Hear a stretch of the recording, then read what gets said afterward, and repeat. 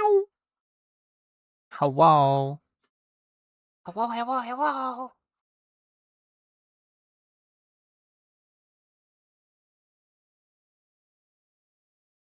Hello, cutie patooties. Hello, hello, hello, hello, hello.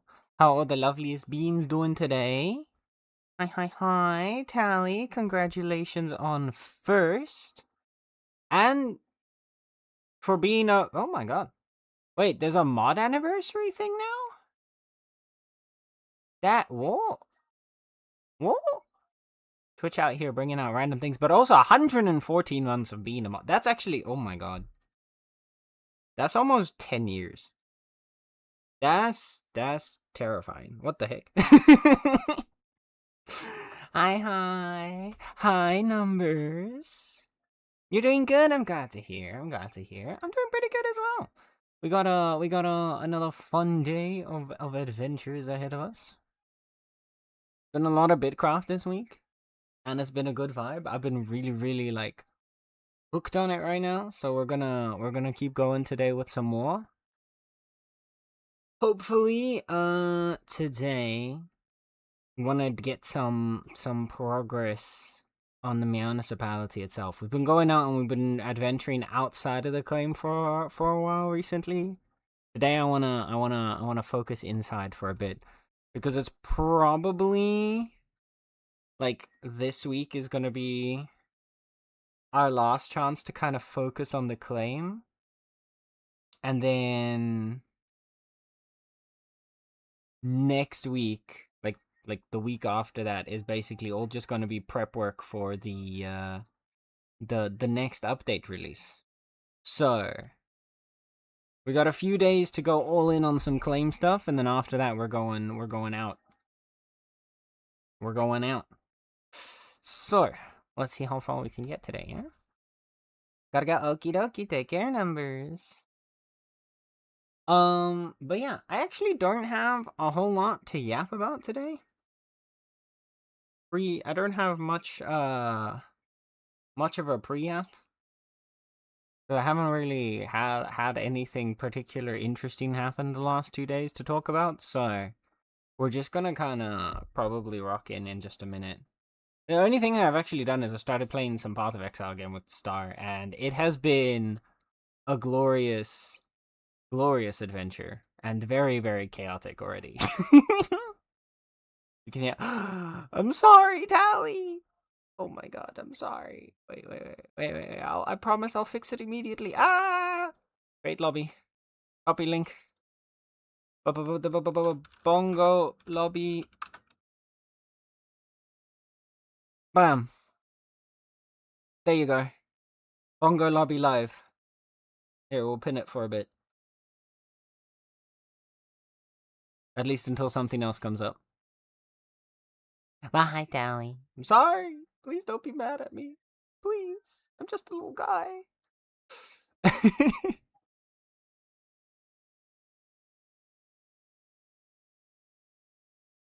There we go. There's our purple beaver cat. How is Tally doing today, though? Have you been having a good day? Have you? I take it you've been hard at work in the fishing out at sea. Oh no! I'm sorry to hear that, Bean. What's up? Just been a rough day, or?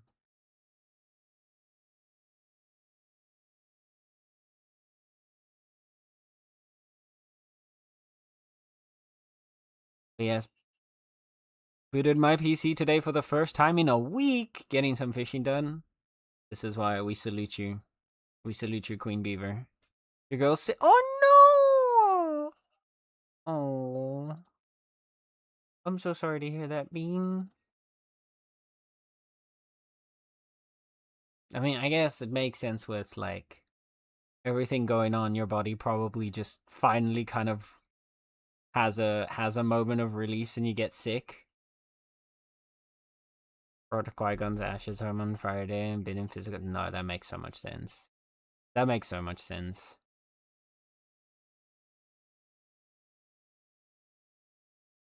That makes a lot of sense. Like you're in like you're like in a state of like stress and then focus and then trying to like push through everything. So now that your body's kind of starting to like, now that your mind's starting to like chill out, not chill out, but like it's come out of like the high stress mode after a bit and like the push through mode, and it's getting a chance to like recalibrate, then just like you get, that makes it, yeah.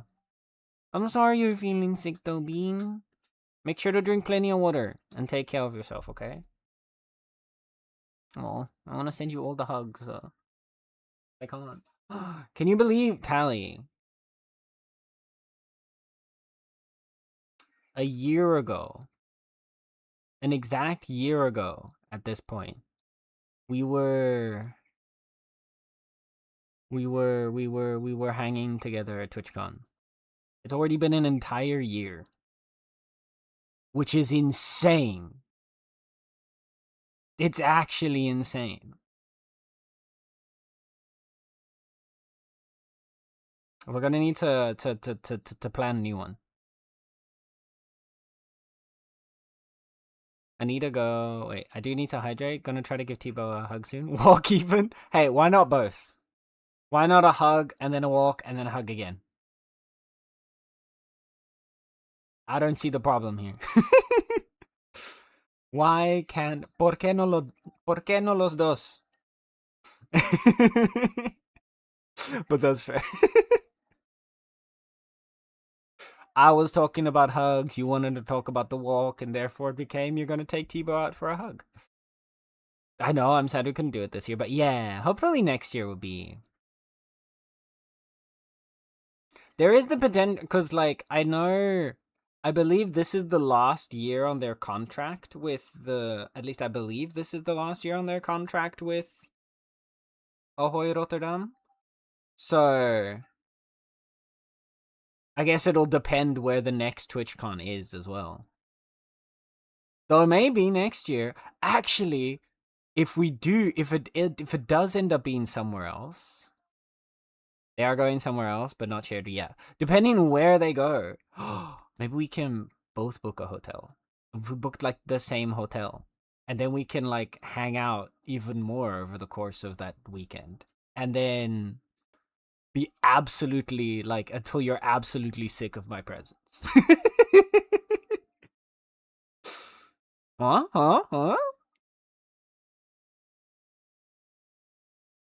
I'm seeing a plan here. Definitely both, but I don't know what happened with my brain there. He's already on the lap. Oh, sweet bean. Little puppy, little puppy. It is, they are going to. Oh, yeah, okay.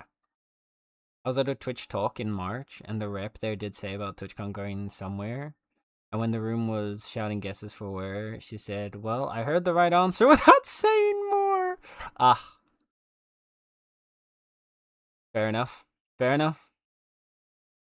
Well, I hope you wrote down every single answer people shouted in that room so that we can start cross-referencing them and then cut it down to figure out where it is before Twitch can tell us, you know?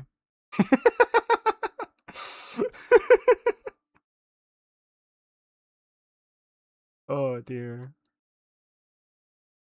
Lamau, I should have. Next time.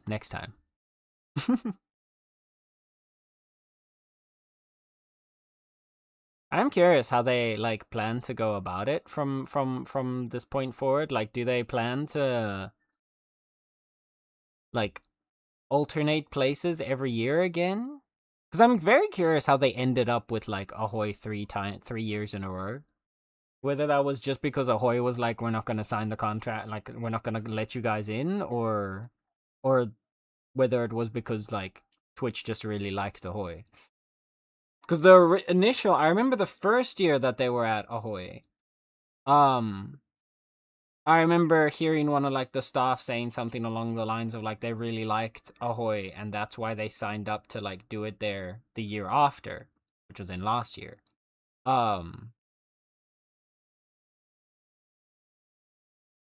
So I'm curious if that was like the initial reason or if there was something else. I don't know. It's interesting because before that they kept swapping places, and I'm curious if now they're also going to be swapping places. remember stuff like France and Germany, but could have been so many more. I mean, the most, like, yeah, I was gonna say, the most, like, they've done Paris. I don't think, have they done a TwitchCon Europe in Germany? Or maybe Germany would make sense. But, like, those would be, like, the most logical ones are, like, Paris, Germany, the UK,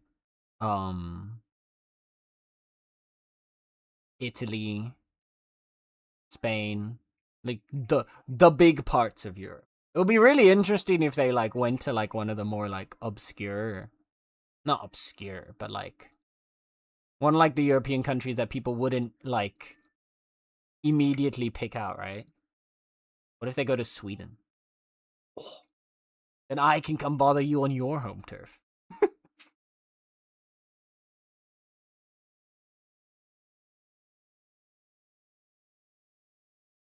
Stockholm would be goated, right? Maybe.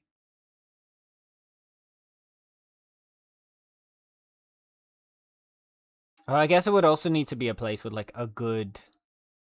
I'm sure, I mean, I feel like every major city in Europe has, like, a pretty decent event hall that they could use, surely. Ahoy was, oh yeah, Ahoy was a great. I know the first year, the first one in the Netherlands was in Amsterdam. I can't remember what the event hall's called right now. But I do know, like, I've been to that event hall before for other events, and then also for TwitchCon. It was not a good one for TwitchCon. It was not a good. I mean, thankfully, it was also probably the calmest of the TwitchCons that I've been to in terms of, like, the amount of people that have come here. But yeah, the one in Amsterdam was a terrible event hall, honestly. Super confusing. Lots of really small, tight corridors.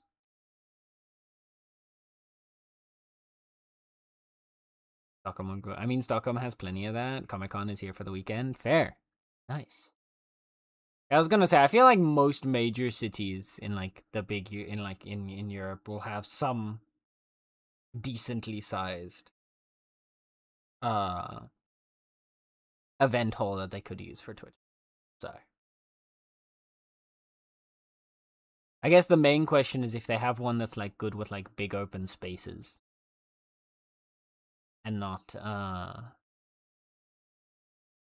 I don't know. Anyway, Stockholm, no, we read that message. I read that message. Okay, so shall we boot our way into Vidya Game Land and start making our work?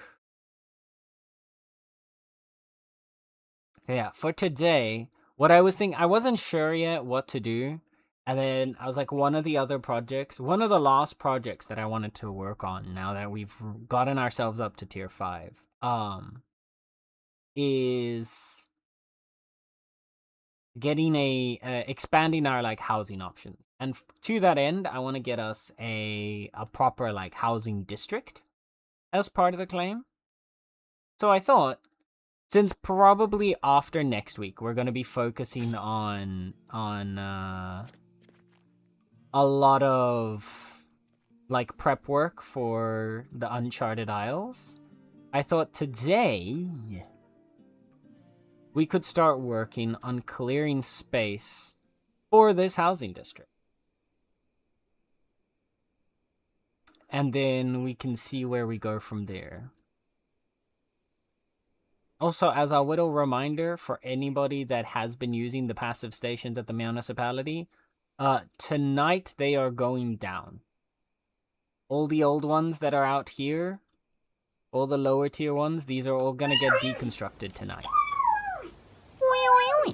Hi, Pendris, and hi, Star. Bad stock. Oh, no. Oh, 47 and 30. That's a rough pairing right there. Oh, goodness gracious. Let's see how I'm feeling. 68. Oh, so close to greatness.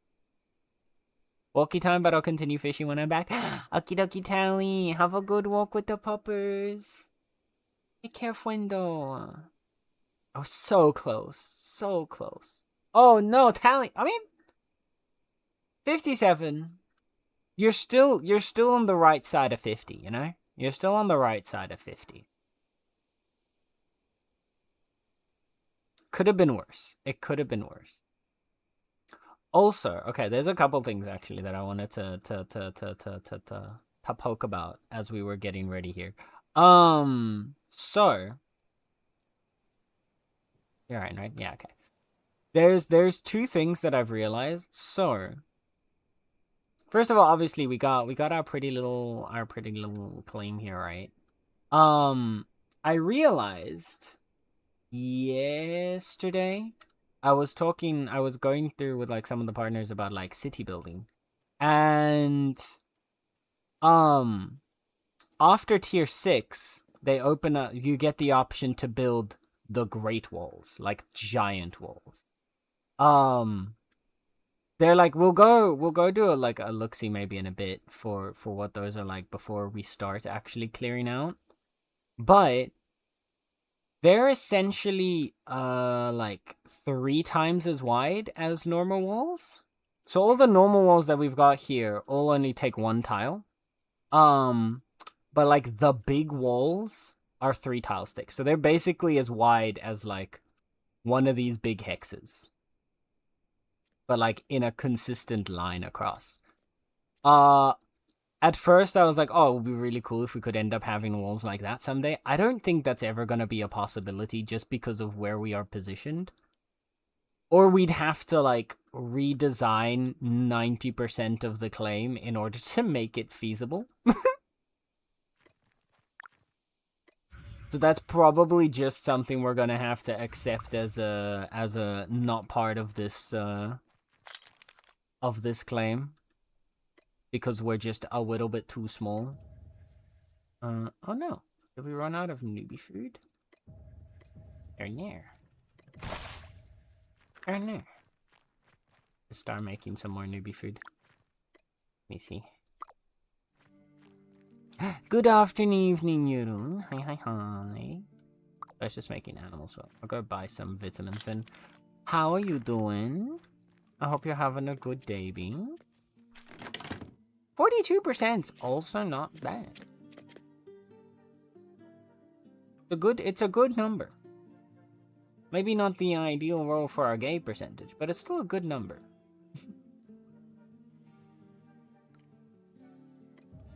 Get a bunch of vitamins to restock. Oh, 7,000 bucks. Ah, pain. Okay. First, I'm just gonna craft a very small batch here.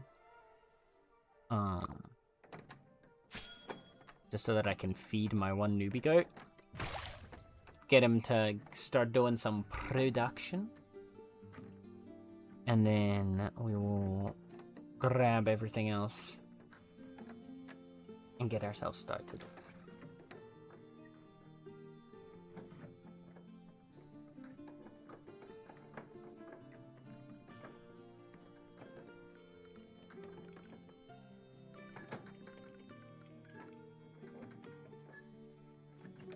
But yeah.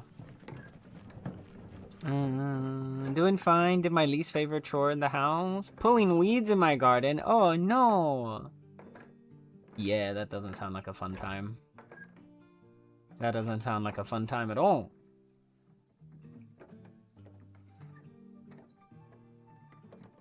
It's hard to hear. But hey, at least your garden's probably looking beautiful now. I think that would be like the hardest thing for me with like having my own garden as well. Would be dealing with the weeds. I'd be too lazy to, honestly. I think my garden would just be overrun with them.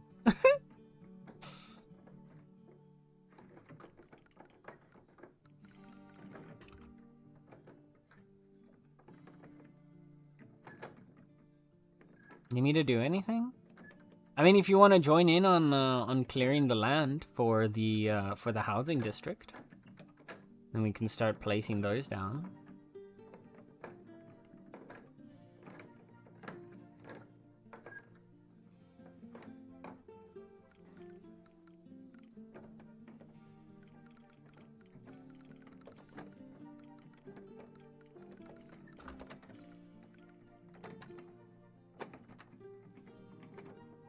And finish this well. Yeah, no rush, no rush.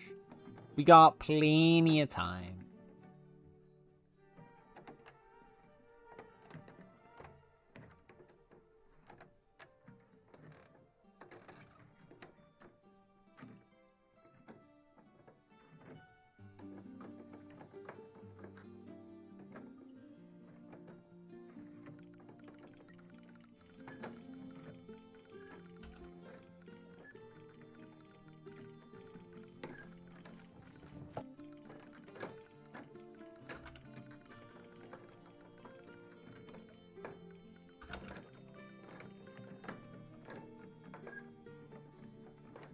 Meow. Alright. Just stocking up and lowering the crop chest. Fair enough. Yeah, I think it'll be alright with, Let me first put animal in here.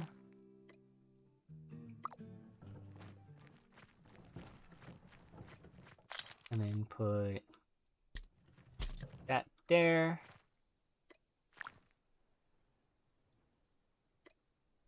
And the grow this that I can. Is that enough? Yeah, okay. I'll grab. We'll have those for later.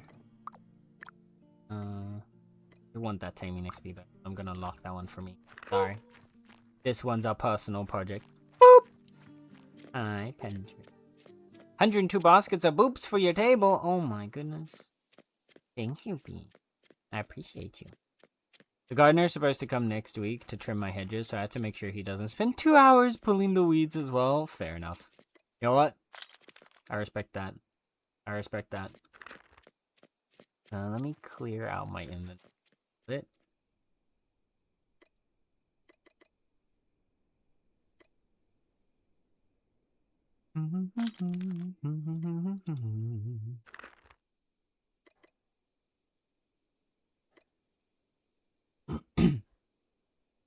Okay. Let me put the nails and this food away. Also, Star. I made the first bits of cargo storage in the new storehouse. OMG.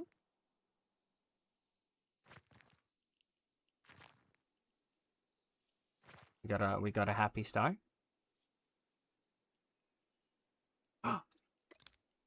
You got a mythic burp!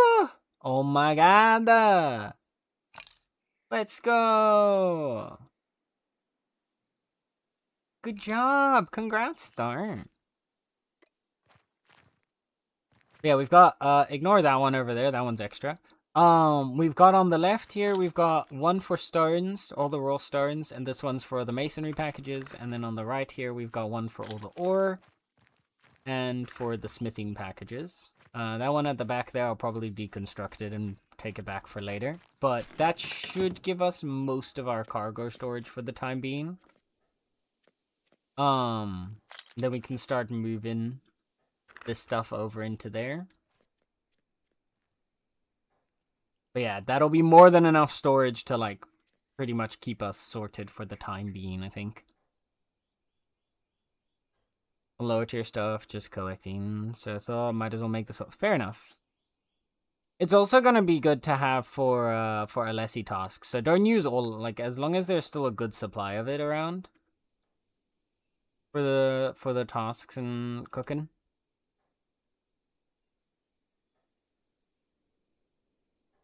Which I think there is still plenty. Like a few thousand. I'd say trying to keep the ember grain like around like the 5,000 to 10,000 mark. Just so that there's always a good stock. I mean, obviously the onions, the star bulbs, we have like more than it there. And then we're gonna put some of them away into the exquisite barter stall here to start selling for Alessi tasks. I just YOLO'd with my first 2 legendaries to see if I could make a mythic. Honestly, fair.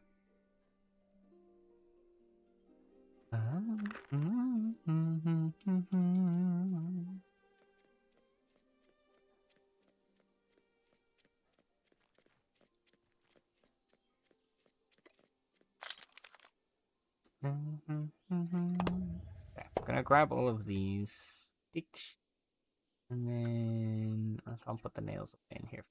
Unfortunate. I have anything that doesn't need to be in. I mean, I guess technically all. I can put those all in my vault for now. Oh no.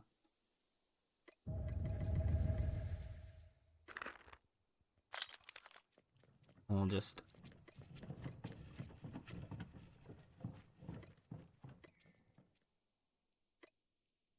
I can just click on them for it, I forgot to put them in the vault. There we go, and then just transfer blue ones over. Boom, and I have space again.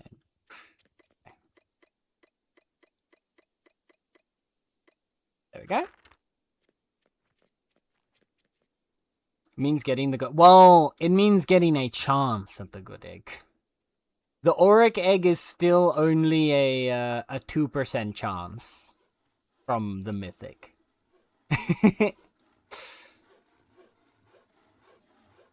Better than... No, exactly. It's better than no chance.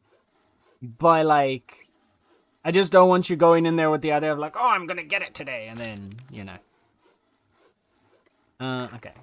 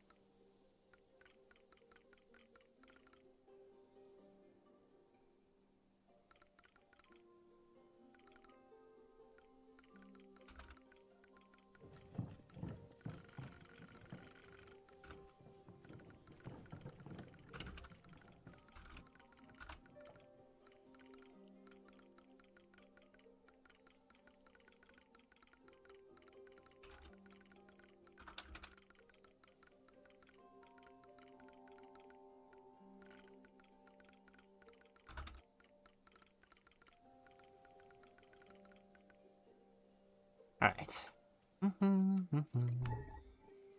Where is my cart? Oh, my cart's still back there.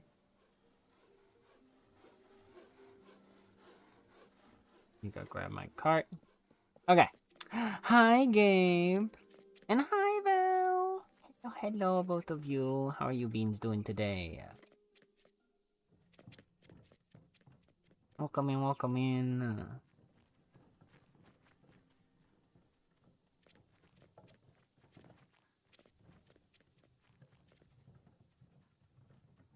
What do I have in my cart right now? Oh, I know what I can do. Let me put storage stuff, and then we can make space for it. Put you.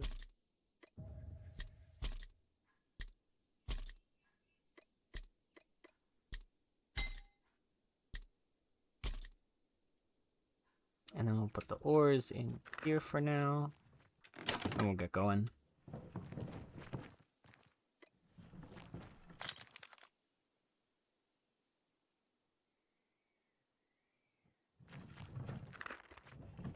Okay.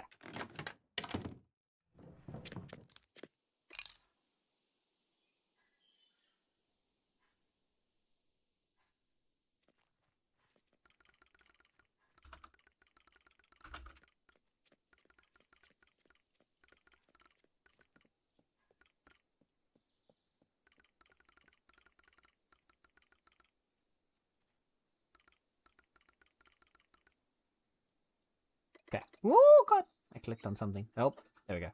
I'm cleaning and hanging out. Oh! Where you been? Hope you're all having a good time. Alright, we are going to be starting with a bunch of clearing today. Let me...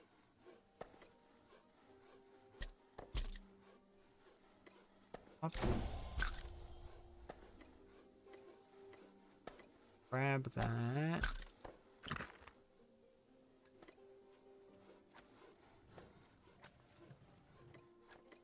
And let's just start clearing what we can clear.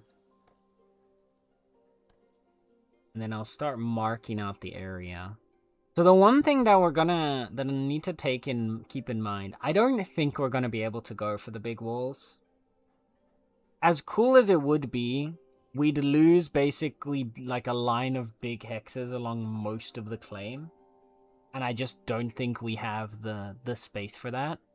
However, we can probably use them over here for the entrance area, just like the tower and the wall, and then just have the normal tier 5 wall carry the rest of the claim.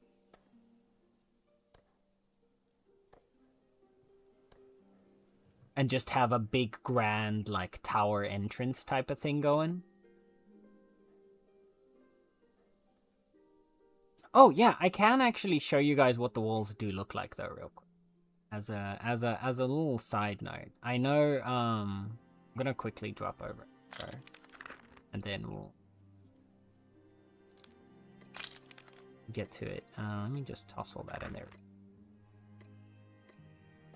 So I believe, at least to my knowledge, currently the only claim that has the large walls in region 14 is Aquila from Legion.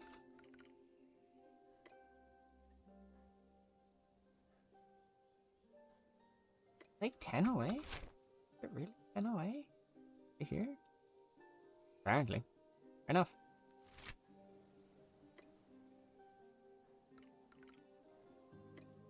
Yeah, I'm gonna quickly teleport over.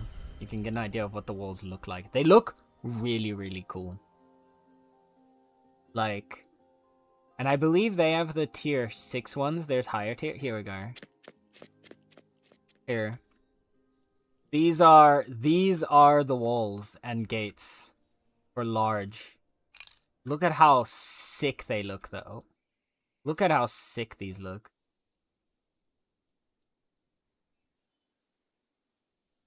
So yeah, I think what we'll end up doing. Yeah, exactly. They are three wide. And they are massive. Massive structures. But yeah, we're not going to be able to surround the claim in these. Just because of, like... Oh, this is a really fun design. That's really smart. Just because of, like, how large they are, it's just not going to be possible. We'd lose so much space and have to redesign most of the claim in order to even fit these around us. But I definitely would like to see if we can at least get, like, this bit. It's still a lot, right? You got like 1, 2, 3, 4, 5, 6, 7 to 8 of the big hexes. I don't know if we even have that much space along our entranceway. We might even have to like push it a little bit past the initial like an initial land bridge. Because I don't think that gate would actually fit over here. If I look here... Actually, well... We'd have 1, 2, 3, 4, 5, 6, 7, 8. We'd have, like, this entire gap, and then that wouldn't work because this is on the center. So, yeah, we'd need to, like... We could probably fit them here-ish. And just have, like, the towers, like, along here. So it'll be just in front of this gap. I think we can definitely make it work, though. And just have it at the main entrance. Because they do look very cool. And I think it would be really awesome to have those. But yeah, if we wanted to have those kinds of walls around the claim here, we'd have to cut off a lot of this space on the side here. And like over here. So we're not going to surround the entire claim in those, but we will probably just be using them at the main entrance. When we get to tier 6. But like all of the walls look really sick. I saw I was looking into all the different ones that they had. And I believe, let me see. Do I have it here? Of course I don't immediately have it here. But on the Bitcraft website, these were actually released. These walls were released during early access 1 still, I believe.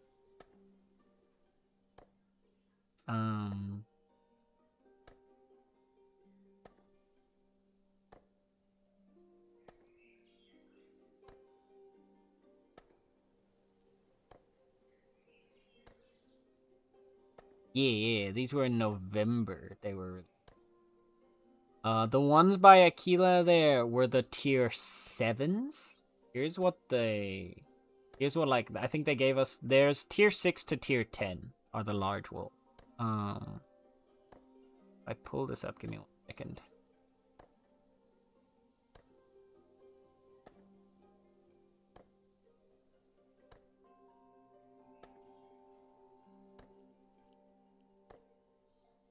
Here we go. Here, look. So I zoom this in a bit more. Yeah, I can actually open the images individually. That'll make them a bit more visible.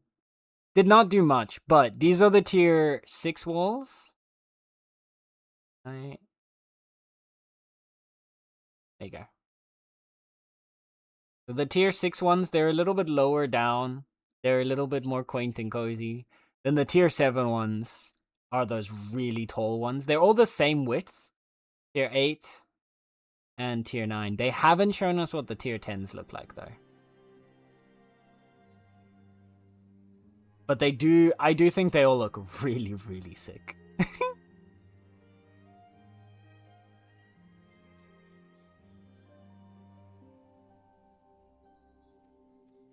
Yep, the big boy here.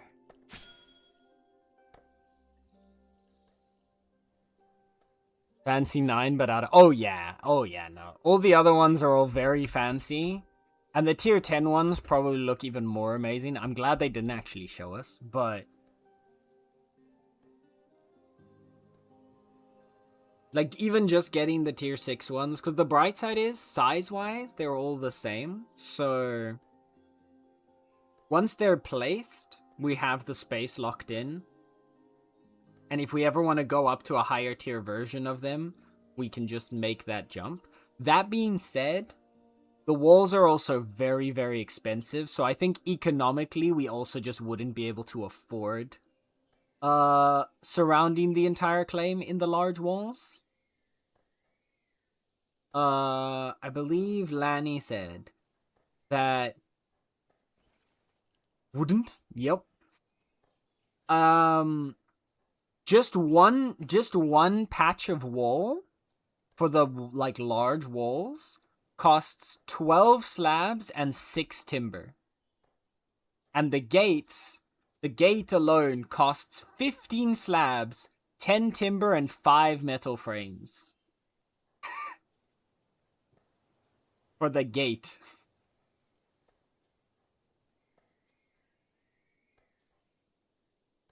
And then you need, I think, 6 slabs and 3 timber for the little towers. That would be like the corners and connectors. So yeah, you need a lot of resources to build the giant walls. They're supposed to be like the landmark of a city, right? Like they're supposed to represent like a big, big, powerful like group. They're not meant to be for the little guys like us. So we'll probably still have I would like to eventually have just the ones at the gates, just to be pretty.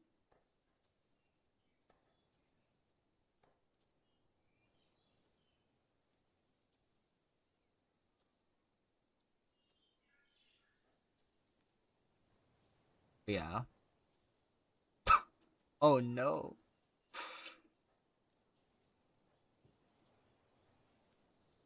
We'll need more mortar. Oh yeah, we will have to do a lot of gathering in order to make it possible. Okay, so what I do want is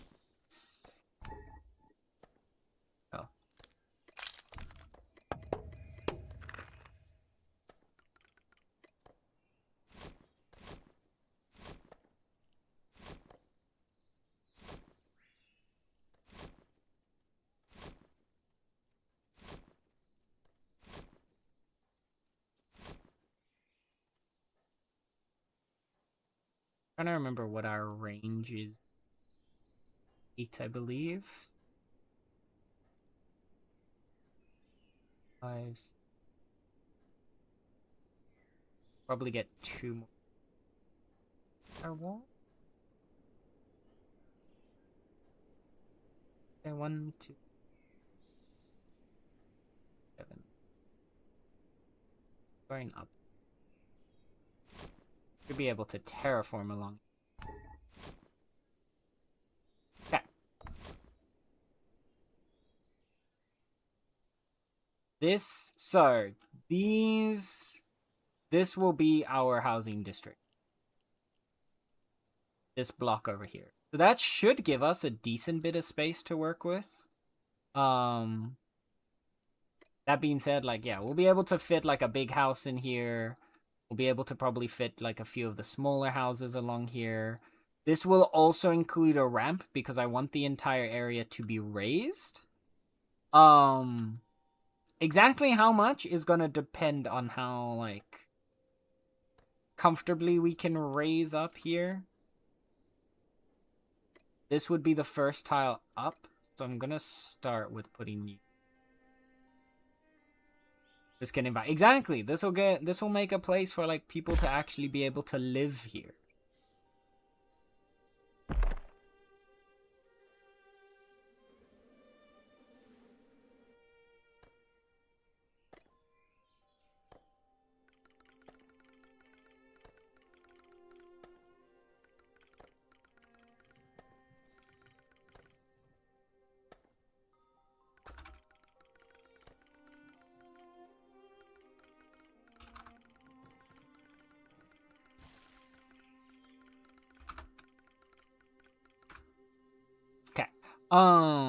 Hi, Necro. Hello, Bean. How's Necro doing today? This one can go 4.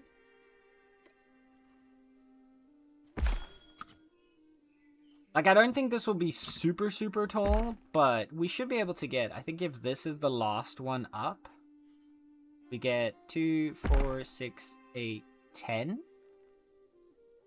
And then maybe we could have it 12, be 12 up. So let's see how far up, when we get to this one, how that looks.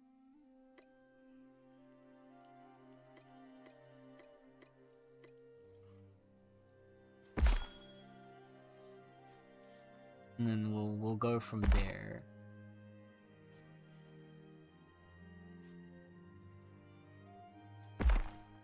You're sick? Oh no, Sweet Bean! I'm so sorry. You too, huh? Oh man. Allie's also sick. Everyone's getting hit with the flu. Everyone's getting hit with the sickness. I hope you feel better soon, lovely. Take care of yourself. Make sure to drink lots of water.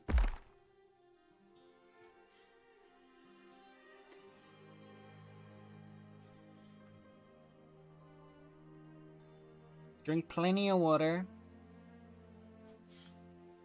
Make sure you get some good rest and keep warm, okay?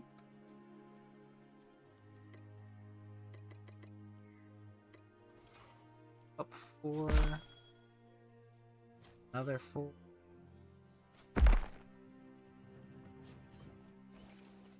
Oh. Why are all the cutie patooties getting sick? Why are all the cuties getting sick? Is it not okay?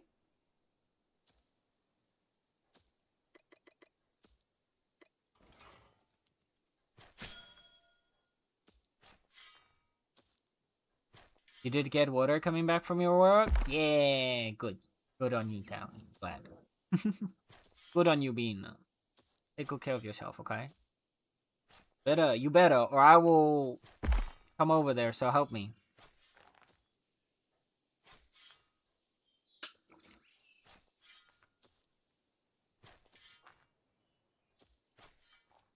Actually, wait, that's not a good threat, because then I feel like Tally's just gonna be like, well, shit, now I'm not gonna take care of myself, that you'll come over. If you do not take care of yourself, I will never visit you. Ever. Ever. There we go. Oh shit's happening. There it is. God damn it. God damn it. Wait, did I make a mistake? Oh, this one's too high, I think. Oh, wait. No, it is right. No, because it's 25, 25, 27, 29. Then this is 31. So yeah, this should be one higher. Okay, actually, we're getting some decent height with this then. It's like he knows me. I know, right? It's crazy. One would start to think that we've, like, known each other for a while or something. Wild. Okay. I know.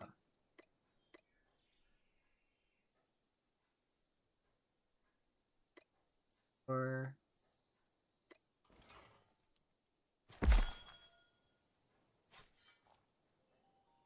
And the star's getting bitten by all the mozzies. Aww. Star. Poor bean.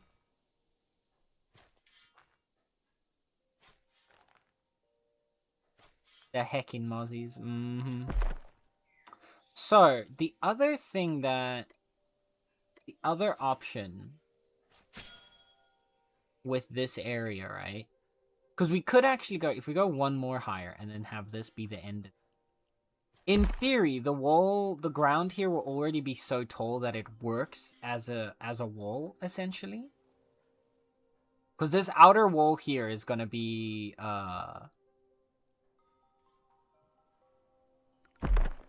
We are going to reformat this area, probably, once we get there. But we're going to have these tier 5 walls for our outer wall. They'll already be nice and tall. So they'll be good. We need to go up 1, 2...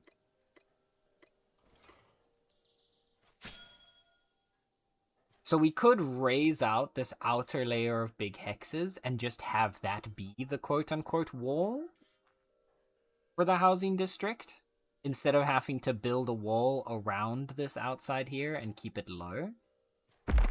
And then maybe at the top of it, we just have like a little like protective fence around the outside. I think I'm leaning towards that as an option. What do you guys think? My blood is too tasty. Yep. Star is too heckin' tasty. You gotta stop being so tasty. Yes, Nana.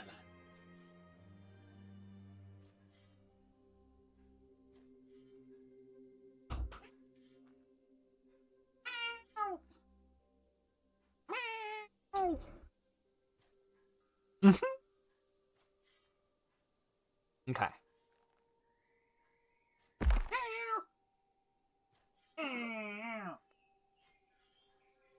Hey, come here.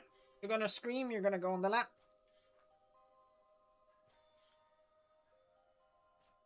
There we go. Every time this bite itches, this is aww. Have you tried putting a cross on it? The thing we used to always do as a kid was like you would take your nail and you would like press like deeply into the bite twice over to like make a little cross shape on it. And that would usually like kind of stop the itch for a while. I think it was more placebo than anything else, but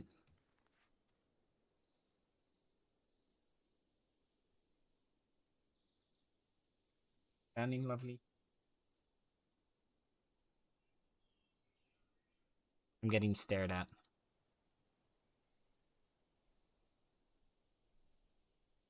Huh? You're very cute. Okay.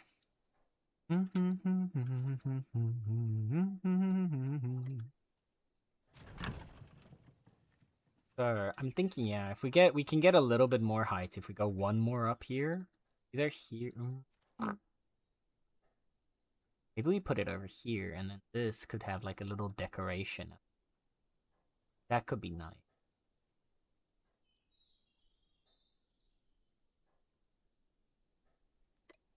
Okay, let me clear Mr. Tree. We probably need to clear this ore. Well, Star, are you clearing ores? If you are, would you mind clearing the one over here?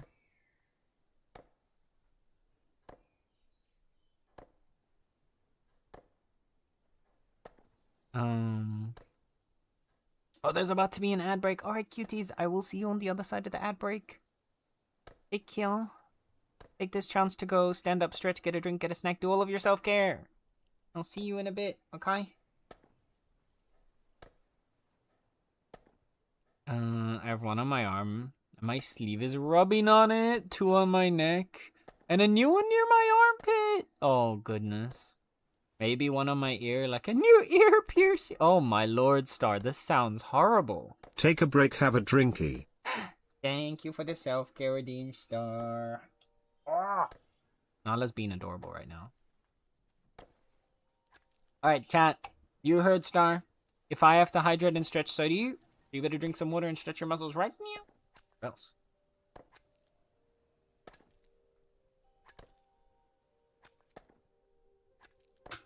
Nala's really interested at what's happening on screen. I can't. Okay, I'm gonna need you guys to remind me to stretch after Nala jumps down, because if I try to stretch now, it's gonna upset the kitty, and I can't do that. We can't upset the kitty. Okay.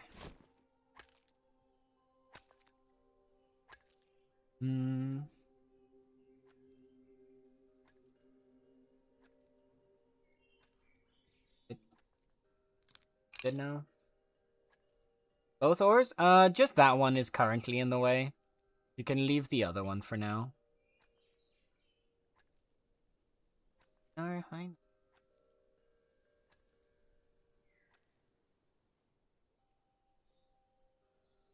Oh, okay, never mind. She's down. She's over it. All right. We can self-care after all. All right, big stretch.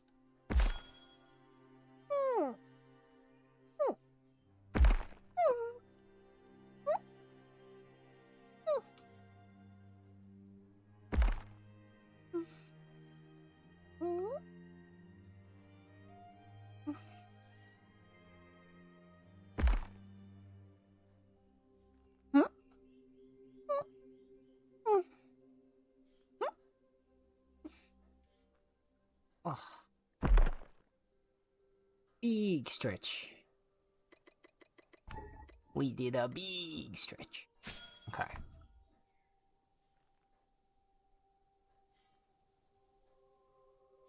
The one thing that I want to try to do with the way we designed this is I would like to keep it, like, I want to have it be that we can access this place from this side and from this side.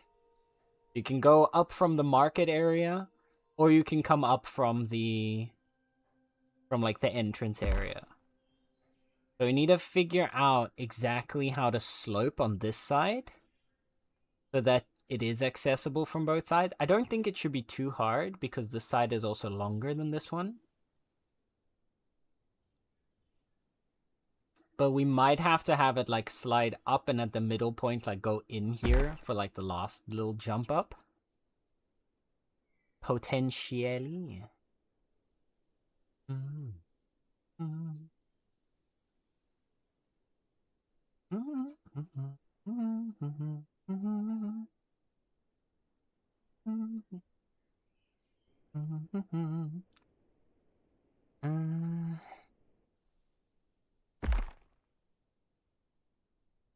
I think that should be doable.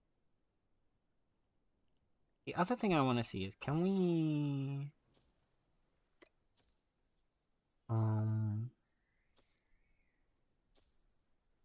I know these are all like... That's not going to fit. But, what about the... where's the decor? This guy. Can I fit you that you're against the wall? No. Of course not. Dang it! I was like, we could put one against the wall here, maybe, if we put like a fountain on top of the edge piece. We go up 2 more.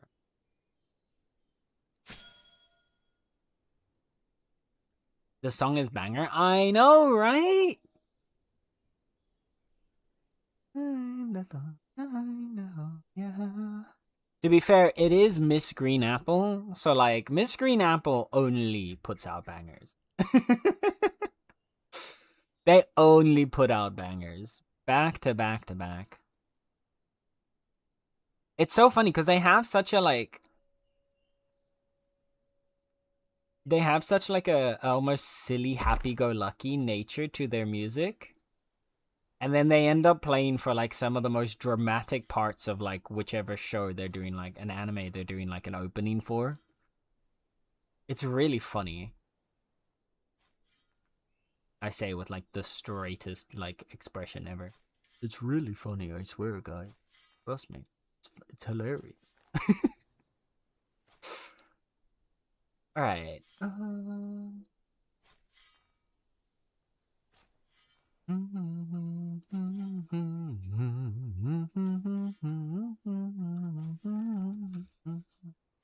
If you add Venus Line from Como Heroes. Ooh. I don't think I know this song. At least it doesn't sound familiar to me. I'm curious.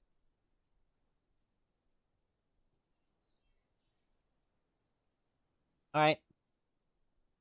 Into the queue with you. Let's see.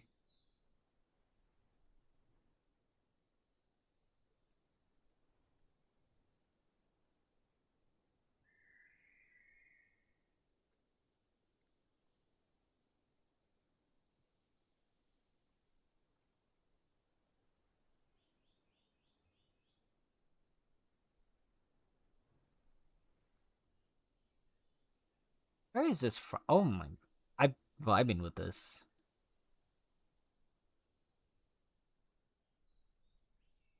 It's from that Girl Golf anime. If you. Oh! Oh my goodness. I remember hearing people talk about it, but I never watched sports anime because like I'm always like, I'm not gonna be into that. Even though I know that's probably wrong and I'll probably really enjoy it, I always just kind of stop myself from like watching them. This does sound nice though. I like this opening.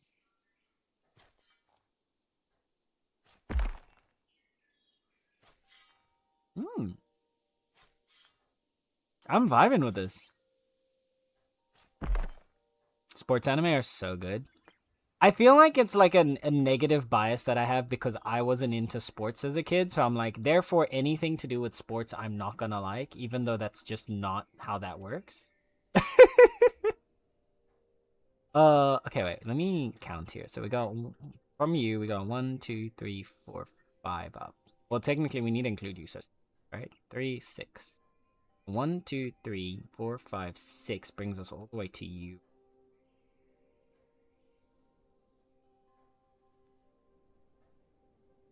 If we have you as 6, 5, 4, we could do like a 3, 2, 1.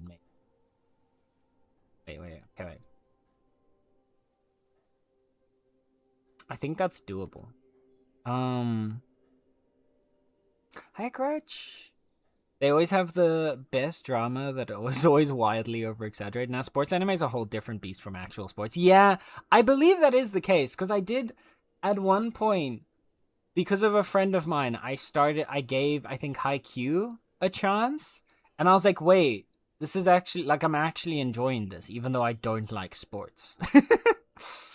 And then I never finished it. Because I think I got distracted from watch. I think I watched, like, the first and second season. And then I got distracted away from it. And then I never actually finished it. So I probably should get to that at some point as well. Okay, wait. 1, 2, 3, 4, 5. We could do you like that, right? And then year as a 5, 4, 3, 2, 1. That. 2. Yeah, and then we can connect that into this area here just fine. Okay. We need to clear this guy. We need you here.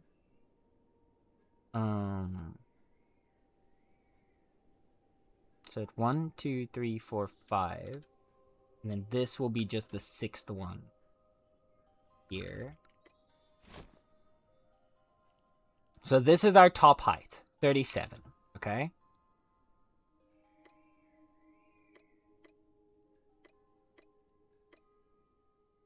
Sorry, I need to try and keep it. The ores keep appearing. Yeah, I'm sorry. I'll start putting down the terraforming sites as soon as I've, like, laid out the basic area.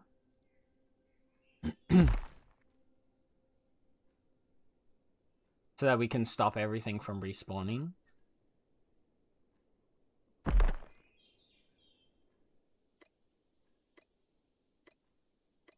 I just saw one respawn right there. Get them all sorted out. I'm the same. The mere mention of the word sports makes me go, yeah. I know it's a bad bias to have, right? Because like there can be like a bunch of good shows that happen to also be sports shows. And it's not like fair to have that negative bias towards it. And yet, like, it's gonna take me a while to... It's 100% bad and we're missing out. But yeah, exactly. It's really hard to, like, work against that initial bias of, like, I don't like sports. Also, wait, shit, I didn't add that song to the playlist. I actually was really vibing with it. I'm gonna add it to the playlist.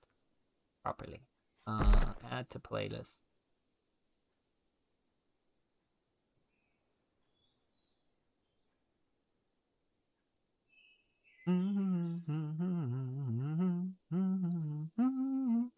That was the 101st song to get added to this playlist, Val. Look what you've done. You've helped us breach a milestone.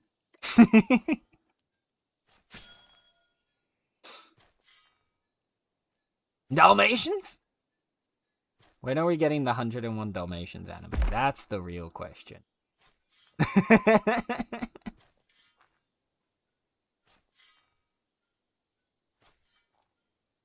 I'd watch that. Honestly, same. Like, I said that jokingly, and then afterwards I was like, okay, but wait. But wait.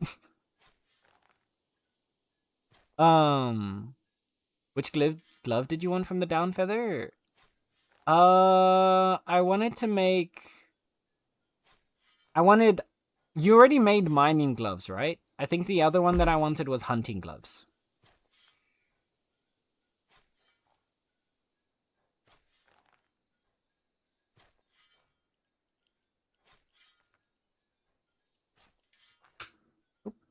Click. Did you not make your own mining gloves? Oh no, I think... Okay, wait. Let me... Before... We'll check it later to make sure. I believe... Maybe I did make my own mining gloves, and so I believe hunting gloves is the one that I'm missing. But I'll go double check that after this.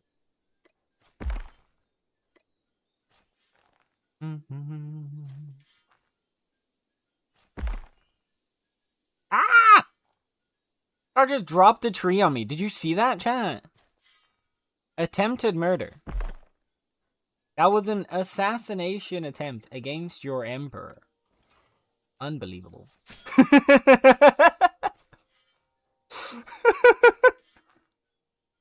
Downfall the king. Oh my god. They're trying to kill me, Jeebus. That's what happens when you ask for gear you already have. No, I asked for gear I don't have.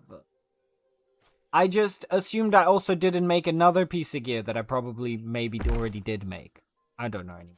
I'm confused. Oh yeah, Tally. Question. Your fishing rod. Is it a rare or an epic? Answer. Thank you.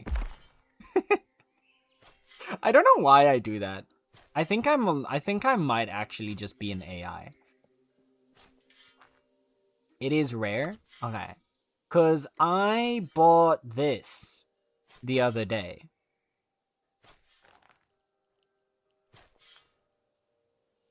Is yours still tier 5?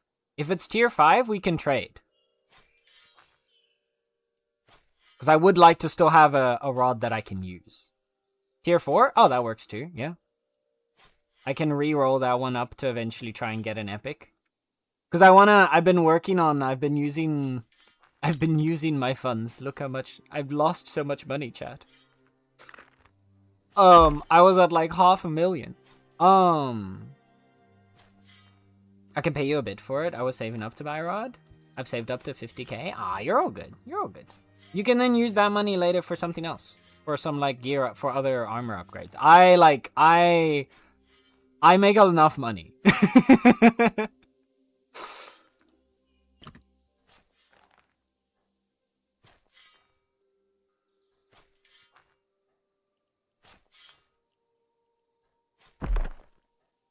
But I just like, I thought of it like after I bought it, I was like, wait a second. Mind if I come trade now? Yeah, of course. Of course.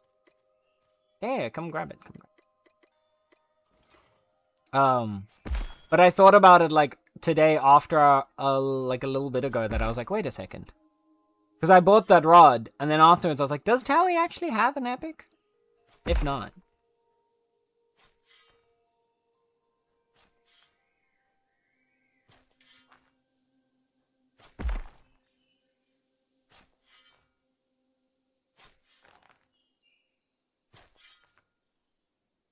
Because yeah, then you can use your own money for like upgrading something else when you eventually get there.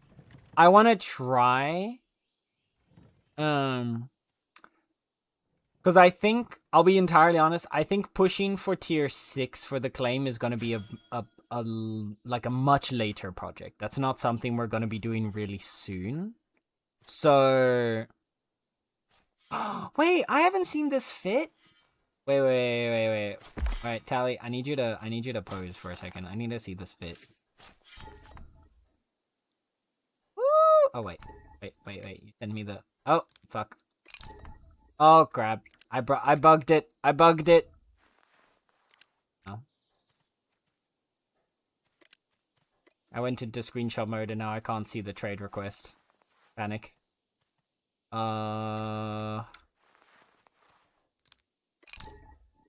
Cannot start another trade. Oh dear. What have I done? I was trying to get a better spot. Well, we can appreciate the fit for a bit.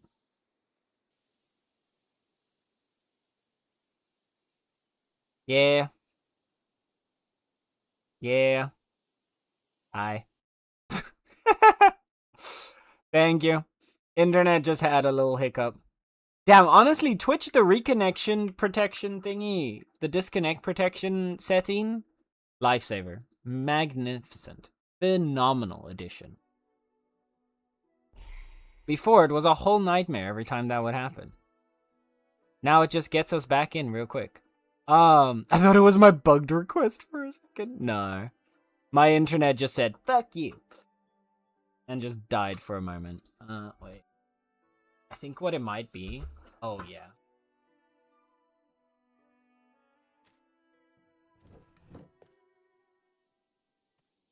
I think my computer is overheating a little bit right now.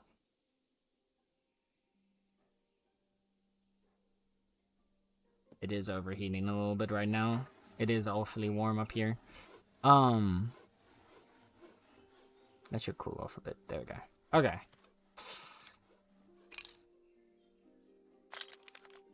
Oh. Helps if I unequip it, right? There you go. Enjoy! Queen Beaver. But yeah, which pair of pants is that? I don't, because that's the, I believe that's the taming shoes. But I don't recognize those pants.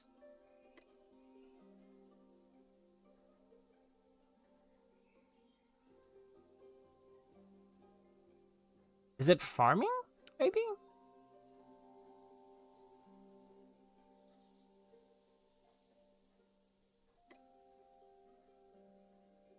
I need to see what I have equipped. I'm so curious because they are very nice pants. Those are some really nice pants.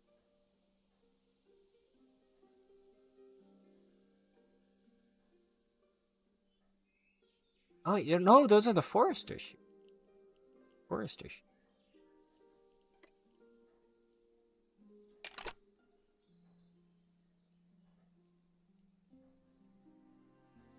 It looks really good, though.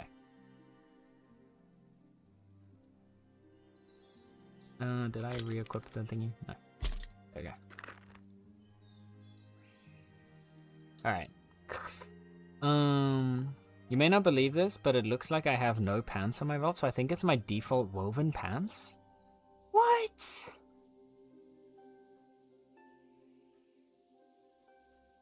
What tier of pant? Wait. Is this tier 3? Tier 4? Tier 4? Tier 3? Wait. Whip. Pants.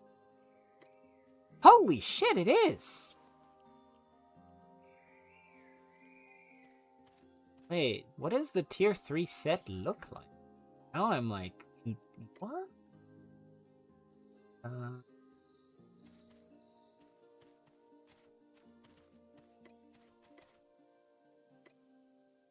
Oh, this is why you don't normally see. Actually, that shirt's kind of cool. Ah, interesting. You know what? I feel like at some point in time, I need to go back and actually look at what all the different sets look like. Because I think they've really actually upped the quality of, like, the appearance.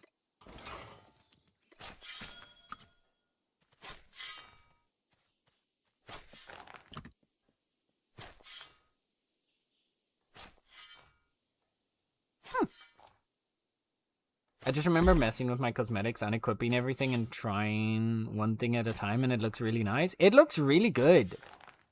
We might need to make sure you have we might need to make you a pair of tier 3 pants just to have as, like, decor.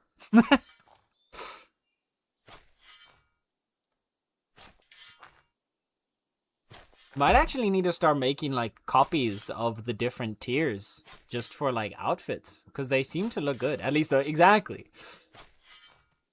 If we end up rolling a common pair of pants as we're upgrading it, you can just keep that one for outfit.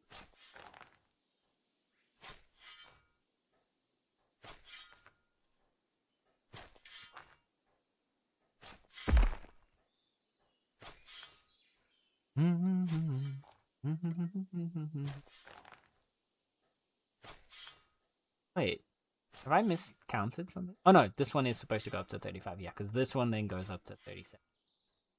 Oh,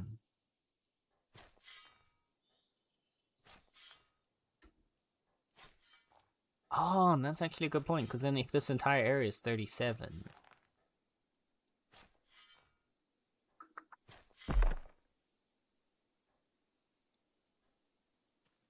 Oh, wait, I need to think about this for a second.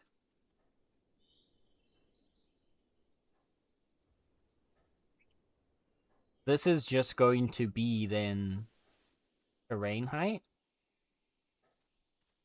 Because we could technically have this be another 2 higher at 39. Do we need that, though?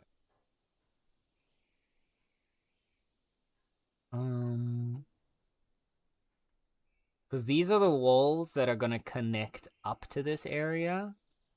They're up to this height. If it was 2 higher, I don't think that's needed. That's true, actually. They're lower when they are... Wait.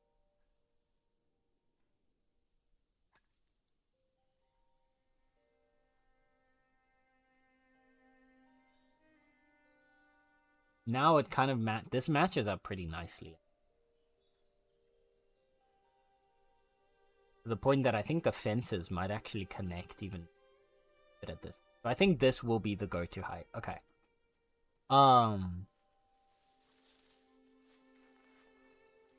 Yeah, we'll bring everything up to 37.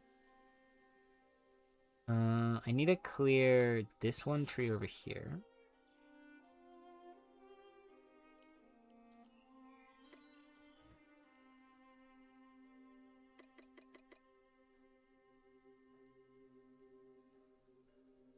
At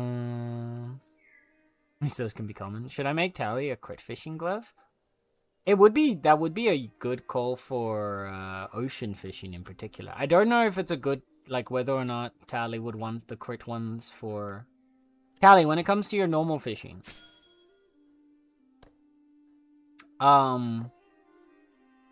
would you want critical gloves to increase your crit rate with fishing? The benefit of the crits is that you would get more power every tick, or at least on the ticks when you crit. So, okay, wait, let me explain crits real quick. The way the crits work is you get a critical chance to basically deal an additional 50% effort on a tick. So, if you were to tick for 20 normally, you'd have a certain percent chance to then instead tick for 30. The bright side is that the drop chance and your chance to get materials and multiples of a material is based on how much effort you do per tick. The downside is that your experience calculation, so the amount of experience that you get, is based on the non-crit amount. So you'd be able to gather from like a normal fishing node faster. Potentially, I believe drop-wise, you'd get roughly the same amount of, like, fish out of it. Since, like, the crits could have a chance to give you 2 or more fish. So I don't think there's, like, a decrease in the amount of fish you'll end up gathering, though we'd have to see the exact... Someone with more... able to put in more effort than me can probably, like, do the math and determine how worthwhile it is. But the downside is that you would get less experience overall per node that you would be gathering from. So, like, experience-wise, you'd get a slight decrease, but you would also be gathering faster, so you'd be able to go to the next fish faster. The bright side, the area where the crit is very useful is ocean fishing. Because ocean fishing has an infinite health pool, you'd basically be able to get more fish while ocean fishing if you have crit stuff.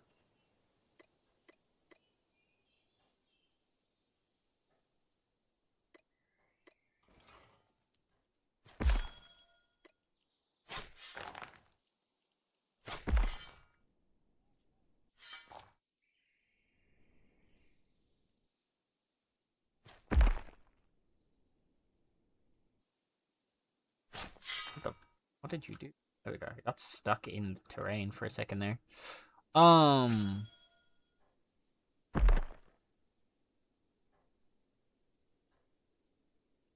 The farm one is for farm, foraging, and Taylor? Yeah. In the long run, do you think the experience loss is really an issue?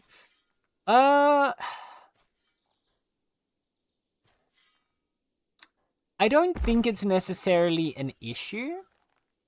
Me considering this request, yep. It kind of...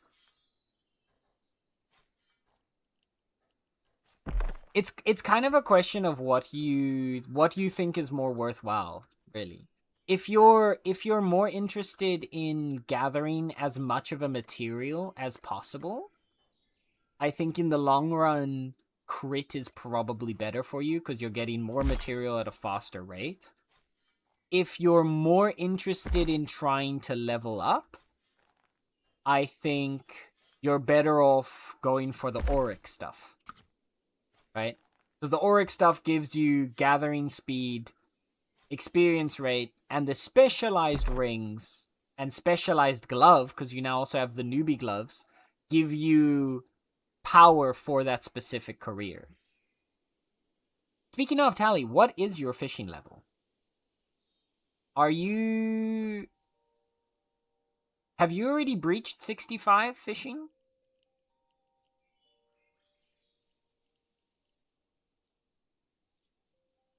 I am interested in finding and eating fish berries and honey. While I can confirm, we have a beaver currently fishing, Guzzler, and we have a large supply of honey. Our berries are a bit of a problem, though, so We can provide 2 of the 3 things you need. You might have to get the berries yourself. How you doing, Guzzler? Hope you're doing well, friend. I hope you're taking care of yourself. Okay, yeah. You're at 68. Yeah, okay. So, Tally. What we could try to get for you is one of these. So, we're gonna need tier 6 gems. So it'll take a bit before we can do this. But this would give you plus 12% fishing speed, plus 2 fishing power, and plus 3 experience gain.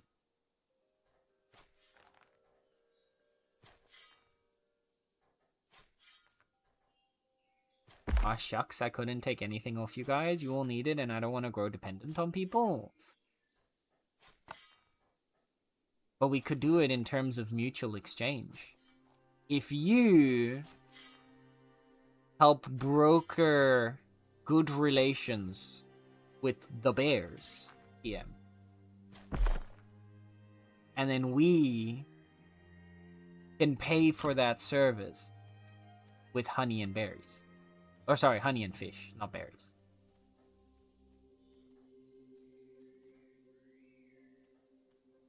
We could potentially even take these last 2 tiles in, but we could also let this kind of stay like some wild terrain. Wouldn't be able to actually... We could, though, however, put like decorations. Just wouldn't be able to claim it, so... Might need to look into that before. But...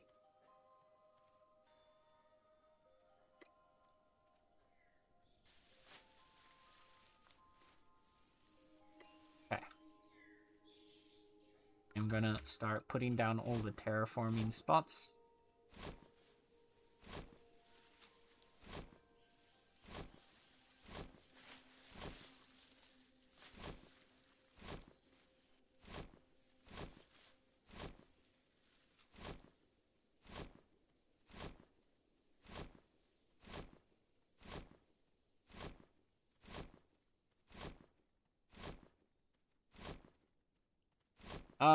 Star, would you be able to get this sand and over here? Or actually anyone that wants to gather that, to be fair, that can hear me right now. The bushes aren't too big of a priority because I can place over those.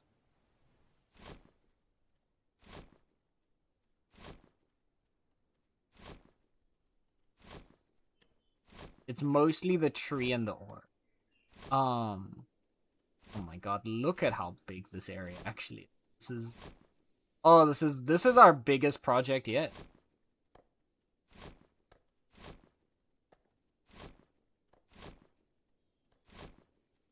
Okay. But yeah, it kinda depends. I think the crit gloves are still good. I don't think the crit gloves are a bad thing at all. In fact, I really like them. But I think, especially if you're wanting to go for like, if you want to try and get like the level 100 achievements,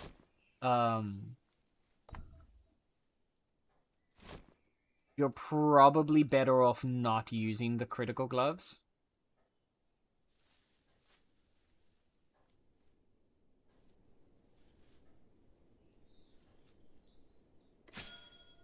One.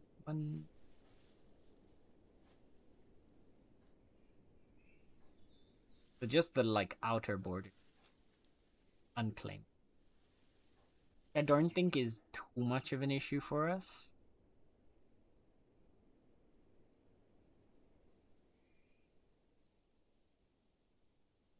Let's pave this little bit over here next. Clear that up. Fix this up here.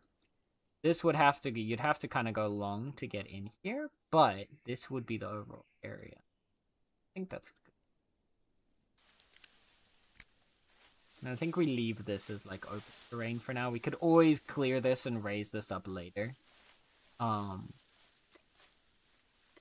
I think having a little like open land buffer between our housing district and the little ruins here is probably gonna also just be a nice aesthetic to have. I'm on my gathering, right? Yeah. Okay.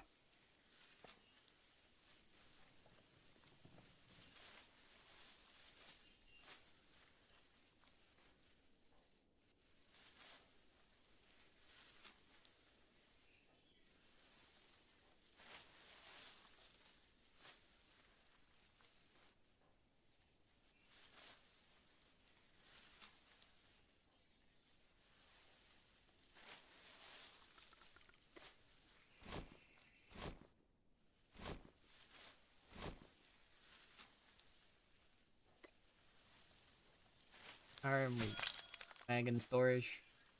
Plenty of space. Perfect. That should be enough.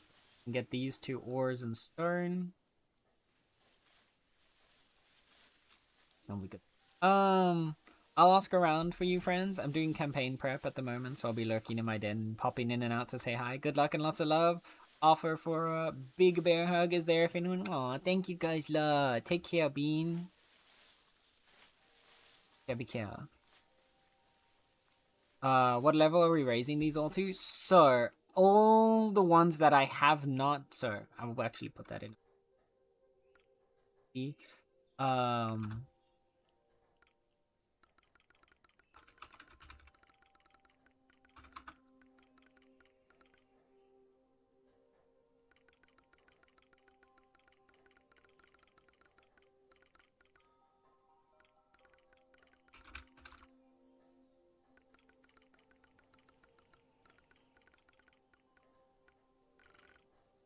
All the terraform sense aside from the realms can be raised to 37. So there's a bunch of terraforming experience here for everybody.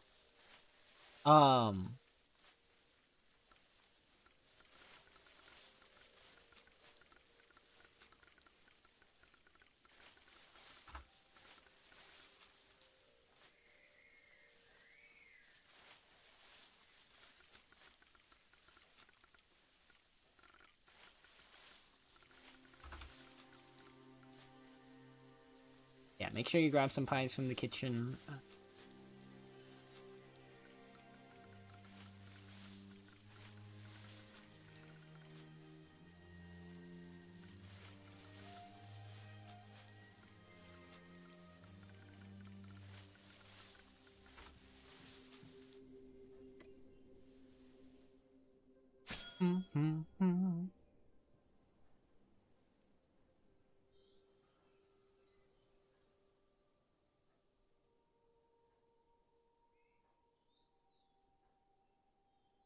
Oh.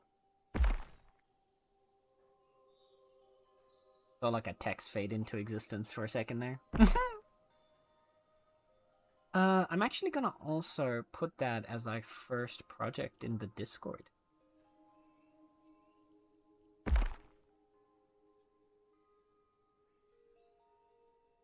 Oh, I see you clicked. Real quick and put down before you can spawn.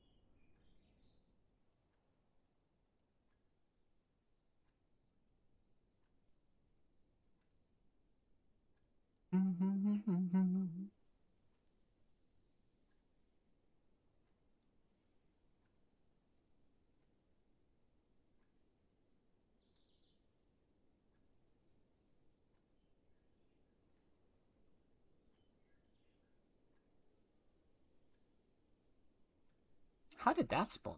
That should not have been able to spawn there. That's wild. I've noticed sometimes the bushes spawn in like the corners despite the thingies being here.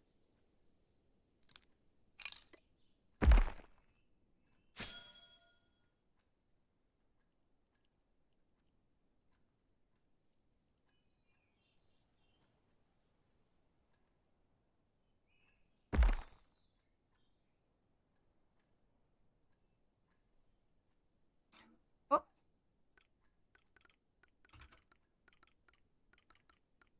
X.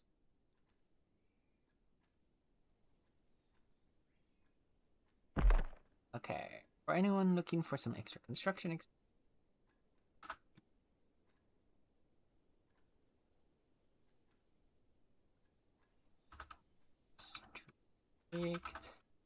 isn't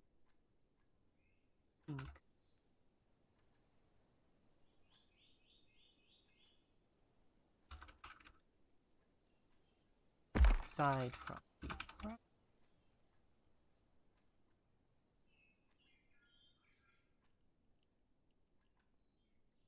37. What a pig. Oh yeah, that's weird. Hi Twinkie, welcome in, welcome in. How's it going? You doing today?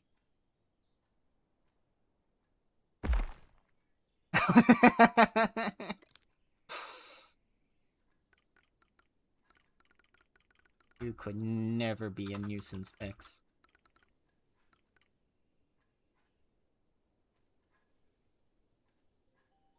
Not possible. I'm sorry.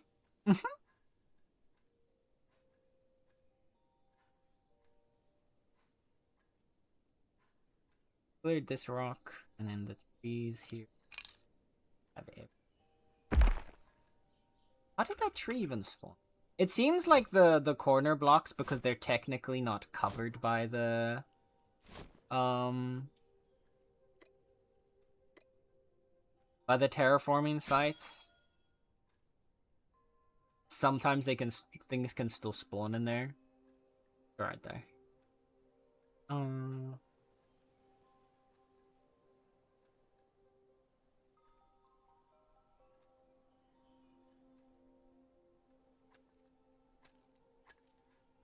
We might have to do a little bit of like clearing in between while we're terraforming.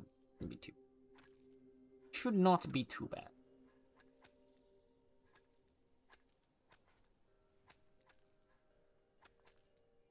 I think it's those two trees are the last things after this.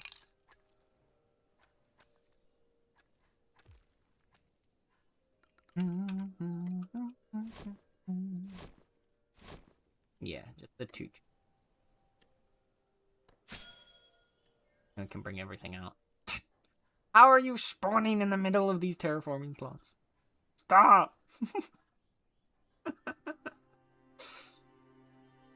My plan for the terraforming dig sites to stop the things from respawning is not working. Help.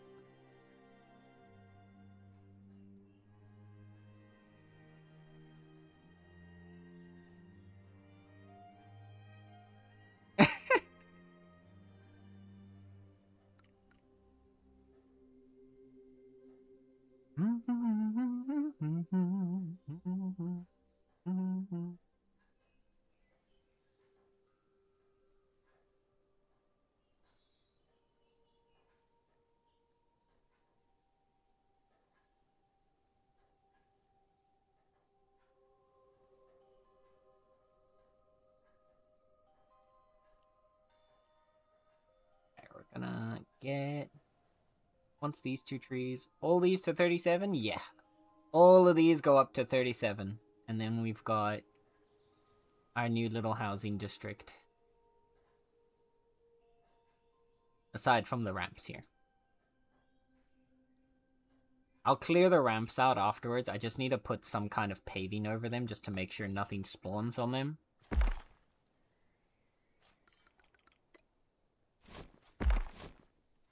Okay. There's a bunch of flowers and stuff spawning in the corners. That's funny.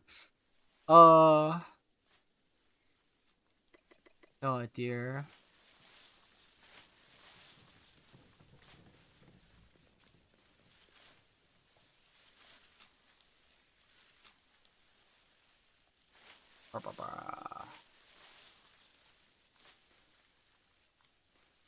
Hi, M18. Welcome in. How's it going?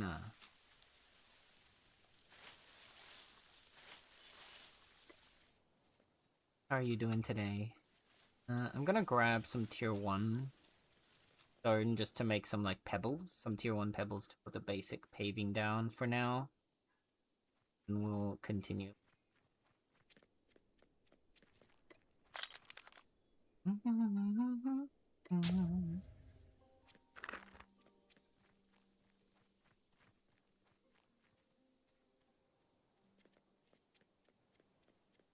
And I can at least get rid of all terraforming.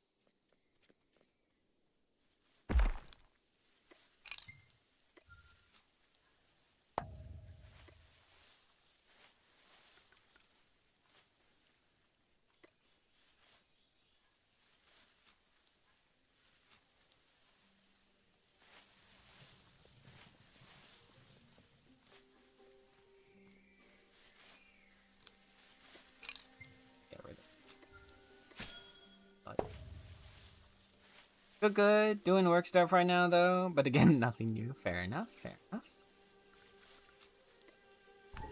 I hope you're still having. That was a weird. Can't pave up or down a cliff. I was definitely not up or down a cliff there. I wonder if it was because I like destroyed the Oh, I can actually. Right, I can just place it here first and remove the terraforming side. I can place it all down here. That's a much better call, actually.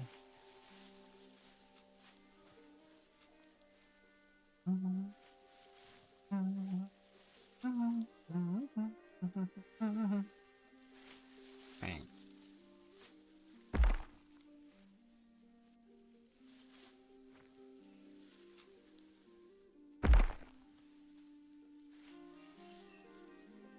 I'll put the post in the Discord for anybody that wants to work on their construction levels. They'll be able to get their EXP, do the terraforming.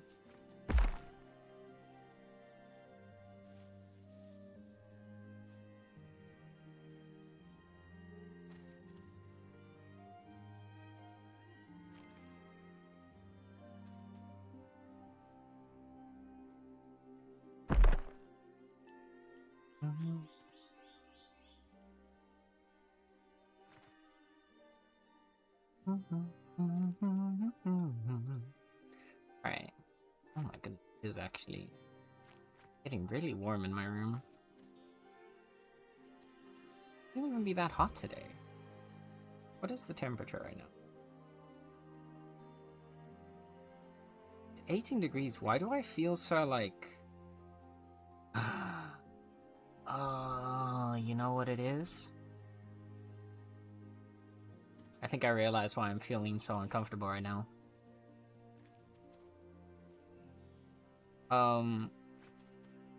Okay, chat, listen. You're not allowed to get angry at me, okay? But I may have forgotten to eat since breakfast. It doesn't happen that often, okay? So, like, you can't get mad at me. But I realized as soon as I grabbed my phone to check the temperature, I noticed that my hands are shaking. So I am gonna go run off and go get myself some food real quick. And then we'll continue. Oh. Oopsie. Listen, in my defense, I didn't think it had already been 2 hours since I started stream. I'm sorry. Don't be mad at me. I just said you're not allowed to be mad at me. Um.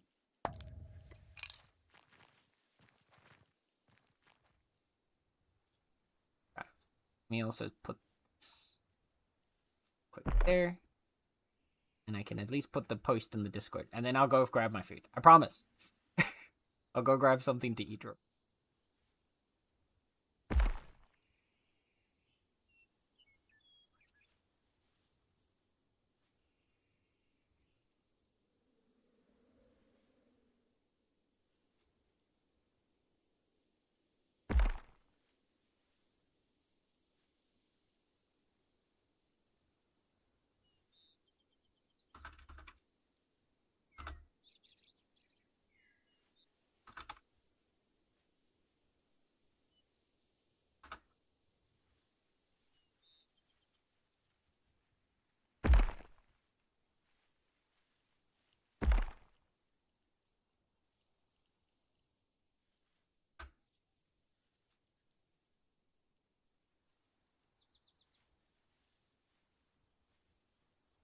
I have posted the first project.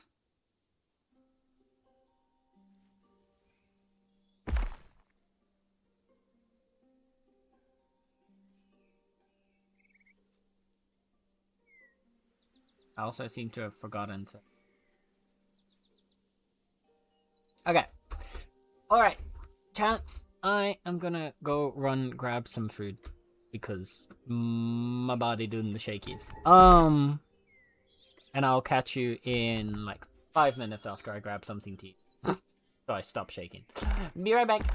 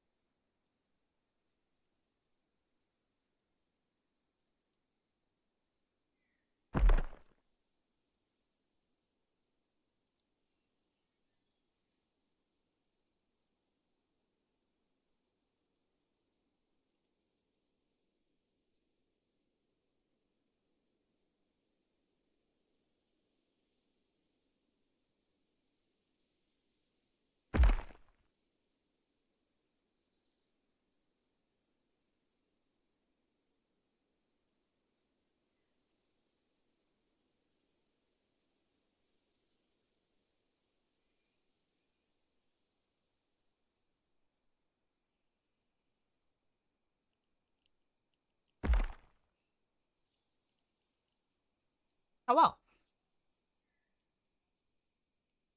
Greetings. I have returned. I have grabbed myself a snack.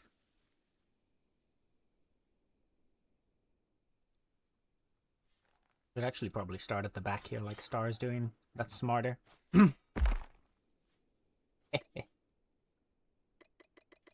How are these trees spawning here though? That's crazy. Trees are spawning in the middle. But I've got myself a snack.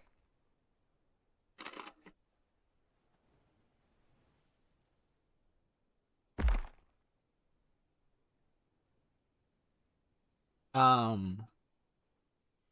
had a little bit of sugar to stop the initial shit, or at least calm down the initial shaking a bit. Now I've got a more savory food and snack with me to tide me over until dinner. So don't be mad at me.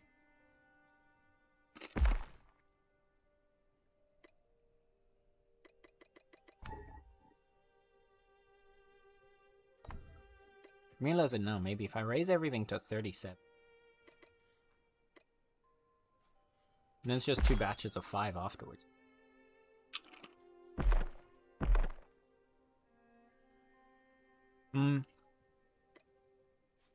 Oh, that's really fast, actually. Maybe I'll do everything by 5s first.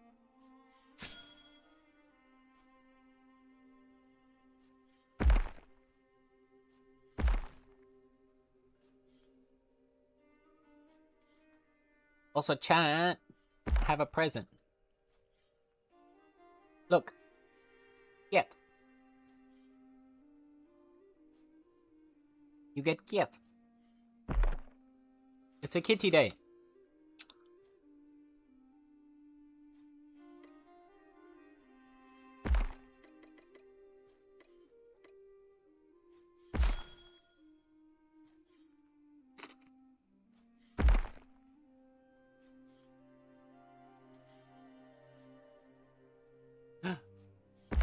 Thank you, Star, for the hydrate and stretch. Alright, chat. You know the rules. If I have to self-care, so do you. You'll be drinking some water and stretch your muscles, right, Meow? Where else? Especially now that we've got an ad break about to hit anyway. We know you was afk, but drink up. I put afk. We know you was afk. Thank you, Star. Alright. Bring up. Stretch.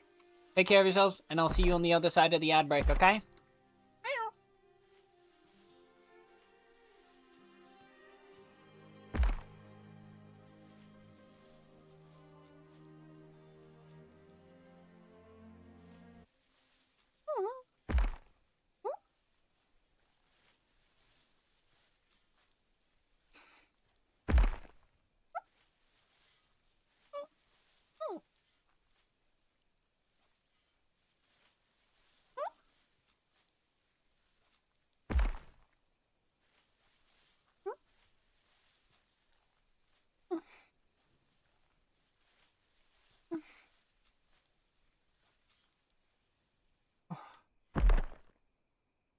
Good stretch. Will it let me even terraform this now that the tree's there? It will? Are we just gonna like bury the tree here? I'm actually curious now. If we raise this up, the tree's gonna be like a bush instead of a tree. You know what, chat? For experimentation's sake, we're gonna leave this tree here.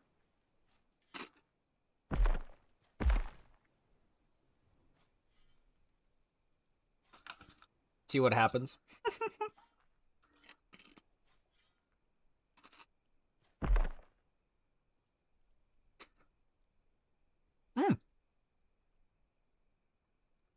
I just realized. I've been kicked out of my own bongo lobby. Okay.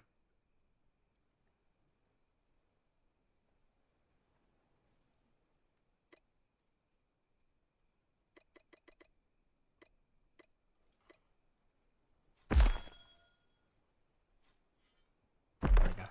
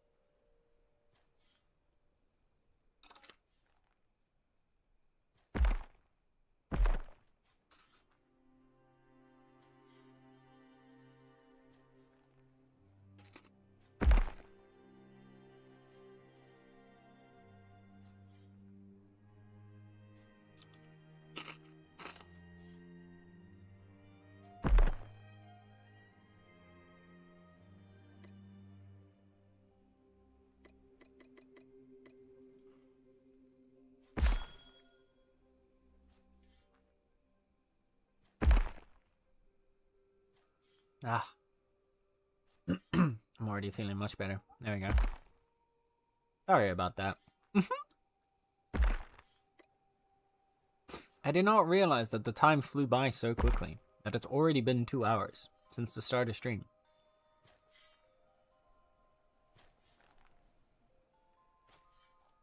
It's funny how weird, like, your body can react when you do not provide it enough sustenance. Like feeling overheated.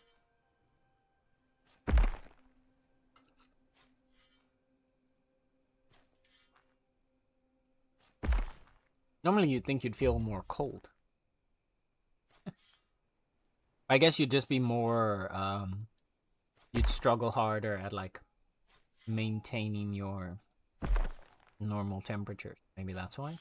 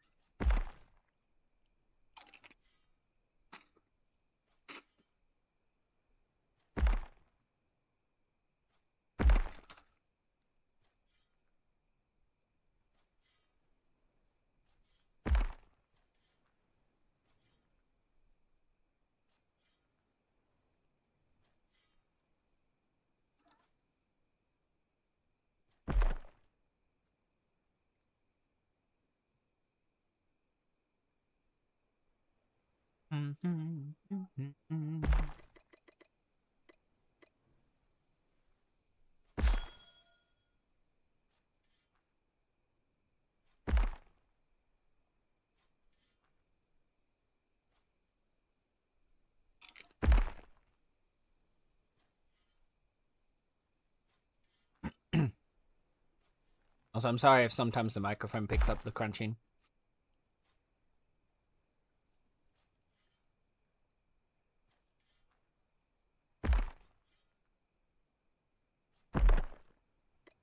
Okay. Yeah, this is actually gonna... I think this is gonna go a lot faster than I first thought it would.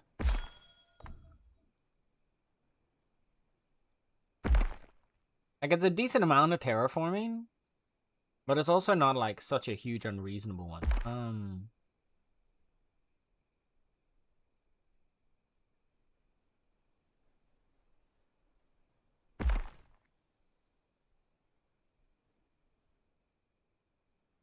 Social market.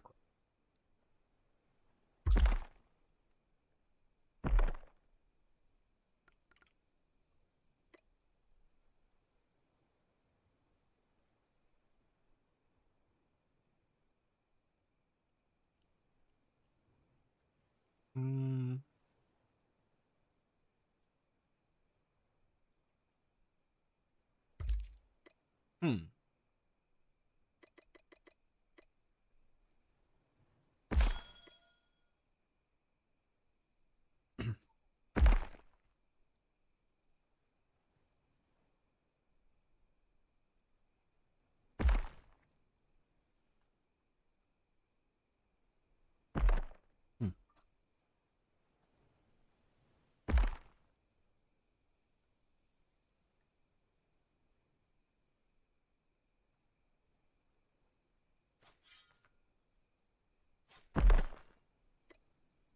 Might as well keep pushing this one up.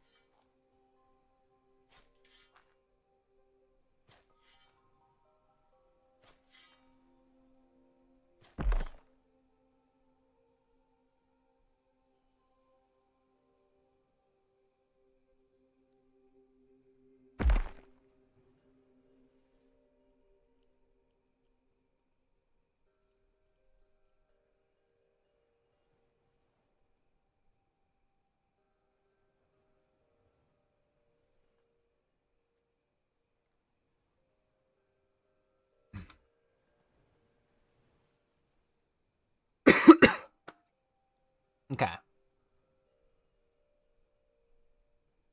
Oh, two. Finished up.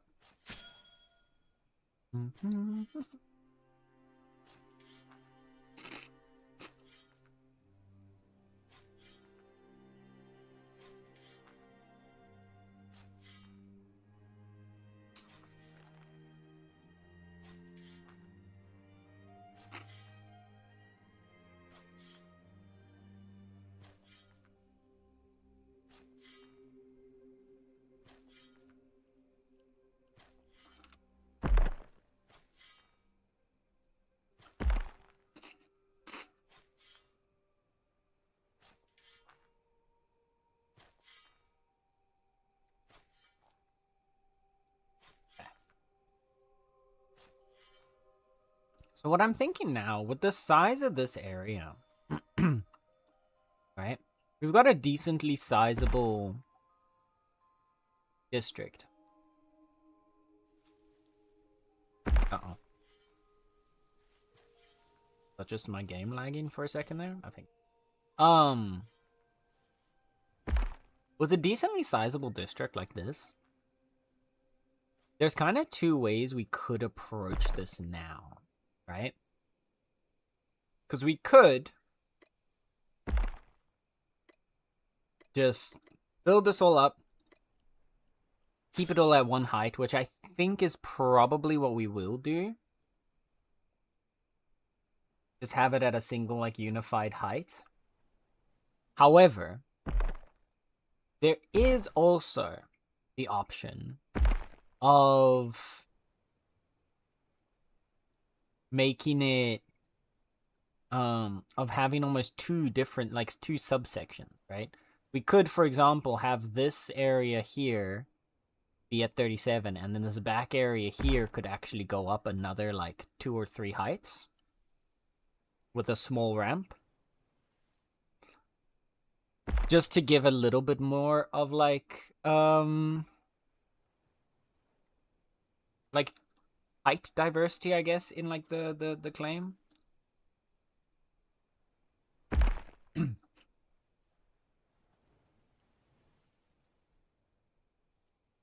The problem with that being, though, is that it cuts our potential building space by a decent amount, because we need to then have, obviously, the tiles for the ramp themselves, but then there need to be tiles around those for, like, easy traversal.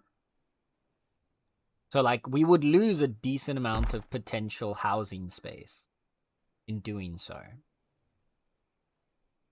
So maybe first we'll plan out to see the houses we can put down.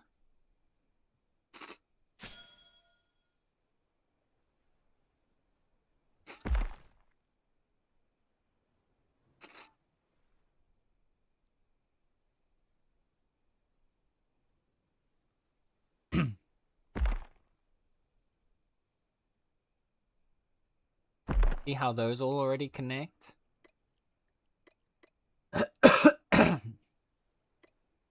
Oh my goodness.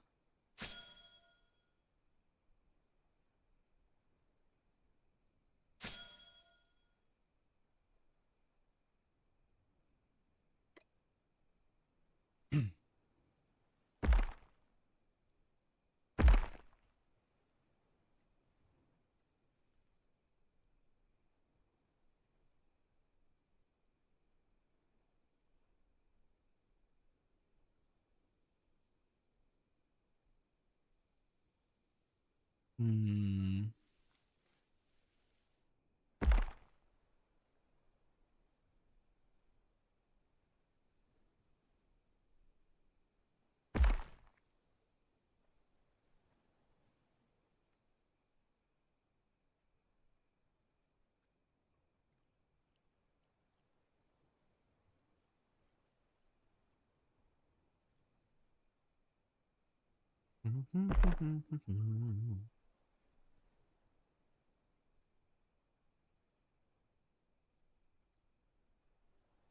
I like this though. This is gonna give us a nice new like centerpiece for the claim.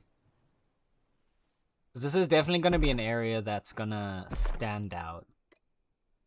Obviously, already just by the virtue of it being, you know. By the virtue of it already being taller than the rest of the claim. And then it's also gonna have like big fancy houses up there, but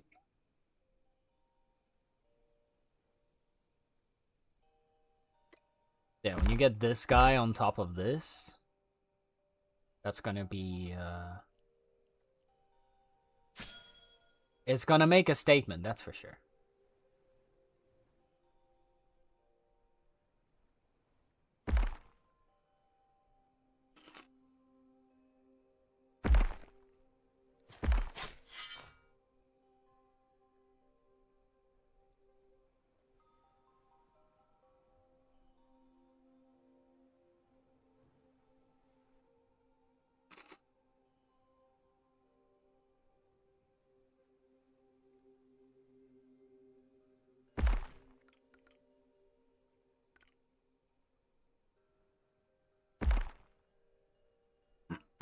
Oh, ow.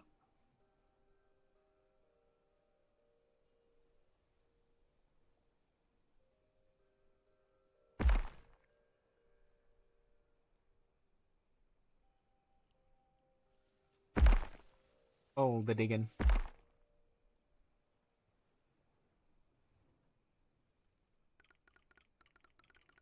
Damn it. Twice?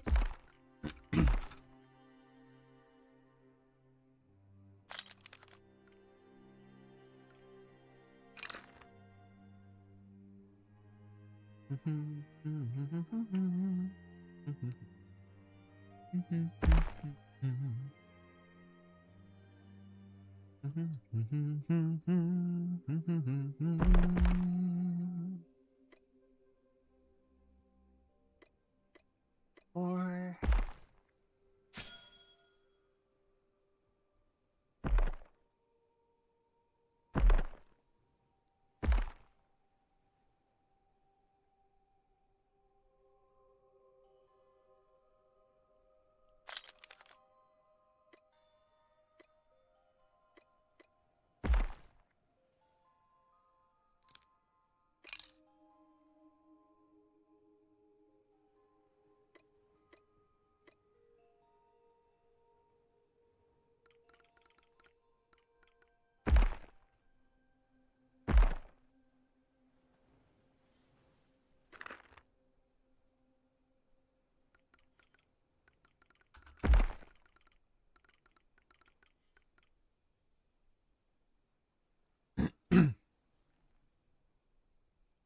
we go.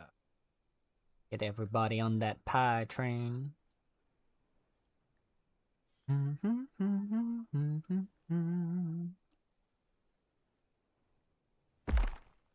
be able to at least get this outer wall raised up.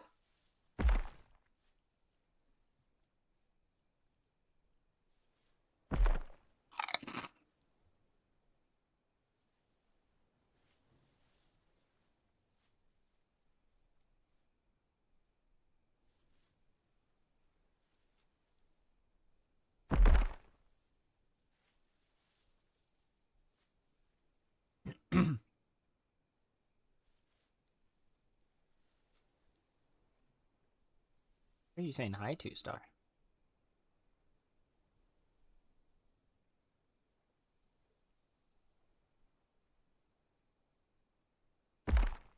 Miss a message? Stuck again. Climb.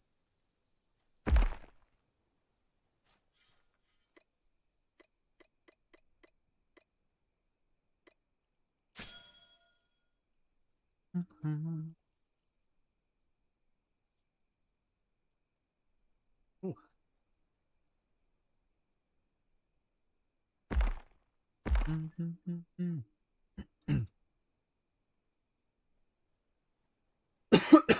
Ah. And why do I keep coughing now? The struggle bus help.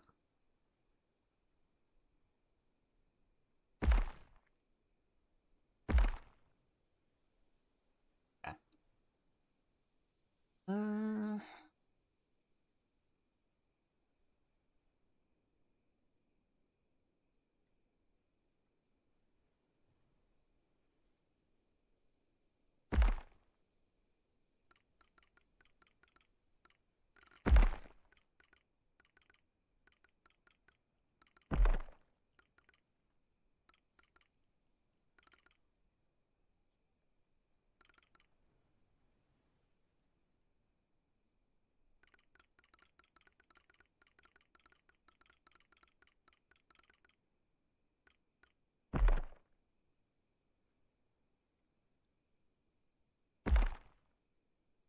Actually.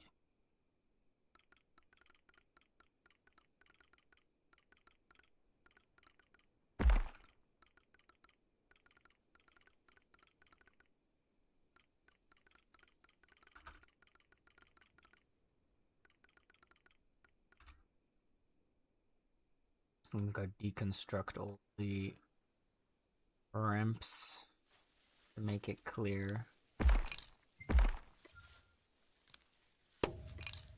what can all get smacked.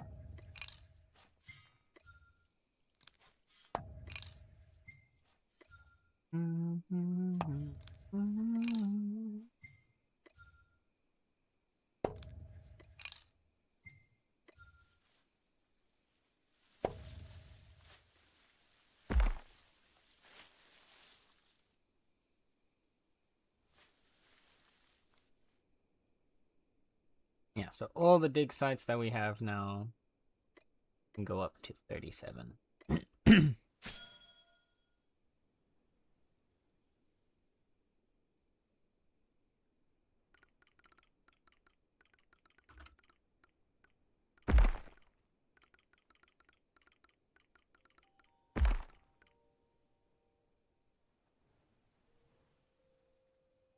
That should be our main construction project. I think we're probably going to spend most of today just terraforming to get all these dig sites up. I'm probably not even going to get through all of those.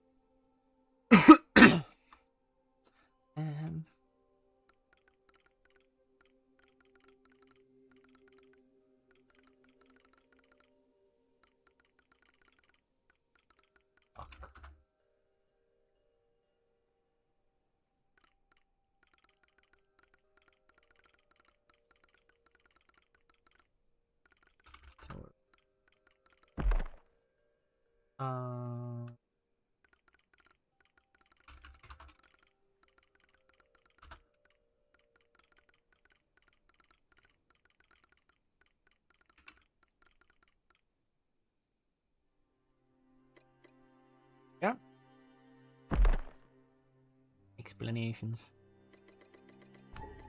Whoop.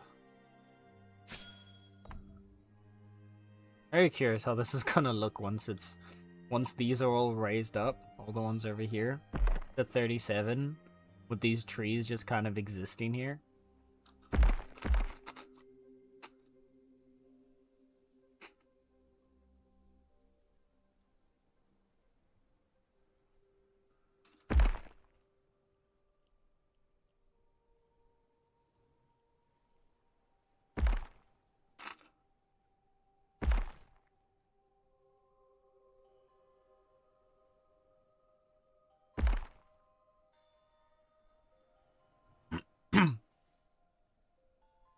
Okay.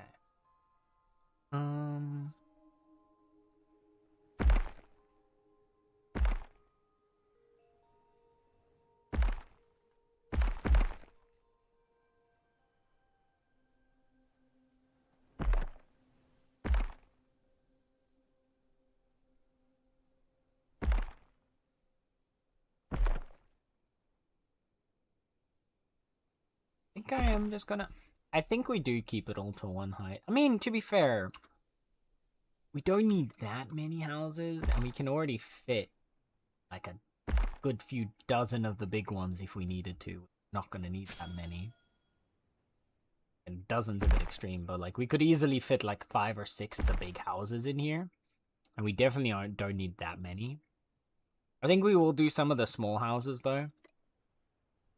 Because I'd like to like also like put some houses down, maybe give them like little garden plots and stuff around them. Still the same height. You can... Oh, for sure. There's definitely going to be like a bit of like courtyard or garden space. Regardless. Even if we do 2 different heights, I think I'd still want to split it up so that there is at least a bit of like a garden and stuff for each of the houses.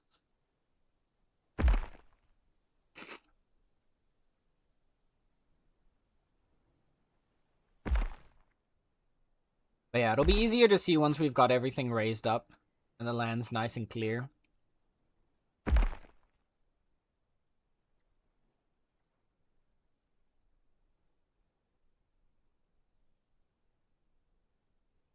And we'll start with like just a little bit of like decorating.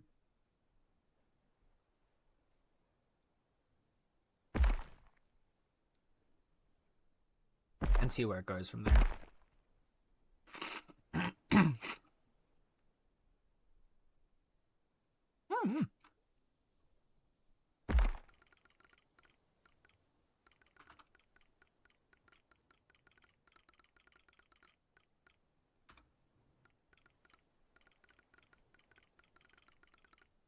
Need a join from...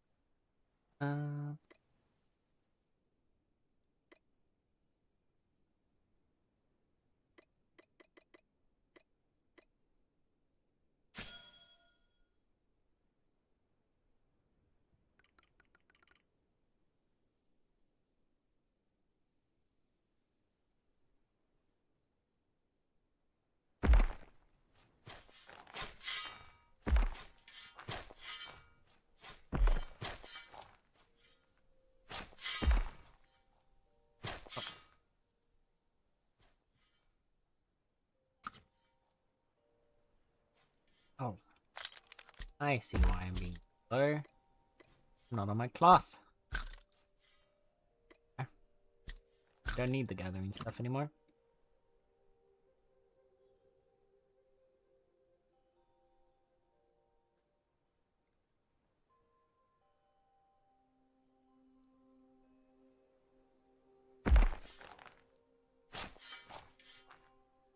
Okay.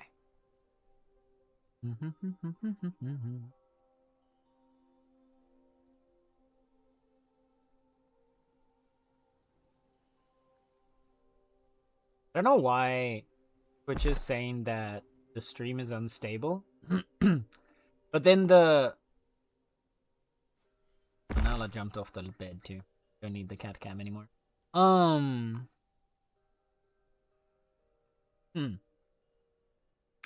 It says that the stream is currently unstable, but then when I hover over the instability, it's claiming that the average bitrate is too high? Which is odd? Because the bitrate's the same as it's always been? Twitch, are you okay? I think Twitch is high.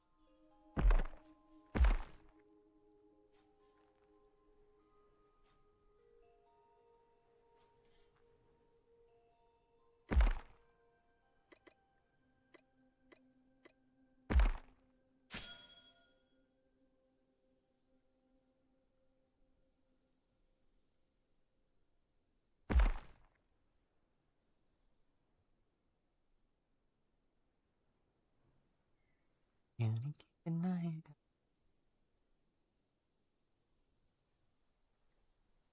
All right. And I'm thinking, if we do it all just one height, maybe we do like a big house here, and then another big house there, maybe like a few small ones like here, with like a little garden in the middle here, and then another like kind of courtyard here with one or two houses on this side. The question is, do we build it all kind of circling around this? I don't like, no. I don't want it all to be one big circle. I feel like we have the road that's going to come into this side and on this side. So if we go in from here and then maybe like down and then back up around, and then this one snakes in on this side, then we've got some housing here, here facing this way and here facing this way, so that they're kind of all facing towards the pathway maybe. Then we can give them a small courtyard here, then maybe a garden behind the houses here. Like along this backside here. That could work.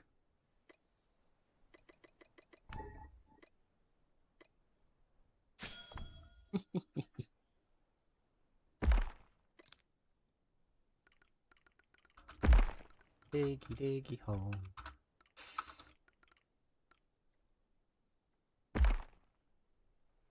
I should be pushing level on PoE 2. You're a spirit walker? Why would you be leveling in Path of Exile when you could be digging dirt in Bitcraft?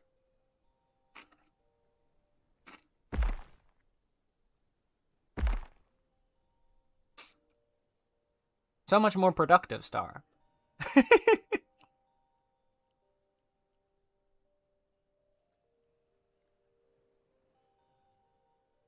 It's so much more fun. Honestly, I will say, I was actually digging our PoE session yesterday. Definitely need to carry on with it soon.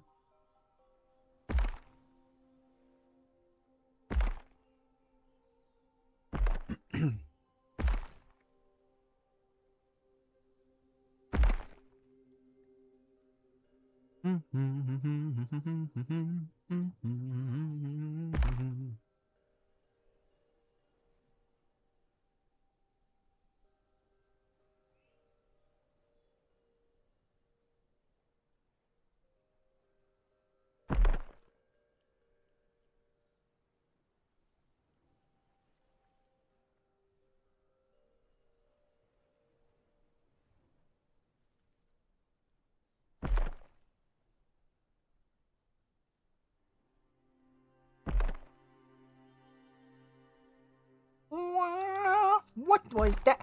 Ruby! Hi, Ruby! Hello, Ruby and Raiders. Welcome in, welcome in, welcome in. How's it going, lovely bean? And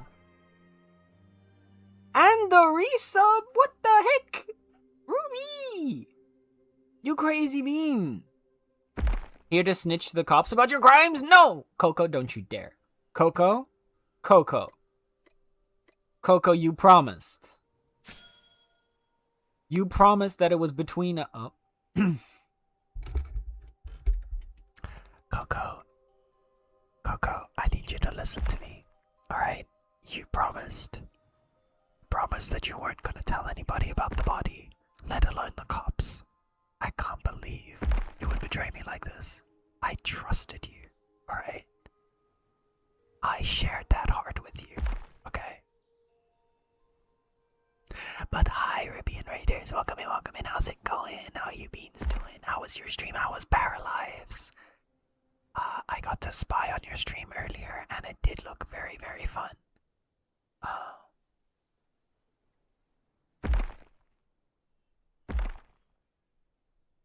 hope that you've been enjoying. I hope you've been enjoying the game, Ruby. Please tell me what glorious misadventures you got yourself up to. Also, allow me to introduce myself. Hi, welcome in, Raiders. If you do not know me, my name is Sento. You can call me Sen. I am your local and chaotic cat boy who likes to play a variety of video games ranging from cozy to horror and everything in between. And today we are busy with our Bitcraft Sunday. We're doing some cozy vibes. We're currently actually working on the new housing district for our city. So we're busy terraforming a bunch of land, so that we can get it all up to a nice height, so that when you get into your new pretty house in the Meownicipality, you're gonna be able to look out over the rest of the town and appreciate its glory, hopefully. But yeah, welcome in Coco, welcome in Cerulean, welcome in Ruby, hi Red. I hope all of you beans are doing well. Also, thank you for the ASMR. I didn't have time for a raid message. Oh no. Write whenever you want, but send him love, or I don't know, what was the raid message? You stole my house. Oh, listen, I borrowed your house on a potentially permanent basis, alright? It's different. It's different. It's not stealing. Paralives was tragic. I befriended two elderly ladies and they both died within 12 hours of each other. Oh no. No. Ruby, no, that sounds so sad. What the heck? Wait, were the two old ladies roommates? 'Cause like, could it have been a death by broken heart? Still, that's so sad. I'm sorry. The one thing, Oh. And with that, your 3 minutes of ASMR is over. Thank you, Sword. But no, Ruby, that sounds so sad. Did the two old ladies know each other? Were they friends? Also, actually, I've been meaning to ask, because I haven't quite understood with Paralives now. Is it Sims like in which like the characters are like pre-created for the town, but then everything that happens afterwards is like kind of just randomly generated, you know, and their lives can kind of go differently depending on which playthrough you do? Or is there kind of a set like storyline for these characters? Like those two ladies dying, will that happen to everybody at like the same, or like is there actually like the chance that if I were to play the game and I befriended those same two elderly ladies, that they wouldn't die like anytime soon, or like maybe one would die but the other wouldn't? I'm very curious because I've been like sort of from the sidelines seen people playing it, and I haven't quite understood where the game falls between that like purely random simulation style of The Sims or that just like kind of slightly like oriented towards a storyline. Yeah.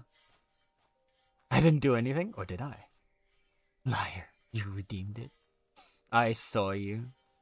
Also, can someone tell Star that she's safe to unmute? My power is still miserable? Oh no, Bean! Maybe? I don't think they mourn over death right in front of them yet, though. Oh. When you used to have a lovely home, but it's permanently borrowed by a cat boy? Hey, I never said you're not allowed to still be inside the house. In fact, I think it would be better with you in it. I'm just saying.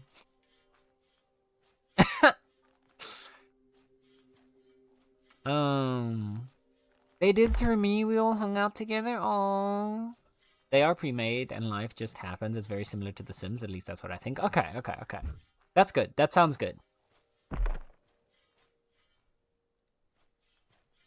That sounds really good.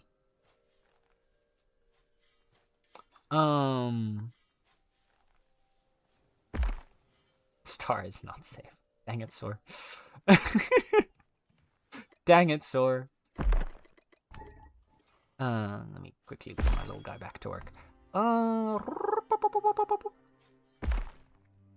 It was probably a time frame thing due to their age. That's fair. I met them quite soon before their time. One was literally like a day or two before. Aww. A 40-something of sadness, but no crying. And looked happy as they died in front of you? That sounds terrifying.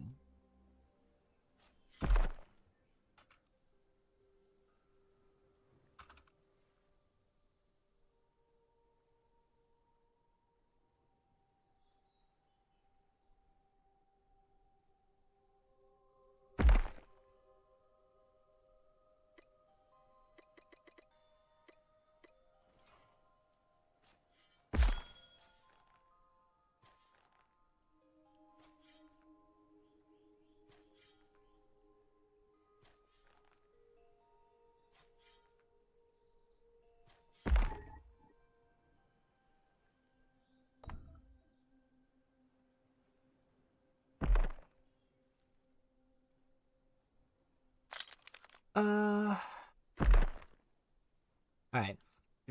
Dang, that was smooth. It's just the truth. Wait, I made some boo-boos and had to restart. Oh no. It's a little glitchy and getting in and out of bed is spooky and the mirrors are demented. Wait, the mirrors are demented? I'm gonna need to see this. What happens with the mirrors? But early access, I guess. Fair. Yeah, so when I saw in the obituary, but then I chose something wrong, so I restarted. Then I invited her over before she died, because I wanted to share muffins with her, and she died as she came in and didn't vanish, and I did push-ups through her head!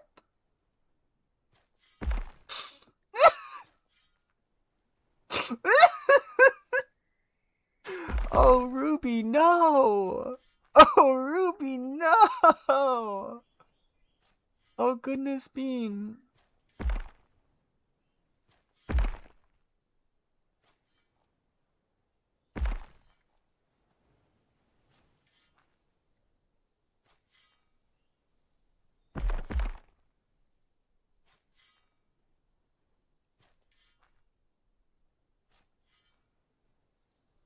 That's actually crazy. So I restarted and back in the obituary. Then the other lady, we were chatting, and then she died and no reaction from me whatsoever, but she just vanished, like deleted. Oh my god. Ruby also left her body and went to bed. Got home and my power was instantly just miserable and went to cry in the shower. See, she was just shocked.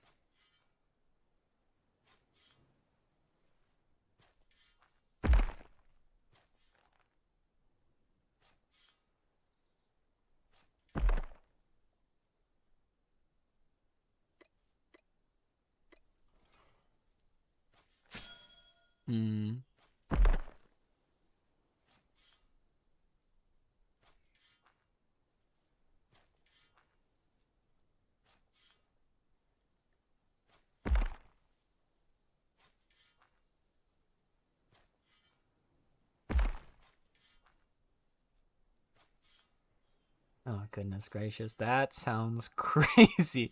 That sounds really fun, though.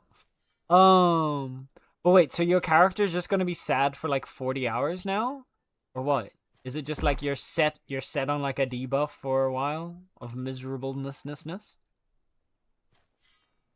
You can also lean against the bath and cry for ages too? Well, that sounds fun. Yeah, 20-something hours left of sadness. But overall, it's super pretty. The build and customization is really fun, and more freedom is fab. But looking forward to more stuff. Oh. It does look like a very fun game. I would love to be able to try it sometime. What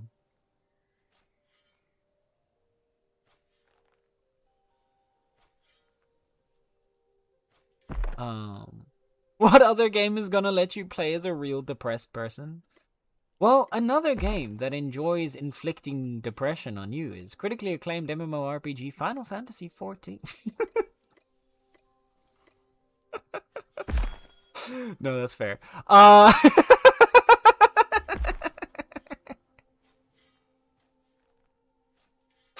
They added an Among Us collab, so you can play it on the PC and get a cushion figurine and poster and wear a crew outfit. Okay, that sounds really fun. That sounds really fun. That just didn't do. True. It doesn't let you play as a real depressed person, but it does turn you into a real depressed person. So, like, you know, close enough. Oh, goodness. Silly.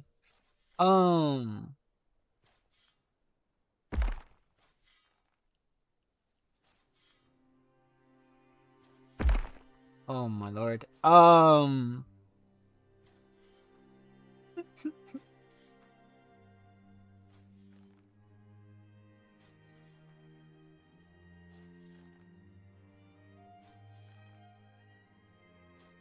I was saying I've been lurking, but haven't been here for ages. I'm doing good, Bean. I appreciate you lurk. Oh. Star's been buried alive, it seems. But otherwise, no, it's all been good. It's been good. It's been, especially like this last week, we've just been playing a lot of Bitcraft. We've been chilling. Been a nice, cozy vibe. We have missed you, though. We're glad to have you. Also, we finished Apothecary Diaries on Friday. And I was a bit sad about you not being there with us because holy damn.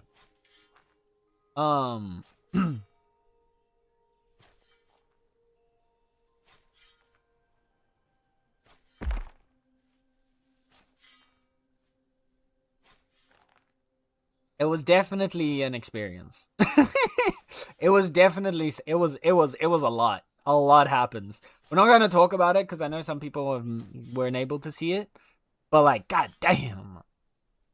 I was like, dang it, my eyes were suffering so bad, so I knew bed was needed. No, you're a good bean.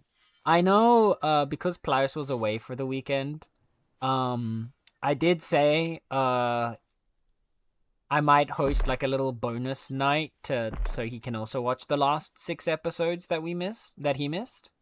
So potentially you could join us then. I get to watch it a second time, and then Plows gets to experience. Then you'll still get to see Plows' reaction in real time. Not 100% sure if it's locked in, but I think he wanted that. So, but yeah, tomorrow I'll probably put the ping in for some movie night recommendations, and then we'll see where we go from there.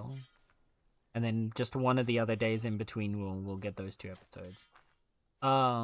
In between the movie night and whatever else.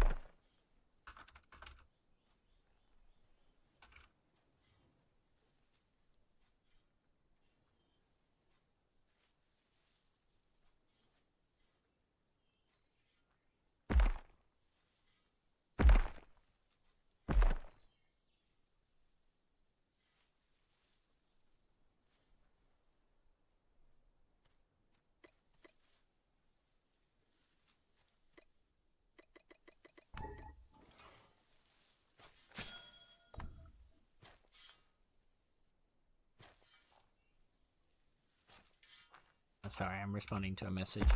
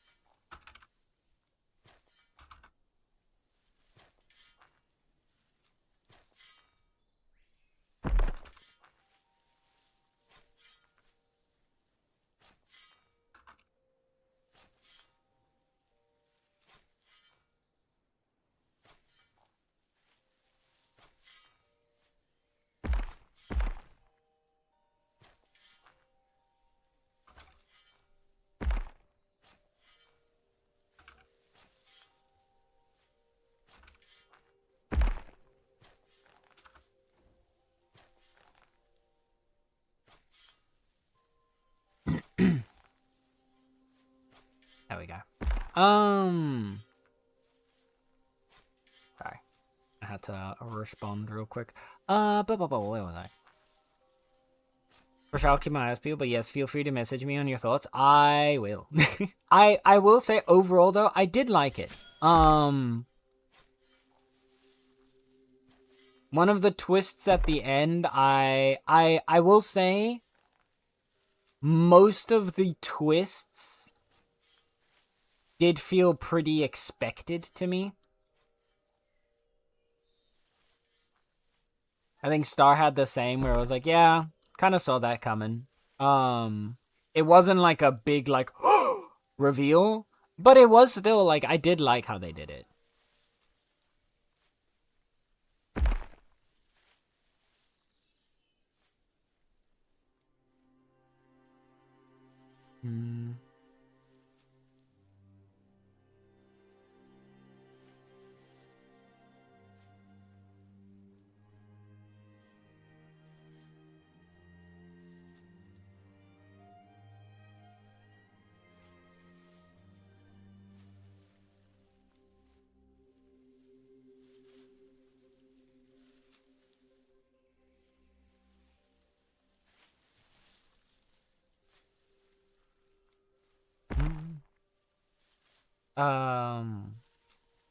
Also, did I see you can now have... Yes! You can now have goats. You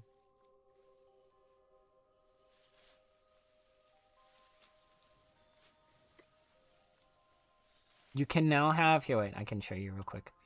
Actually, there's a couple things. So first of all, there's a few things. So first of all, the deer has been upgraded to now be able to, one, moves faster. Two, you can now ride a deer together. So you can actually have a friend ride on the back of your deer. Then two, there are now tameable goats. You can see we've got a couple here. I don't have any placed at the moment. Three is actually there are now mount skins.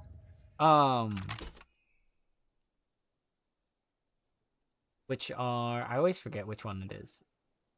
Here, deployable appearances. So, you've got the normal, oh wait, let me get my goat away. I've been able to get one so far. You can get appearances for your goat now from breeding the other goats. Oh, what the heck? Oh no, I deleted the floor instead of, okay. So like, you see this is our normal newbie goat. Well now, if I toss this on,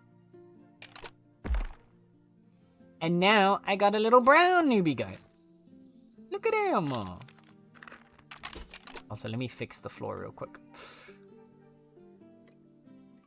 And there's a couple different variations of newbie goat that you can get for appearance. And you can drop them while breeding. Or sorry, not breeding, but while you're caring for the goat. So like here, the epic goat that I have is able to drop the light brown appearance, which I've got now. There's also the grass appearance, and then there's like 2 more. They've also made it so the chickens now have a chance to give you fertilized eggs. The fertilized eggs give you little chicken pets. So I can quickly pull that one up. Pets. I've gotten the first chicken pet over here, look. Now you can actually have the chicken follow you around. See? Got a little chimkin going. There's a bunch of really nice like adjustments that they've added this time around.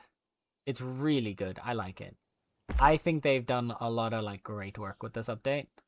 They've also made the deer able to traverse higher height differences. So like now you can actually go up to a maximum of 7 height difference, which is almost as good as the upgraded goat, because the upgraded goat can go height differences of 8. So quite a bit. Oh wow, that's a yep. Yeah, this whole area is gonna be our housing district that we're working on right now.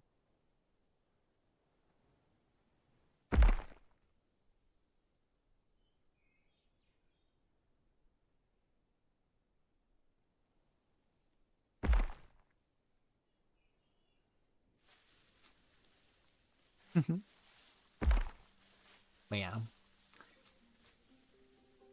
That's awesome. Yeah, they've made a lot of really good adjustments this one, and I think the ones to the deer in particular are my favorite because in terms of mounts, the deer felt really out of place for a while. Like it felt like it didn't really have a purpose between the different mounts that we had, because like the goat was good for like traversing weird terrain.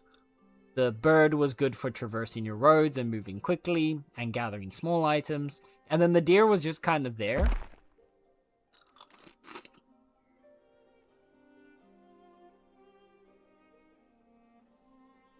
Now, the goat is more your hunting animal. The deer is more your exploration animal. Or mount. And then the bird is your roads and like flat terrain mount. It's pretty good. I like it.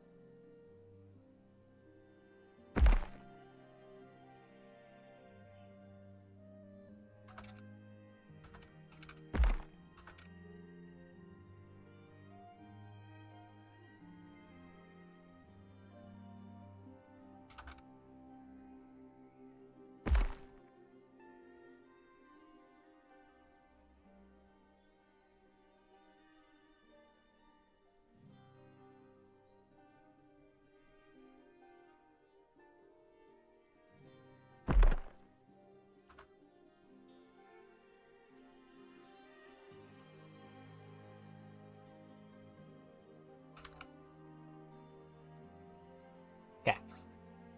Oh, we're banging. Here it is. Banger up. Alright, I must depart for work, peeps. Okie dokie, Coco. Thank you for hanging out, lovely bean. Take care. Have a good day at work. Appreciate you.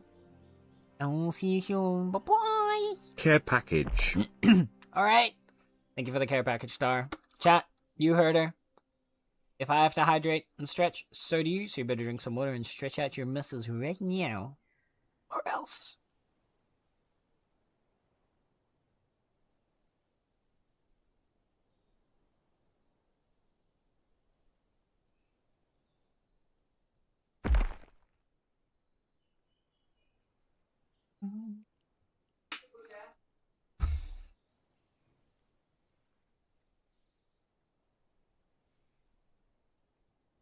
Alright.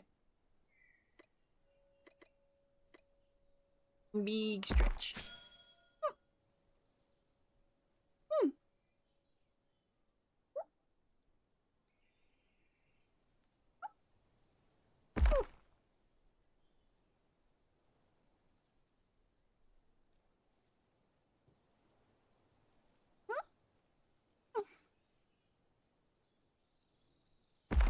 almost halfway actually through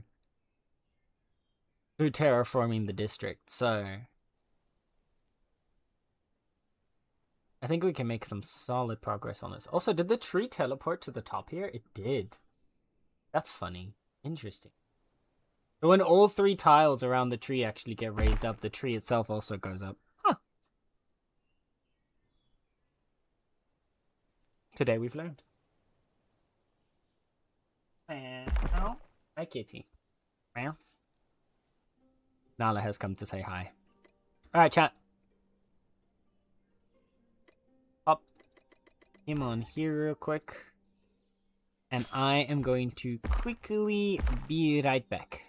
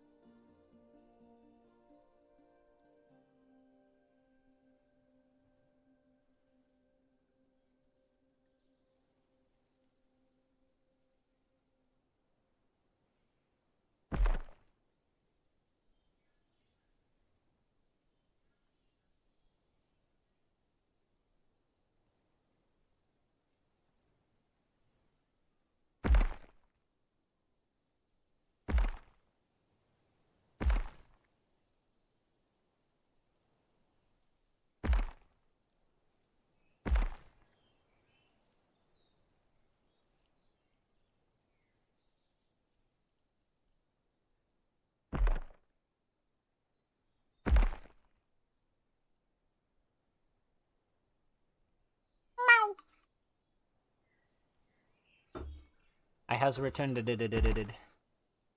Grabbed my dinner.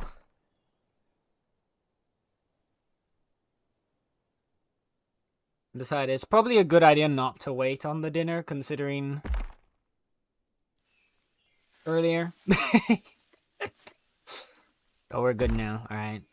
I'll take a picture quick for the fruit taxes before anybody gets mad at me. And then we good to go.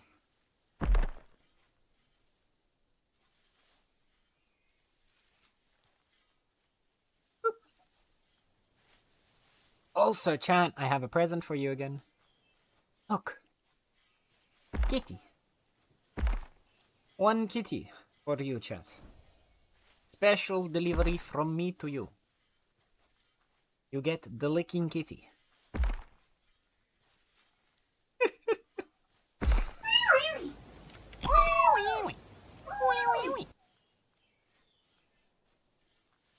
Hi, Danger. Can we lick? No! Do not lick the cat.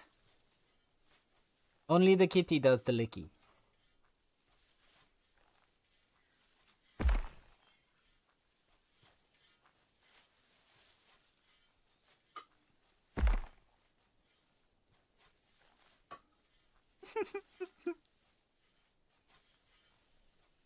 Hi, wait, what? Do not the cat. Exactly.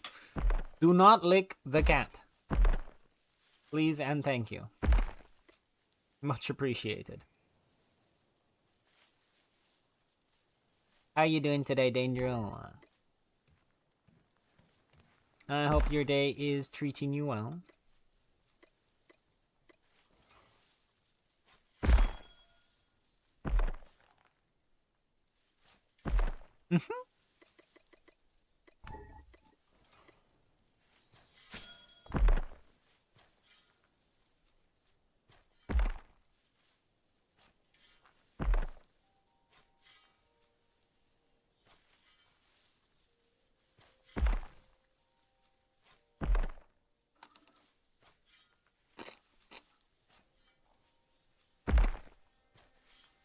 The food looks good. Thank you.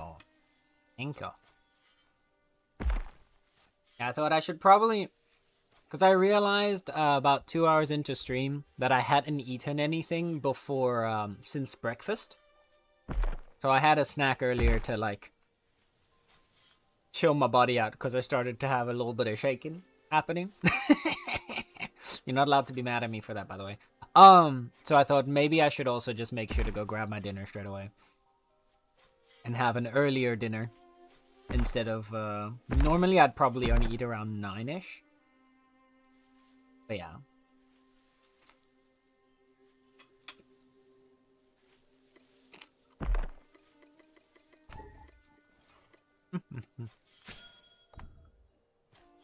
But we're here, and it's all good. Unless you want a furball also. Doing okay? Hope yours is going well? Yeah, it's going pretty good. We're having a nice day. It's been chill. We've got a bunch of the kitties working together right now. We're building out our new housing district. I'm currently terraforming the area because I want it to be a bit more raised up over the rest of the claim. So like when you come out of your house, you just get to like overlook the town. Or city, I guess, at this point. It's kind of a city. I think the Meownicipality can count as a city at this point, right?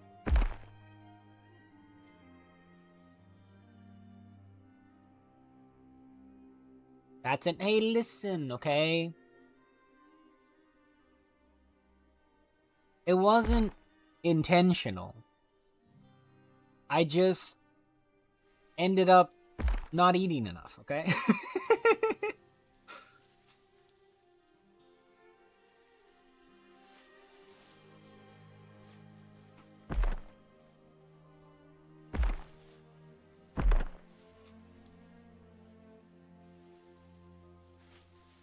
Sometimes that happens, alright? Sometimes you mean to eat, and then you just forget to eat.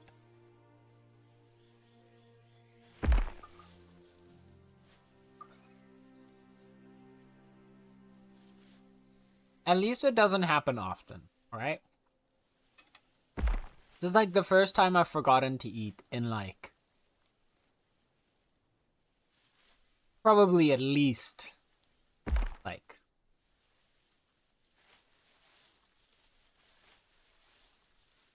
a few months. At minimum. So like, we've all been there, right? We've all forgotten a meal once or twice.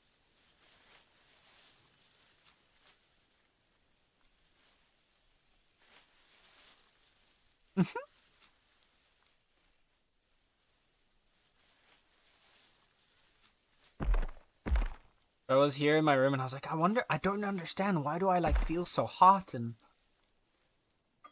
so uncomfortable? And then I reached for my phone to check what the temperature was like. Because I was like, I swear it's not supposed to be that hot today. Because the heat wave's over. And then as I reached out for my phone, I saw like my hand shaking and I was like, oh. That's the problem. And then I grabbed my phone and I saw the time and I was like, aha. Aha.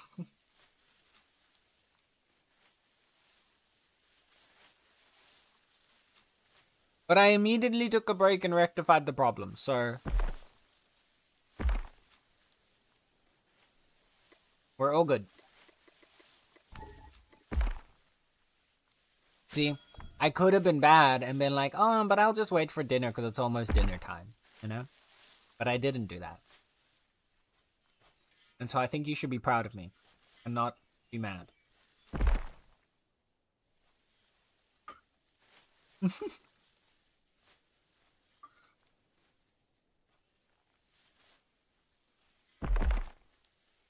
Yes, I realize I'm asking you to be proud of me for doing the absolute bare minimum in self-care, but hey, I'll take what I can get.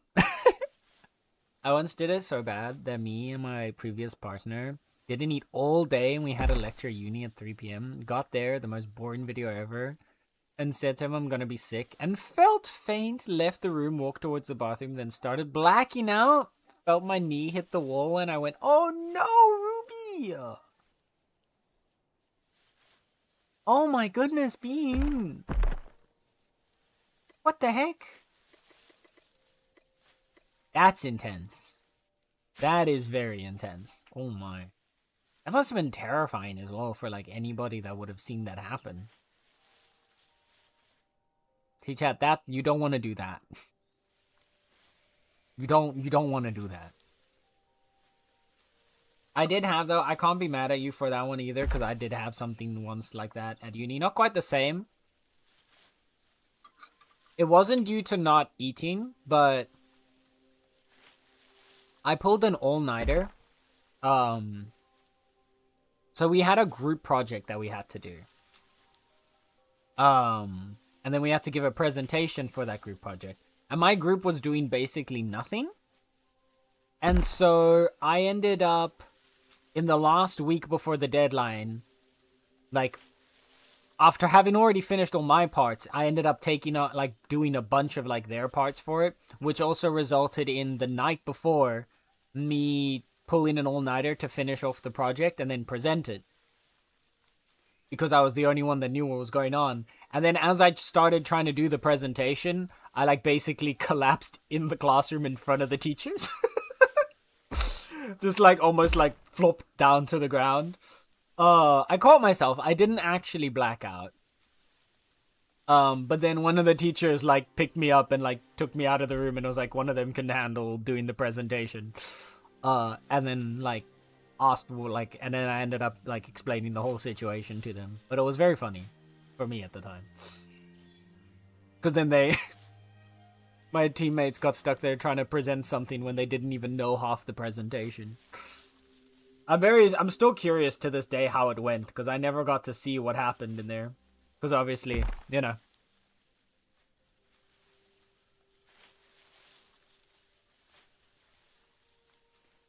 Kind of wish I could have watched those people present something that they did nothing for.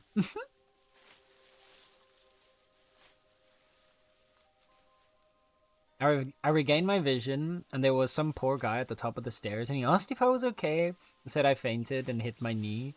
He said I face planted the wall and banged my head into it, but apparently I was already out for that. Oh no, Bean.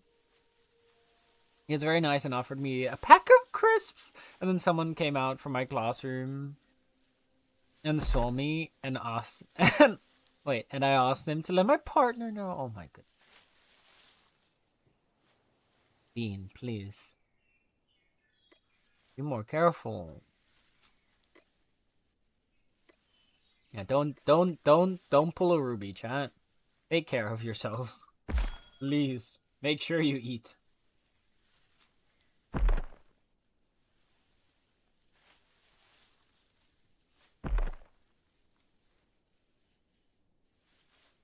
And if you really can't eat, at least try to, like...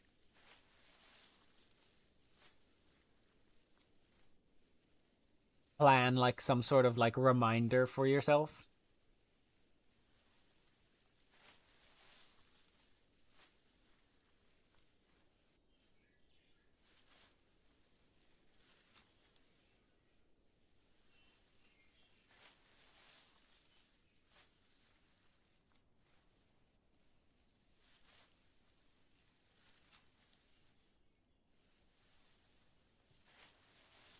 I did have... Oh. Didn't realize I left my character doing nothing. I had a colleague at one point who'd also always forget to eat. And so we ended up setting a reminder for her on her phone.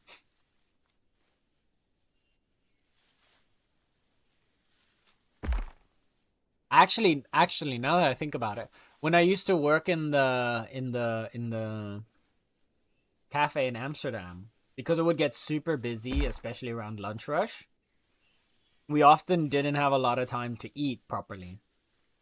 But it's very physically intensive work, so you want to make sure that everyone at least gets a meal in at a somewhat reasonable time so they have the energy to handle all the chaos of the day. And so I ended up having a decent amount of my time like spent making sure that everybody else was eating, or at least getting their meal in at one point or another. I was also the manager, so that was my job eventually, but I was doing it before I became the manager, because everyone would be like, no, but we can quickly go finish this task. Oh, but I can go do that. And I had to like almost not quite shout at them, but like, sit down and eat your goddamn food now.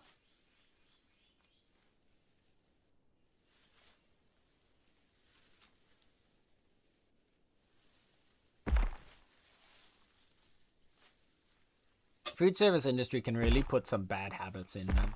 Especially when it comes to like eating and taking care of yourself. Oh.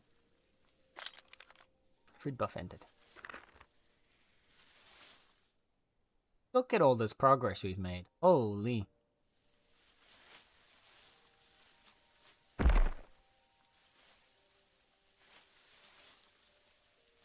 I also fainted at the vets once after hearing my hamster was okay, so we thought it was the end, and went to the docs and they couldn't detect my pulse? I don't know either. What the heck? They told me to go home and eat, then come back later. Sadly, my hamster actually passed away while I was eating. Oh no! Interesting. So the doc was nicer to me once we went back in. Oh, Bean.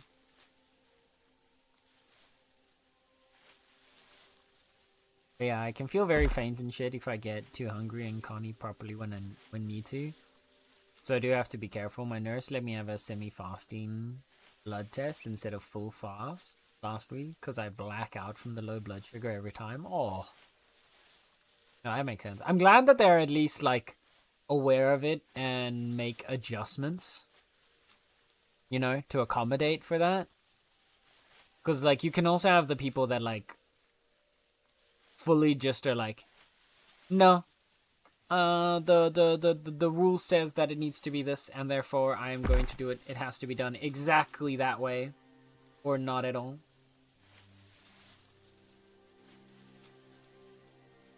Ah.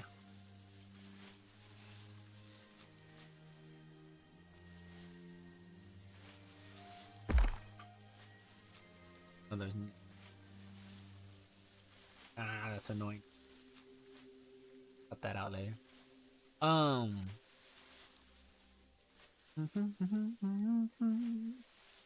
Yeah, 3 of my rodents passed away within 2 weeks. Christmas Day evening, New Year's, and my birthday. I may shout that I was cursed after the last one. Oh, Bean. That's really rough. So close together is... Damn. Yeah, no, I would feel really shit after that as well. Aww. I'm sorry you experienced.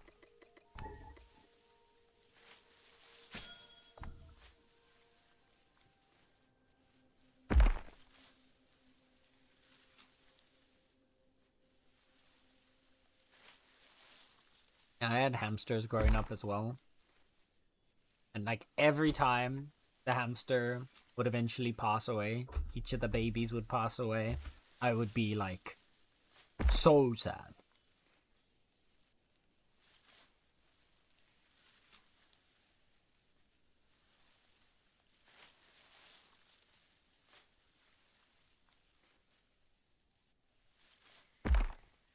Like I remember one time, I can't remember the exact details, but I remember one time I was still in like, I think it was still junior primary school, maybe like grade 3, or grade 4, somewhere around there.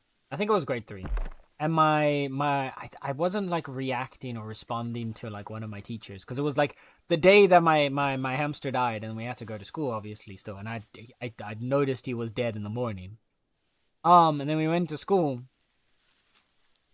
I think I was late as well. And I think it was because I was late. I believe I was late because I was like crying in the morning, and then like my parents had to like console me and calm me down before they could take me to school. I think that was what happened. And then when I got there, and then like a teacher was mad at me for being late, and like was about to like start shouting at me, and then I just like barely like eked out like, my hamster died, and then started crying, and then the teacher was just sort of like, uh-oh.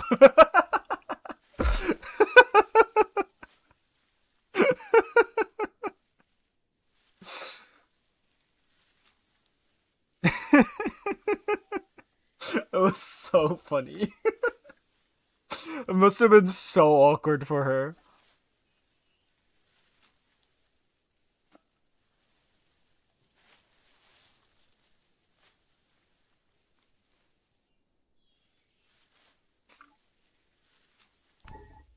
Because I do like, I distinctly remember like hearing her actively say like, uh-oh.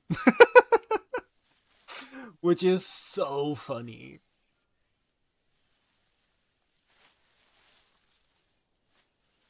Oh dear. Was such a bizarre occurrence.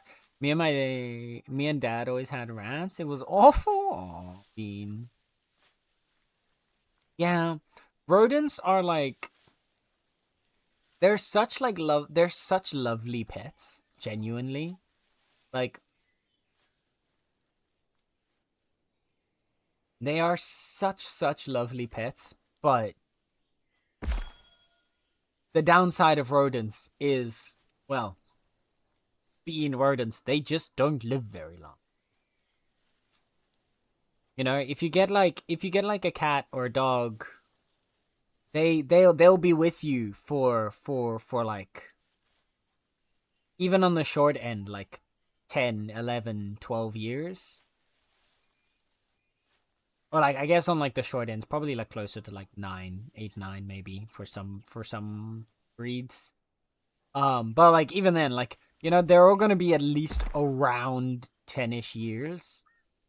So you're gonna have them with you for, now that also means when they pass away, it also hits especially hard, because they can, especially if you get one when you're young, they're gonna be around for the majority of your life.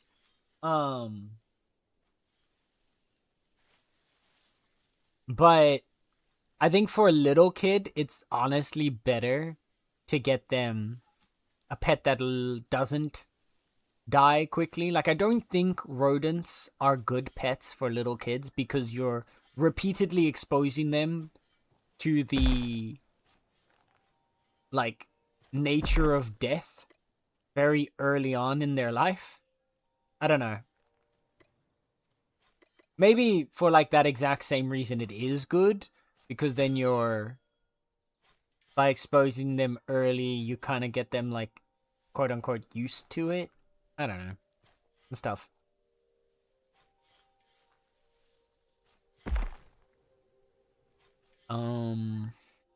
Exactly. We weren't lucky with them not getting sick with something. Usually cancer. Aww. And we would have ups for them because they were, yeah. One mouse though, something very horrific happened to her over time, and my dad wouldn't let me see her closer at the end. Oh, that sounds terrifying.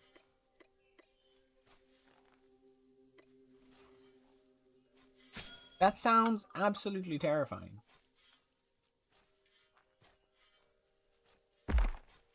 I know we had one time, I believe it, yeah, with hamsters. We had 2 sibling hamsters sharing a cage.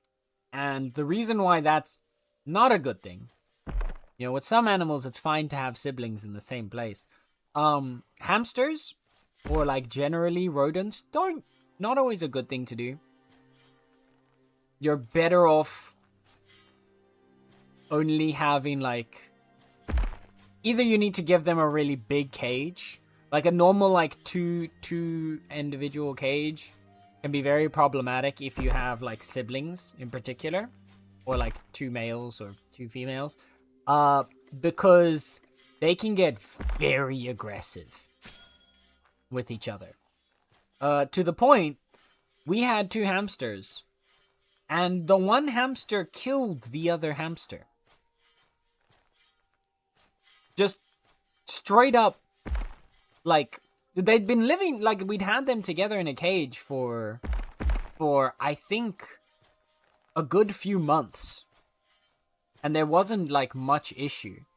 Until eventually, I guess as they started getting closer to, like their actual sexual maturity, that's when they started to get more, like, territorial, and they started fighting.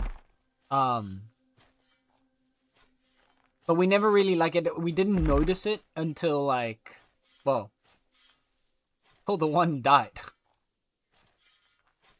Because we never saw them fighting. And, like, we've seen them play together before. And now, like, I still don't know if they were already fighting then, or if that was when they were still, like, playing together. But, yeah. It's insane.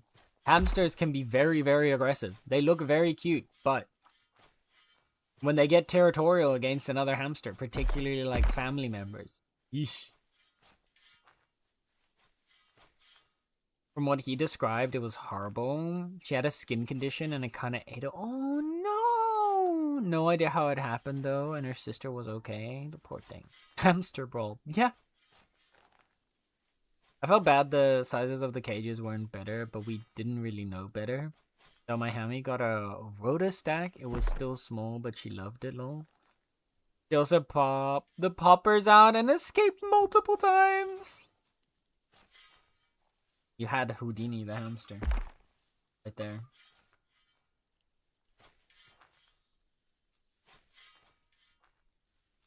Got her a different cage and had bars across the top. And she did freaking monkey bars on them. She was insane. Oh, yeah. One of my hamsters used to do that too.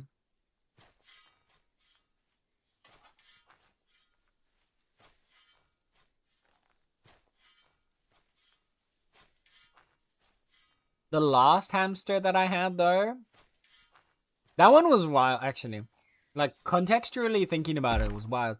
I didn't get that hamster from my family. I got that hamster from a friend as a birthday gift. And then later it turned out that she liked me, which was also a surprise to me as a kid. But anyway, she gave me a pet hamster. And he still, to this day, that was the last hamster I ever had. And he was the most interesting hamster because his fur was like this weird, like, peachy orange color. Not like normal ginger. Actually, no, it was more like a peachy pink color. Like, it was such an odd looking. I've never seen another hamster that looked like him, or with his like color of fur. Cause like at first, I think when we got him, we thought he was gonna be like a kind of gingery color, and then he turned out to be like pink.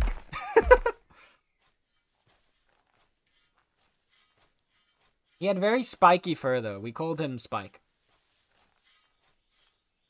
I say we, but it was I called him Spike. I was very creative as a kid, as you can tell. They're so strong. It sounded like the hamster was doing workouts to escape.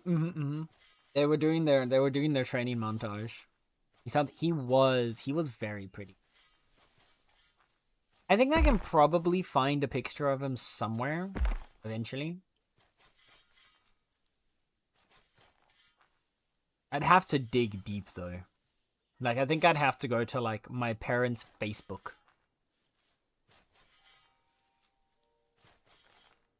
like centuries ago at this point. God. From ye olde the ancient era.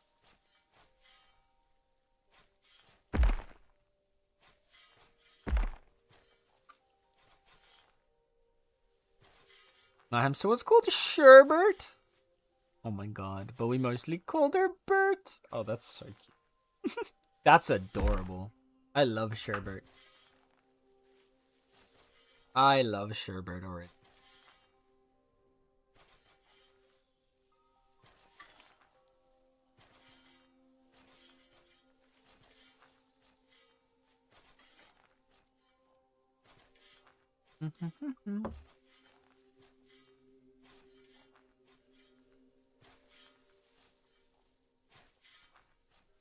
Cat. What was your most or least creative name for a pet? I want to know. Give me this knowledge. Share with me your most and or least creative pet name.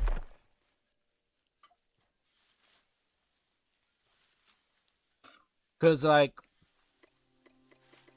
we had some silly ones.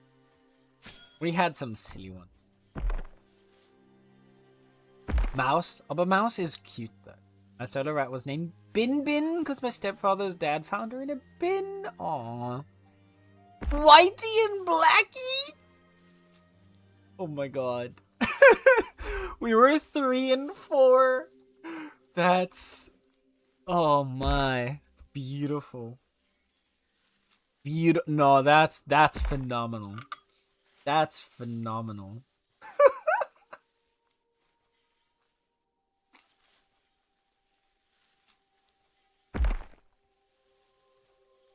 What were these pets, Star?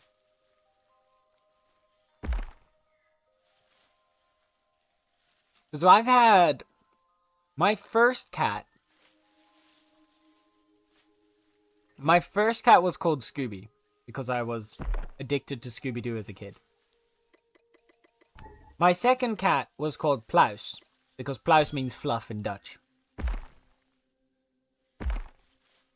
We've also had... Actually, no, my most creative was... And I mean this with all the sarcasm in the world. My most creative was the albino rabbit that I had. I called him Snow.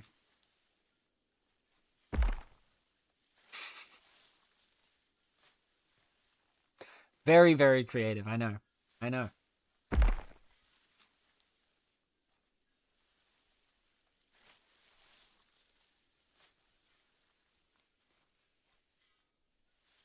think my last cat's original name took the cake there. Hussy. Hussy is still crazy. Hussy is crazy to me. Could you imagine? Here, Hussy. Come on, Hussy.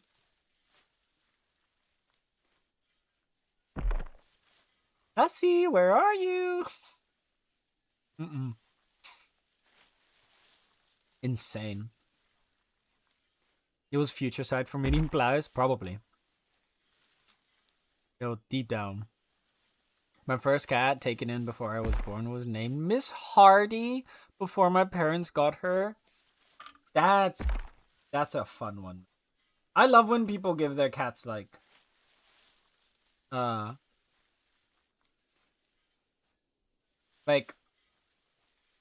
the word? Like semi-serious people names, you know?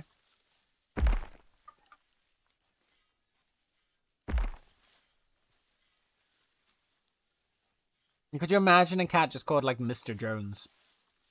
Mr. Jones. And then you get like this tuxedo cat.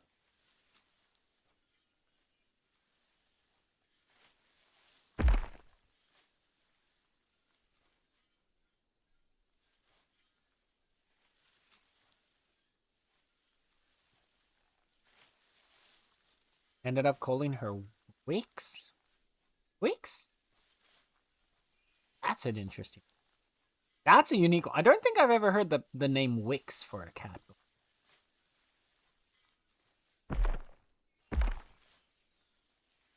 She was the most human-like cat and super intelligent, and we think kind of magic blessed her.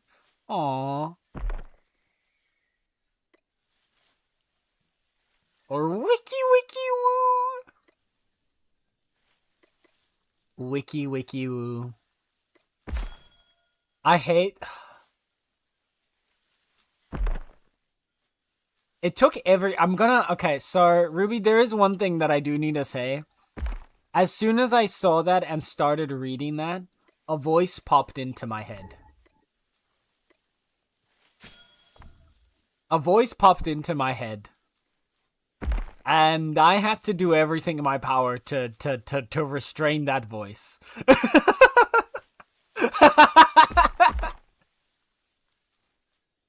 Just don't. Star is traumatized.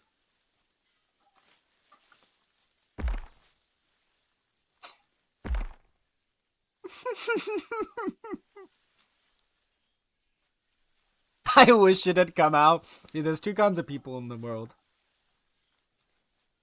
God, I already forgot what the character's name was. What was her name? What was her name?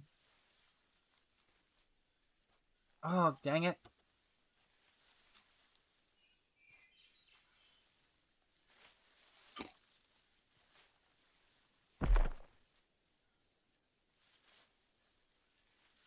I mean, I went back to clip it and heard it a few times as I was editing the clip. I still appreciate your sacrifice, Star. I need to actually still get those clips, like, posted.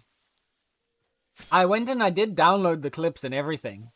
And I've got them already. I've just been so lazy recently with, like, posting stuff.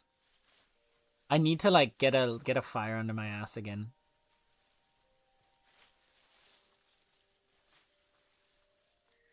And start trying to be more active with posting and whatnot.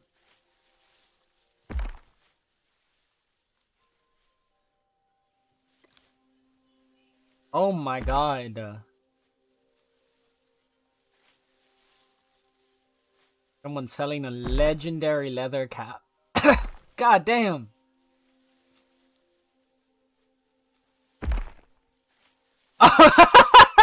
No, Star.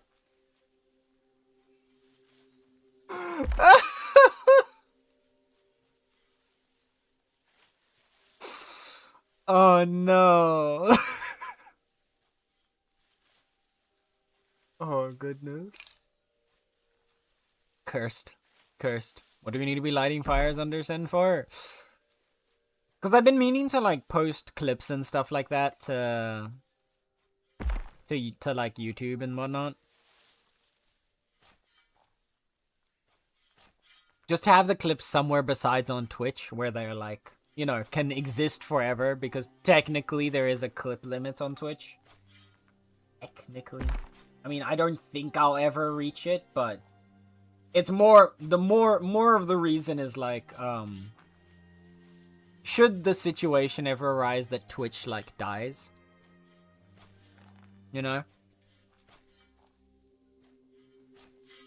If Amazon ever decides that they're done with Twitch and they want it gone, I would like their, like, stuff like clips and whatnot to have somewhere that they can still exist.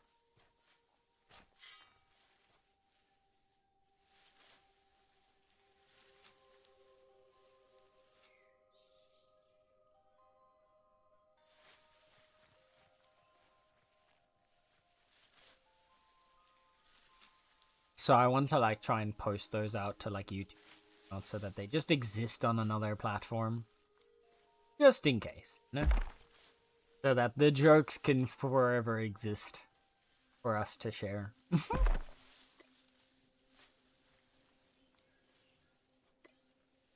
also still at some point want to try, like, actually recording a video.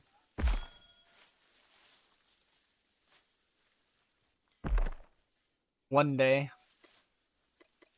I have all the plans for one, but I just haven't actually gotten around to doing it.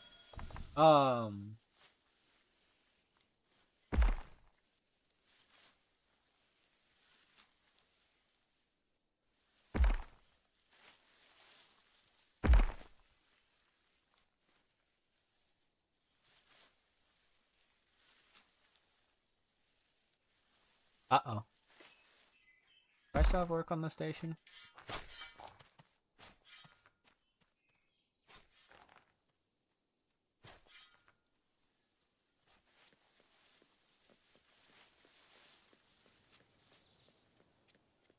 Oh, I can do it.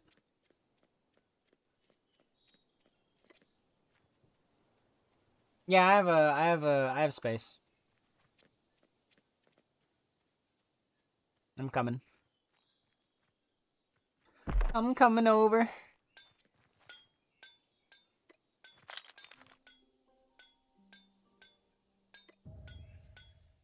I 1, 2, 3, 4. Let me go grab the other stuff.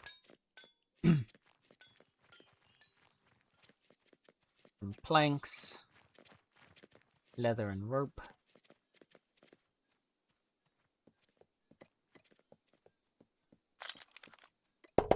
For you. Finish these pathways later. For you. And then rope.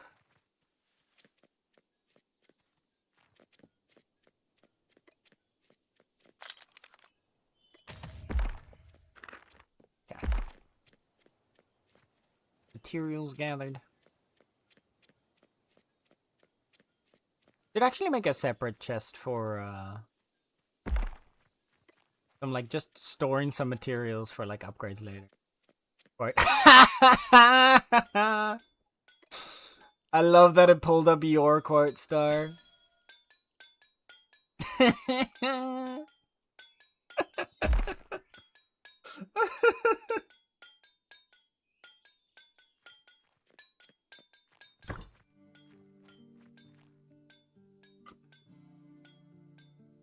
Why?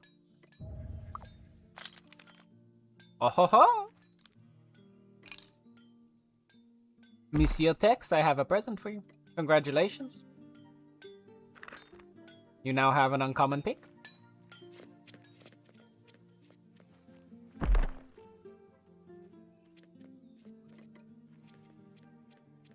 Well, lucky boy.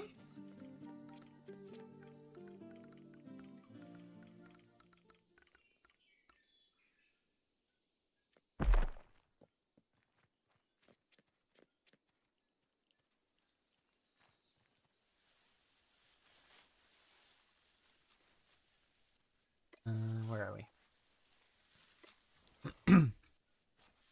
Up we go. Listen, you're not wrong, but listen.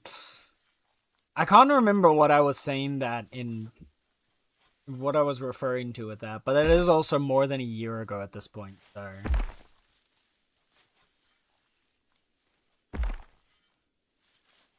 as long as the shit shoveling is in the contract, they'll gladly receive it. What?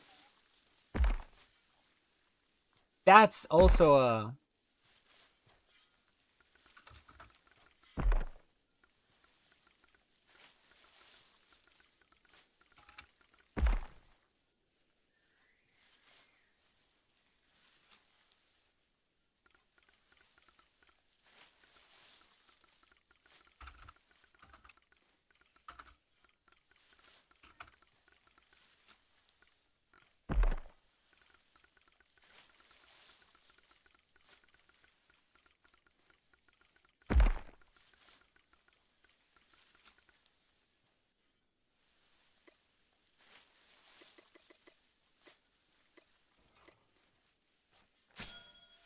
okay. Wait. What on earth were we talking about?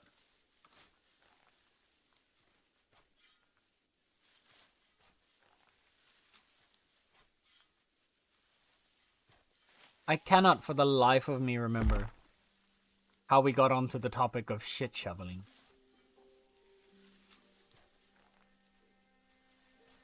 Also, look at that little shrimp over there.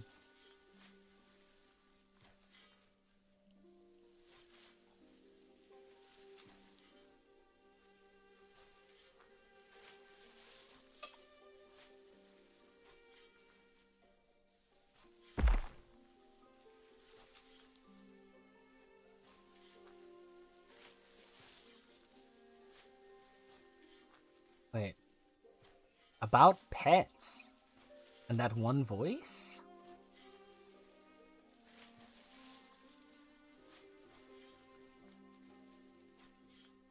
Huh? Now I'm even more confused. Hi, Geisler. Welcome back, Bean. How's our friendly neighborhood bear doing?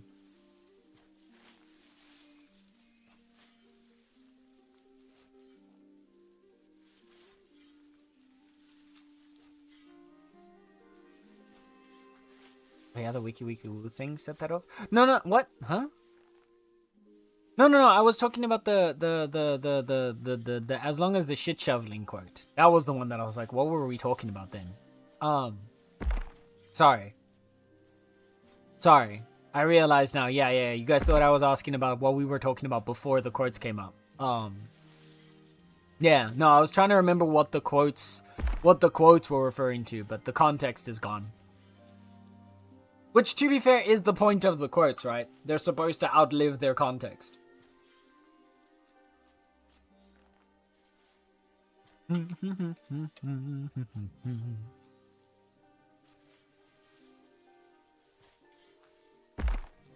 Oh, bro.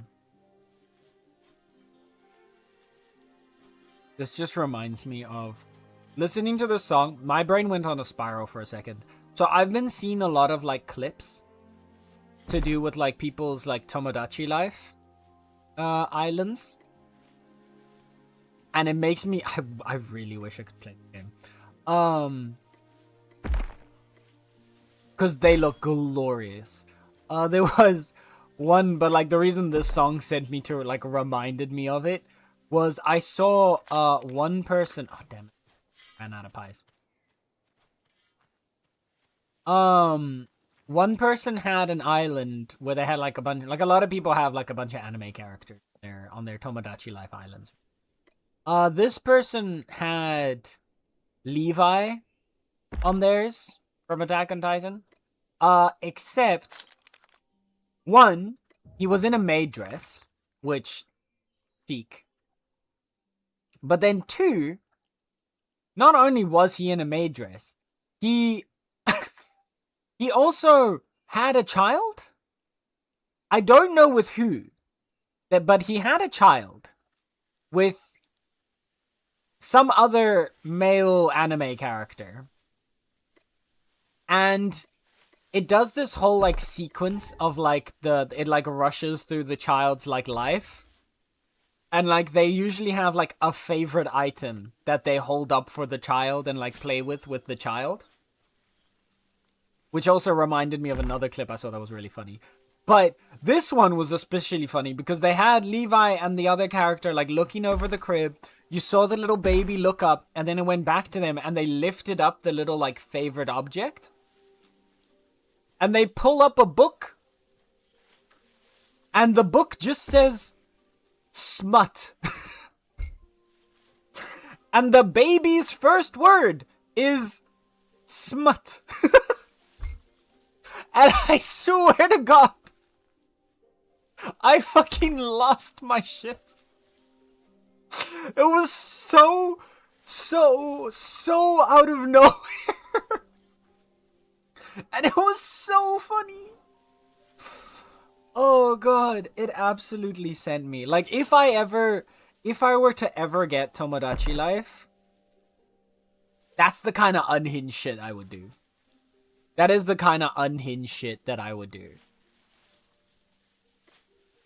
I honestly kind of want to get it for that exact reason. Like, could you imagine the kind of magnificently unhinged shit we could come up with? Also, hi, Annie. Ooh. Of course you get summoned by the talk of Levi and a maid dress. Of course.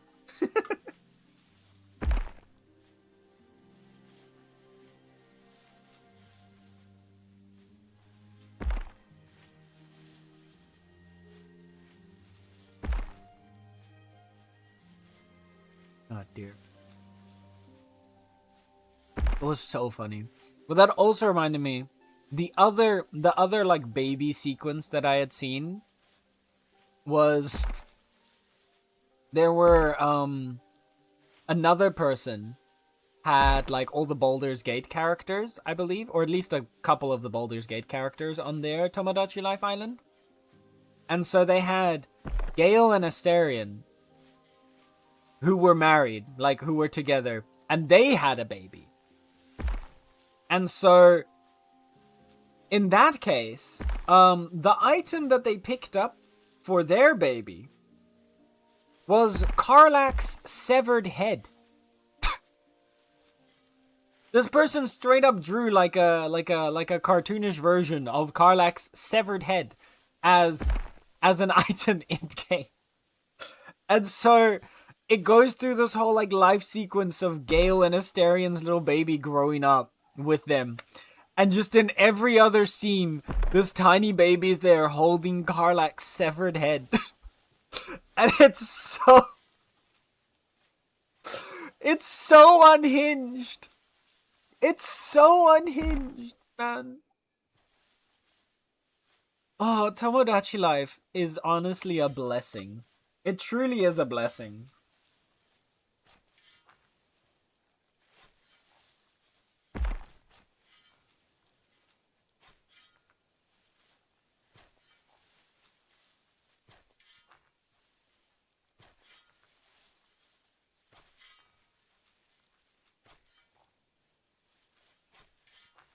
God. Your newly found art skill will help you create characters for that game. True. Chat. The question would be though, if we would have a Tomodachi Life playthrough on stream, right? How would we do it? Like what would the theme of the island be? Like, it would obviously be gay, right? That is like, there's no question about it. Hi, Gabe. How's it going, Gabe? Are there bears in that game? I mean, technically, you could turn someone into a bear. I think I have seen someone who had Freddy Fazbear on their Tomodachi Life Island. Because, like, the way it works, like, you know Mii's, right? You can make Mii's, but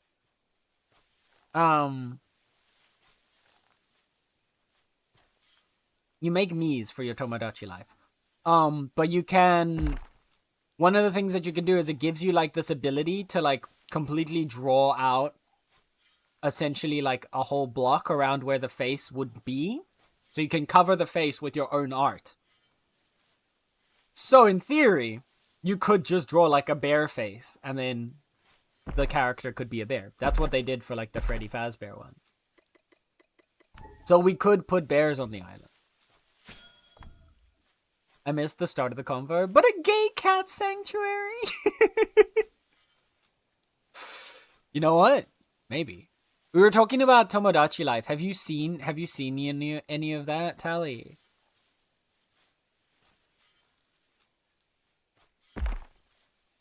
Have you seen any of like people's playthrough? Another one that I saw that was really funny. Another one that I saw that was really funny was someone was also using like the custom art thing, and instead they did the whole blocks of they did different maths formulas and like mathematical equations. And so in this clip, they were like, guys, I think the quadratic equation has like has something going on. At which point it led to the quadratic equation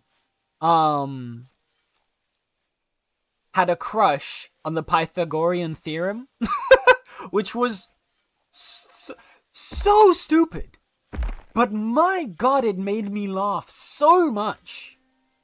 That game is so good at just freaking All I know about that is that it looks like Animal Crossing, but yeah, so it looks like Animal Crossing, but with Mii's, and you can customize it. Like, it has, like, very intense customization.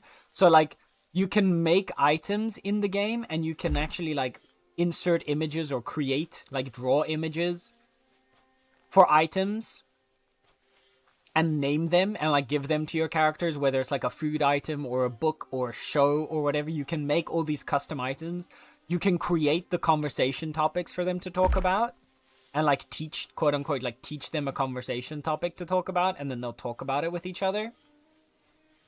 And so you can get the most unhinged shit coming out of there.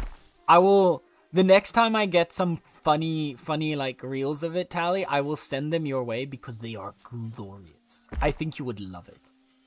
It always devolves into, hey Linda, have you heard about the Geneva Convention? And then Linda says something like, is this related to our conversation about war crimes? If you can get Koro Sensei, we could definitely get his face. He'd have to have a human body, because I don't think you can customize the way the body looks, like, to that level of detail. But, like, at least enough that we'd be able to get Koro Sensei's face, for sure. That would be very funny. Oh my god, Ruby! 158%! Also, hi, Ping! Why didn't Twitch give me the notification? Oh no, Bean! Sorry. Sorry, Bean. But you're here now, at least. How is Ping doing? How is Ping today? You're having a good day, lovely. 63, solid. Gabe with the 13. Oh no. Oh no. I love. Oh my goodness, the gay scores are crazy today. Ruby's at 158, and then second place is 68%. Like, that's an insane drop. Dying of like a gay. How the fuck is my weak as fuck gay ranked 4th? I know. We have not had a strong showing today. Oh, wait, never mind. Kaylin coming in with the 99%. I did love. Yeah, the Mau Mau one was also beautiful. Someone had, Drink someone up. made Mau Mau. I will. There is about to be an ad break, so chat, take this chance for the ad break. Drink your water, stretch your muscles, and then we'll continue on this glorious topic. But someone made Mau Mau, and then they made a custom food item, which was deadly poison that will kill you. And then they just made a little clip of like holding it out to Mau Mau, but not actually giving it to her. And then like her little me was like constantly like reaching up and trying to jump and grab it. It was very fitting. I forgot to say, San, I finished First Light, single greatest video game transition of all time. Oh? Oh? That sounds solid. That's some high praise, Guzzler. And then 58% gay, rough.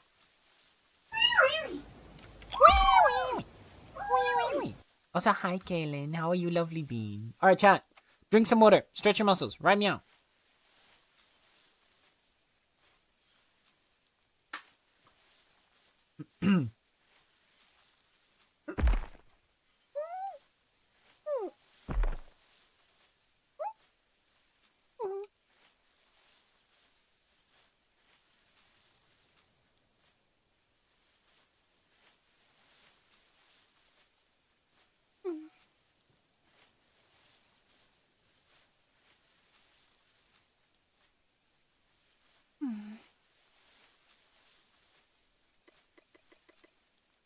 That was a nice trick.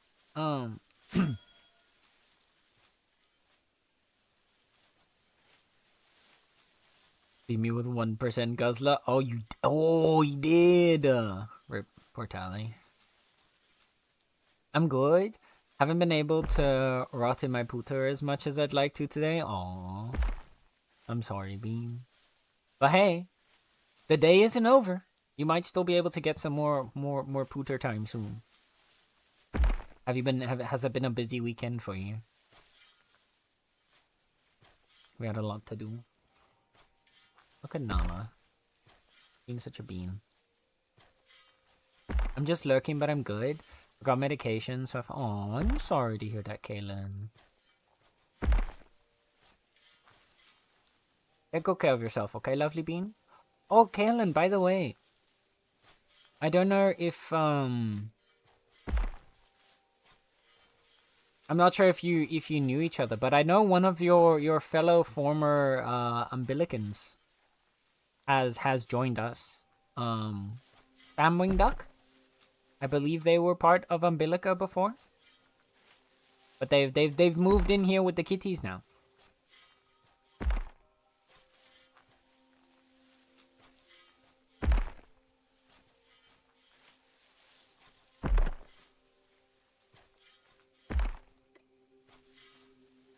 You saw? Ah, okay.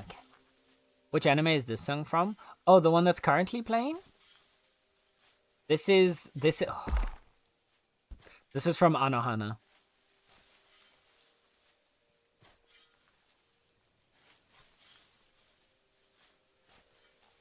This is from Anohana. Oh, bro, if you want to watch an anime and just cry, like be happy and also like so unbearably like sad, if you want to just constantly bounce back and forth between those two emotions, watch Anohana. Oh my god. Oh my god, that anime, it's not okay. Fantastic, yeah. Like, just listening to the song, I get goosebumps every time. Every time. Ask anyone that has watched that anime. It is beautiful and it is so fucking sad.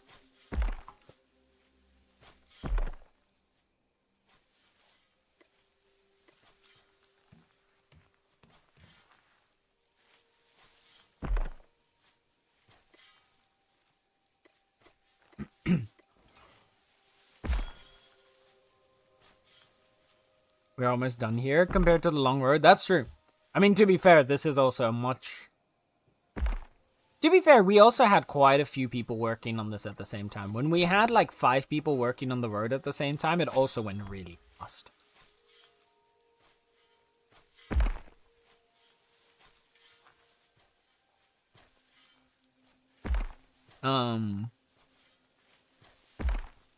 Nala keeps me going. Nala keeps all of us going, man. Nala is the reason why I get out of bed in the morning. Although usually only is also the reason why I get out of bed like 2 hours late in the morning. But, you know. Fantastic. Anohana mentioned Ragey. Ragey. It's such a good show though. Like seriously.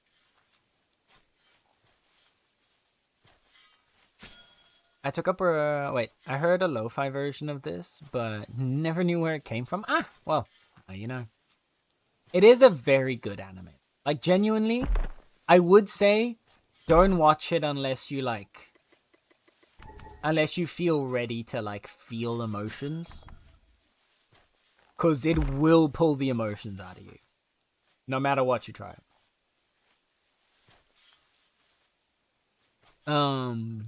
I took up responsibilities to keep Umbilica going for now by supplying watchtowers and claims.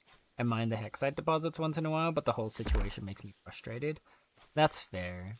I guess it's better than disappearing without a word and deinstalling. Oh, goodness. Yeah. Still, that does sound like a lot of... Are you the only one keeping it going now? Like, managing all that stuff? Because that sounds like a lot of work, Kaylin.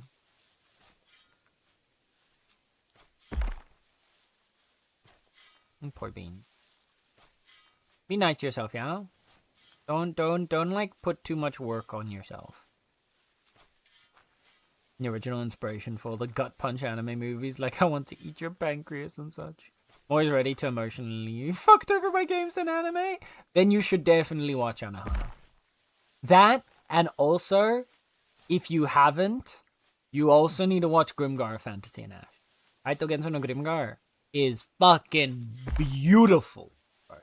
I will never stop singing praises of that anime in particular. Ping, have you seen Grimgar?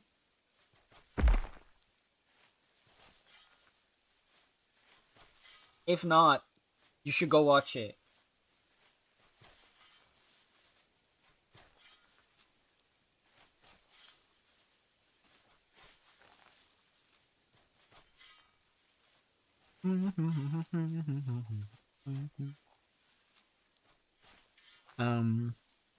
We're 3 people to manage it. Oof.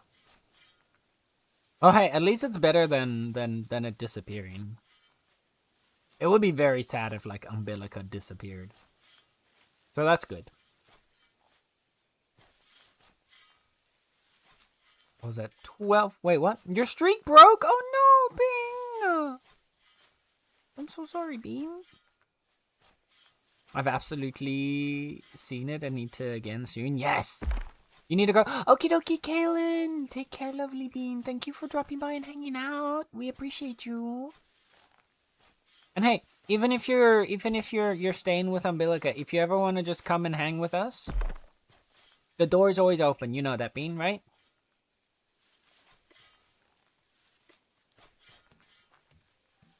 But take care, lovely.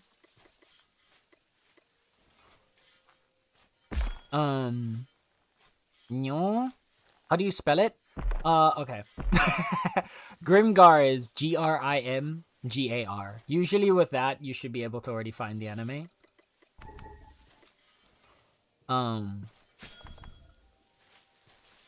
But if you want the whole romanized anime title, just let me know and I'll type it out for you.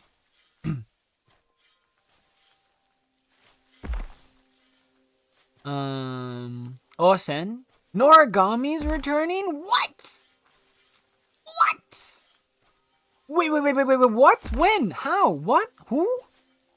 How did... What? What? Oh god, Oh, Ruby. What's happening? How is this? Season 3 is actually happening? No.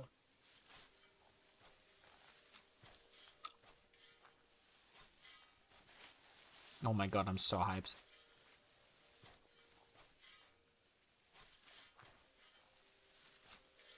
I'm so hyped. Oh, that one? You have watched it? Okay. I just feel like a lot of people need to see that anime because it is so beautiful. And in the same way that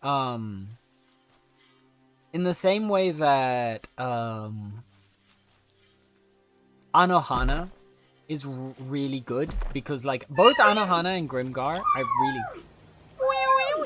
Hi, Plus. Also, hi, Sokor. What is this terraforming happening for? We are working on the new housing district. This is going to be our housing district up here. What the hell is happening? Yep. We're building the housing district, baby.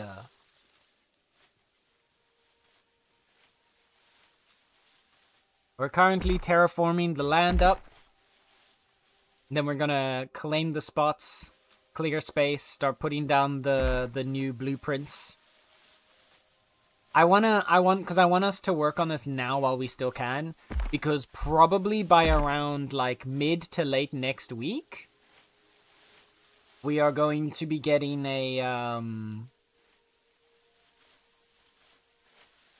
we're going to be having the plans for the temporary region and how we're going to divide resources between the groups that are working together.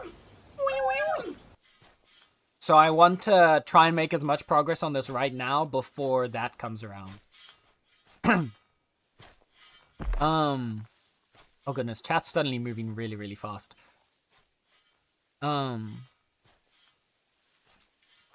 think I sent you something. If they change the art style of voice actors, I will be very upset.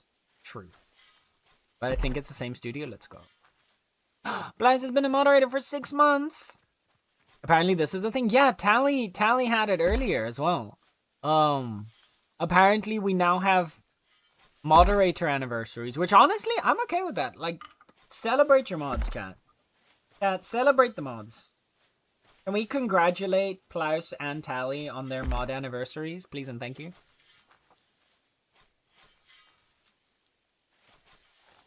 For their many, many months of making this a comfy, cozy, magnificent place. Thank you.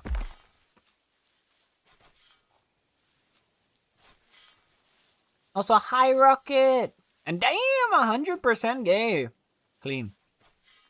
Clean. Matt had one the other day for like 42 months. Damn. Let me need to get... Yeah, I also need to get my sailing up. That's why I want to get this down now, because then from there we can move. I can move on to any other stuff. Plow 76, solid. SoCar 10! Oh no! Rip. Rip.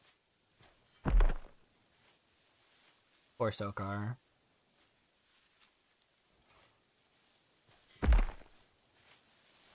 That's not his name. Yeah. So Pit, the way the pat works, the pat works for everything that you type in afterwards.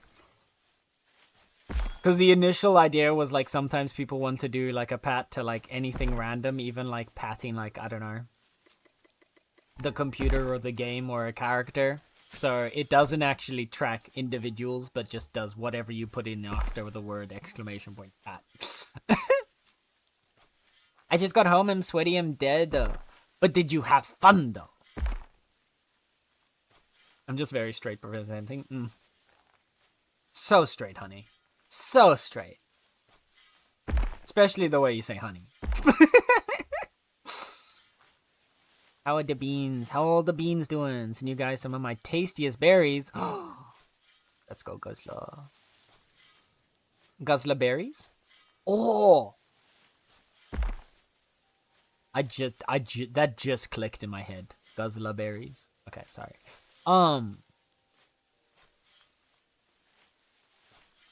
Oh no, Plows. God, I didn't hug a tree on my way home. I'm also glad you didn't hug a tree on your way home. Only hug the tree when you get home. Yeah, Nala just hopped down. I saw. I was checking to make sure that she was leaving the room before turning it off. Because sometimes she jumps down and then she jumps back on. But no. Nala doesn't want to let you see her anymore. Sorry, chat. Pat the real bears. See? Yep. Pat Lysa's left thumb. Left hand thumb.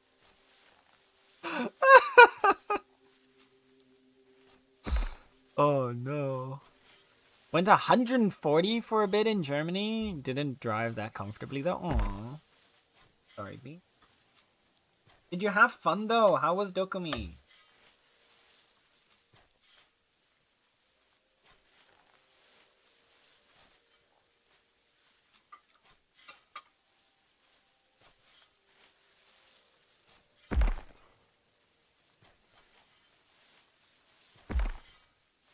Oh yeah, if anyone still wants some Hi, Rocket! If anyone still wants some construction experience. There's not a lot of terraforming left, but yeah.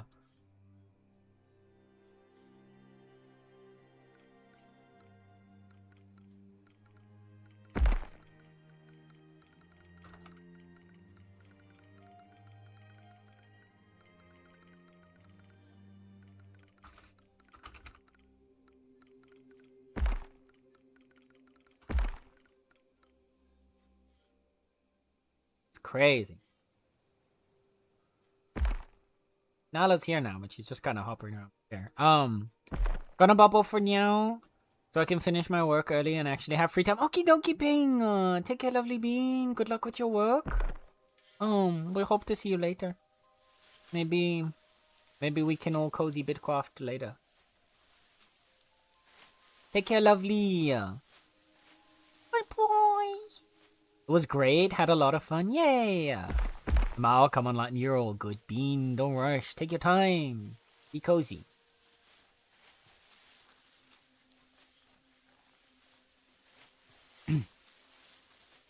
Why are we elevating the housing? Worried about floods?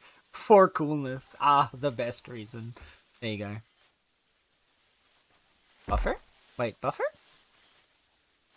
Are we buffering?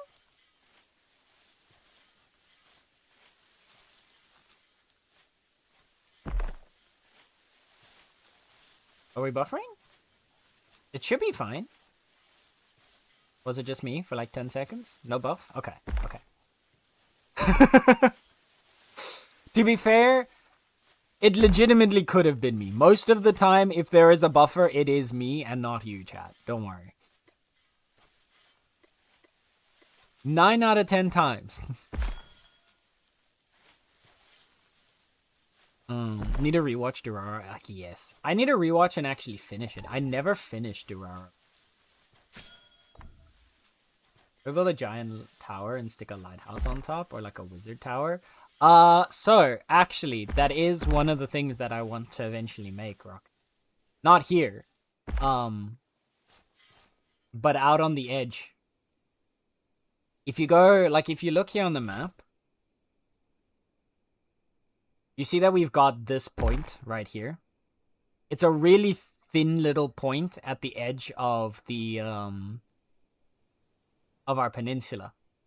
Right now, there is no tower-like building that we could use for a lighthouse. But if we ever get a tower-like building or a wizard tower or something like that, I want to raise up the terrain over there as well and then put a tower on top of it to look out at the sea.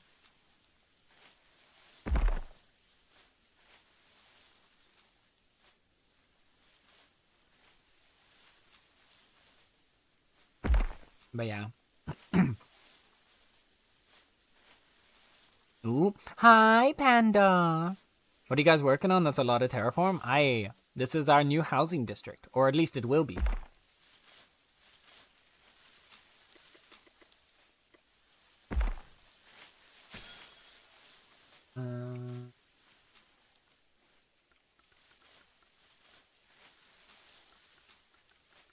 Ramp.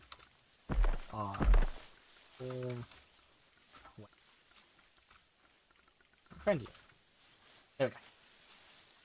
But yeah, we're working on our housing district. I've been wanting to do this for a while. Now that we've finished our tier 5 upgrades, we've cleared the area, we're terraforming it all up, and then we're going to start putting out the blueprints and designing our new housing district.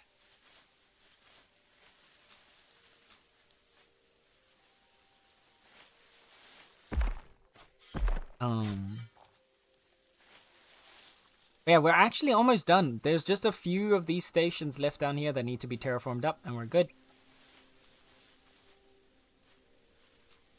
How you doing today, Panda? Okies, look for dinner time. Have fun. Okie dokie, Ruby. Thank you again for the raid, lovely, and hanging out. It was fun getting to hang out with you again. Appreciate you being. Take care. Bye-bye. Mwah.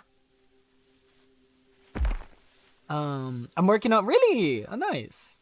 Yeah, I wanted to, because I want to have a nice place that we can, like, also future-proof our eventual housing. So the idea is going to be that we're going to have at least, like, 1 or 2 of the exquisite large houses. And then a couple of the smaller, houses. And maybe 1 or 2 of the tier 4 ones as well. To get, like, a nice little, like, district over here. What's the plan? All these terraforming plots need to go up to 37. Just to 37.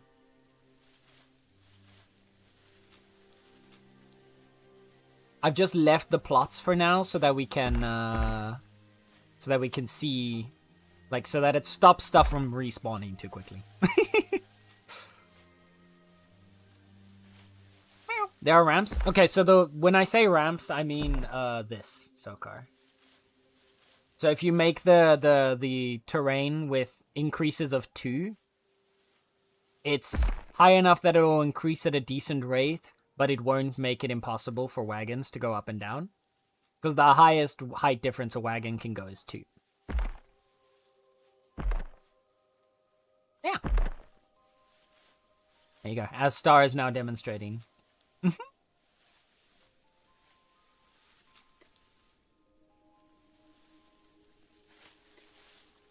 Yeah, if you want to make, like, height differences in your claim, just try to make sure that you never have a bigger difference than 2. At least it's somewhere. Then it'll be traversable for wagons. Carts can go at a higher difference, but wagons are usually the one that people will use the most when transporting a bunch of cargo around. So you want it to be as wagon-friendly as possible. And you have 50 construction? I do. I got 50 construction from our roadworks, to be honest. It is really nice.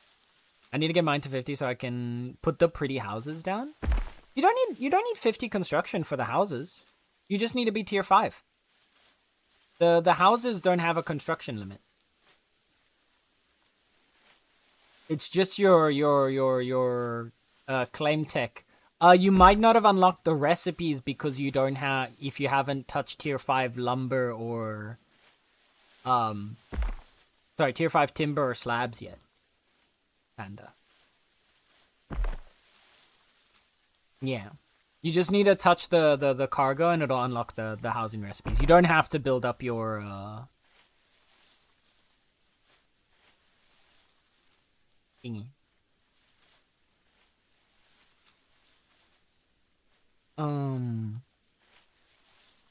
Nope. Get this last one up and we'll be good to go. I have a whole hill planned out. I'm gonna put a bunch of... See, now that we've got it elevated and separated, I'm gonna look into planning how we're gonna design it. There's a part of me that wants to have a 2-tiered design, but I don't know if that's gonna be possible. So we're gonna look, now that everything's like separated, I can look at it a bit better. And we can figure out whether or not a 2-tiered district's gonna work, or if it's just gonna be a single tier. It might end up just being the single tier. We do potentially have 2 more lines of hexes that we can lift over here if we need to expand it a little bit more, and then put a ramp to like maybe have a raised side over here.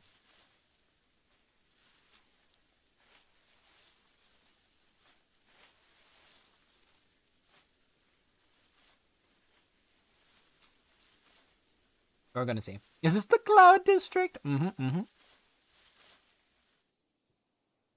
the thing is, now from here, you get a really nice view of the entire claim. Oh, so nice. It'll look really pretty. I can't wait to see. If you ever need help terraforming, you know who to shout.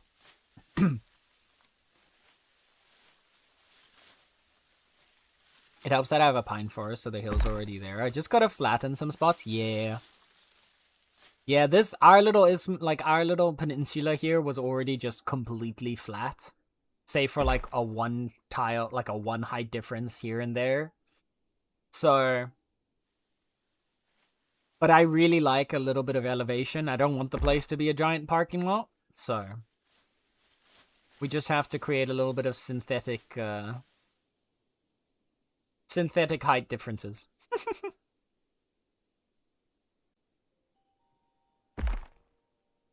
Asphyxia, so Tokyo go, yes. This entire playlist is anime openings and closings. We pave paradise and put down a parking lot. Yep, that's what we want to avoid. We don't want to turn this entire place into a parking lot.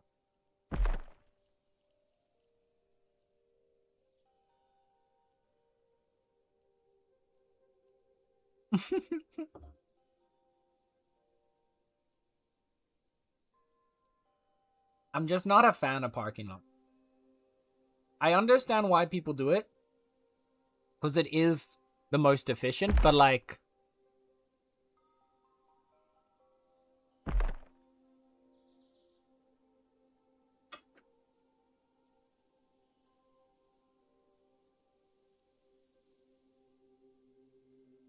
It's super efficient, but it's not pretty.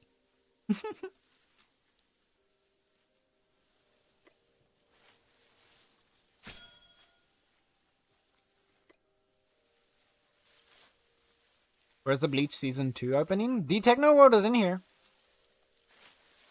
This playlist has... In defense of the playlist, it is 101 songs long. With almost 7 hours of music at this point. But the Techno World is in there.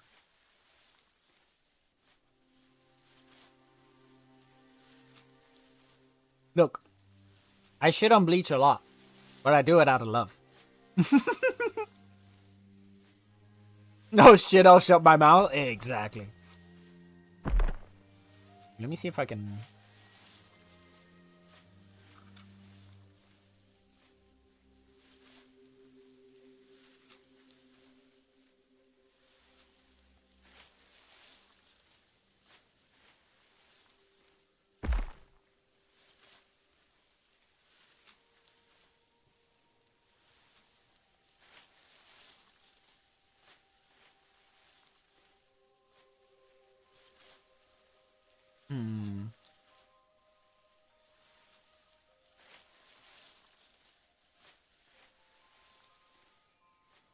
Let me see if I can find it here.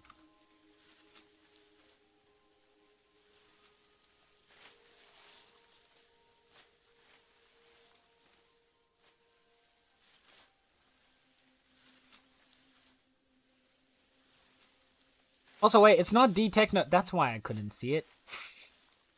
It's D-Techno Life. Not D-Techno World. It's Uberworld. It's D-Techno Life from Uberworld. Damn it, Panda. You threw me down the wrong chain. How could you do this? Fuck, I smacked him.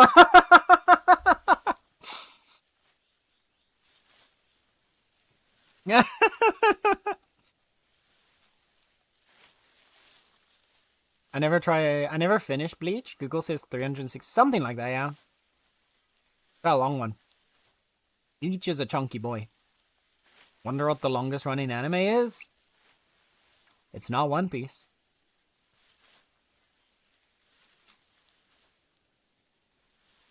Does anybody know what the longest running anime is? Because it's not One Piece.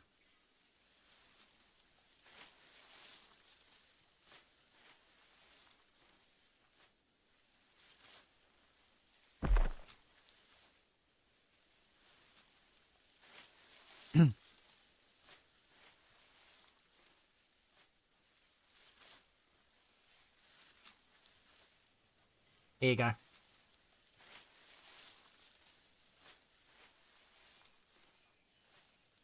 Whoa. Start jamming, chat.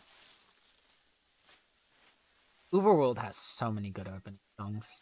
Like, they did so many good openings for anime.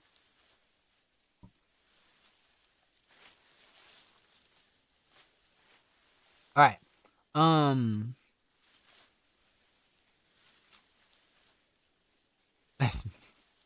You're lucky I got 3 of the words. That's true, that's true. You did get most of it right.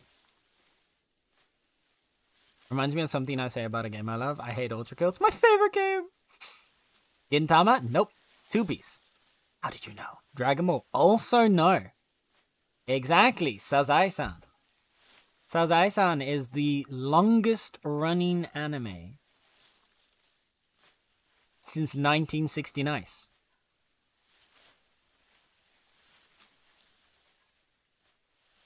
Yep. And it actually has, like, Guinness Book of Records. Like, it's actually in the Guinness Book of World Records for the longest running animated series.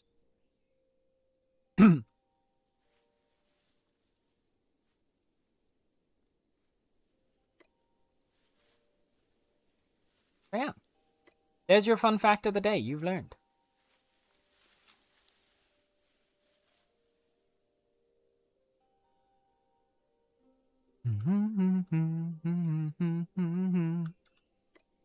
Oh.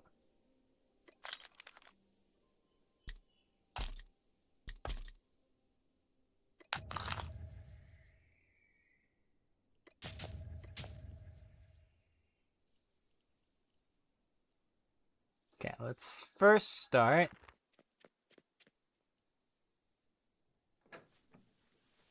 Look at him go! He spin. He is blouse, he spin. So our first thing that we're gonna do is we're going to do our pillar shape. Oh, it's frickin' potter's mix, not clay. I'm an idiot. I'll go dance here until I'm back from shower. Okie dokie, blouse!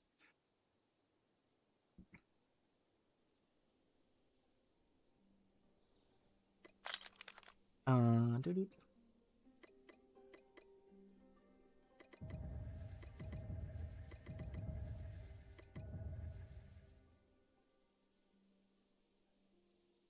Okay. How have I never thought of saying 1969? So sad. So sad. It's okay. It's okay, Gabe. We all have things we need to work on, you know?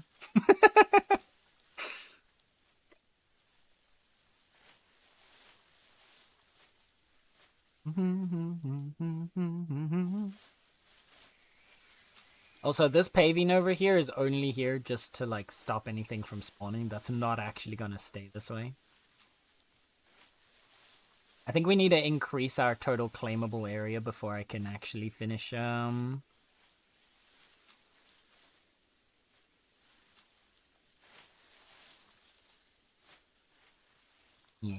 I could have sworn it was Gintama. Gintama is, another, like, very long-running popular anime, but it's also not the longest. But it was a good call, because I believe Gintama is longer than One Piece. I think. No, it's not, is it?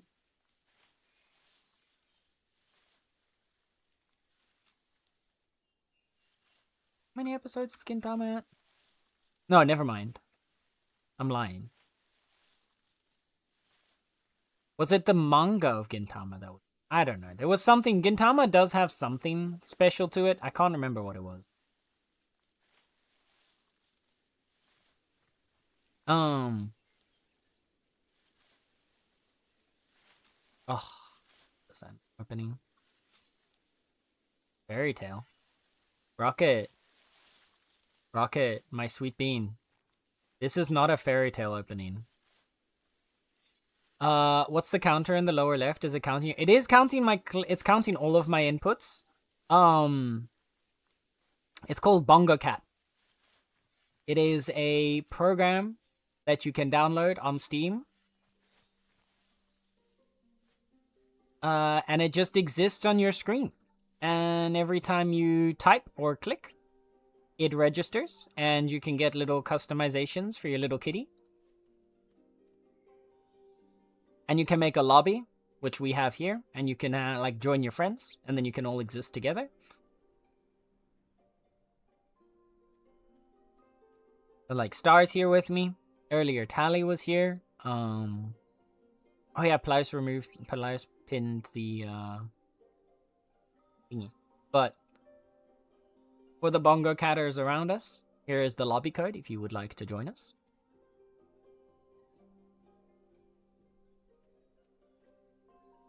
Oh. Wait, no, this is Soul Eater? Exactly. You silly little bobcat. Oh, tonight.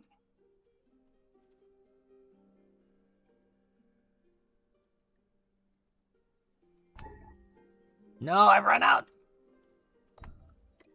Which one did I run out of, though? Both! Oh, shit. We need more Potter's mix.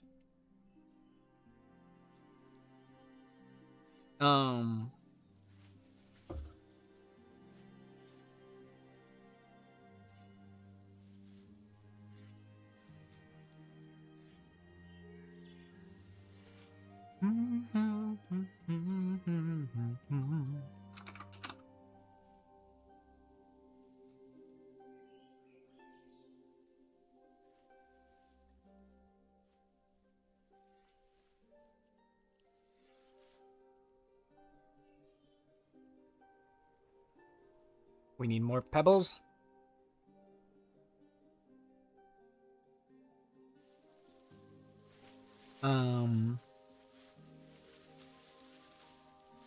Do not alt tab to Bongo Cat? Wait, what? What are you trying to do?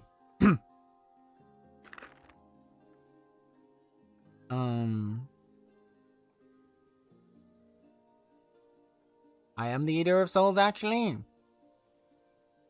Yeah, but you don't do the cute, funny little that they do in Soul Eater. When they eat souls. I don't know why my brain thought this was the opening for the fairy tale arc with the clock. Do you mean the Grand Mag? Oh, you wait. Which arc with the clock? Do you mean the Grand Magic Games? Or sorry, the one that came after the Grand Magic Games, technically? The time traveling one? The one with the opening on the clock. After, yeah, the time traveling one. Yeah. No, that was Strike Back. That's. Oh, it's actually like 2 down from here. Alright, I'm gonna skip this one just to get to it. That's this one.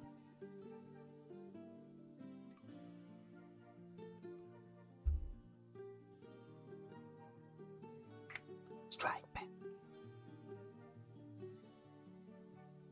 I love this one so much. Boost it. There we go.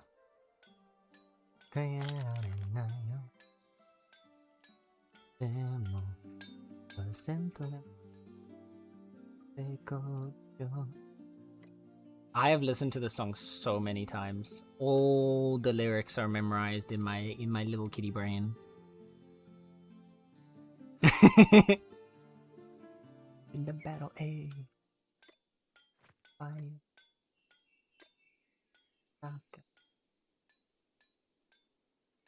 Oh, alright, we actually need tier 1 start.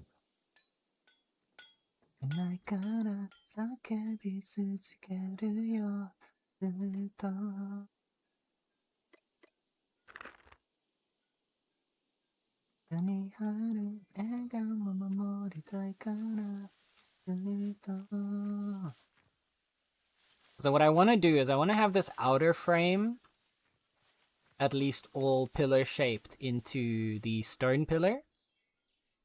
You know, as like the foundation for this raised terrain. But then in the center, I still want to have some grass. Because I want it to be, it's supposed to be a nice little living area, you know? But okay, we need some tier 1 stone. Oh, shit. Actually, I think if I just... No, I should clear out my wagon.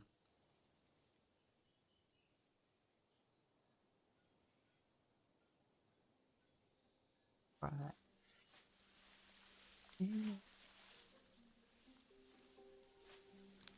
It's such a good song, man. Okay. I want to say it was time travel one, but technically there was more than... That's true. There was more than one time travel arc. However,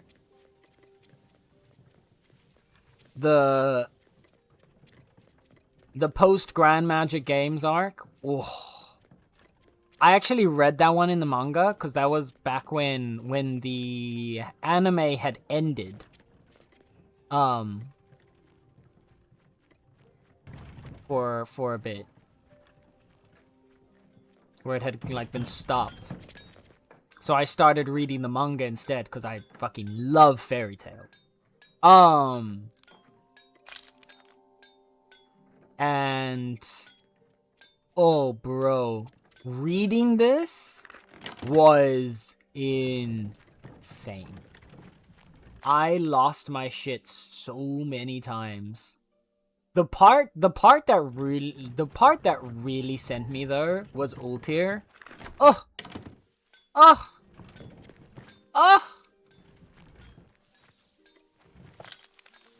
And the part, I was actively crying. Okay, spoiler alert.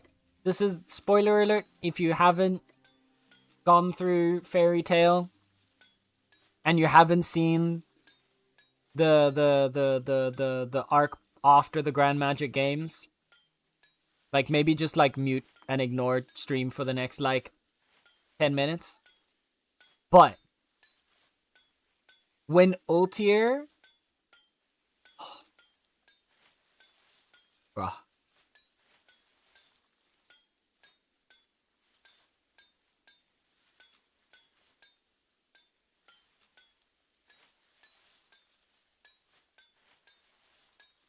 Sorry, I'm trying to remember, what was the spell called again?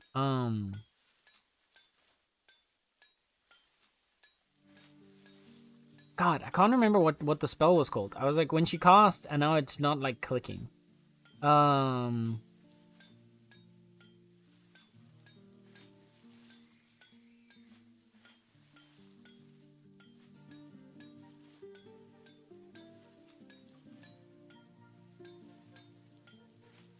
Was it just Arc of Time? No. It had a specific name. I can't remember. But in any case, when she casts, yeah, when she just like so the way that the manga ends it, okay? So the way that the anime did it, the way it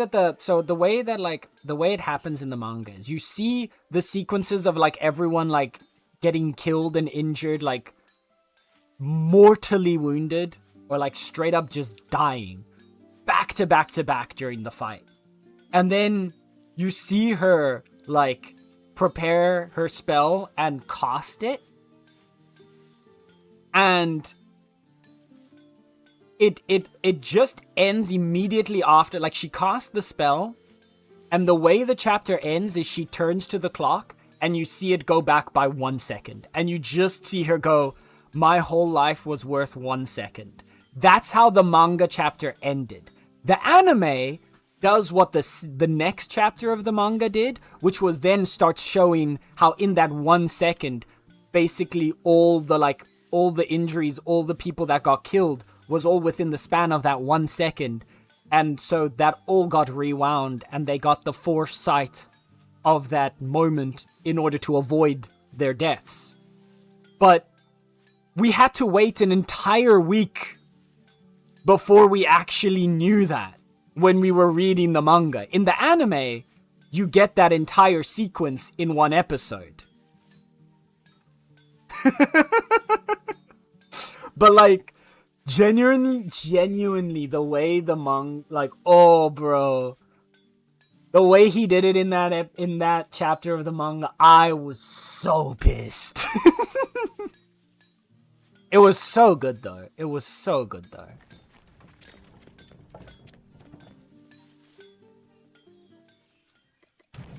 The thing I hate and love about Fairy Tail, of course, every single important thing happened in that 1 second. Oh yeah. No, 100%. That is like, but that is Fairy Tail in a nutshell. It's the one, like, the biggest problem that I had with it, like, I had a couple problems with it. The other one was like, yeah, in terms of like, for everyone's perspective, Ultier disappears after that. So like, none of the characters know where she is. But like, again, when it initially happens, it gets played as if she, you know, actually fully sacrifices her life and dies in order to rewind the entire world by 1 second, which in turn ends up saving like all the major characters' lives. And while personally, like, I understand why they didn't kill her, the one thing that I did have with Fairy Tail is like, they never kill anyone. Not a single death. Every single death just gets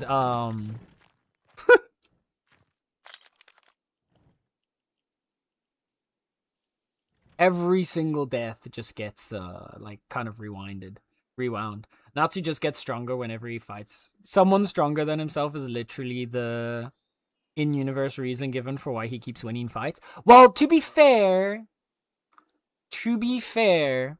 that does sort of, I mean, it like gets kind of posthumously like explained with END, but I do agree though, it is still kind of like, yeah. The thing with Fairy Tail, right, is Fairy Tail, I'm usually a big stickler on like story quality and like writing and stuff like that. Like I have shat on many shows for their writing. And Fairy Tail does a lot of the stuff that I've shat on other shows for. However, Fairy Tail's my guilty pleasure anime. Fairy Tail gets away with it. Is it fair? No. But it is fairy tale. It's just too good, man. It brings all the happy emotions, you know? My brainwaves like it. Of course it's fairy tale. Exactly. I'm glad you picked up on that. Thank you, Rocket.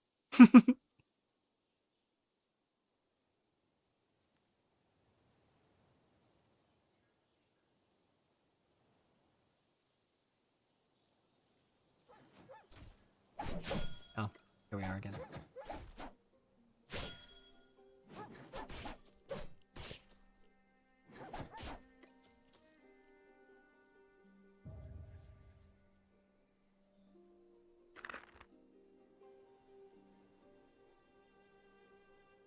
I come for rocks. I see many rock there. I'm going to smack many rock.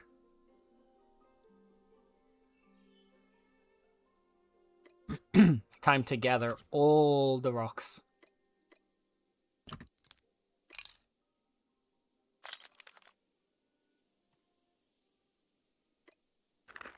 I didn't bring any other food, but it's fine. Do I do cart? Do I do wagon? I think I'll do wagon. And just gather all the rock here.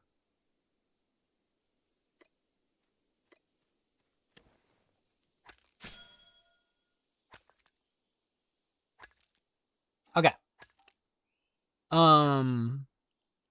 What were we talking about? I got distracted again. Help. Oh, yeah.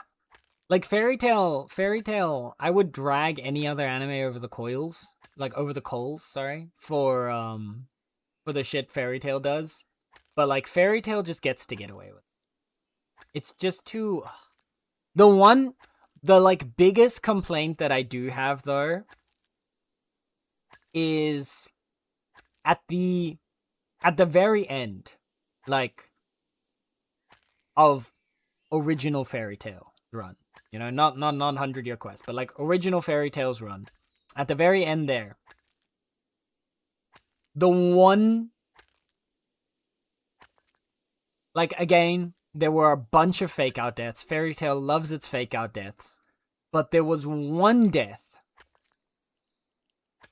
that then, like, was basically set in stone and then reversed in the very, like, final episode. And I wish they didn't do that. And again, spoiler, if you haven't finished the original run of Fairy Tail, don't listen for, like, the next 10 seconds. But that's Makarov. His death in that final arc was such a beautiful, like, perfect, like, moment for his character as, like, the father of the guild, you know? And having Zeref and Mavis disappear and that, like, bring him back, it just, like, I'm happy that he was back, right? Because everyone loves him. He's amazing. He's such a good character. But I feel like his sacrifice really meant, like, so much. That it would have been a much greater justice to the character to not reverse it.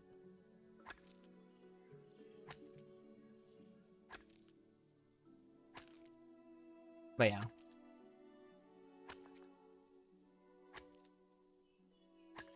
That's my big yap on Fairy Tail. Sorry, I can talk for hours about Fairy Tail. So I will try to contain myself. Also, chat. Before it gets too dark, look who's back.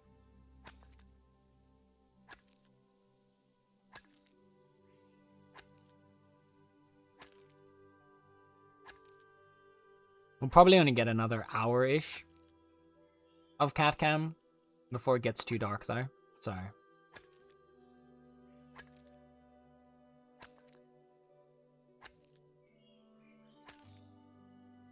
Enjoy it while you can.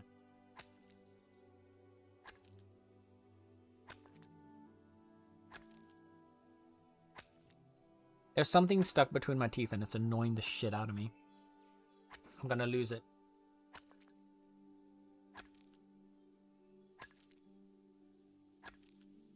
Ah, there we go.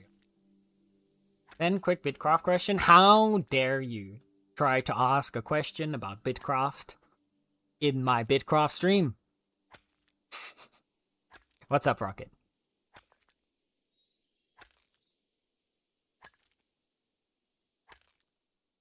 What's up, Bean?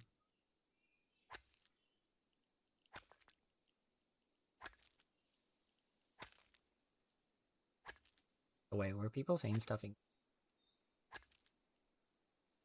Ah, no. Okay.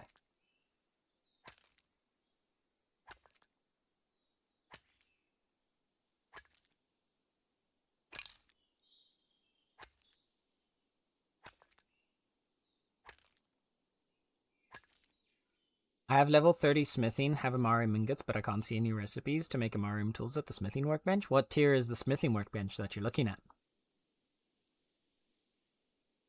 The stations themselves have tiers.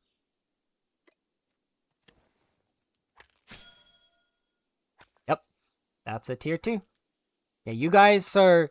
Sokar has upgraded your claim, has like unlocked tier 3 claim, but so the way the claim research works is you've got 2 separate sections to it. You've got the initial claim research that brings your claim up to said tier, which costs a few... I can't show it around because my character's in front of it, but let me disappear for a sec. Bloop. So you've got the initial research over here, which costs a few codexes and some supplies. That unlocks the tier, but you've got the township upgrade, which actually allows you to build the workstations at that tier, which costs additional codexes. Right? So at tier 3 here, you had 1 codex to unlock tier 3, but you need another 9 to unlock all the stations. And then you need to build the station, which will then cost tier 3 materials to build. Oop. Yeah. So currently what you could do is you could bring your stuff over to like the Meownicipality, for example, and make it there. Or I believe... yeah, Siren's Cove also already has upgraded stations. So you could go to one of the other places where the stations are already upgraded to upgrade your tools. One thing that I used to do when I was upgrading my tools was I would go down here to Concordia to upgrade my tools before like we had the stations at the tier required. But yeah. You can just bring your supplies somewhere to upgrade your stuff. And I would say overall, it's generally better to upgrade your tools as soon as you can instead of waiting to get your claim upgraded. Especially if you're getting ahead of your claim's tech level. Which if you tend to focus, like, will tend to happen. Especially with smaller claims. Because higher tool level means more power, means gathering better and faster. Lets you just do everything more efficiently.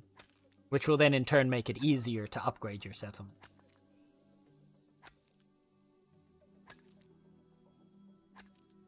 I'm almost level 40 carpeting, so... oh yeah, no, there's a middle ground, right? Like, you don't necessarily have to be fully up to date. Like, if I look over here, okay, I did have a tier 5 fishing rod, but I traded that to Tally, because she had... like, she's our main fisher, so I'd rather she have the better rod. But, like... now here as well, like, my pickaxe is tier 5, despite being level 70. Forest axe is behind. Carpentry, saw is behind. Like, a lot of these tools are behind. One of the things that I would say is... generally... you want to at least try to get your tools to uncommon.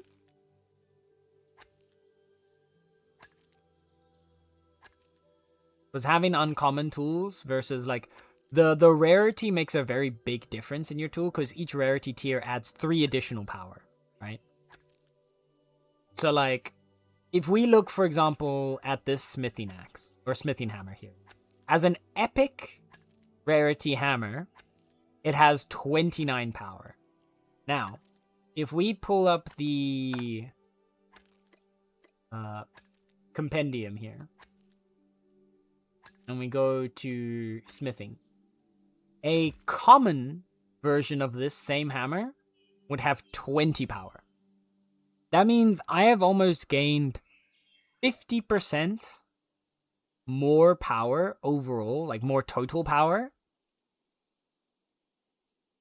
just from having, I mean, technically it's 45%. 45% total power just from the rarities going up. Now, when you take into account that your starting power is 12, right?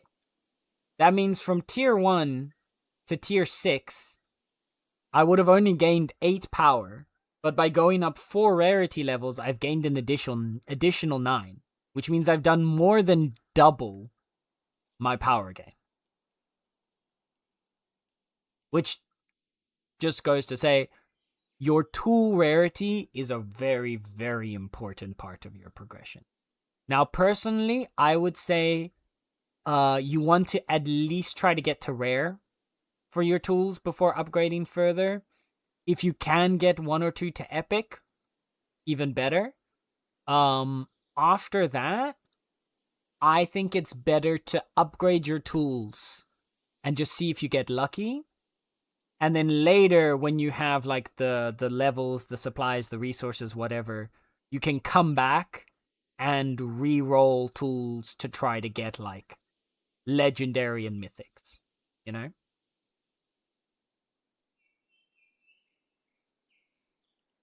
But that's just my personal like stance when it comes to upgrading tools. I don't know if that's the best way to go about it. I think there are also some people that have been trying to already roll for it.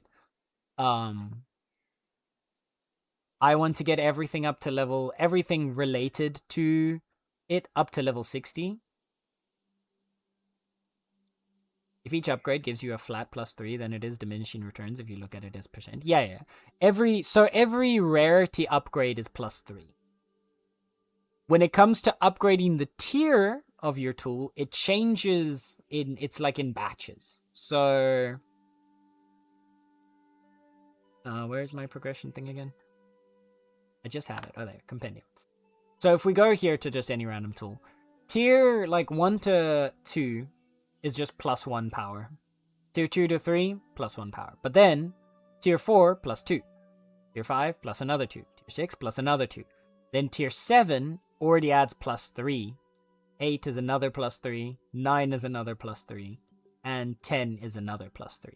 So tiers 7 through 10 give as much power increase as a rarity. But that still means that upgrading a rarity is still equivalent to or more than an entire additional tier of power, depending on which tier your tool is. So again, taking into context, a common version of a tier 9 tool would be 29 power, which means my tier 6 epic has as much tool power as a common tier 9.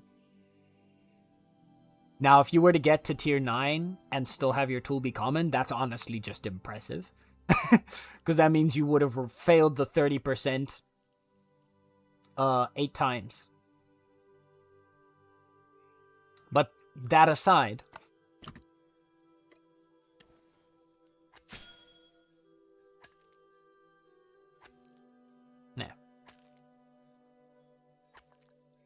yeah, it's really up to you on a personal state of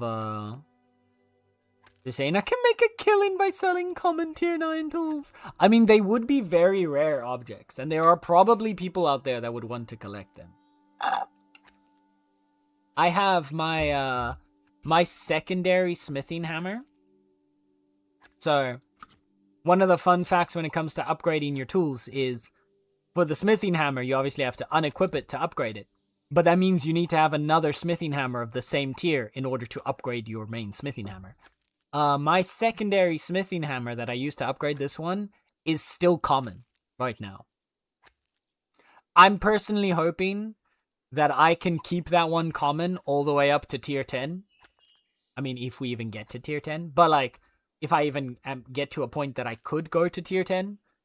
But if I can, I would love for my secondary hammer to be a tier 10 common. That would be phenomenal.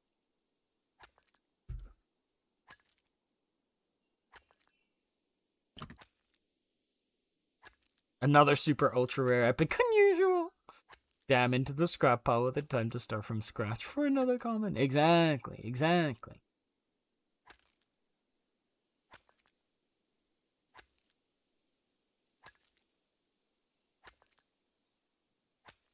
The darkness is slowly consuming the cat chat.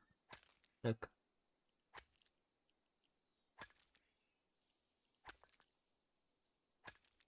Nala is slowly fading into the darkness. He is becoming one with the void. Void kitty. Ignoring me now. My baby hates me. What am I supposed to do? My baby hates me.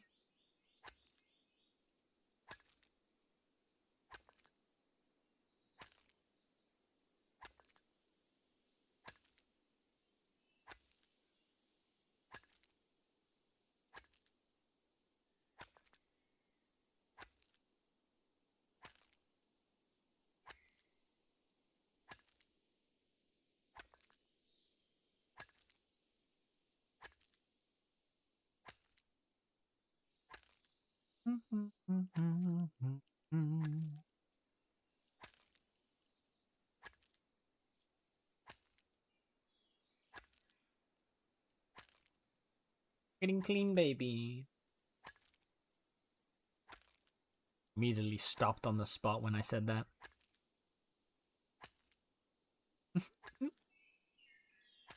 God, how dare you talk to me? Leave me be.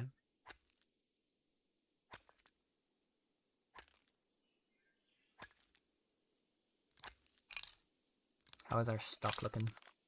I also need to upgrade. Okay. What I also need to start doing this week. So tonight I'm probably gonna go on a side for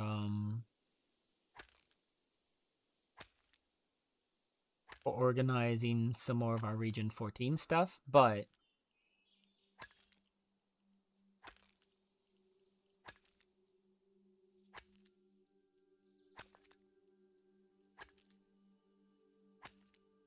yeah, I want to organize the thingy. But yeah, this week, basically this week, I'm going to try to see if I can, one, get all the blueprints and stuff down for the housing district. Get the basics set up for it. Two, I need to get my sailing up to 50 so that I can get a clipper in time for the Uncharted Isles. And then three, ideally get my wagon upgraded as well.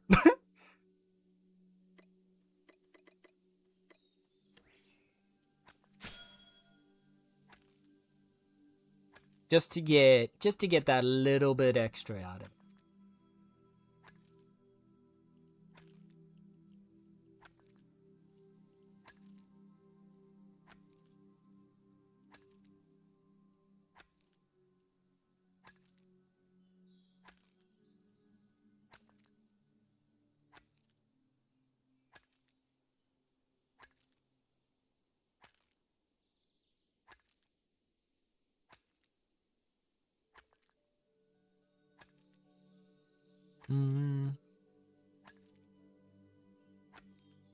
Haven't even seen a tier 3. Oh, if you're looking for tier 3 trees, by the way, Rocket, they spawn here.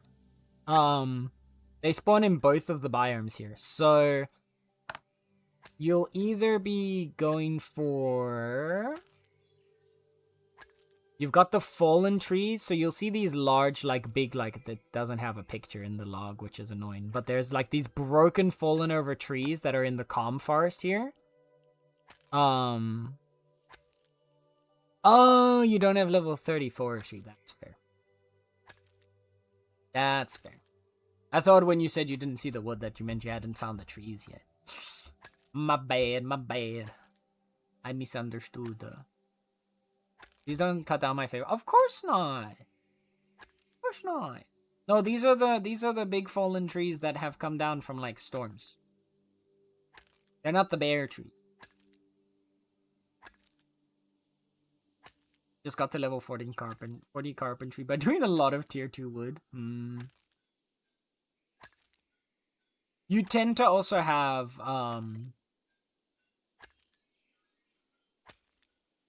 in a lot of situations, the processing, like the crafting profession, tends to outlevel the gathering profession. Actually, no. Sorry, no, normally it's the other way around, actually. Wait a second. What have you been doing, Rocket? How did you... Wait.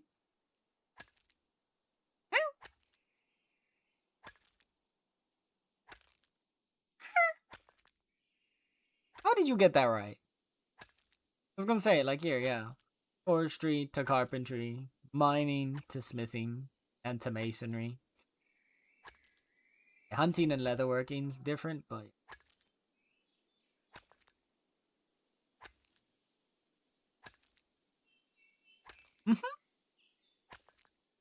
All of my crafting ones have out-leveled my are you just out here processing everything that, like, corn gathers? Is that what's happening here?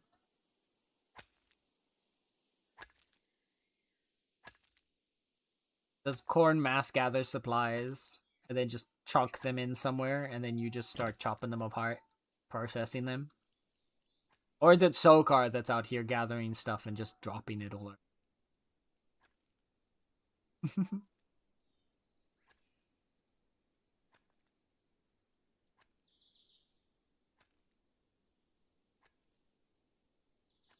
Hello, shooting star. Hello, shooting star.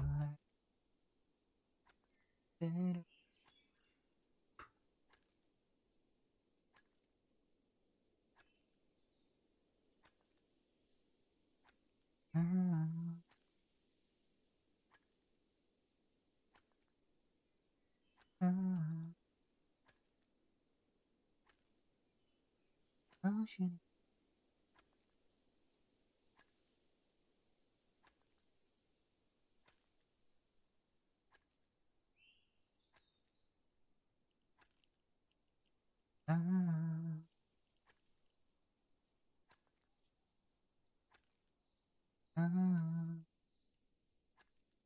Such a pretty song.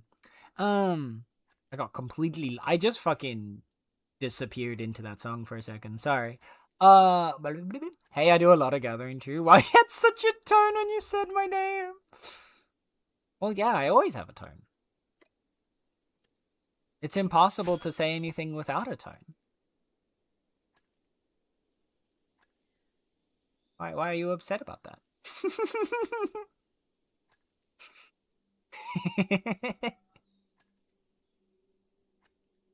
But yes, I also do a lot of processing. Fair. Hey, I mean, there's nothing weird about that. I've done that too. I used to have... That was part of, like... For me, my smithing was way higher than mining before.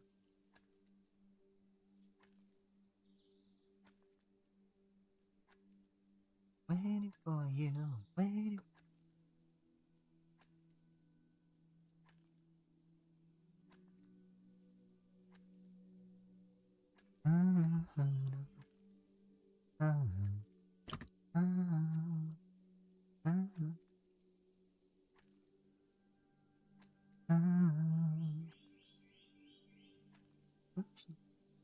Waiting for you.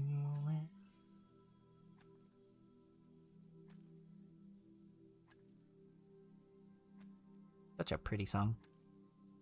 I'm like Carlos in the Magic School Bus. Everyone assumes it's me. But there is I mean, listen. Dokar? Are the suspicions unfounded? Is there no basis for these assumptions to be made? I feel like, sometimes you might go out on an adventure, like following the road, and then get sidetracked, mining away, like, multiple stone outcrops, just because they were in your way, and then just dropping that back at home.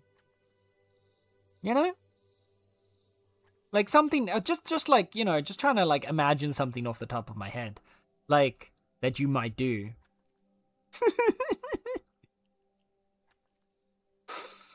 Also, I just started the chimkin farming. Why can these birds never be happy? Yeah. They actually buffed the chances. It's 40% now. It used to be 33.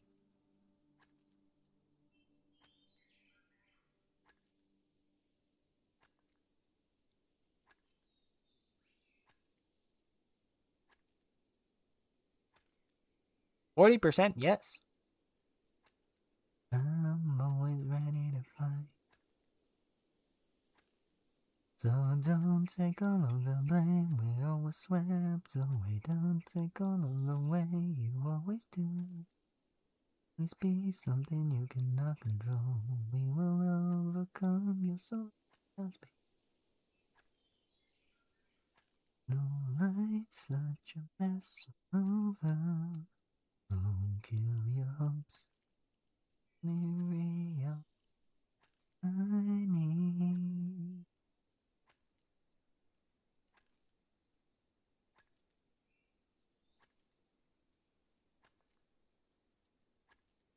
Every single one needed something. That's 9 times 0.6. Sorry, 0.6 to the power of 9. Well, no, you can't do to the power of 9 because they are separated instances, technically speaking. You could do 0.6 to the power of 3 times 3. Since each chicken would be instance back to back for themselves. But the group of 3 as a whole.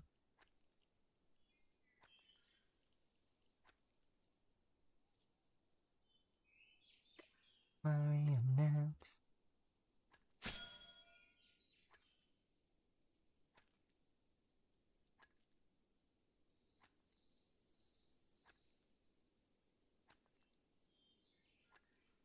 And then starve at the chest. True. I forgot about the starving at the chest part. That's my bad. I'm sorry, Sokar. That was very unrealistic of a scenario for me to create without starving. Silly me. I need. I'll be there. Hold on.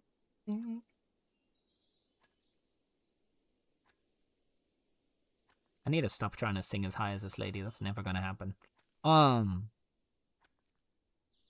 Each one has a 40% chance? Yeah. Correct. Like, I have 3 coins flipping next to each other, and each 3 coins, 3 times in a row, got heads. Yep. Too much math. Just know it's like flipping a coin and counting on getting heads 7 times in a row. It's a game of probability, so it'll happen eventually. Exactly. It's just an unlucky day, Rocket.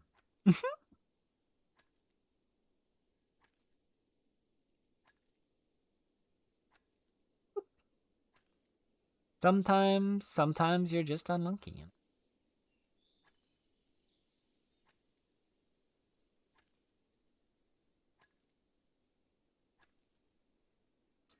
If you wanna fly with me, go ahead, fly with me. 'Cause all I wanna do is help you, man.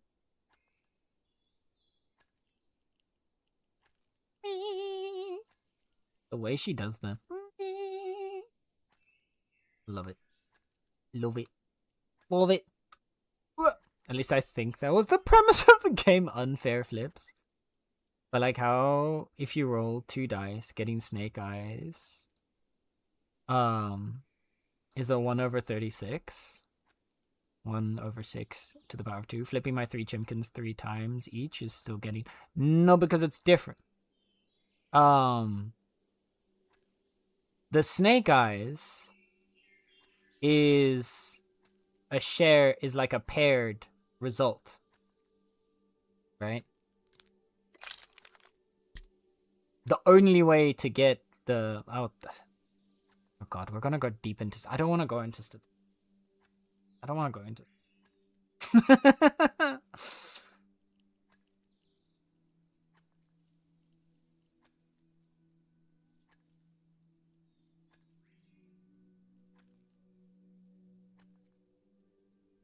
If I have 3 coins and I flip all of them, what's the odds of getting 3 heads? Yeah, but you're not flipping them to get 3 heads. You're flipping them for until one of them gets heads, right? Your goal is not necessarily for all 3 of them to get heads at the same time, but your goal is for one of them to get heads. Which is why it's an unpaired. Whereas Snake Eyes, in order to achieve Snake Eyes, you need to roll and get both instances to be exactly the same. So it is a paired roll, which is why they are pulled together. Statistics are annoying. I don't have the brain for statistics today. It's Sunday night. It's Sunday night at 10:30. I don't want to go into statistics today. Oh my.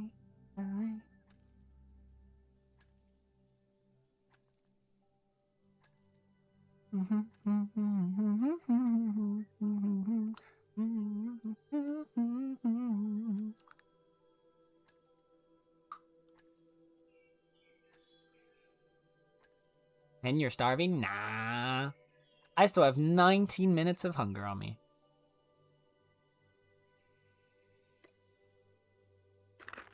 So I'm fine.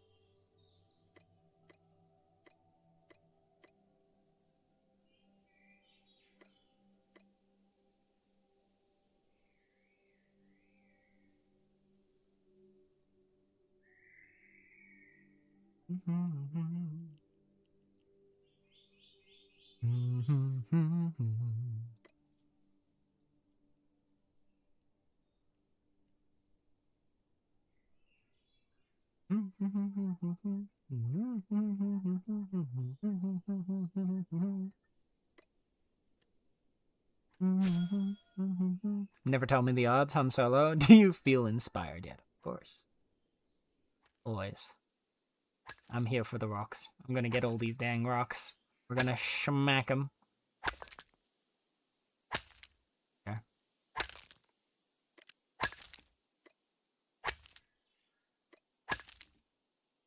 Ooh, wait, this is actually nice. Wait. There we go. Look at him. Look at him. I'm just here to look pretty and be motivational. Well, I'd say you're definitely exceeding on at least one of those.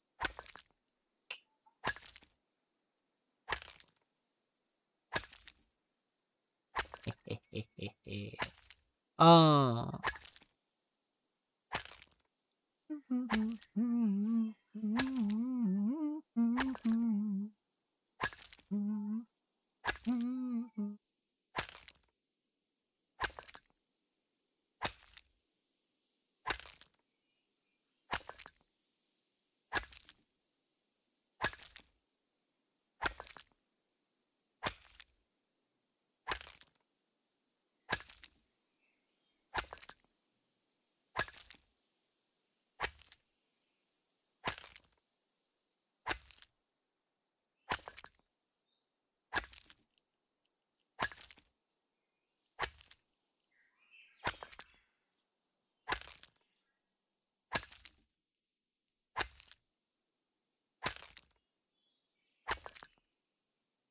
Don't put together a new outfit, Mike.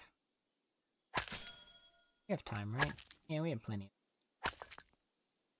See if we can find something new. Want a new cat outfit.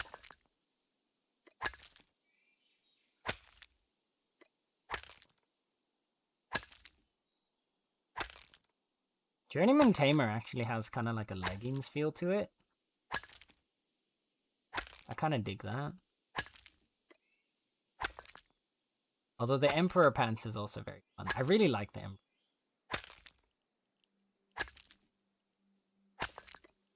But I don't know, could we find a pair of shoes that would work nice with the Emperor pants?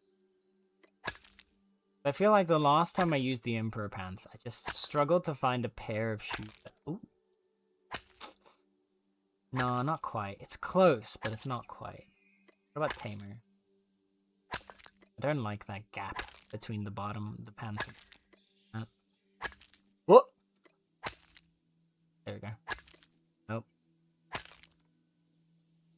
Gladiator's also kind of meh. Emperor. I don't like the Emperor's. Smith shoes? Very big. Clockwork? No. Miner? No. Armor? Also no. We could do the hunter shoes and just be barefoot. What if we go something with the hunters thing? That could be interesting. Go back to the grass sandals.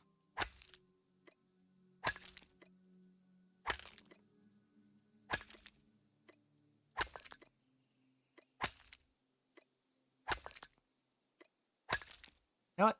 Let's see if we can put something together with centered around the hunter stuff. Find a pair of pants that works now. Does the taming one work? It kinda does. Foresters is also not too bad.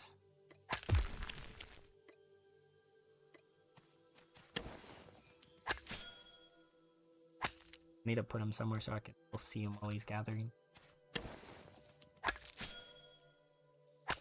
No.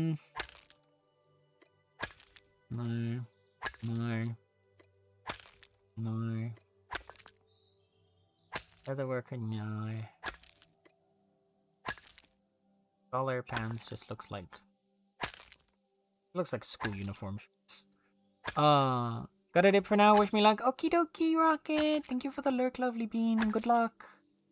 Good luck, good luck, good luck. No. Hunter's pants also no. Farmer's pants. Miner, no. Exciter wrister.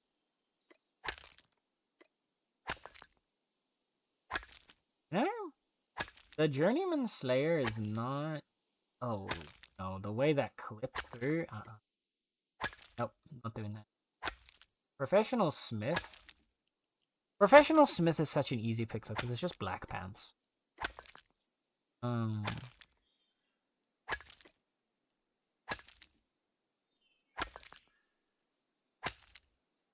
Okay, wait.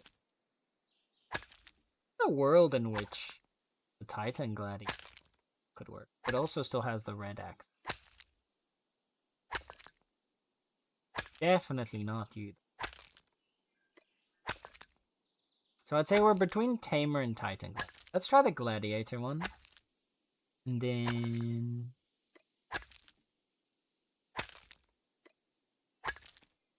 come back to the belt in a... I think the shirt's gonna be a harder piece.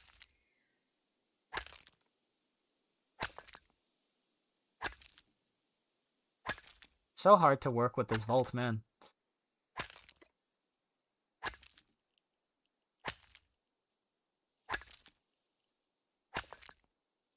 I don't hate the carpenter shirt, but I don't think that works.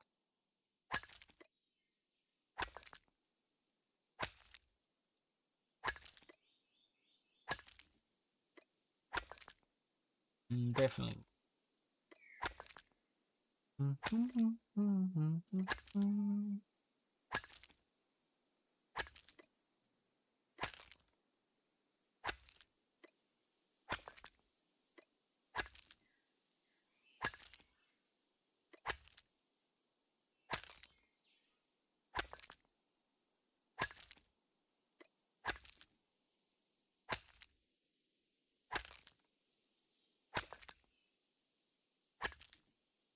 do really like the Journeyman Hunter shirt. There's very nice. Journeyman Farmer with the open. Maybe we change the pants and we work around the journey.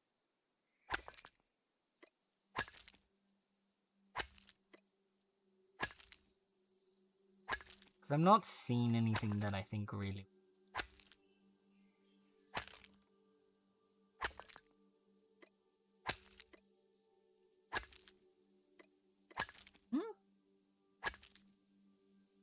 Yeah, it doesn't work with that pen. Okay. No, we'll go to Hunter. We'll work around the Hunter shirt. Maybe then green kind of works. Yeah.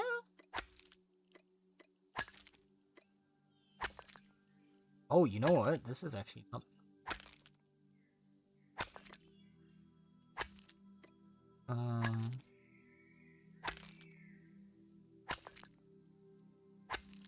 The Journeyman Slayer pants. And the clipping's hidden because of the shirt. Okay, wait. Wait, we're cooking. We're cooking! Then what do we do for... My mans needs shoes. But what kind of shoes?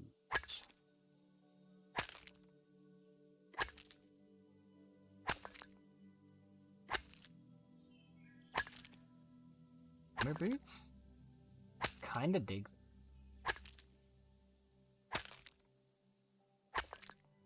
Kinda digging these tamer boots. Yeah. Okay. No. We need a belt that works for this.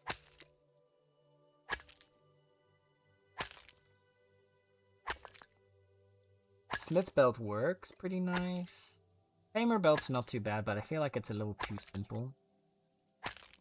We also have... Oh.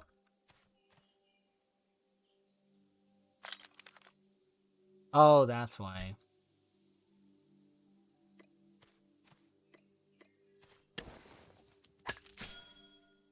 I don't think this is it, though. Like, the color-wise, this works, and I kind of like it on the front. I'm not sure I like the bow in the back, though. What other belts do? Carpenter works. Don't want the... Miner is alright. Smith is okay, but the hammer... Forger is too yellow.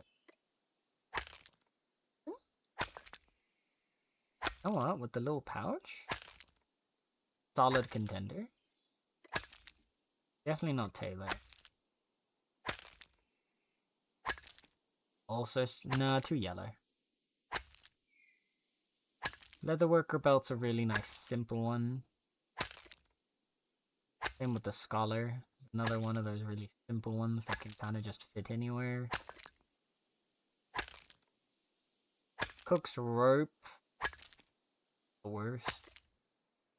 Of course, the Hunter belt fits very nice. Actually, it's nice, but I don't think. Farmers and mine. And belts too. Clockwork. Oh, rat. Another brown leathery belt. Not too bad.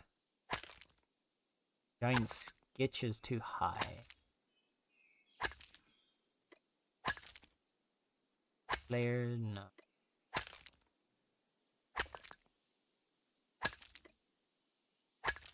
Emperor is too bright.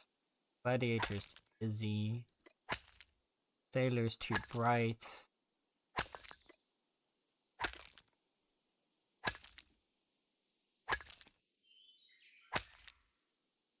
Oh. Which one did I say that I was? I think the Mason. Little package. on the side here. Wasn't the miner. The miner kind of matches the little trim here at the bottom almost in terms of color. I kind of like that. And then to top us all off, this could be one for the wildflower. With the red and yellow.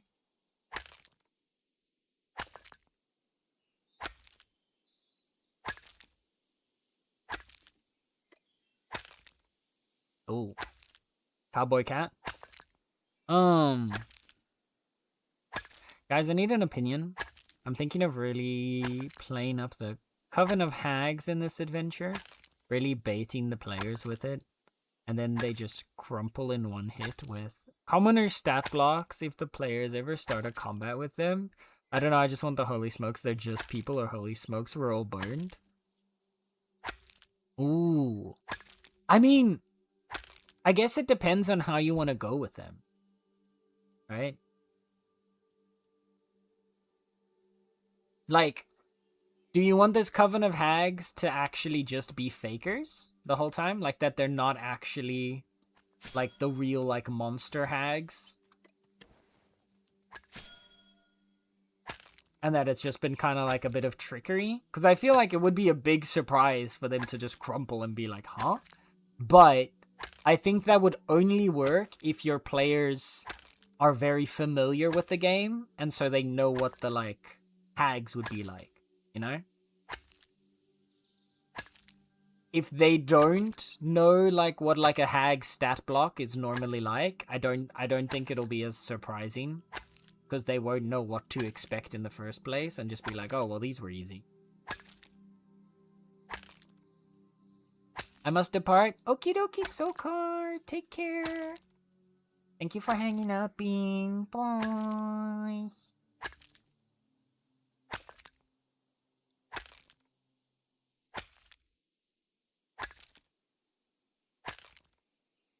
Well, we've come all the way back around.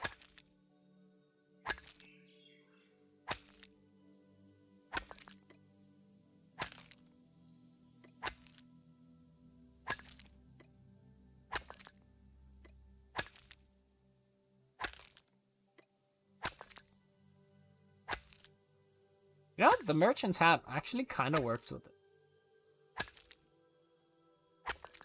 It's not a perfect map. I love that. Wait, I never actually noticed. I knew that the novice tamer and the journeyman tamer hats were really similar. I didn't realize that it's literally just like a slight scale difference.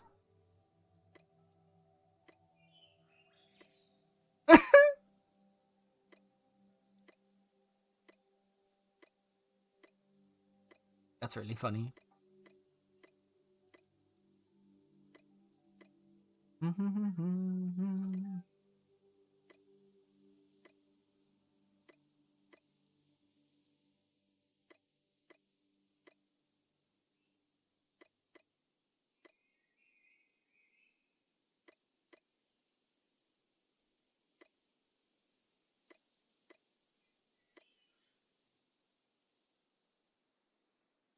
I'm kind of digging the hat, actually.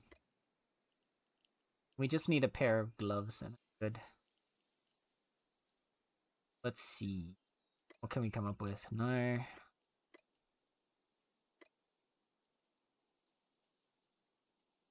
Myth gloves aren't the worst, but I'd really not have something metal.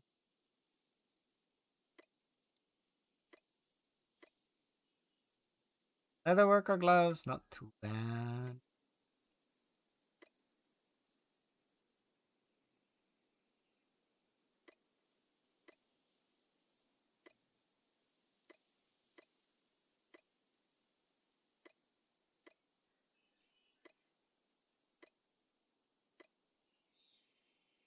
But the glove selection is...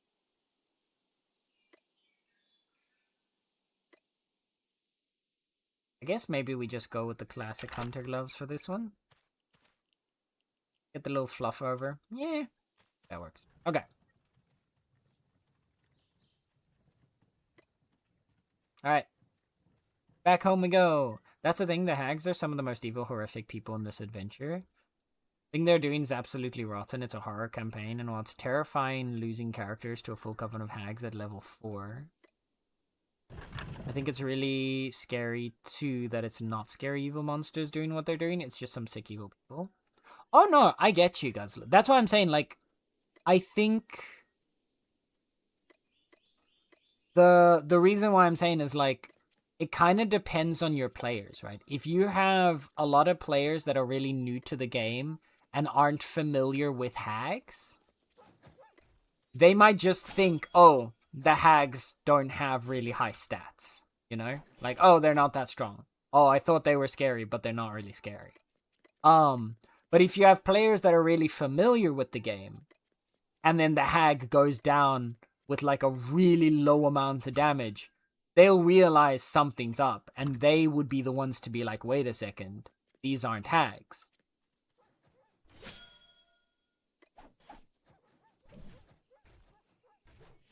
That's like, at least in my mind, that's the major differentiator here. I think if you have players that you think would know what a hag is supposed to like feel like how scary a hag is supposed to be,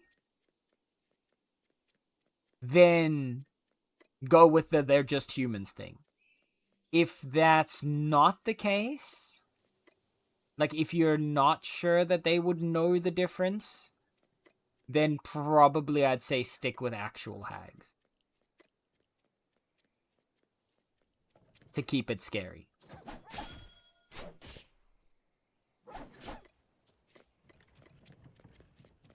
That would be like, that's my personal opinion. Like, I'm not saying I'm correct, but that would be what I would base like the decision on. Hi, Corn. Hello, hello. Still don't have your tribal mask? Yeah, they're still working on it, lovely. But don't worry. There's a lot of anybody that like claimed their tribal mask last week, like before the, like anyone that claimed like last weekend, basically, if you claimed your tribal mask within like the first like 3-4 days, that's where you had the chance of it getting bugged.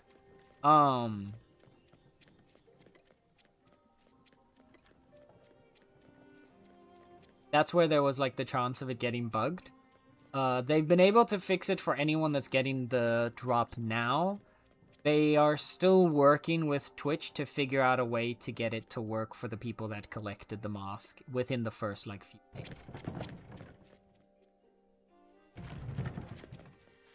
But it will get sorted, don't worry, B.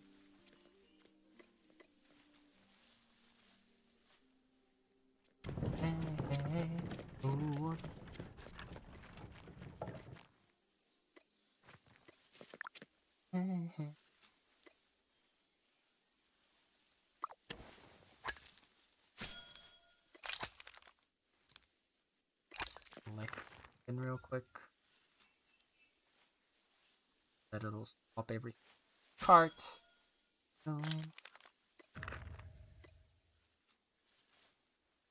How are you doing, Bean? How is Corn? How is Corn? You missed your construction experience, Corn. I remember you asking specifically about it.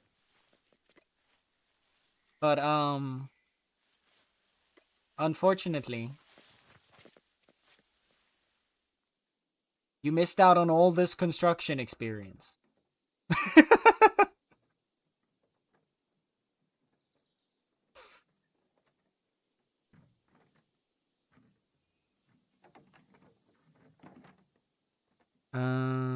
I'm probably looking to get a mix of new and old players. This was my first ever game, and I thought the vibes were haggy straight away, and it would have worked on me. Yeah, no, if you've got, here's what I can say, having played with, like, having done D&D with players that have literally never played a tabletop game before. When it comes to subverting expectations, a lot of them do not have the expectations that a like actual like that someone who's played D&D has, right? So if you're a lot more familiar with the game, you know what to expect. You know, like, oh, this is a scary monster. Like, you know, you might not know the exact stat lines, but like, you'll be able to tell the difference between how many hits it would take to take down a hag as like a level 4 player versus a commoner. Right? If you've played a decent bit of D&D. If you're completely new, they're not going to know the difference between the two. And so the hags going down really easily, while they might just be like, oh, well, that was easy. They won't put 2 and 2 together to be like, wait a second, those weren't hags. New players will take you at your word. So unless you tell them, like, upon closer inspection, the hags turned out to be completely regular humans. Like, they won't know that.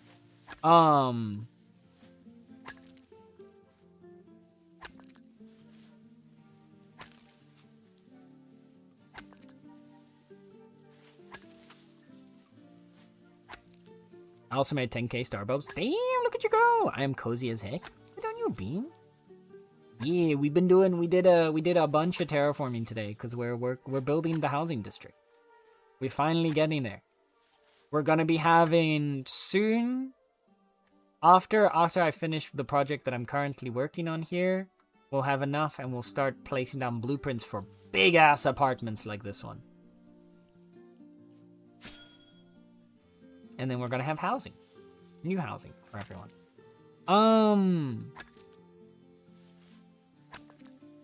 My point of reference for a hag at the time was the one from Baldur's Gate 3 who was... Oh yeah, no, exactly. But... Well, that's why I'm saying, like... You have that point of reference. Because you've played a game... Because if you've played Baldur's Gate 3, you've basically played D&D, right? So you have that D&D knowledge of what a hag is like. If you're taking... And when I say new players, I mean people that haven't played D&D before. And by extension, haven't played like Baldur's Gate or anything. If you're taking that kind of new player into a scenario like you're describing, where like there's a coven of hags, but then it turns out they're not actually hags, they're just regular people, that kind of newbie is not going to recognize that the hags were not hags based off of the amount of hit points they had. Or how easy the fight was. Right? Because they just don't have a reference point for them. And so, like, you can still do it, but then you either have 2 options. You either have to hope that the people that,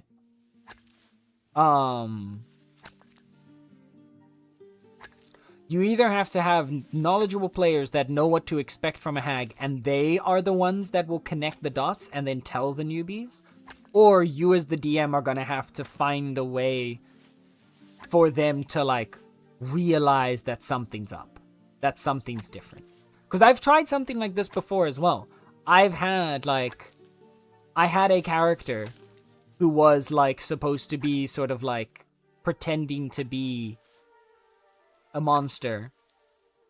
Like not a monster, but like a lich type thing, like a big, powerful, like, bad guy, basically. And then they killed him really easily. And then they were just like, oh. You know? There was no impact there. There was no, like, they themselves did not realize, based on how easy the fight was, that it wasn't right. And so, I had to bridge that gap of, like, as they were trying to loot him, they, like, saw a picture of his family, and then, like, found, like... We're like, wait, like, something's not right, it's not matching up, and then, like, realized that it was just a person, like, pretending. Kind of thing. So, that's one of the things you have to keep in mind when DMing. It's one of the reasons why, like, so many people find DMing so hard, is especially with new players. It's really hard to put yourself in the player's mindset and to understand how they are going to be looking at your campaign and, like, the experiences they go through. Oh, banger of a song. Sorry.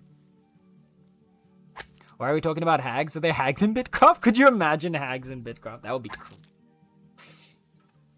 But no, Guzzler was contemplating 2 options for a campaign that they're running. And so they were asking for feedback. And so I was trying to explain my feedback, probably in a not very cohesive manner, though. Or not my feedback, but like how I would approach the problem. I've done both, but I haven't encountered many monsters. Yeah, exactly. Yeah. Like, you don't need to...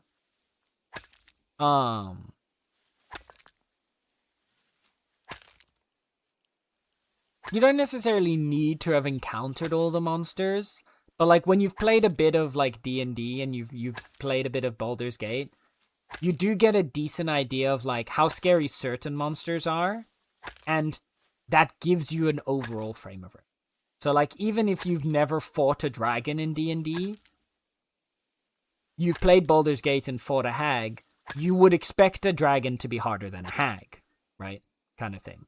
So like, if the dragon were to then die easier than a fight against a hag, you would be like, wait, something's up. Like, you know, it's that kind of like frame of reference.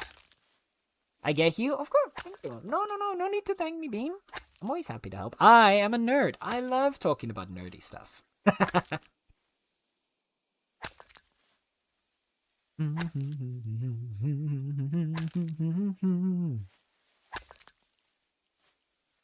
But monsters which don't really... Oh, yeah, no. Monsters that don't exist, that exist, like, outside of D&D, that's a whole different situation.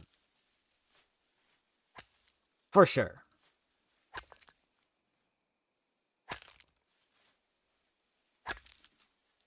Like, to my understanding of this conversation, we were only talking about things that exist within the context of D&D.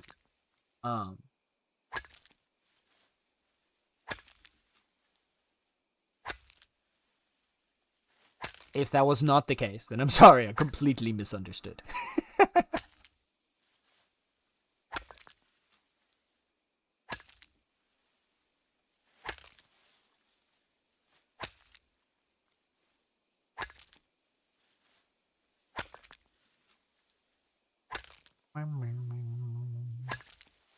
Alas, I'm running a gothic horror campaign that I won't name just in case, but the vast majority of the monsters in there are real monsters that you'd know about without being a nerd. That's fair.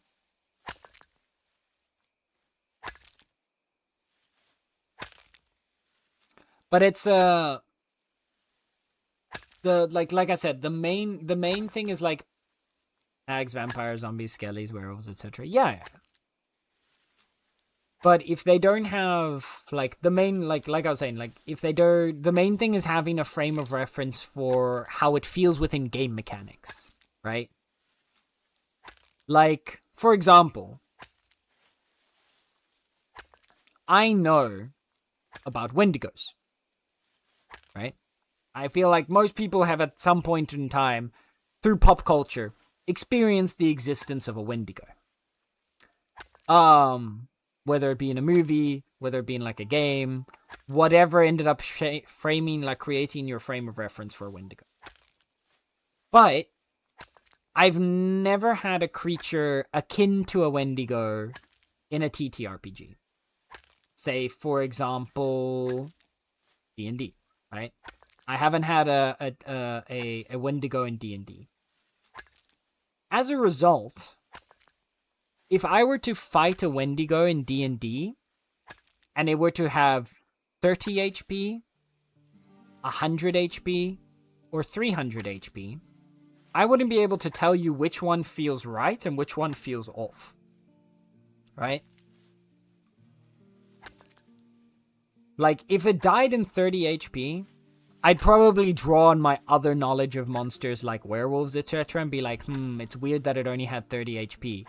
But if you don't have a game sense reference and just a pop culture reference, the pop culture reference doesn't give you a good reference point for how hard or how healthy a monster is. So how easily you'd kill it. That's more, like the direction I'm pulling through.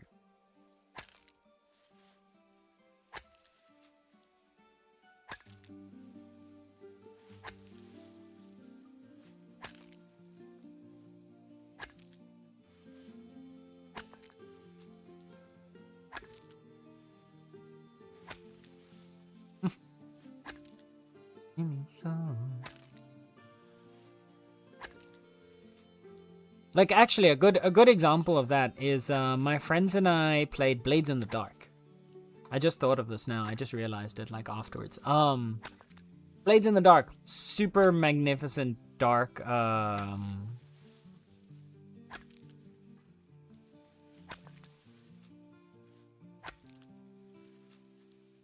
super, like, really good, example of like a dark, like completely alternate universe type TTRPG, where the strongest creatures in the world are like these demonic beings or ghosts. They're the two like actually the two scariest creatures are demonic beings and ghosts. However, ghosts actually have like this super major weakness to them. And can be dealt with like certain like magical abilities. And so the very first time our group engaged with some ghosts, I, who happened to be like that universe's equivalent of a mage, my character was able to basically like nullify all 3 ghosts in one go because of like that innate ability.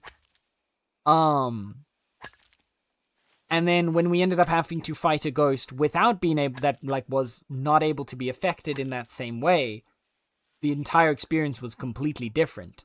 And we didn't realize at the time, because we didn't have the frame of reference, how like lucky we were that I was able to nullify those 3 ghosts the first time round. Because if that was not possible, like able to do that, if I'd rolled badly or whatever, like we would have probably like lost someone there in that fight. But we had no frame of reference, so we were like, yeah, okay, fair enough. Classic fight. At this point that I've fought some zombies, ghost, wolves, and maybe a few vampire spawn. Yeah, okay. The other thing that I would then say is create that frame of reference for them, right? So like build up how the hags, where the hags would be expected to fall within that that monster scale, right? So like have offhand NPCs comment on like, I don't know, if there's an NPC around when they're fighting a zombie and like fighting a bunch of zombies, then have like an NPC or a guard comment on like, we're lucky that it wasn't a hag or something, you know? Like really like put out how strong the hags are supposed to be.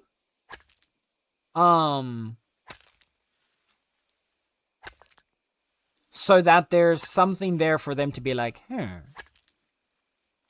wait a second.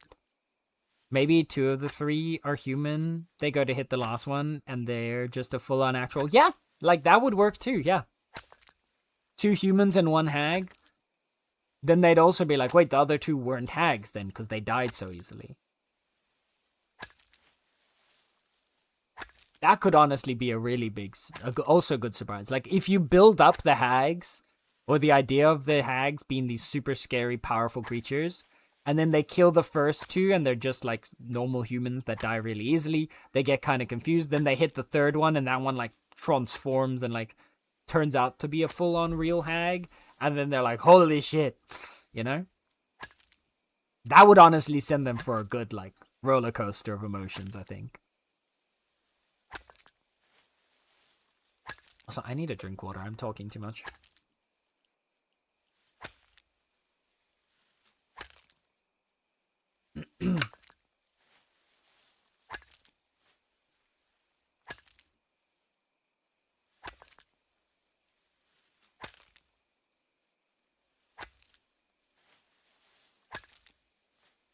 People yapping about here.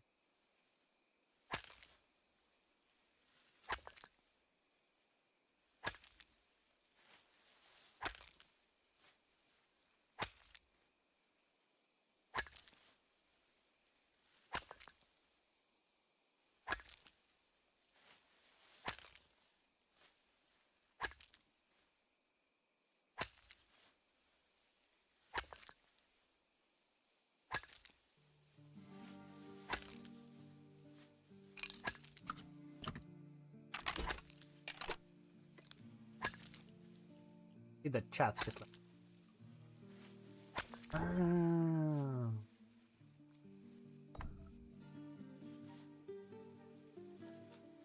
Juicy travelers.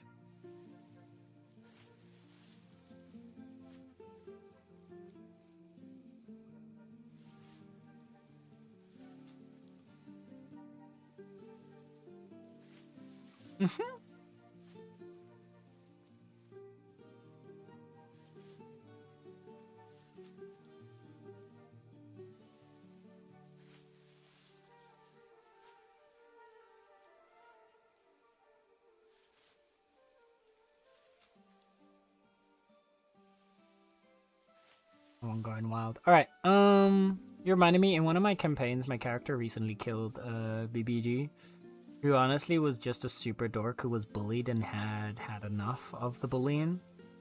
My character in his rage killed this dork. The BBG had hurt his friend, and my character lost a school type of rage, not barbarian rage. Gotcha. Boy, oh boy, my character regrets it so much. It's unreal because my boy doesn't normally, you know, kill people. Especially not people who would normally be weaker than him. Honestly, those are the kinds of fun moments, right? The double bait, I get you. Made a point that my ranger was really squeaked out if the party brought up the idea of killing a person. That's not a normal thing to suggest, guys. Come on. Exactly.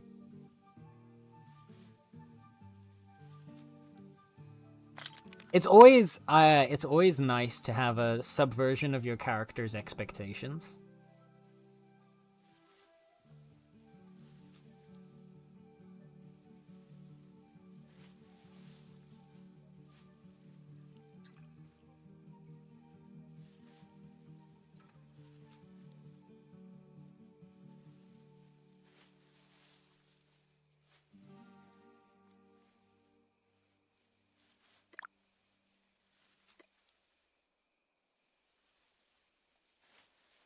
It's just a big, like, subverting your character's expectations, and then specifically how your character reacts to that, right? Especially when your character does something either out of character or that does not match with the variation of your character that your party members are familiar with. Oh. Oh, and the outbreak has started. I'm sorry, Beans. I didn't call it out beforehand. I'm sorry. But yeah, I had one of my, like, actually going back to that Blades in the Dark campaign. One of the things, so like I said earlier, how like there's these power scales in terms of like how powerful like beings are in that world. And essentially, there's like these monstrous, like, eldritch monstrosity leviathans at the top, but just under that, there are demons. In this universe, like, demons are basically the almost apex predators outside of these, like, leviathans, as they're known as. And so my character, who is completely, like, not a combat character. Blades in the Dark's a really interesting one because you don't necessarily have to be a combat orient. It's not a combat oriented game. There is a lot of combat in it, but like it is also very like styled around social and heist and like interaction and role playing and not necessarily always fighting everything. And so my character was actually entirely like themed away from any direct combat skills. He was in what they call a whisperer, which is like they're sort of arcane attuned individuals. And all of his like points went into his knowledge of magic, his general like knowledge, and his social skills. So he was essentially the party talker. He could not fight for shit, and every kind of like normal combat role, like trying to like punch someone or kick them or shoot a gun or, you know, use a knife, all of those kinds of things, he would roll with disadvantage. But talking to people, like trying to talk or trying to like cast magic or understand something, figure it out, whatever, all of those kinds of more role play social aspect of the game, that's where he excelled. And that was essentially his role within the party. And so he was the sociable one. He was the one that people liked. He was the one that tried to avoid the conflicts. where possible. And he was only really like useful in combats against arcane enemies because he could kind of disrupt their arcane energies with his like knowledge. And then the big twist that happened with that character was when we had a heist that went south where he was trying to talk the way out of it. And then one of the other characters failed their like ambush roll, which then alerted all the enemies and then put him in like grave danger to the point of like, there was a reasonable chance he was going to die. And so he ended up pulling out, ended up pulling out his trump card, which was the secret that he had the entire time, that he had a demon bound to him. Which then proceeded to come out and like kill pretty much all of the people that we were up against in one go. One second.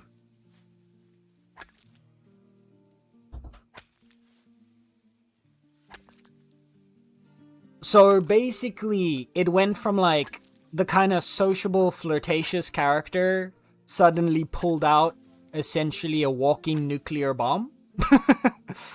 And then that like started an entire basically like there was a whole hidden side of him that none of the other characters had known about, and then we had to like navigate that through roleplay afterwards, which was really interesting. Because, like, obviously, he was a combat-averse character. Meanwhile, he had, like, basically this ultimate weapon tucked away behind him.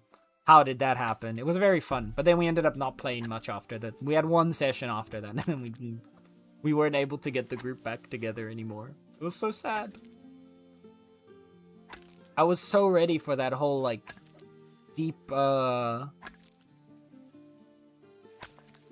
breakdown of all of our characters and like how that was going to shift the party dynamics, because it like it created like a whole new level of mistrust between the rest of the party and him.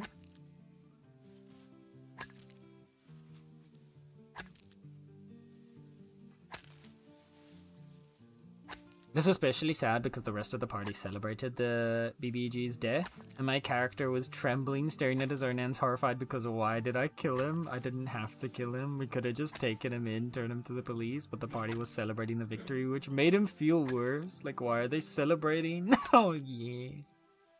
That's some good roleplay juice right there. That's some good sauce. Hi, Hachiro! Sorry, I was waiting until the ads had paused. Hi, Lovely Bean. How are you doing today?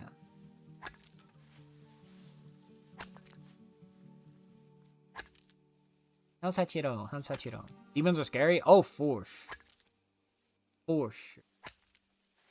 So Kitty has jumped off from the cam, and it's also probably not going to be able to see her if she jumps back up, so... Off with the cat cam.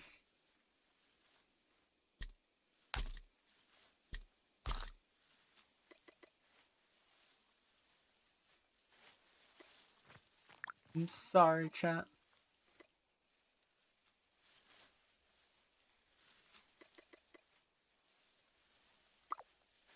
Let's start with 500 Potter's mix, and then we'll probably need more, but...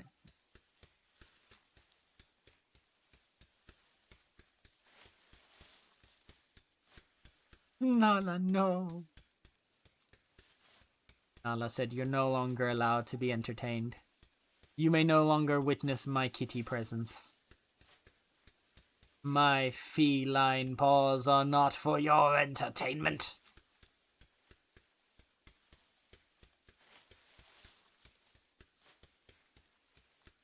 The bright side. 300 bricks. That's definitely... Okay, we get one large house out of our current brick supply.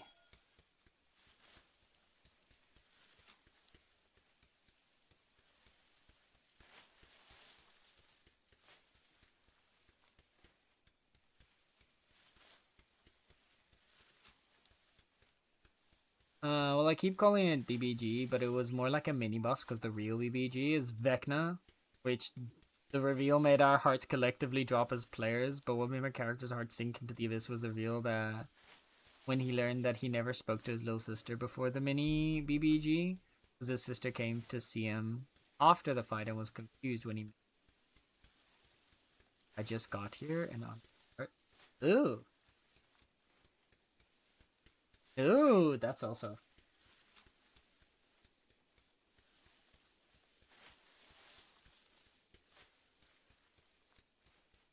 Yeah, I had one of those in a previous campaign as well, where there was like this little kid that was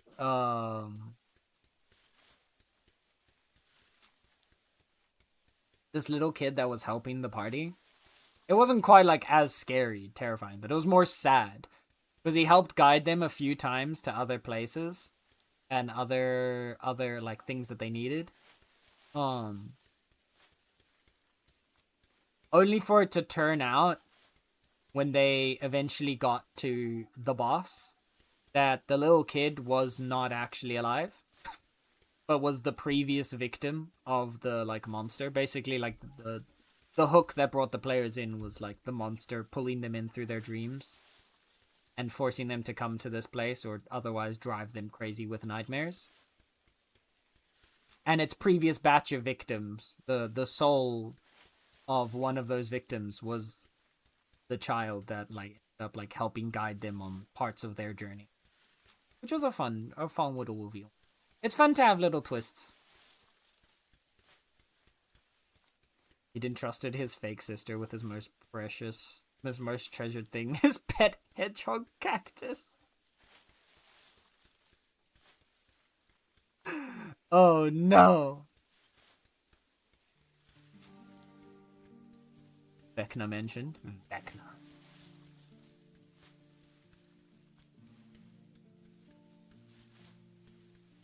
I don't know. I always have this weird, like, aversion to using, like, classic D&D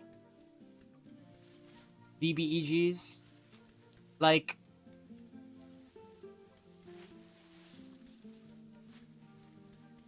I know that, like, Strahd and Vecna and stuff like that, they're characters that are so, like, well known by everybody. That,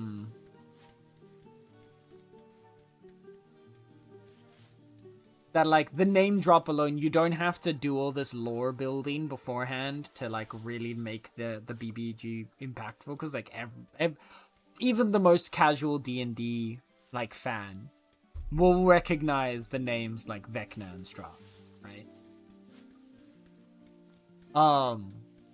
But then at the same time, there's, like, a part of me that's like, yeah, but, like, why not make your own, you know?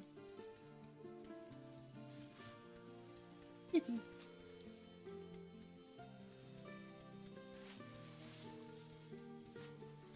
are you doing?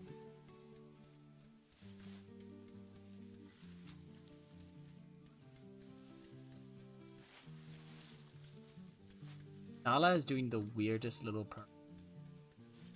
At least I think she's trying to purr.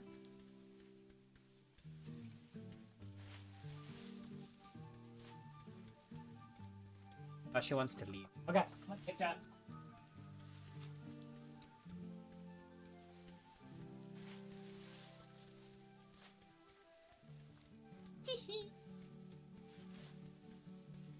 That's why she was being weird, 'cause she didn't want to be here anymore.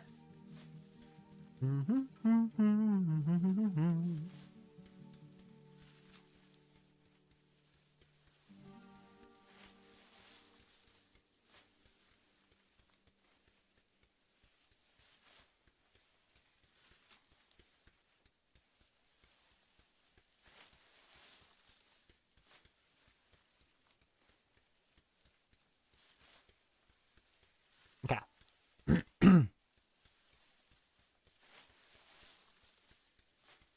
My Scrungly accidentally read the Book of Vile Darkness, as one does, you know. just a casual, you know, a casual weekend read.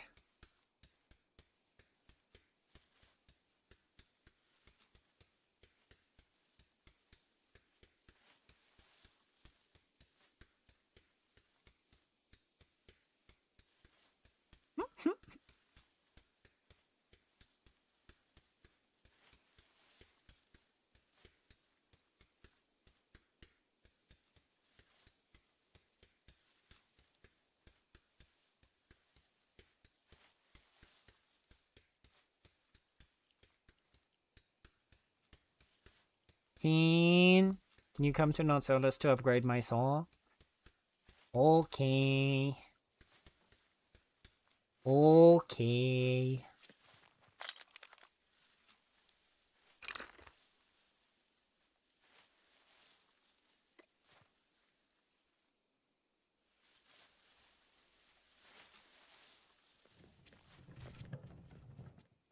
But you're right here. But you're right here. What do you mean, come to Not Solace, when you're right here?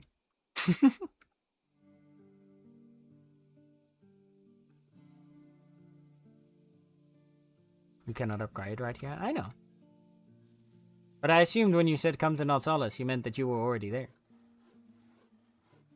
That's why I was confused.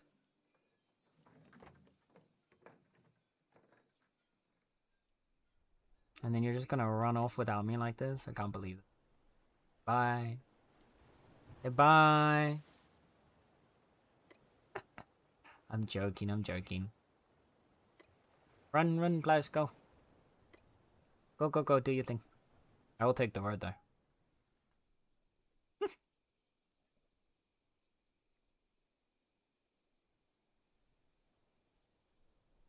Wow, they've done some good work here.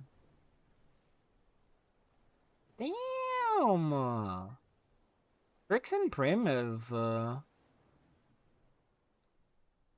done some clean work with this word. Look at that. I wonder how much the claim has changed. Ooh. Damn. I like that. This is very cool. They've done some big work here. Okay. Off we go. It's crazy, honestly, how far like Trix and Prim in particular have gotten. Because to my knowledge, it's just the two of them.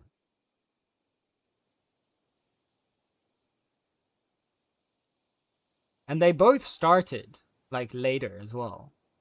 But they've already got a full-on tier 4 claim with tier 4 station. I don't believe they have, like, anybody working with them.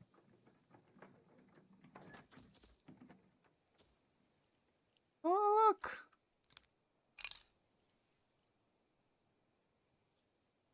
Oh, this is just normal tier 6 walls. Oh, there is the not big wall version of tier 6. Oh, okay. I didn't realize that. I thought there was only the giant wall. Oh. Right. We've made it. The Not Solace. The mega city.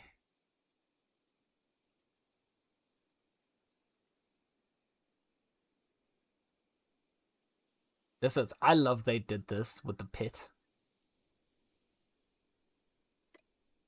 Alright, which one's it on?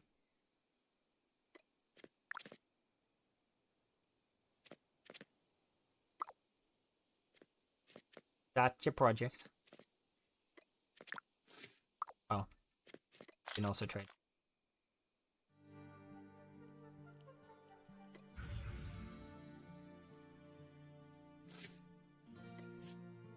I was gonna say, where's the ingots? Alright. Here we go, chat. Are you ready? Are you ready? I cannot start the project, it'll get cursed. You know what, that's fair. That's fair.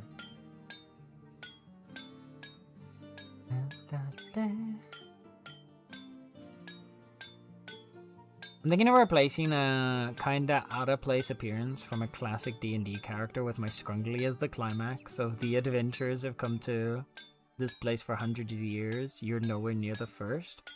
That's a major thing in this adventure. Ooh, interesting. Book as written, it's a classic character who realistically should really not be in the situation he's in. Replacing him with my Scrungly in his Loop Guru cursed form Feels like it's achieved the same thing without giving the player characters a chance to have like a 30th level wizard with them. That could be pretty fun. Oh, darn.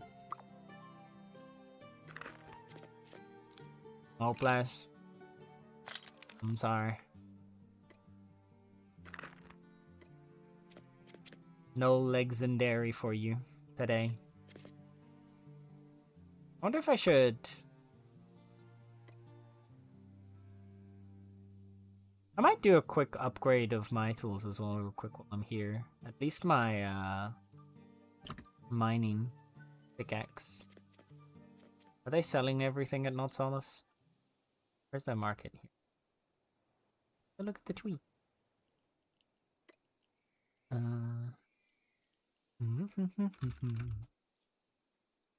There's peerless planks.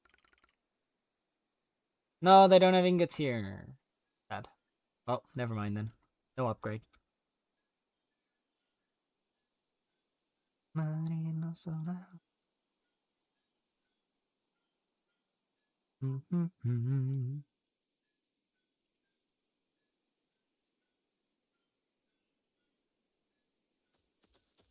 Definitely want to get some of these little pine trees for our decorations as well.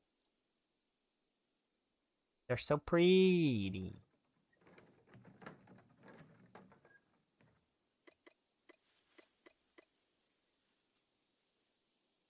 Okay. Oh, there's so much here. Right. I'm also needing to like sparse between Guzla and Corn since you're both purple.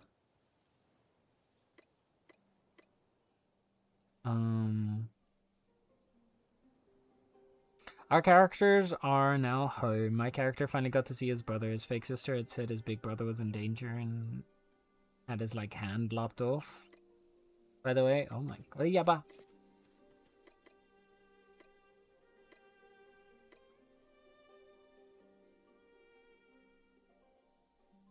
Wait, work here.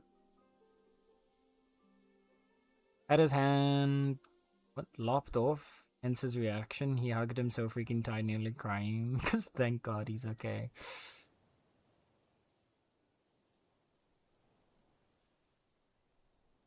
See, I would just be excited if that happened to my brother. What? I'm joking.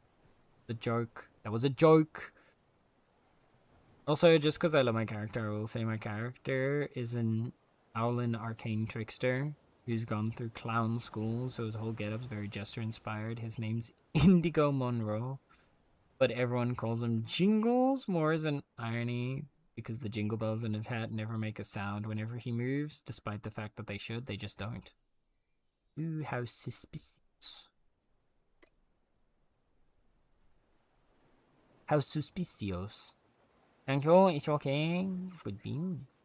The gel stealth checks, thank you. Jingle's super proficient in stealth, it's so good.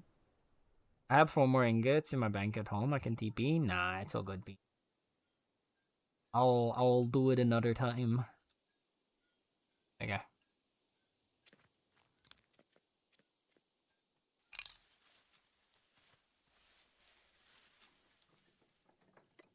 Now back to my project. I'm kind of vibing with this fit. I'm not gonna lie. I like it. I wish I had a different pair of gloves though, but I don't have a pair of gloves that fits nicely.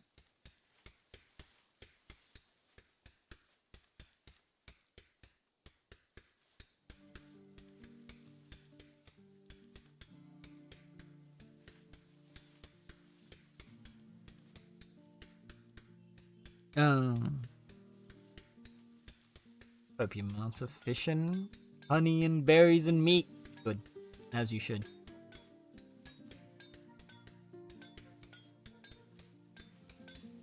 As you should. Although maybe not all in one go. Well, actually, you could probably prepare it in a way that will work together. But like, yeah. I just don't have more leather. Nah. I'll do a proper shopping list. What I might do is like, I might get my carpentry up as well.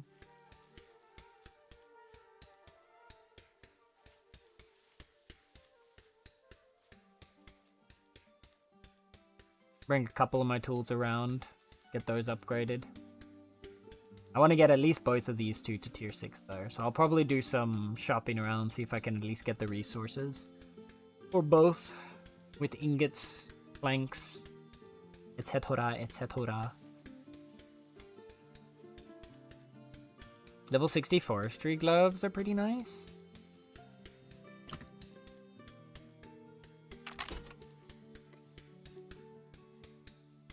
Yeah, I saw them. I don't quite like them for this set though. They look kind of... They're like a little bit too bulky for me for this.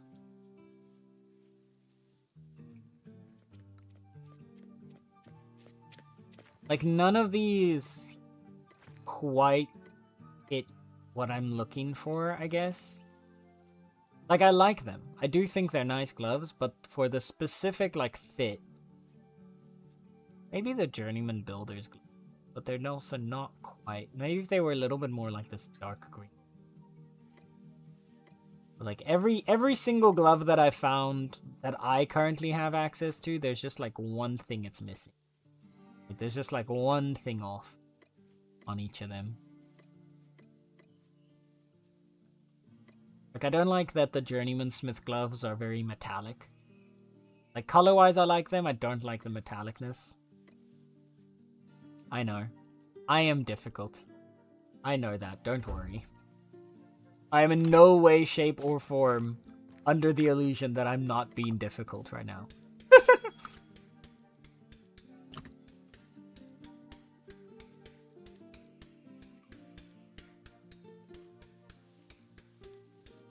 at that pretty little class.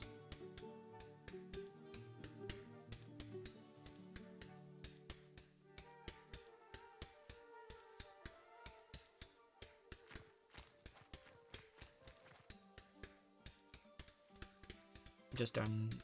Right? The cosmetics are pretty strict in how they look and hard to combine. That's what... Yeah. They're very distinct. So like this here is like mostly just like it's hunter shirt, gloves, tamer shoes, hat, and then the pants are Slayer. Just because, like, you can't actually see the top half of them, but, like, I like the darker brown pants. The other option that I was originally thinking of was these ones, but I don't like how green they are. So, yeah. There's a little bit of a mix, but not like a super crazy mix.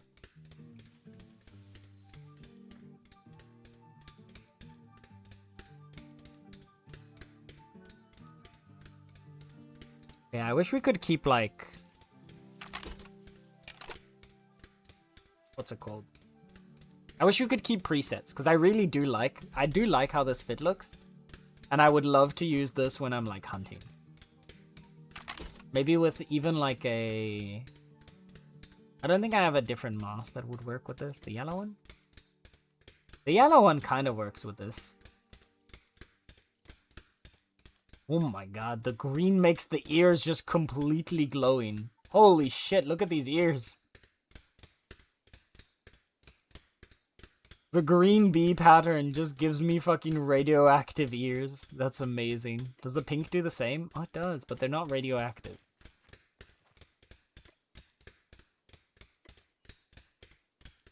But I'm purple.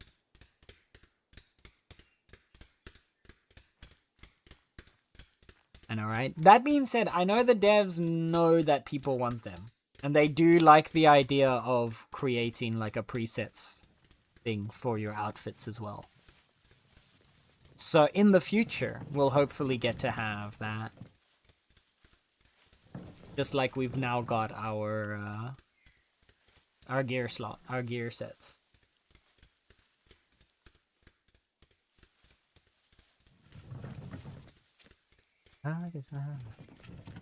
I have a notepad file with combinations I like. That's so smart. That's so smart.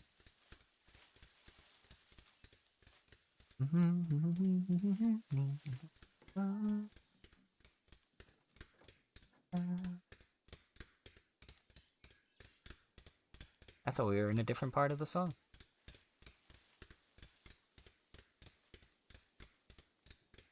Going.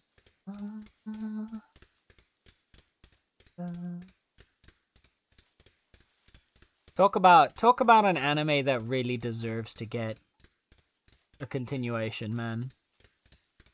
Oh, I will never stop being sad about the fact that Magi did not get more seasons. It's so good, man. So good.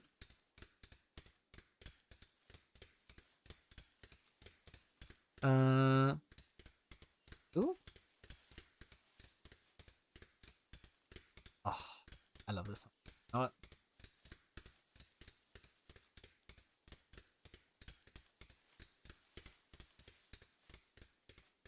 You're gonna vibe with me right now, chat. You have no choice.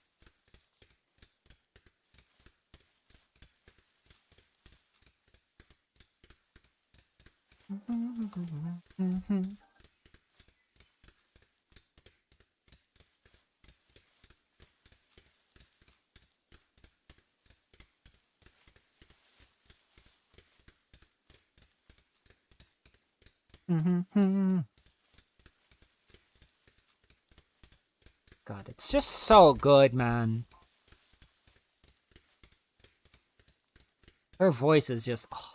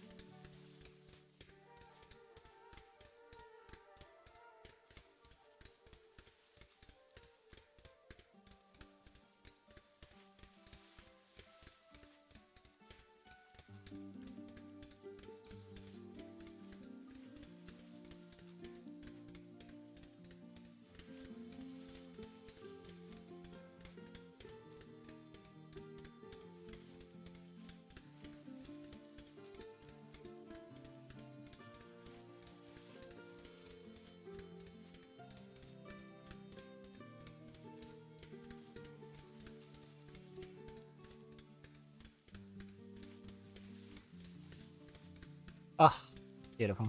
Thank you for indulging me. Also, Corn, that sounds awesome. That sounds awesome.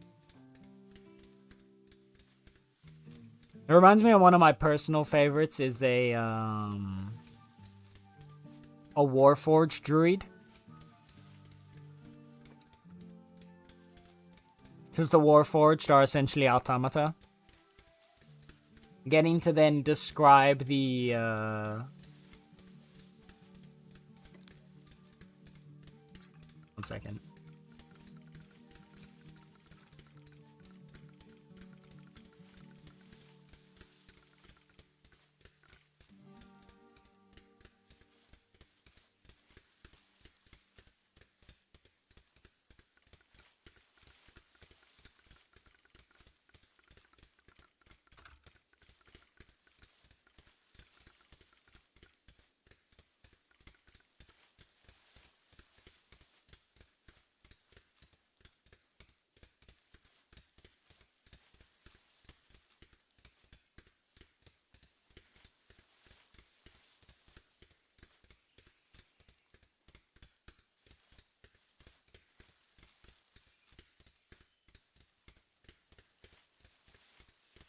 What was I saying? Oh yeah, like the like then describing a warforged version of whatever like wild shape a druid takes is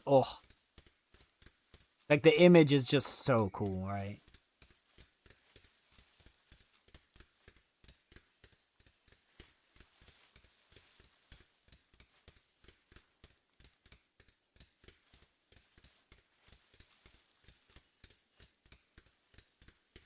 Because who doesn't want to like describe this like amalgamation of like warped wood and metal covered in arcane sigils reforming itself into the shape of like a bear, right? Like, could you imagine if you know what like a warforged looks like in D&D? Could you imagine a warforged bear? Oh, oh,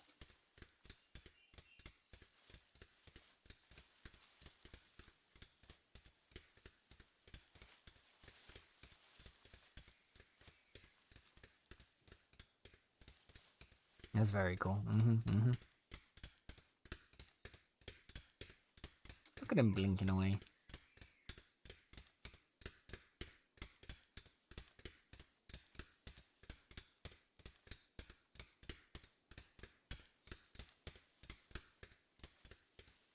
We're almost there.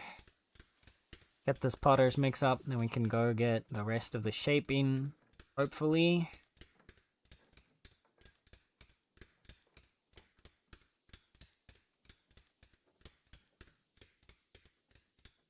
Hopefully this will be all the pillar shaping I need for the start at least. Then we can start clearing out, like decorating the rest of the area. Then we can start claiming some of the terrain to put down the blueprints. The blueprints. How is our... Actually our...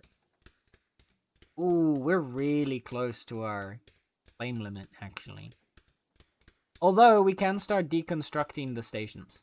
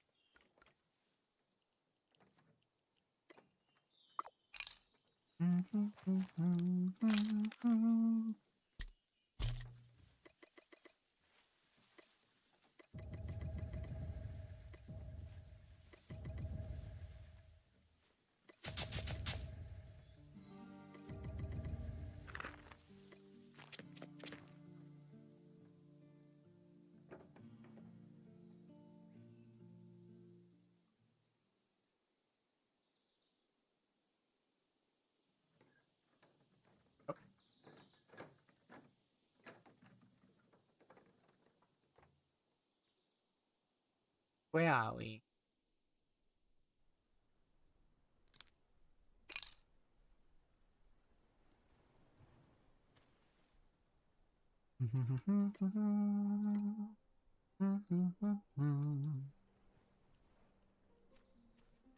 You find it funny that the entirety of pillar shaping here gives you one whole point of construction.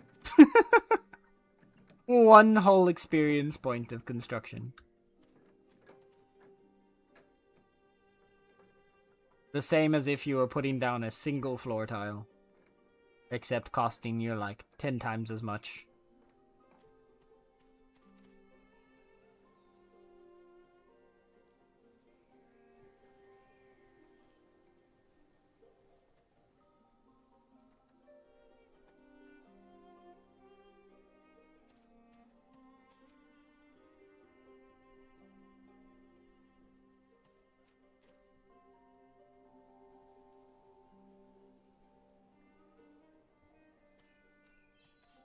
My other favorite thing with like druids in like D&D or like D&D adjacent like fantasy worlds is that it always brings up the interesting conversation of what does and does not count as part of one's person.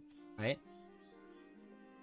Like, you've got interpretations where it's everything on your body. So even like the clothing you wear, your backpack, all of that just gets kind of consumed into your wild shape. But then you've also got the iterations where it is only like the flesh of your body that counts as part of your wild shape, right? And so you like drop your clothes on the ground, you drop your bags, anything you're carrying all gets left behind. And then there's also somewhere like if you do then have like a physical augmentation of your body, whether it's like a replaced limb or something else, that does not actually wild shape with you but stays in its form regardless of what you wild shape into. So you either turn into insert like wild shape here but with like a prosthetic human arm still attached, for example, or just like clatters to the ground and then you are whatever the wild shape is but then missing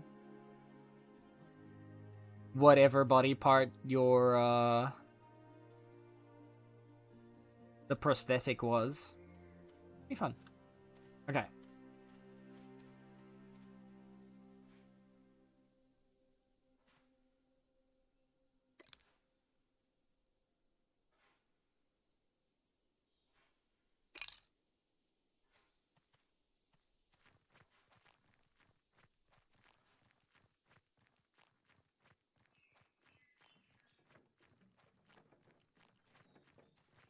Okay. Up those.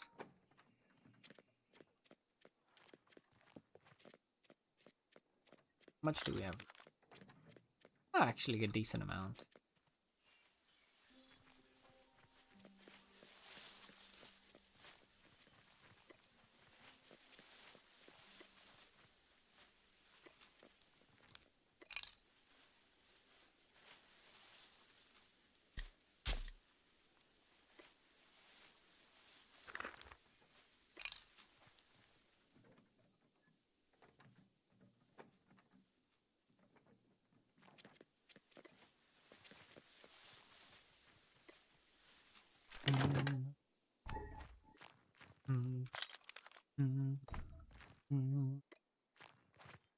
Broxite.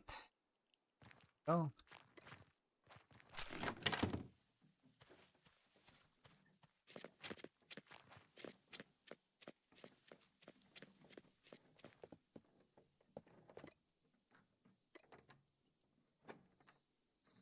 Huh.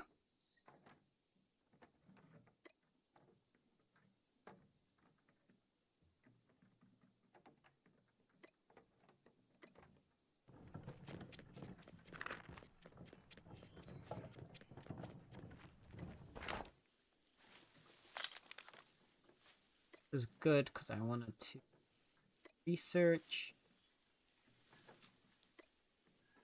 And we're going to spend some more research supplies to increase our tile cap.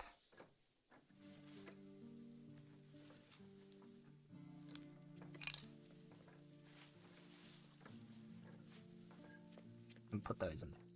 Perfect.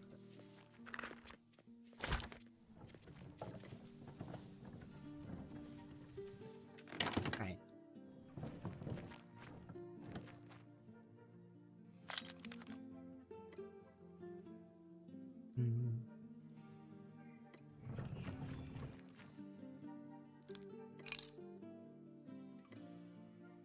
There we go. Got a bunch more there. Stocked up well.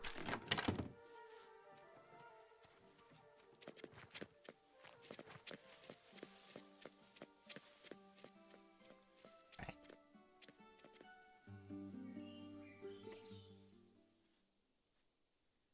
With that,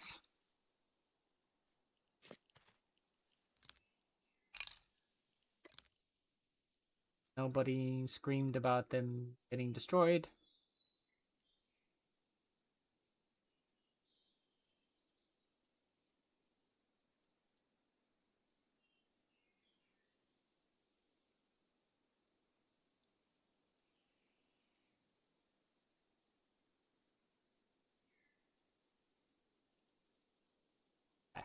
No one has screamed.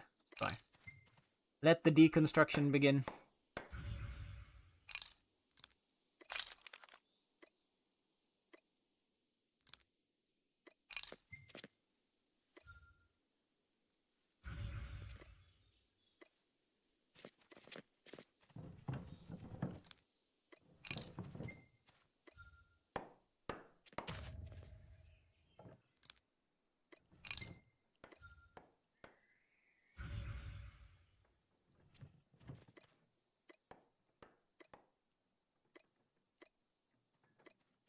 Oh, damn it.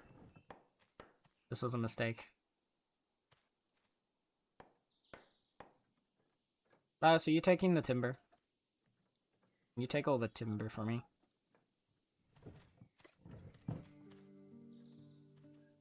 I don't have to grab my cart. You take the timber, I'll take the slabs.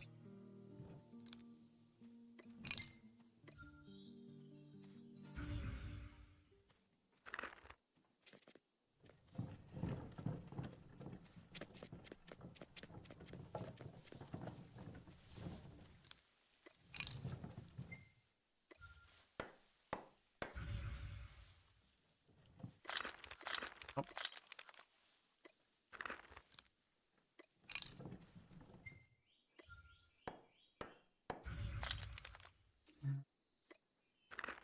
Those.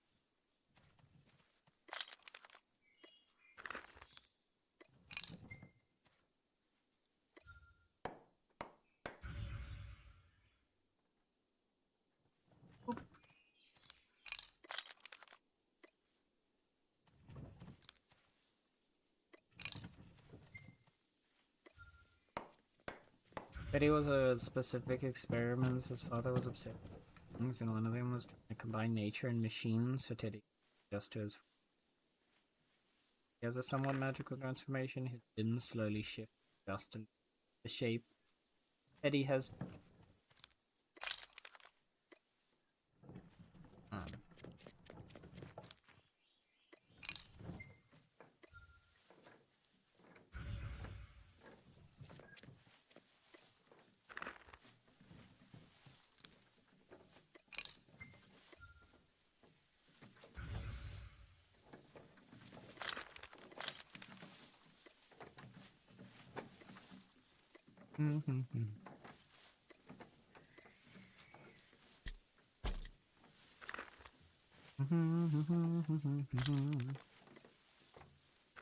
Okay.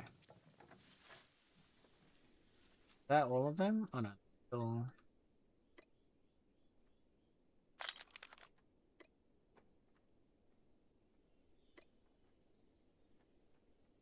You can grab these plants. Actually, I can go grab deliver this real quick. And then I'll pick it up.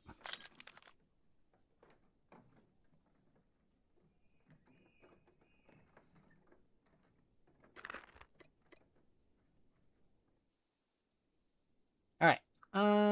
Grab you.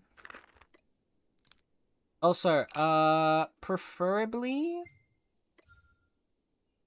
don't grab all the tier 4 timbers and stuff like that. Tier 4 timbers and slabs.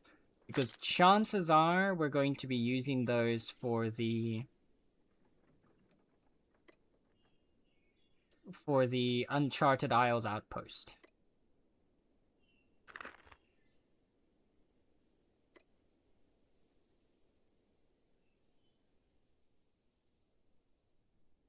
Okay.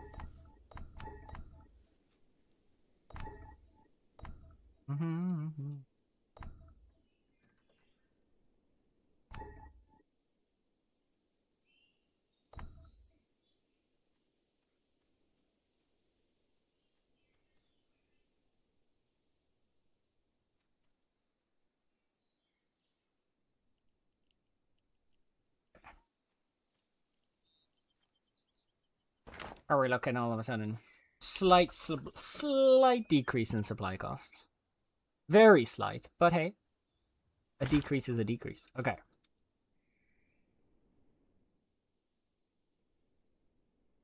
Now, these guys are... These boys are big. So, this is your entrance. And, like, put you close to the wall here. Can we get you all the way up like this? The closest we... So maybe then we push you a little bit to the side here and we have like a little like backyard. Ooh, that could be nice. Like we put you like this maybe, and then there's a little garden over there. Or we have the door facing towards the front yard. Like, nah, I want the door facing to the front.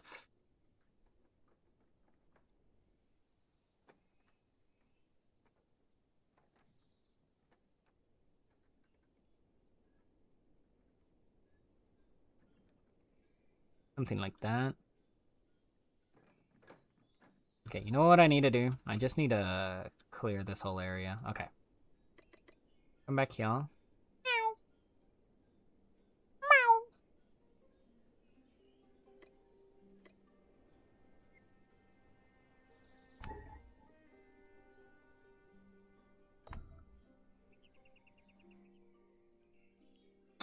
Flash. Would you be a bean and help me with clearing all of these terraforming stations?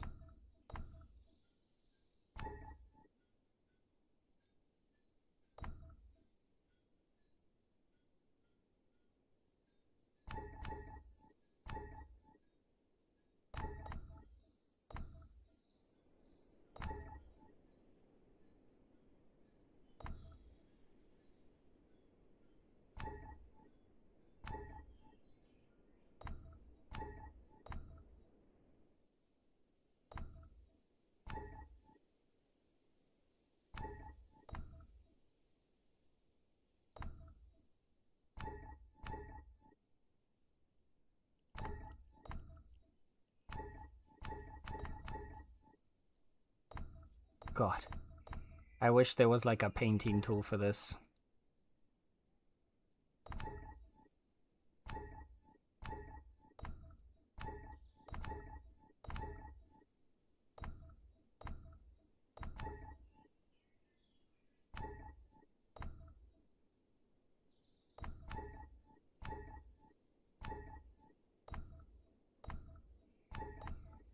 Sorry, did you say which first? Oh, just all of the ones like within the... Like all of them, even the ones across the border here.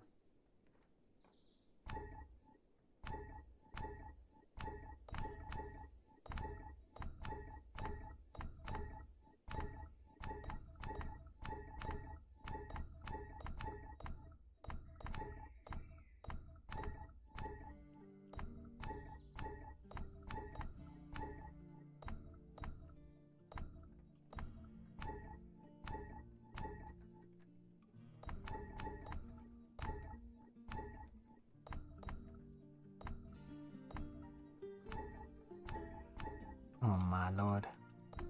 You're saying I should use all the tier 4 timber. See, and this is why I say this chat is full of brats. It's just a chat full of little kitty brats. And I wouldn't have it any other way. Oh.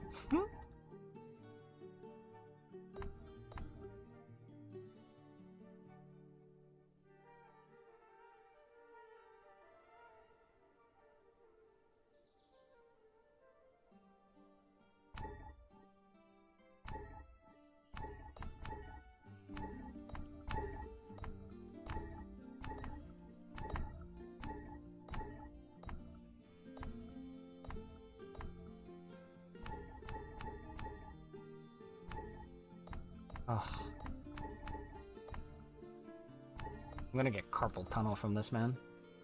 So many clicks.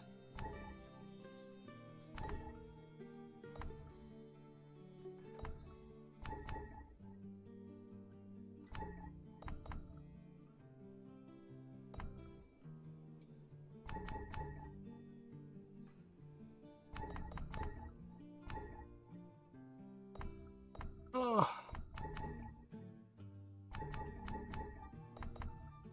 Bonk. Thank you, Bless.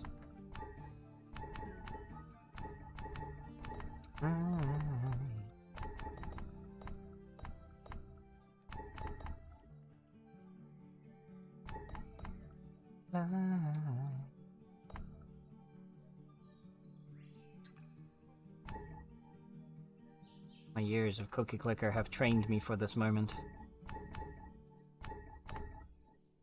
Okay, that one's not claimed.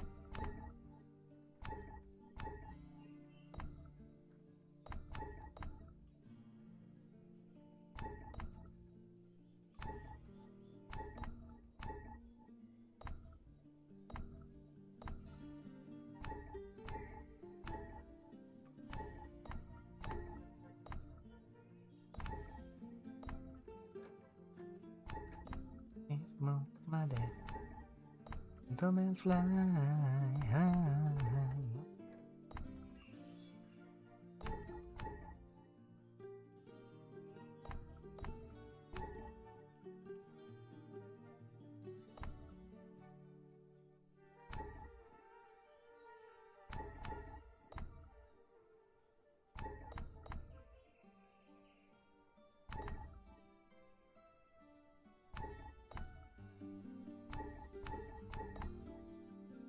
Ugh.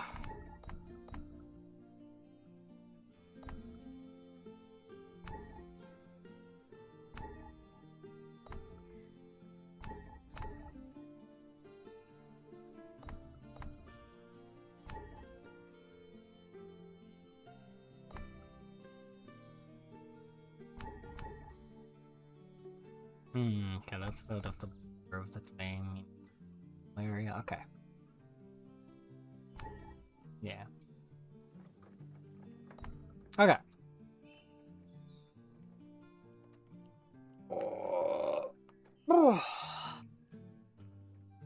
What a big space. And now we're gonna need to figure out how to fill it up. How to fill her up.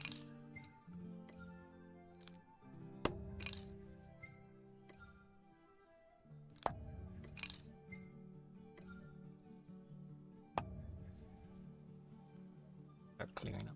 I think everything is within the claim borders now. Looks like. Yes. How much have I just increased? Oh my god! Our supplies have fucking soared now. Okay, we'll calm it down in a little bit again. Don't worry.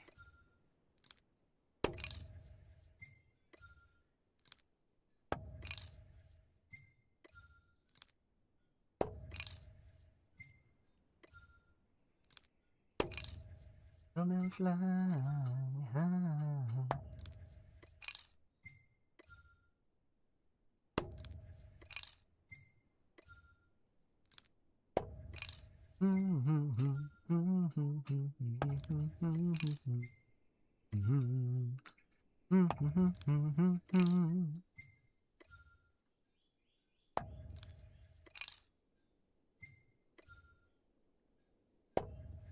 Thank you, Blaze.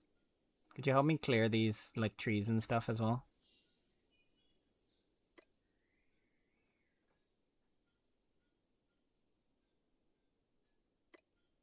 I think everything else is flattenable, just the... Oh!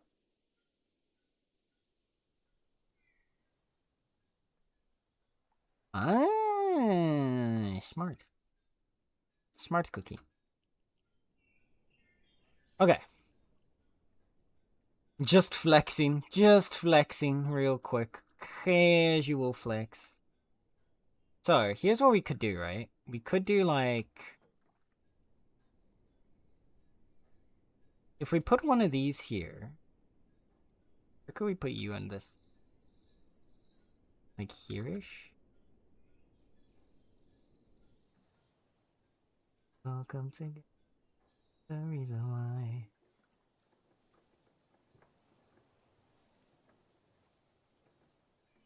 I cannot tell which one is the door. This, because it looks like there's a door here, but this also looks like it could be a door. I think this is the door. Oh yeah, there's the chimney. Never mind. Okay, so we could get like one of these guys over here. Don't actually look at these. These blueprints are purely here right now for me to just get an idea of what the layout could look like.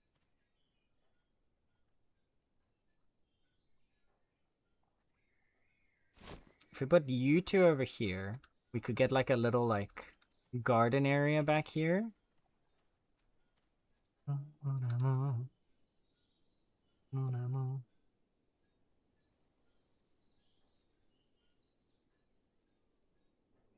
Maybe? Feels really tight. I don't like that.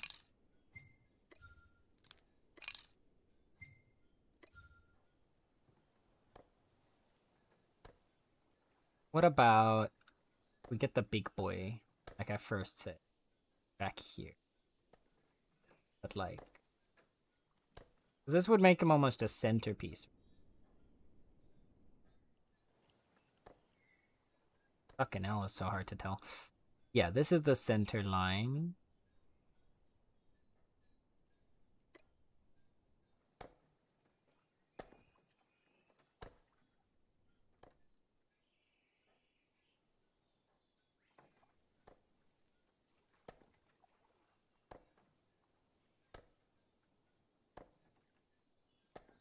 The problem is with this, if I put the house on this side, it blocks the view towards the rest of the claim there. So I don't think the big house should go. Can we put the big house back here, maybe?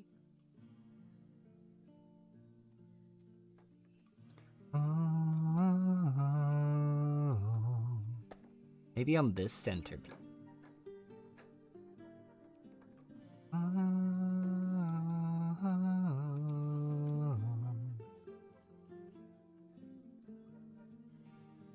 Yeah, this looks nice. Right?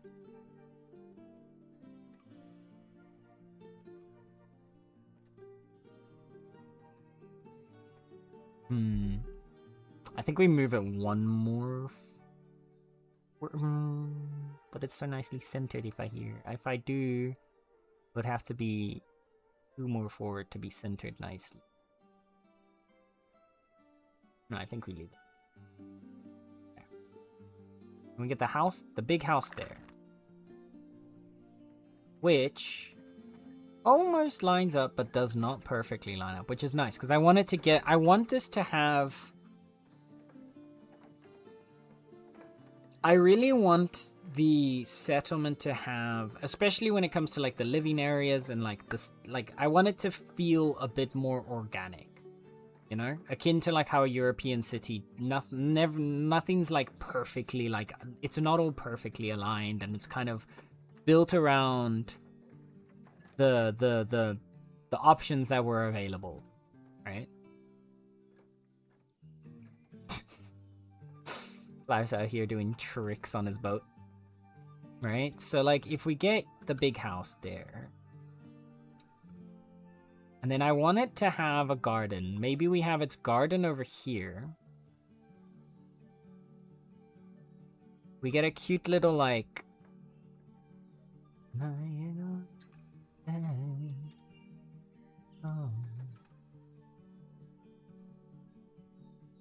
We get, like, a little house here.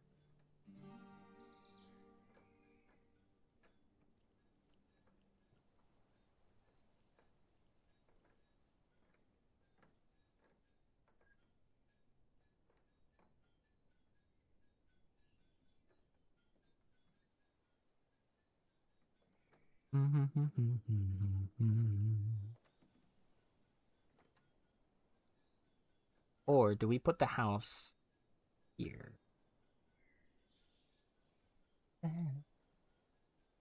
Oh, wrong way around.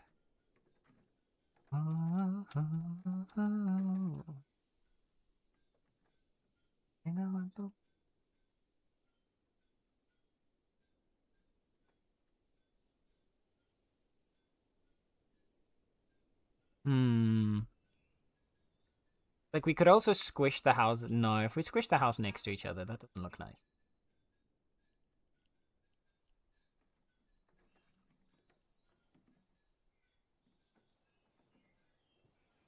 Hmm.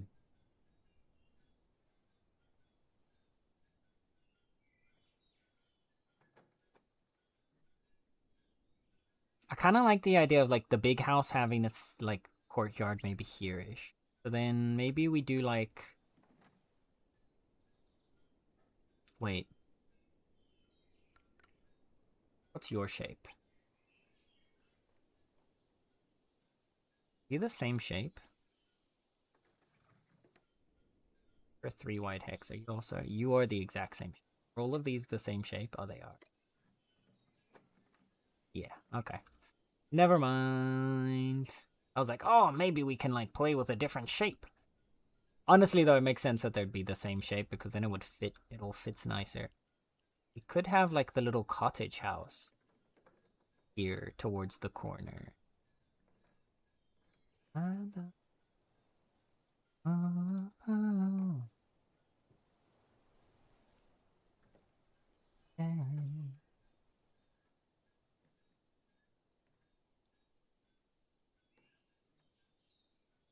But I don't want it all the way in that.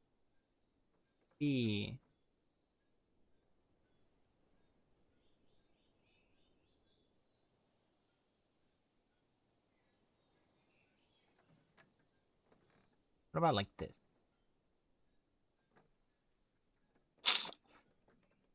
Ah, this is difficult.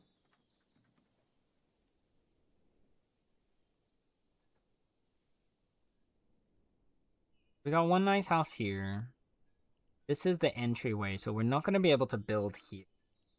This is going to be kind of decorated, I think.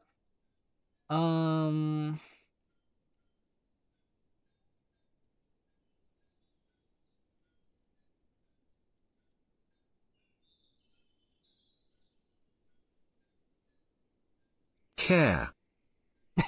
Thank you for the care. Sorry. Alright, chat. If I have to self-care study, you better drink some water, right? Meow. Or else Star will be upset with you.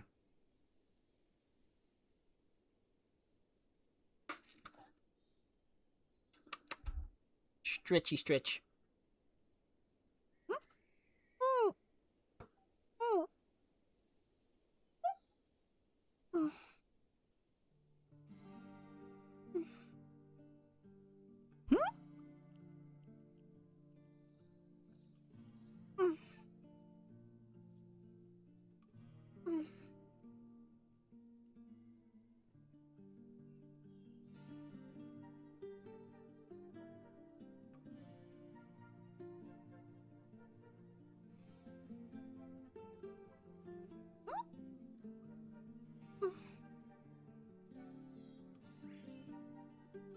Okay.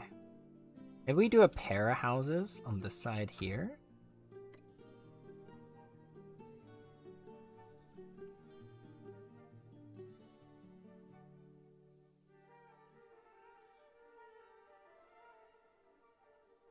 Like, what if we do, like...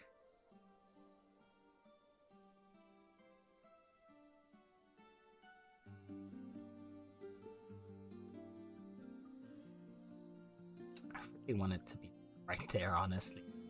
Okay, what if we do, like, like this? This? No, I think we move them one over.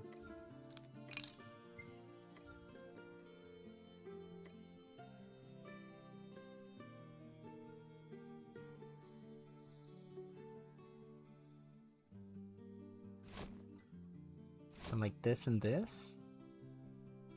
You come around here. You've got sort of like an open area here. Maybe we get some housing facing this way, like opposite to each other. Or... No, I don't want a big house over there, because the big house over there would block. So maybe one more big house over here then.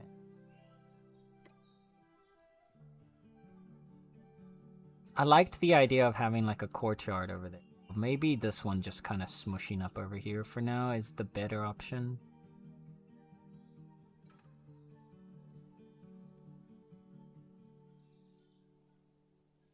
Or if we push it one forward.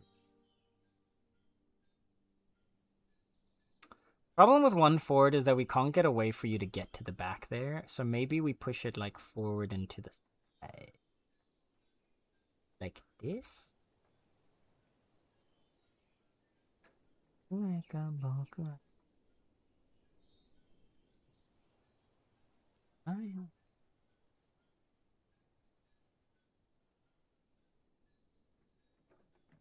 Now it's too close to the base. Turn on it there.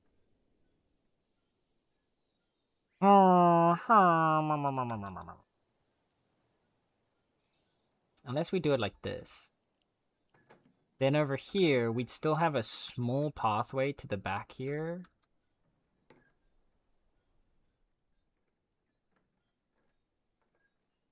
Like this. We'd have a small bath here to the back, and then we can put like a little bench, a little light. Just a little like chill area back here behind the house. Let me see here. Okay. Then we have a sort of communal park in between the two.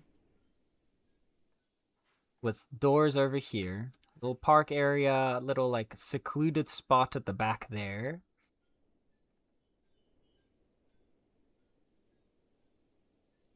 Maybe one more house.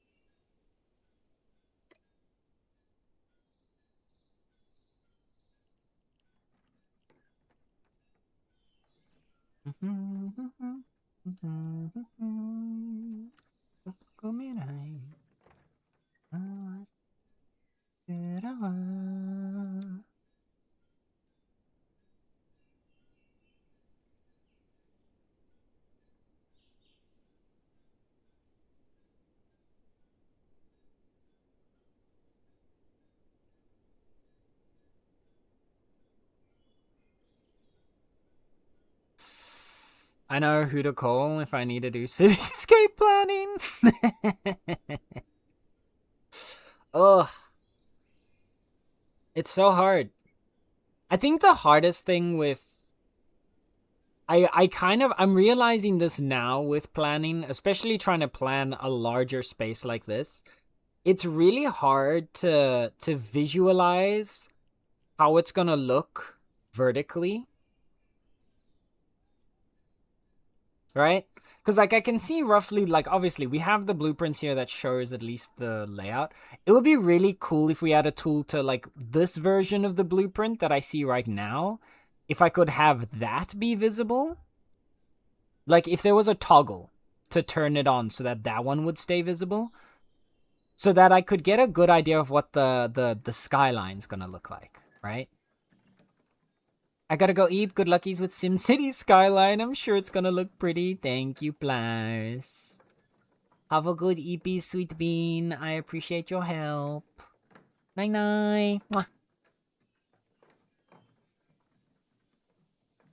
Yeah, because we don't want to block you, because you're the entrance. This tile right here is... I'll block that one. We don't want to be too close. So I think this tile... is the closest we can get without it feeling too close. Or is this one that we do with the whole house?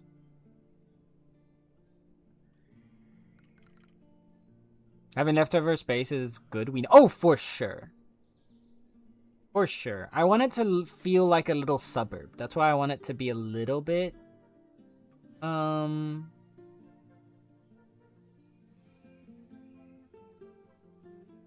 filled in. But it needs to be open because we need to have like some parking, like little park areas, some sitting spaces, fountain of some kind maybe. What if we put these...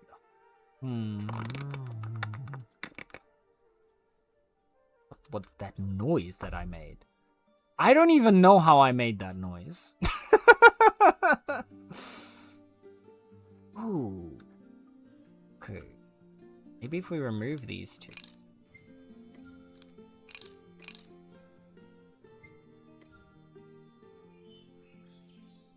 Okay.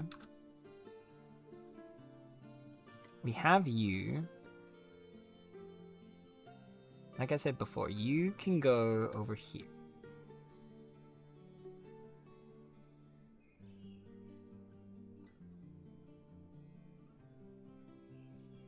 Thanks, I'll have a nightmare about that noise now. I'm sorry, Plows. I'm sorry, Bean. No nightmares, please.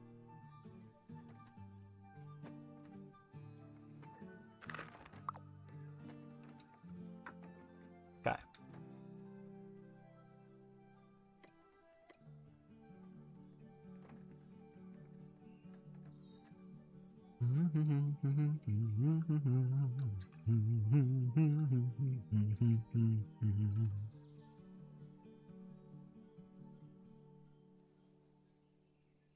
Big house, entrance, entrance, road. Path connects to here. Path goes front, back, here. Up, up, up, up. We end up with a big junction. Which is okay. Unless we spread... Okay, if we pull this one up a little bit, split you... Or we split you here, here, and then it's one forward, and then you split here at the very end. But U-junction in, junction. And the path goes down this way. Do we pull the path tight around the back here? And to here, and then we have a hut, like a house here, and like a park here and here? Or do we put a house here? No. No, we don't put a house in the center here, because that's going to cut through this sight line. This is an important sight. Okay. I want to think sight lines. So, when we're standing out here, where do you want to look and where do you want to see?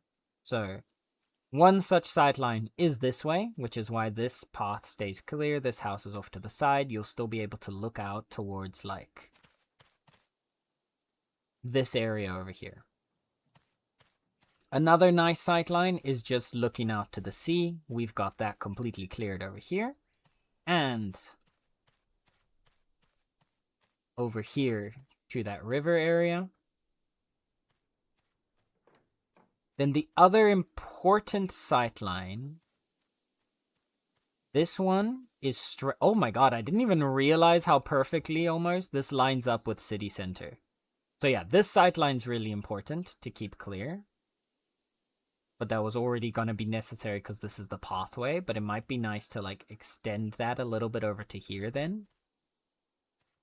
And then the other sight line I feel like is this way. We don't really need to see into the leatherworking area, do we?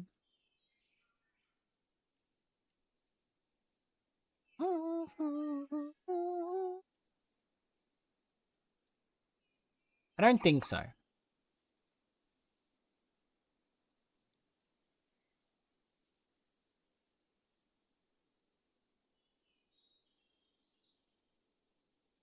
So then do we keep the two huts over here? That would give us like this plan, as I'm like playing it out now, would give us a lot. Because this is 20. Yeah, this is 20 slots. This is 20 slots. This is already 40 slots combined. I think with those two combined, we're already going to be very unlikely to have a situation where we end up using up all the space available to us. Like, where we end up running out of housing.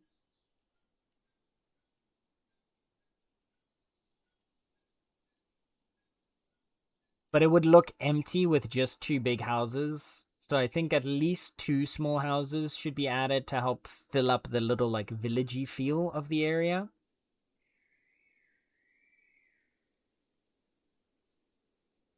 Or we do... No, I like this big house here, though. Ah. Sweet dreams, Plaus. I already said that, but I'm gonna say it again because sweet dreams, Bean. And Plaus is adorable, so... Ah.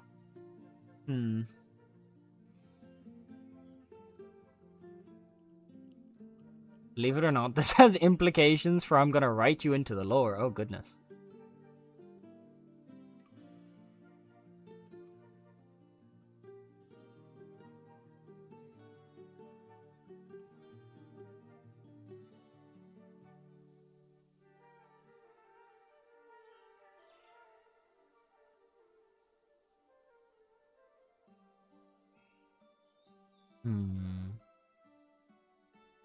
I'm trying to envision now. Like, I'm trying to, like, block out space.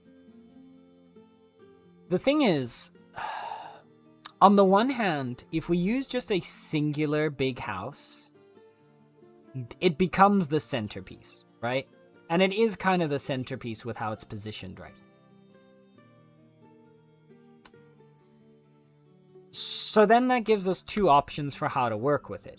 Either we run with it as a centerpiece and only have small houses around the rest of the area, and design the entire space around the fact that this is the centerpiece. The other option is to have 2 of them, at which point it no longer becomes a centerpiece. The skyline becomes a little bit more diverse by having 2 tall buildings. And then it becomes more of just a generic kind of district. I feel like I'm leaning more towards generic district than centerpiece with these. So, like, not just having the one house. I don't know if this makes sense. I'm using words. It makes sense in my brain. Probably most of chat, if you're like, most of you have already tuned out from what I'm saying at this point and are just like, yeah, sure, whatever, Sin. You keep having your little whatever this is, and we'll just be vibing.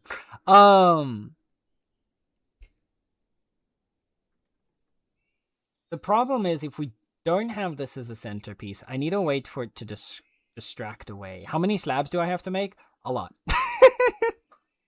For sure, at least 20 for one big house.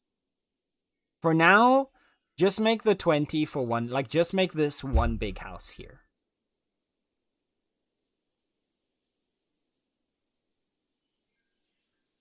As a first project.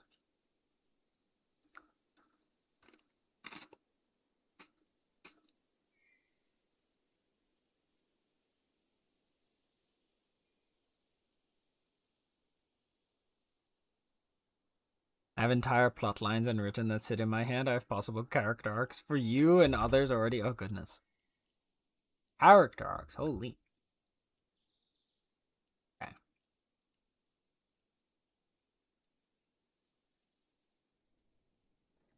Understand exactly what you mean, by the way. Perfect. Perfect. I think I'm getting lost in this right now.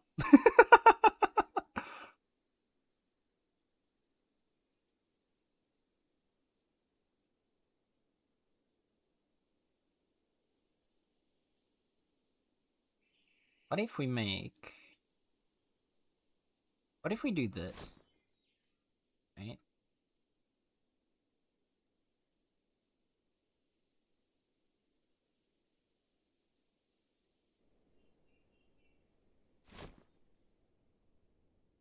This creates a slightly bigger gap between these two. But it does impede on this sightline a little bit. Which I feel like... Wait, how does this look from down here? This tree's not going to be here forever. But the idea is that when you enter into town, right? You enter into town and you go, ooh! And you see housing district, right? And then you're like, oh, let's go check out what's over here. So you don't want to be staring at the back of a house. So, instead, we build around this being a okay, wait. We build around this area here. So,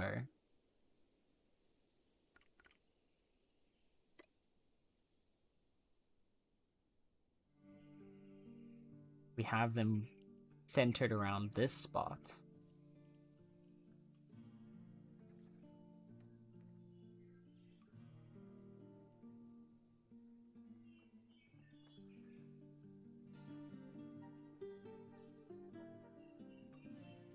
One more back? What's it like on this?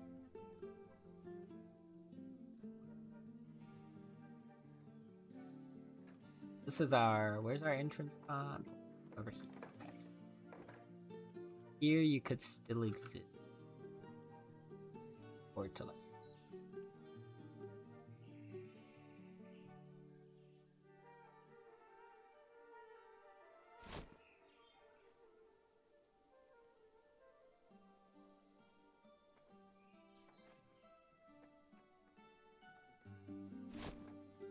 Here. Now we've built around this sideline. Turn this into like a little... Again, you get a little bench over here, little over here, tiny little like protective wall along the side to make sure nobody falls off.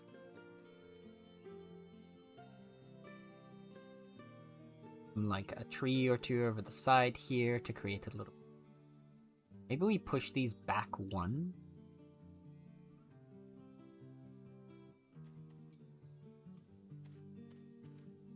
Yeah, maybe we push these back by one.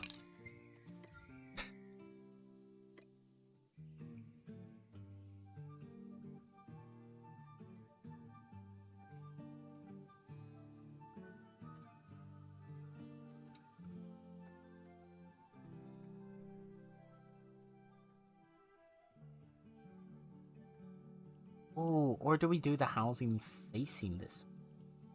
Ooh. Okay.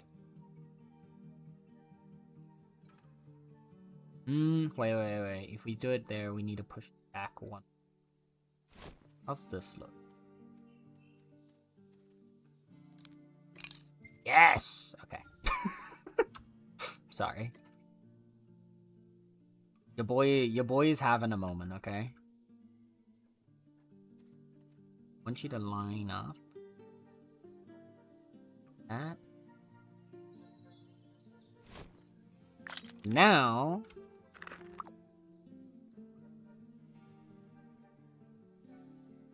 so what I'd say is it depends on how hard a tall building is to make. One is a centerpiece invokes grandeur, while two creates more of a dichotomy, like two mighty towers overlooking too many towers, and you... Oh yeah, no.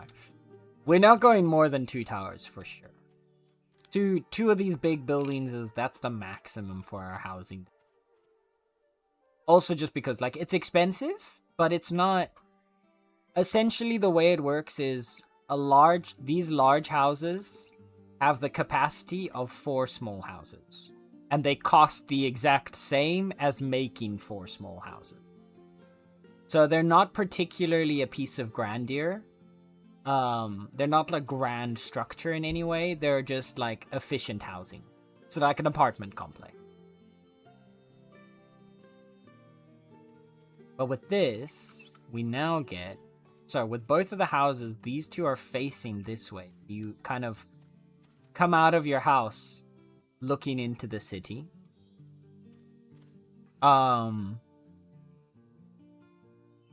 With a little fence around here for safety. You can get some benches to sit outside. Maybe a little, like a smaller, like a small decorative spruce for a little bit of shade. Maybe around the back here for some privacy. This becomes your like little shared front porch between these two neighbors. Little shared garden. And then your pathway still goes in here, around here, Then we get one split off here that connects into these two. And that same point you split off up here to go to this house. And then your path continues over here, where it splits off down to there. And to here, where it splits off into these two. With this as a bigger communal area, this again is a smaller area, and this is a little private park area.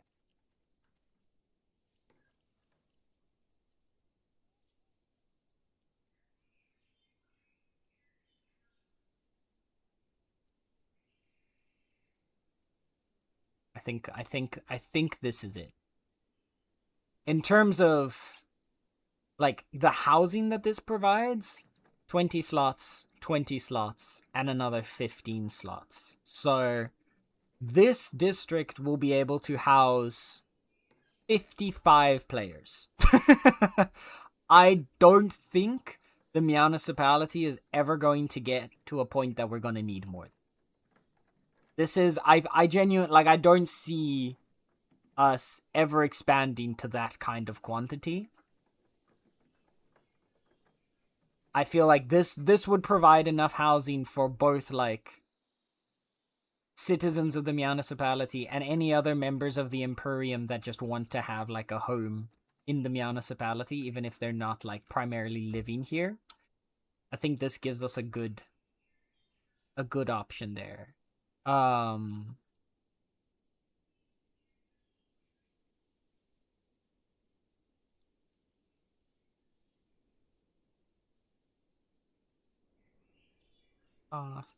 Bloop.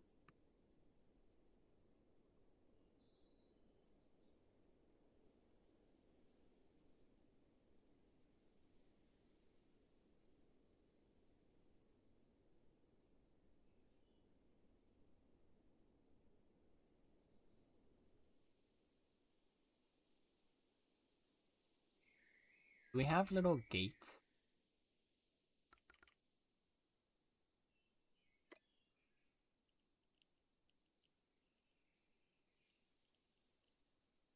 So I know the wooden one has a little fence. No? The fence is a... They're not a logcraft like little gateway with the fence? No? Okay.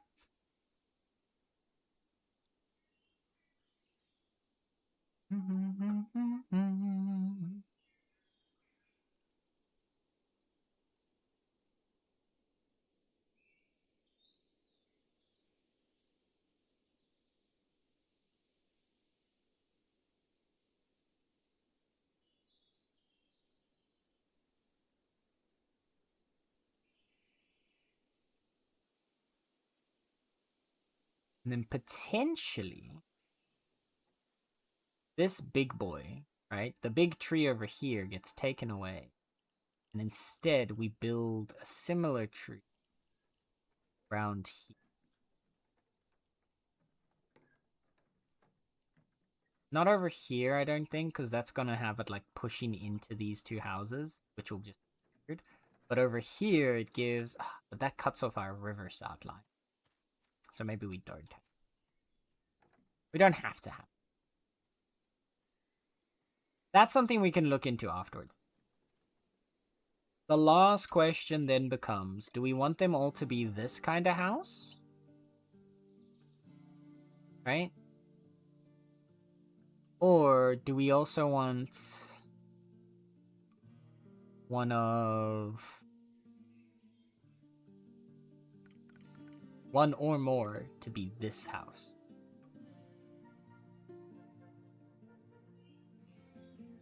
The thing is, the fine one has a very, very different vibe, so maybe not.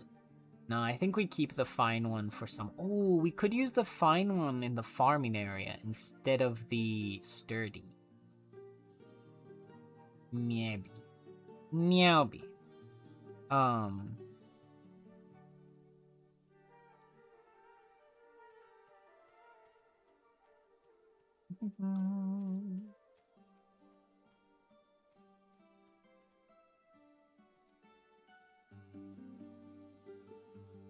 Yeah.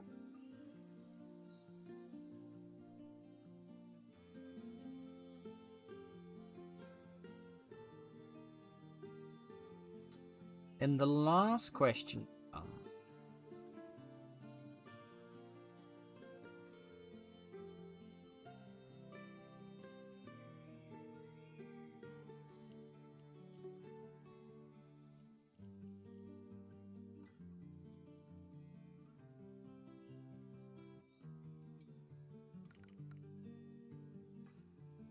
A tier 5 thing. A plank and 2 pebbles. I think we might just use fine fences.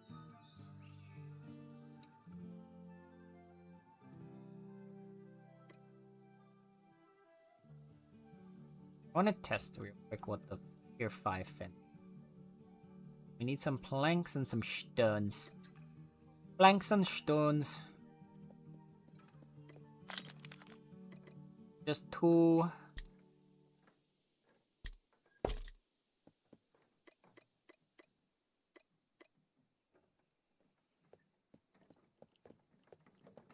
Five stones. Oh, also I might as well, when I'm going there, I'll put this cart. Put some of the supplies back where they belong.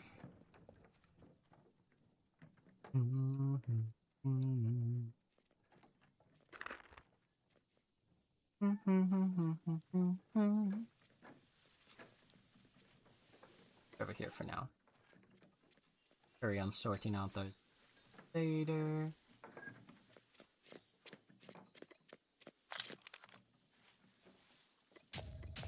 Here. Person point. I need an extra plank, I'm realizing, because I need to compare like the wall as a line, so we need 3, otherwise we get 2.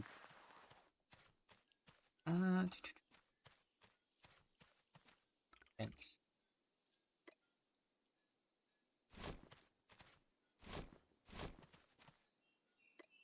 Other fence.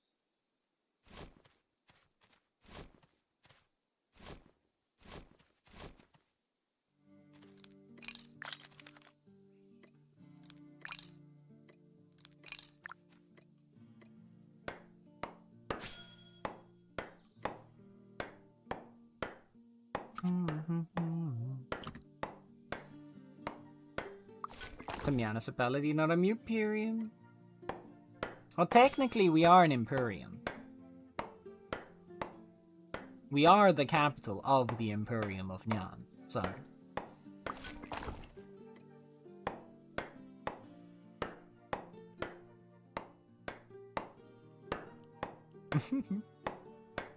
Gersak. I know. That's our tier 4.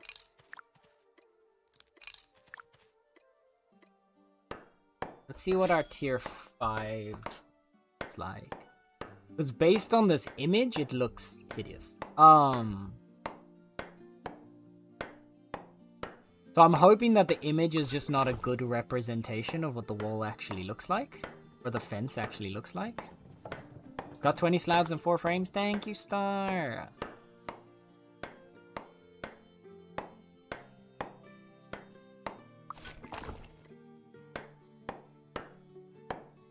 Nope.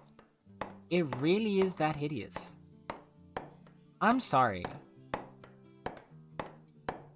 But...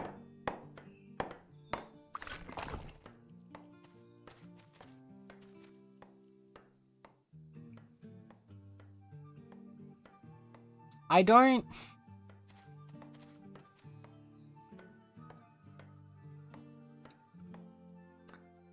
understand how this on the left is higher tech than this on the right.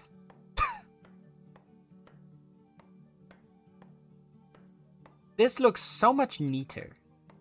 Like, yeah, I know this is just like a, you know, a cobblestone wall, right? They're just all the kind of big rocks and stones you could get, and you kind of piled them together in a way that sort of fits roughly. Little bit of mortar or whatever to kind of get it stuck together, and you're good to go.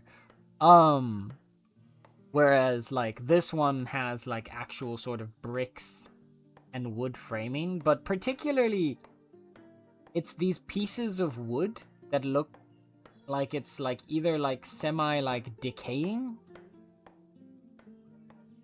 or just kind of haphazardly pushed together.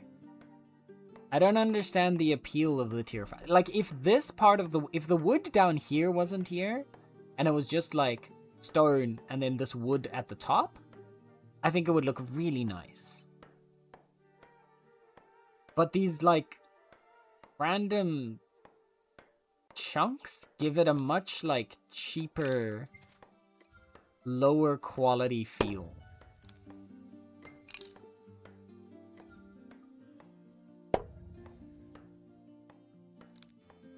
Okay. You're going down.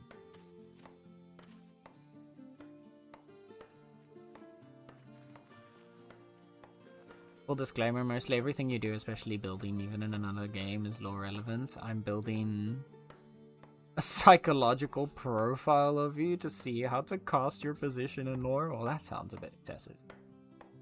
Yeah, I think we're gonna go with these. I really want to use more of a diversity.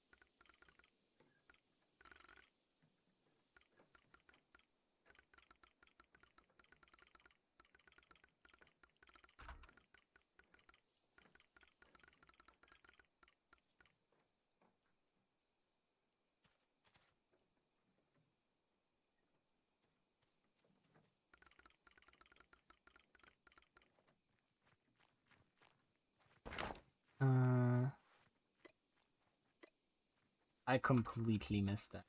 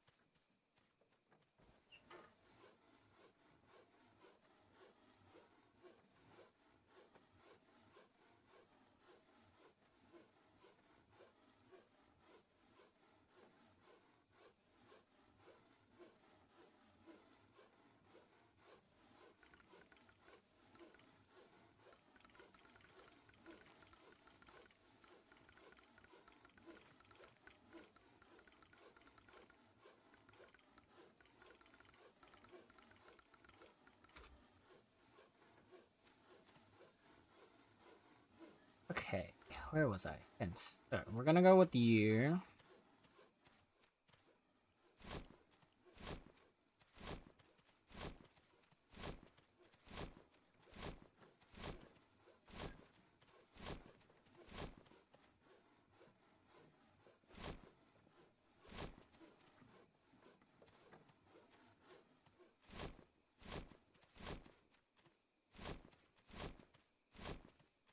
I don't know why. I realize now I deconstructed the previous tier 4 walls for absolutely no reason. Oh,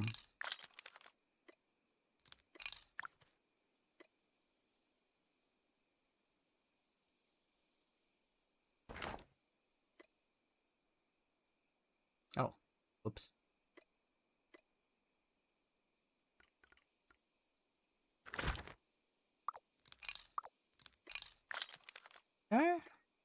We're getting there. What's happening? Oh, hi! Alistair, Angel, thank you so much for the raid. Welcome in, Raiders. How's it going? Hello, Hellgloom. Hi, Cow Side. That's a fun name. Hello, Alistair, Angel. Angel Raid. Welcome in, Raiders. How's it going? How was your stream? I think my mods are currently asleep. Let me give a quick little shouty outy. There we go.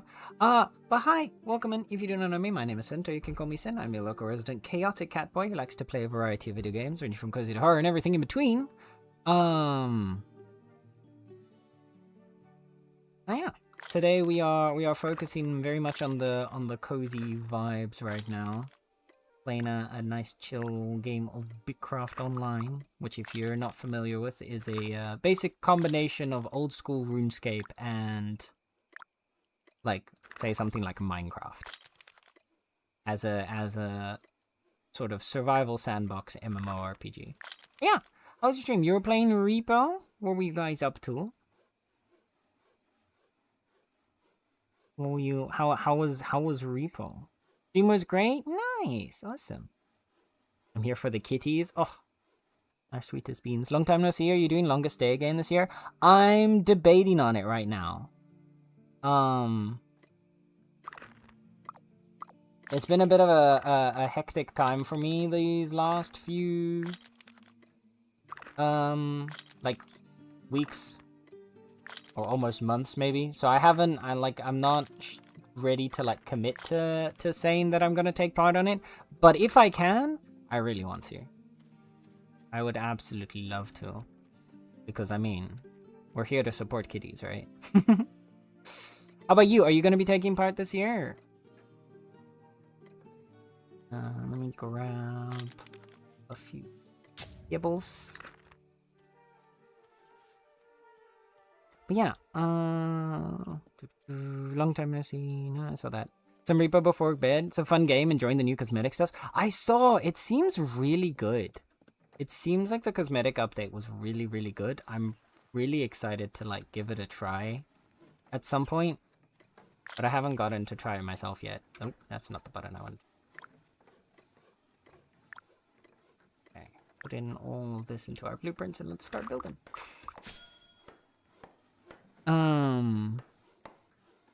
You will be? Oh, nice. I'm here to raid and run because it's bedtime. Good luck with stream. Okie dokie. Thank you so much for the raid. I appreciate it. Thank you for entrusting me with your community. And I hope you have a wonderful night and sweet dreams. You're going for 48 hours? Oh my goodness. Oh goodness. That's an intense one.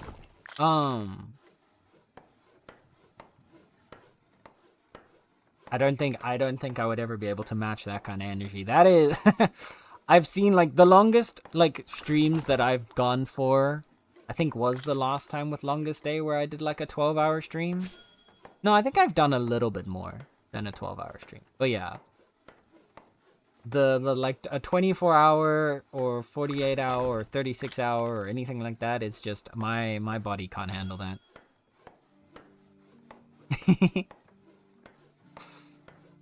You have to top the 30 hours from last year? Fair.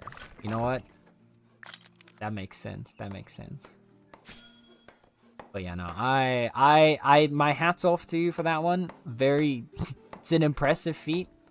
I could not dare to try and replicate it, though.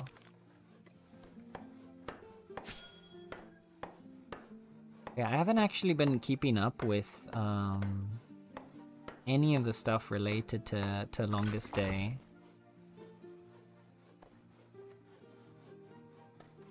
I've been very out of the loop for a bit.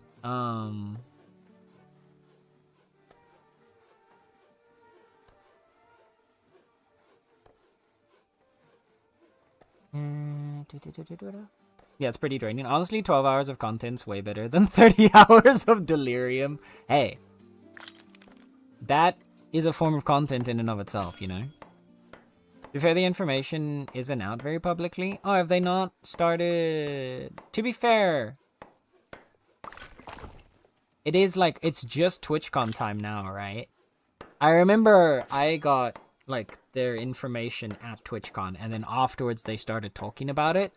So I assume maybe they might be doing the same again. Like they might be going TwitchCon right now, trying to get people to take part, and then after they've gotten like signups from TwitchCon, then they'll start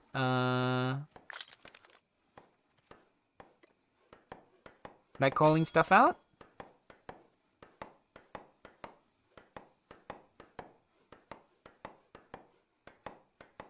That's right. I only knew it was happening last week when I went to visit one of the shelters. Ah, you know, that's fair. Yeah, they might just be like waiting until they have an idea of like as many people as possible to talk to. How is Nala? She's been good. She was actually on, we had Catcam on earlier. She left sadly because she kind of got over it. She was lying on the bed for a solid like hour and a half to 2 hours before she was like, okay, I'm out. Classic kitty behavior. But hopefully she probably won't be back before the end of the stream because I'm not going to be going for much longer. Because it is pretty late. It's 1 a.m. So I'm gonna need to go to sleep at some point.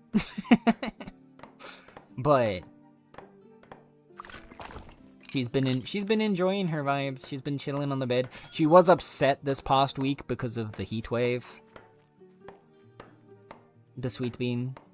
She kept wanting to, my room is in the attic, so she kept wanting to come up here and be with me because she likes, like, I'm like her person, right? She likes my mom, she likes my uncle, but like I'm the daddy. I'm her little papa. So she always wants to come and cuddle with me as much as possible, and she always wants to be in my room. But then because I'm in the attic with the heat wave, it gets really, really hot. Like uncomfortably hot. And I do have an air conditioner that I could use for like the hottest days. But then the noise and like the wind of the air conditioner is also like uncomfortable to her. She doesn't really like it. So she would come up here and then she'd try to like cuddle with me for a bit. And then if I didn't have the air conditioner on, she'd get all hot and sad and upset. And then she'd go back downstairs where it's cooler. Or she'd come up here and then the aircon would be on, and then she'd be upset about the noise of the air conditioner. Yeah, it was such a poor baby. The very sweet little bean. Okay, how do we... You know, I kind of dig this.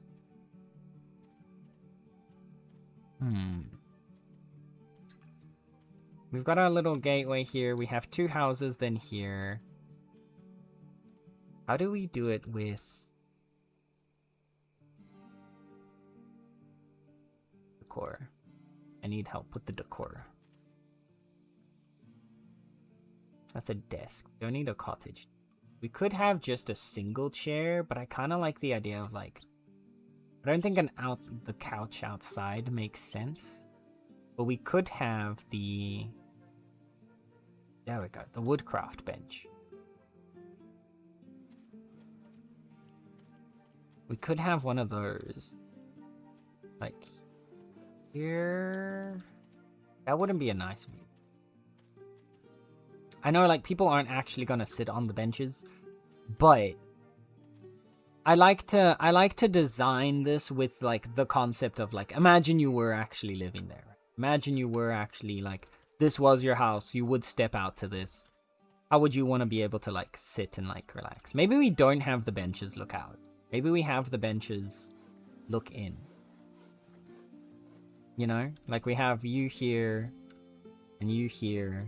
2 neighbors, like, kind of just sit inside, enjoy the sun. Little tree behind them here. Yeah? Maybe that works. Sorry, I'm trying to design. I haven't done a very good explanation of what we're playing, but what we're working on today is this area here. This entire space that you see out here is our city, our town, which is called the Meownicipality. It is the capital city of our empire, which is the Imperium of Nyan. It'll be easier if I pull up this Imperium of Nyan. I am the Mlemperor. Is my royal title, the Mlemperor.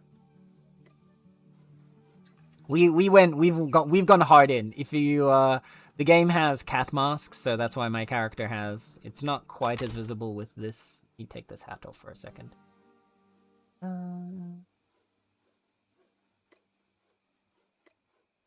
Okay. Little cat mask. I'm a little cat guy. My current outfit, though, I've been trying to try something else out. Actually, you know what? To go really all in, we should also pull out the correct pet, which is our little chonker pumpkin here. There we go. But basically, the way that this game works is the entire world is just a giant sandbox. This is all one continent, or region. The game has 9 of these giant regions. And it is essentially at the start all open, barren, empty space. There's nothing there. It's just a big blotch of land, with the exception of these little spots in the start here, which are the spawn areas where you start out. And from there, as a group of players, you start developing your skills and your professions. Like becoming carpenters, foresters, mining, like scholar, hunting, farming, fishing, all of those basic like gathering and crafting kinds of professions that you could imagine. That's what the game represents. The one that might be a bit weird is scholar, but that is essentially your researcher.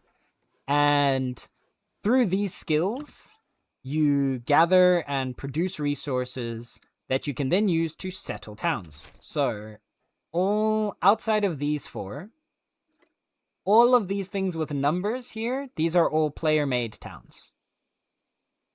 These are all player-made settlements spread out by the map. Every single one of them was made by players. Everything inside them is also built by players. So everything you see on this island over here, or on this little it's not an island, it's a peninsula. Everything on this peninsula, this entire like city that's been built, has all been built by us over the course of what is now, I think, about 92 days, something like that, like real life days. And so what we're working on right now is a new expansion to our city, which is this area over here. We've terraformed this land. It used to be all down to this height. We brought all of this area up to this height, and we're building this out to become our first proper housing district of our city.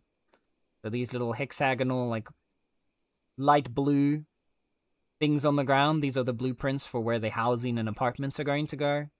And now we're trying to do a little bit of decorating around it as well, to make it feel nice and cozy. But yeah. It kind of feels like old school RuneScape plus Sims plus Animal Crossing plus Minecraft. Yeah. That's an apt combination. Yeah. It's a very cozy game. It's very oriented around being a social sandbox. So while you can play the game solo, you don't necessarily have to be part of a town. You can be like a single player, like you can focus on more of a solo play style and be nomadic. The game is built around you interacting with other players. So even if you're a solo player and you're not part of a group, the idea would still be that you would like come into the towns made by groups and maybe use the facilities in those towns, maybe trade with the players there, like you sell some of your wares, buy some of theirs. Like, the game is very oriented around, like, a level of social interaction. Even if you want to still be, like, a primarily solo player. If that makes sense. But yeah, there's about to be an ad break starting Yeah, I think I'll let this ad break go, and then we'll go for maybe like a half hour longer, and then I'll see you guys on the other side of it. So yeah, take this chance to stand up, drink, stretch, take care of your body, do your self-care. I see Star's already redeeming the self-care redeems. Thank you, Star. So take care of yourselves, and I will see you on the other side of the ad break. Care package. And just be good to yourselves, yeah?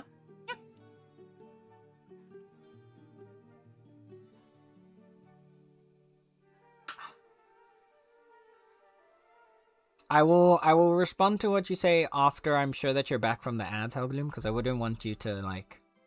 I wouldn't want to be in the middle of talking to you and then there's just ad. So let me know when you get back from the ads, or if the ads decide to leave you in peace. You should be starting in like a few minutes. Alright. Water!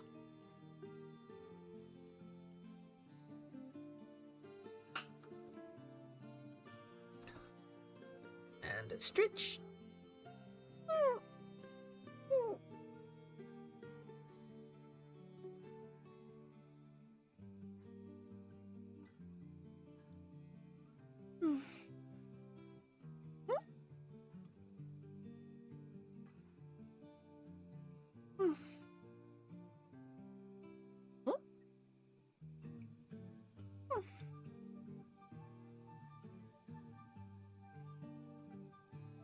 Ad break is just like refusing to start right now. Classic Twitch. Oh, there it is.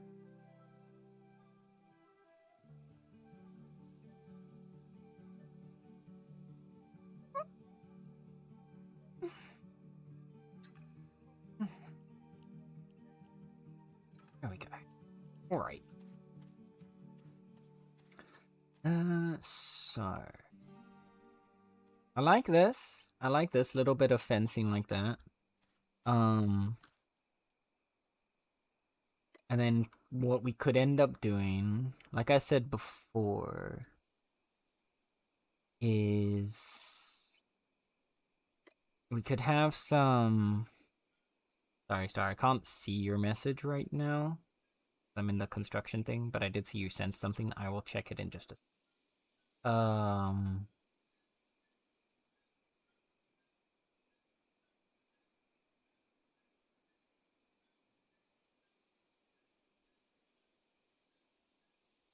Get like a tree over here. I don't want this garden to be completely symmetrical. So I want there to be some variation. So that it genuinely feels like, you know, different people live here, but this place was like built, it was built by the same person, but different people have come to live here, and so they've kind of made it their own in different ways, right? Like, whether it's like a bigger, like, here we could have potentially a different kind of tree, or we could have some other types of decor.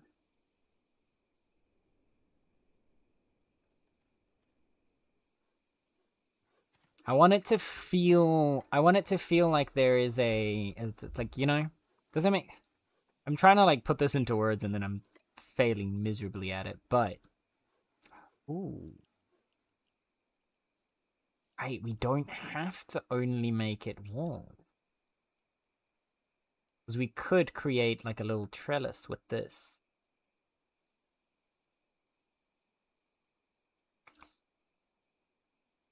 Do I still have the planter box trellis? Maybe not here. Maybe we use that for... We use that back here. We use that back there. Okay. So, like, lost in the sauce right now. There's so much going on. Okay, we're back. Yeah, welcome back. What was I gonna say? I feel like being... I feel like being nomadic and just visiting the other civilizations would be... It is! And that is another aspect of the game. So, the game works in, like, what it calls is, like, resource tiers. So, your progression loop is you've got different, like, equipment, and you've got the tools for your different jobs. Then you've got the level for those jobs, and then you've got tiers of resource. And the resources go from tier 1 to tier 10. And so you need to be like, whichever tier it is, you need to be like in that tens of levels with the equivalent tier or one tier lower with one tier lower of a tool in order to gather it. So, for example, I've got a lot of tools here that are tier 5. With this one here, I've got a tier 5 tool and a level 15 skill. I can gather up to level, like, tier 5 animals that I can hunt. But with this forestry skill over here, I've got a tier 5 tool, but I'm level 62. Means I can gather tier 6 wood, for example, or trees. And so there's these different tiers of resources that spawn in different biomes. And those biomes are spread all around the world, but not evenly.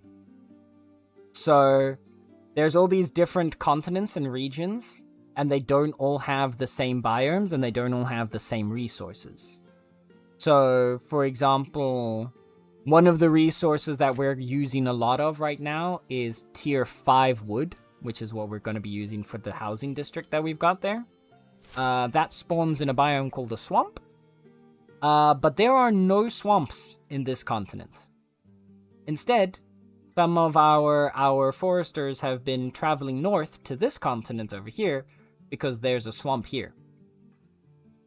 And so they've been sailing to the north here and gathering wood and working like in the settlements in that area to collect it and then process it and bring it back. So there is still, even when you're living in a city, there's still a nomadic aspect to the game. It's built around a lot of like traveling to different places, interacting with other players, you know, interacting with other people's cities, trading between groups, all sorts of different like, yeah, stuff like that. I want to try you. You're the small planter box. Did I not make any of the big planter boxes? The trellis? It seems that the answer to that question is no. I did not. Could have sworn I did. Alright.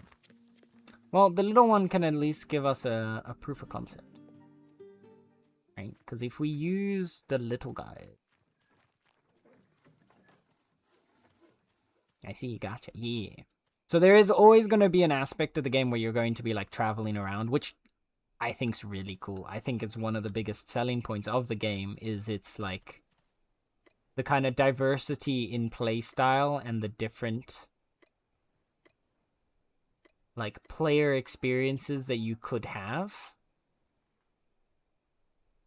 So like I, for example, as like the leader of this settlement of this city, oftentimes very busy working on, well, building this place and like maintaining it. Go like that, and then no, because you're not gonna get that corner unless you do it this way, right to here.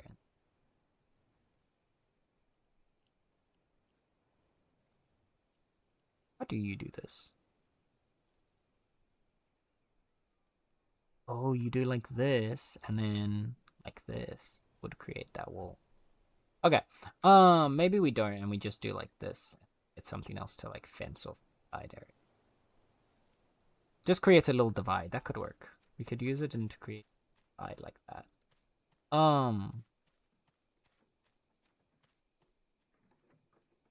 What was I saying? I've completely lost my train of thought, and I'm sorry. I got completely sidetracked, and now... Ooh. We could put this guy over here. Intercontinental Lumberjacks. Exactly.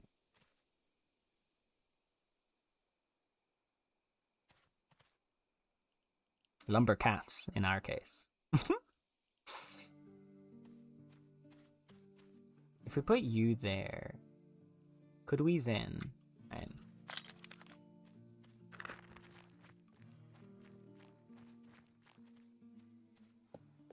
Yeah. One of the really nice things, like, so there are, you can kind of see on the map, everything that's like, wait, let me turn this off real quick. Everything that's colored in here, that's all segments of the map that I've explored. So there's a bunch of different like towns and cities that I've gotten to see. And I think one of my favorite things about the game and about that like exploration aspect of it is getting to see how everybody designs their spaces differently. Like just the pure like diversity in settlements between all these different players. Like you've got some settlements that are really oriented around being as efficient as possible, and so they're just like, they've got all their stations super close together, and it's like it's minimal decor. Everything's kind of flattened, almost like a parking lot is like one of the descriptors that tends to get used for those kinds of settlements. And then you've got other settlements that are much more focused around making everything just like look pretty and not necessarily being like the most efficient in shape. I think we are aiming a bit more in that direction, where like it doesn't have to be perfectly efficient, but a little bit of efficiency. Ooh, okay. So the one thing I'm worried about is, let me pull up the housing blueprint real quick to see how this house is gonna look here. It is gonna clip through, looks like. Specifically the roof. Okay, question. If we did this house instead, would it also clip? A little bit, but not.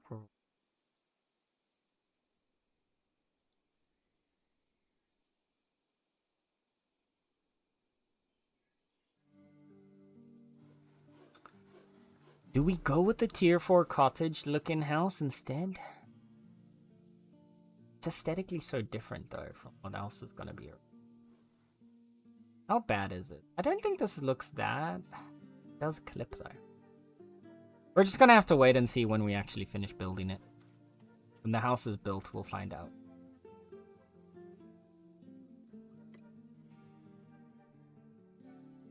Sometimes we just gotta go with the flow, see what happens, and if it ends up looking horrendous, then we have learned a lesson.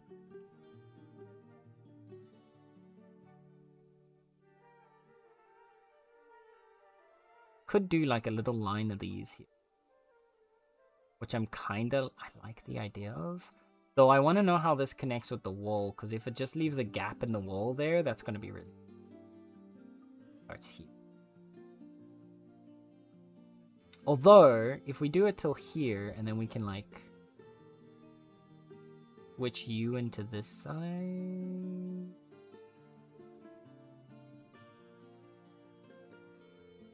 Okay. Let's get a few of the trellis next and work our way through. Yeah, what games are you thinking that you're gonna, or like what kind of things are you thinking you're gonna stream for Longest Day? Have you already started thinking about that?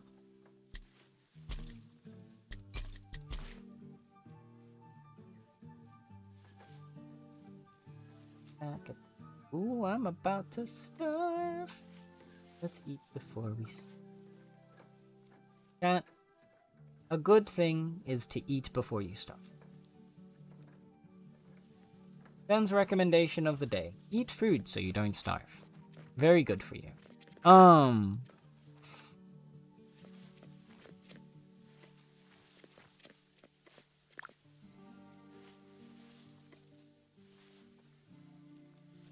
There it is. Okay, so for the trellis, we need 6 planks, 2 nails, 2 infused clay. So I want to do like 10, no, 5. 5. So we need 30 planks, 10 nails, 10 clay.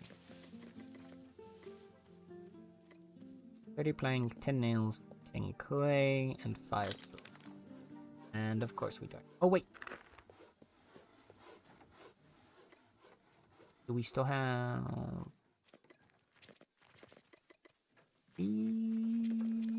be in here. So close. Okay, well. So, a decent start. We'll start with this, so we can at least test out my theory before locking in and making a whole bunch. Why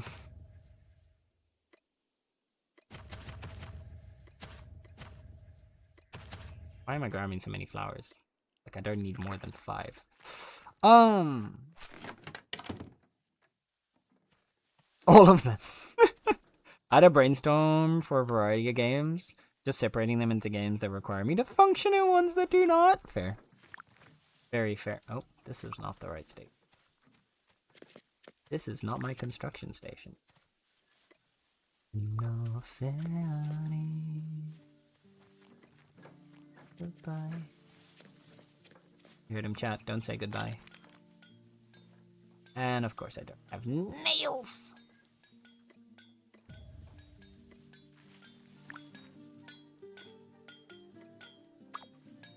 Gonna quickly make some nails.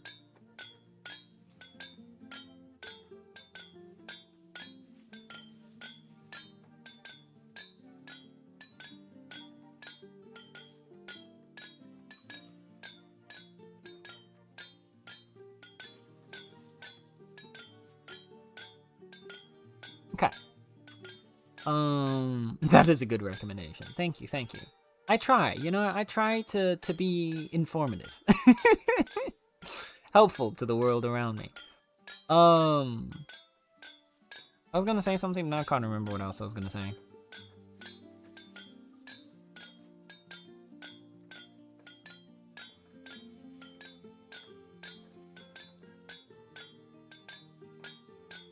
Yeah, can't remember what else I was gonna say. Ich lost.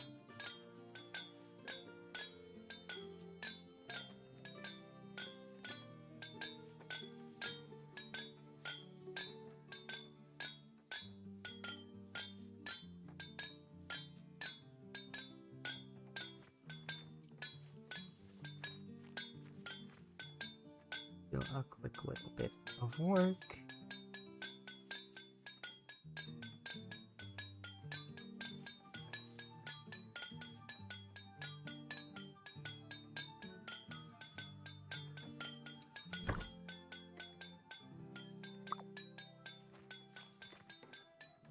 Damn it. Stuck in my cart. Alright, we'll just hold on to those nails for now. And we can test this. Alright. Get to the construction station. And I want you. And then we're gonna make the trellis. And line those up to see how they interact with the fence.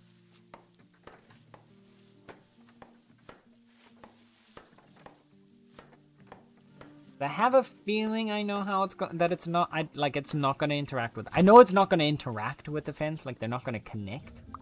But I don't know how big the gap is gonna be between them, which is the part I'm most concerned about. Because if it's like a really large gap, it would. Oh.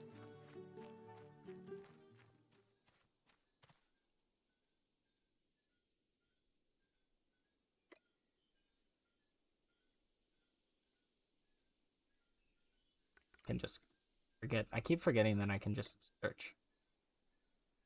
Decor.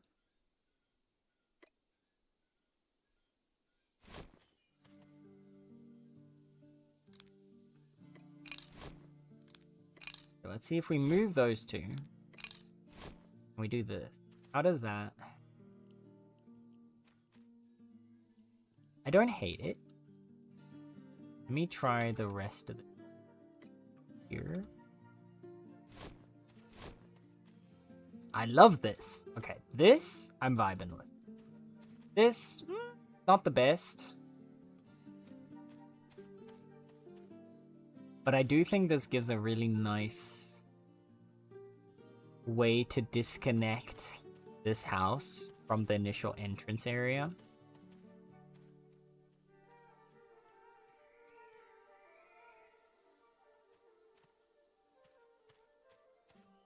Maybe we don't do that one here. Oh, that's not.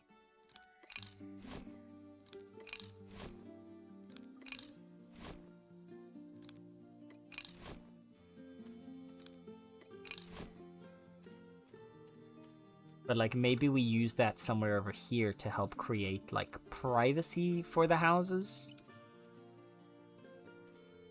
Like, oh wait.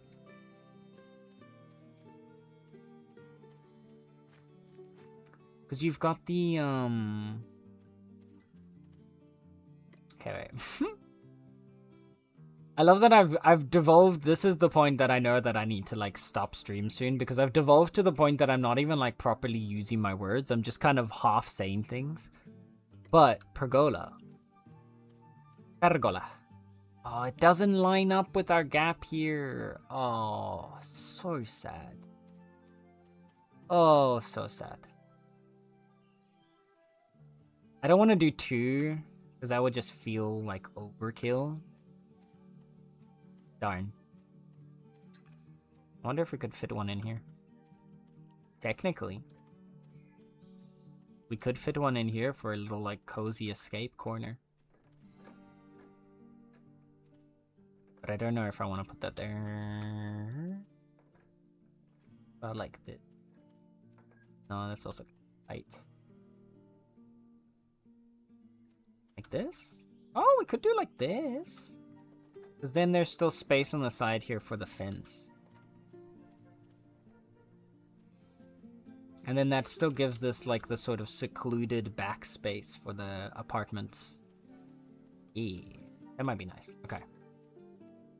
So no pergola for you guys. I'm sorry. Oh. No, too tight. Way too little space gets left if we... Okay. What else could we decor? Decorate. What about you? Of course you don't. Ow! Nothing wants to align with the space.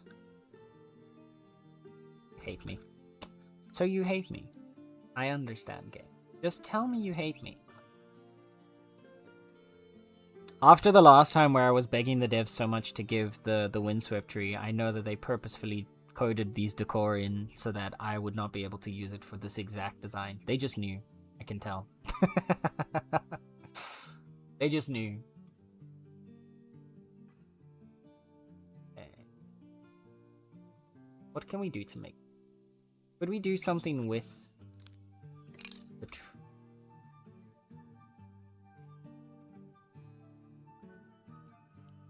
Could we do like something like this?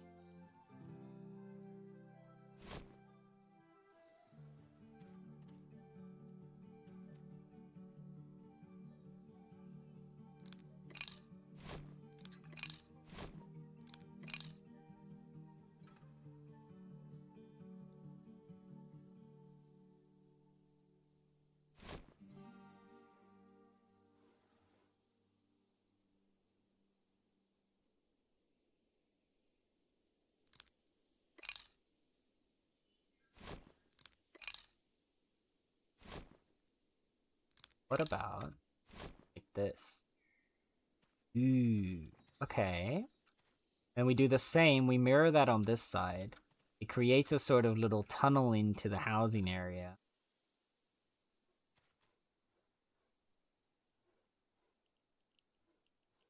Do we want... Does it look nicer like this? Or would it look nicer like...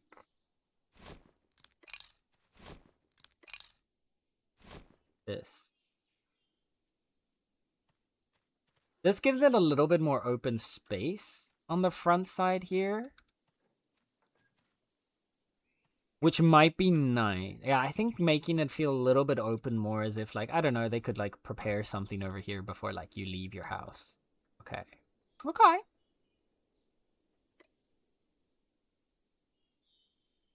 I need to just make 3 more and then test out both orientations.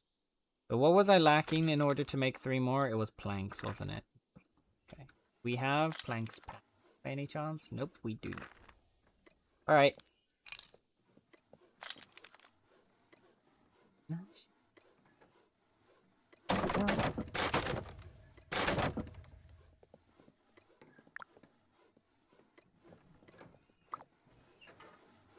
Time to get to work.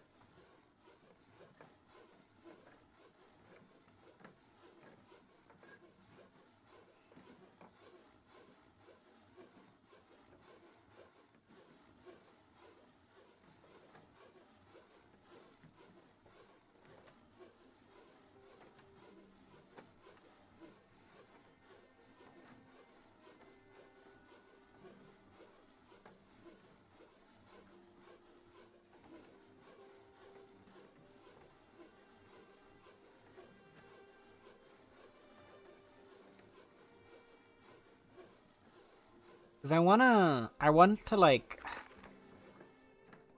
I said, I want these areas to feel like they have a little bit of character. I want them to feel intentional, but I also want them still feel like, oh.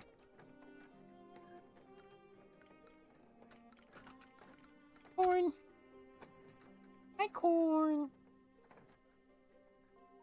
I want it to feel like this area was planned, right? Like I want it to feel like intentionally, like the houses were put there intentionally, but I also want it to feel like the people who then moved in started to give it a bit of its own aesthetic, right?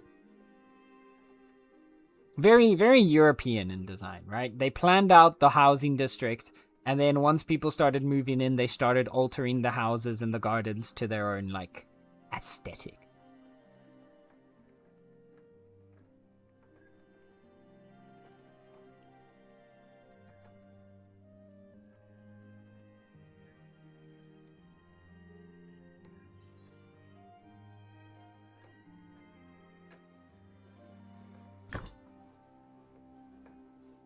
Up here. And I need to grab woodworking sandpaper. What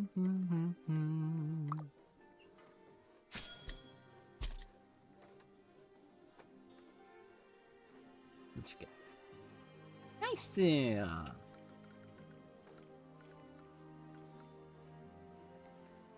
Okay.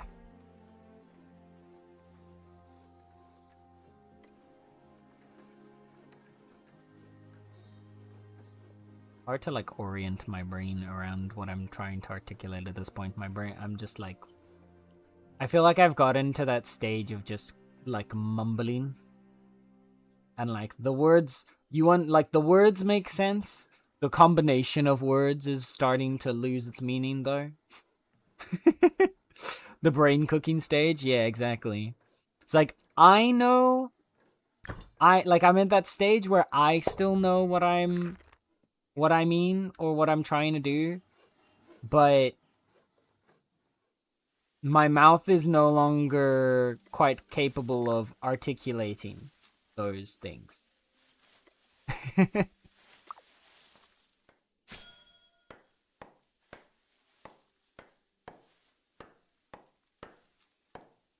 Maybe it'll also help if I start making brain-worky words, no worky. Exactly. See, I knew you would understand, Hellbloom.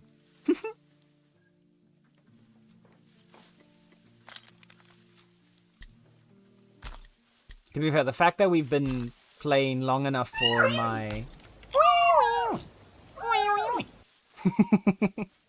The fact that we've been playing long enough for my 7-hour playlist to already start looping back around to the songs that were at the start.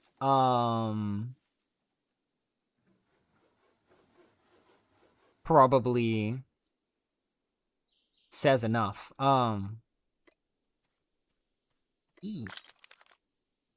almost there. Progress is being made. Okay. Gotta be top 5 cat sounds. Oh, for sure. Wee wee wee is like the most popular. It was the best thing I've added to this channel, period. Bar none. It's chat's favorite new toy. Okay,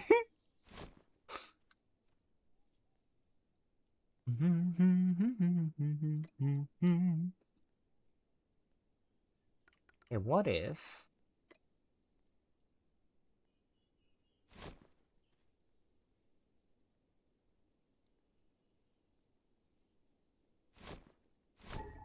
Oh, this is nah, because now it's getting complicated if I do this.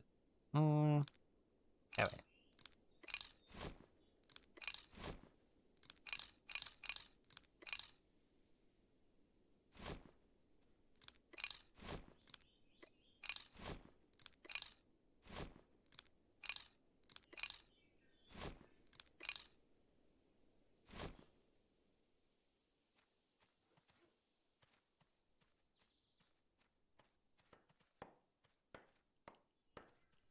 No, this ain't it either. What if I do it the other way around?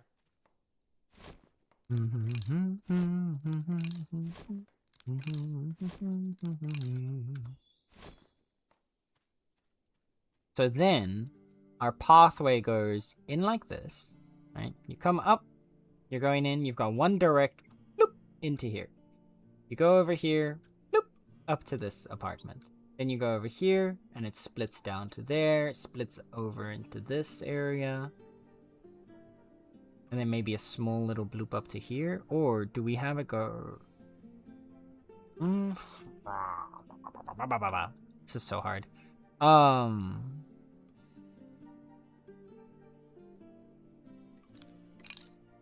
gonna move these out of the way for now. And what I'm gonna do instead is maybe start paving the pathway as it makes sense in my brain, and then maybe that'll help me orient everything a bit better. Okay? That's what we're gonna try next. This stream is just me trying to like figure out what I'm trying to do, man.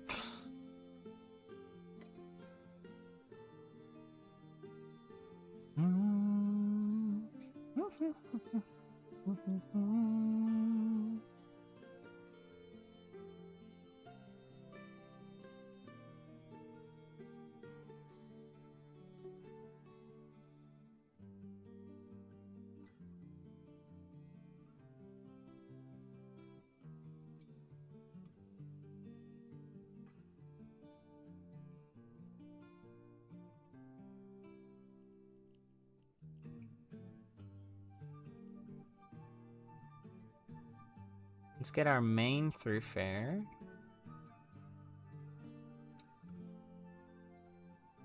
It would make sense that this kind of just like loops.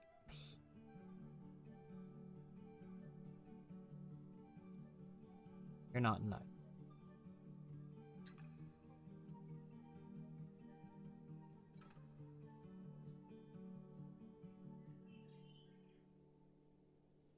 I don't think this will necessarily stay the mud road right now. It's just the mud road is the easiest choice.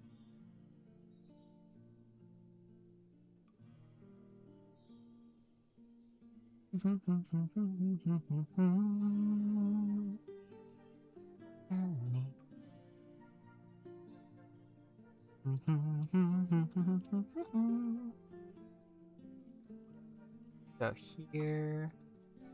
Then we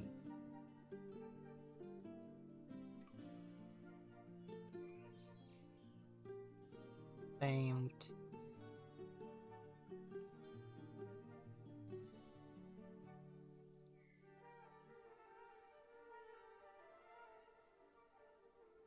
And this is our centerpiece here for entry.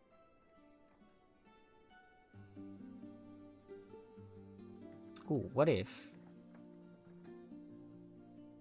Oh, wait. Let me collect a bit of paving. What if we have you kind of go a slight diagonal as well?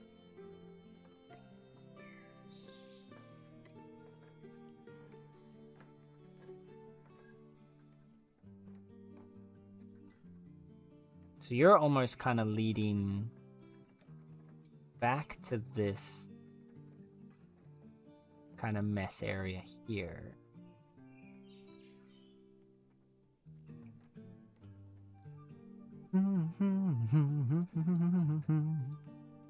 So then it does kind of make sense. Okay. Right, so you are pathing over here. These two are connecting over here. These two are connecting, then going down to here. I need to kind of figure out exactly how I want that to look, because I don't quite like how this looks right now.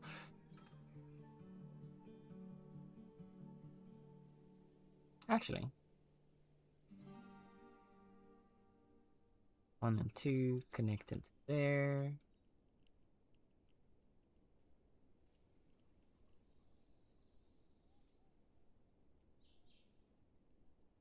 You kind of go this way. Oh, I love that emote. What the heck? That's so cute. Look at little wiggling kitty. What?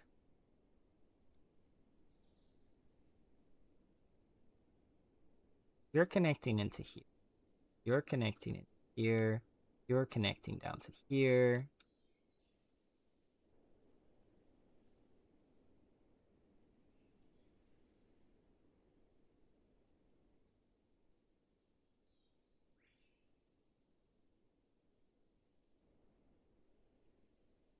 This feels wrong. I don't like the center area. Okay, go. Dear, I need you to disappear. I'm sorry. You're wonderful, but you're not helping.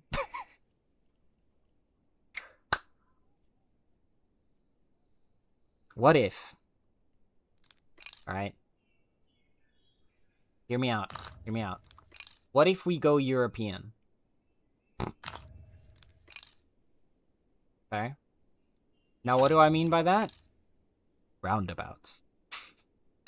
What if we get a little center courtyard piece here, and instead circle the path a little bit around this centerpiece, like a little central garden area? It would be a bit smaller because this would be more of like a courtyard. I want them to have their own kind of courtyard spaces, but I think it would make sense, right? If you're making a small housing district like this, you'd want to have a kind of shared amenity. That's what I thought you were going to do. Yeah, but there's like, I'm trying to like figure out, that's why I'm playing with all the different designs. Because I want a path to make sense, but I also don't want it to feel, right now it feels kind of weird. Like I like this little connector here. The question will be then, do I just have it go like out here and then around like this? This would be a centerpiece. And then how do we tie this upper area?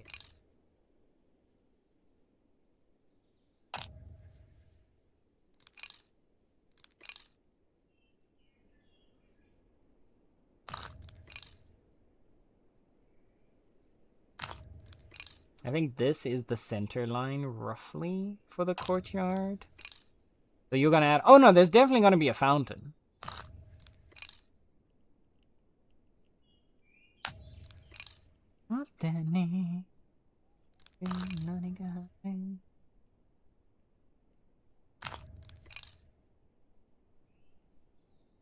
Or a tree.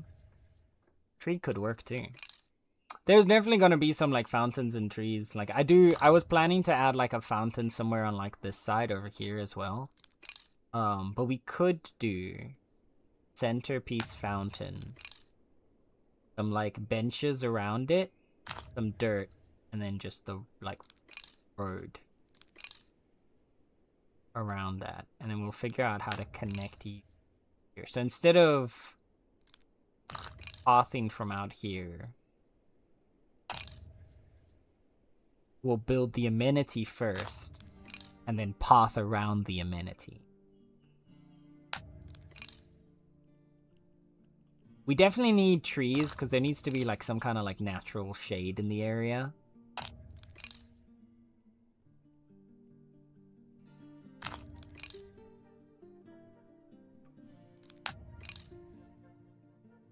Oh god, I just realized. So one of the things that we've been doing is take the fountain near the waypoint. Not sure about it in front of the waypoint. I don't know, I like that one there because I like having some kind of centerpiece. Otherwise, it's really just empty space there.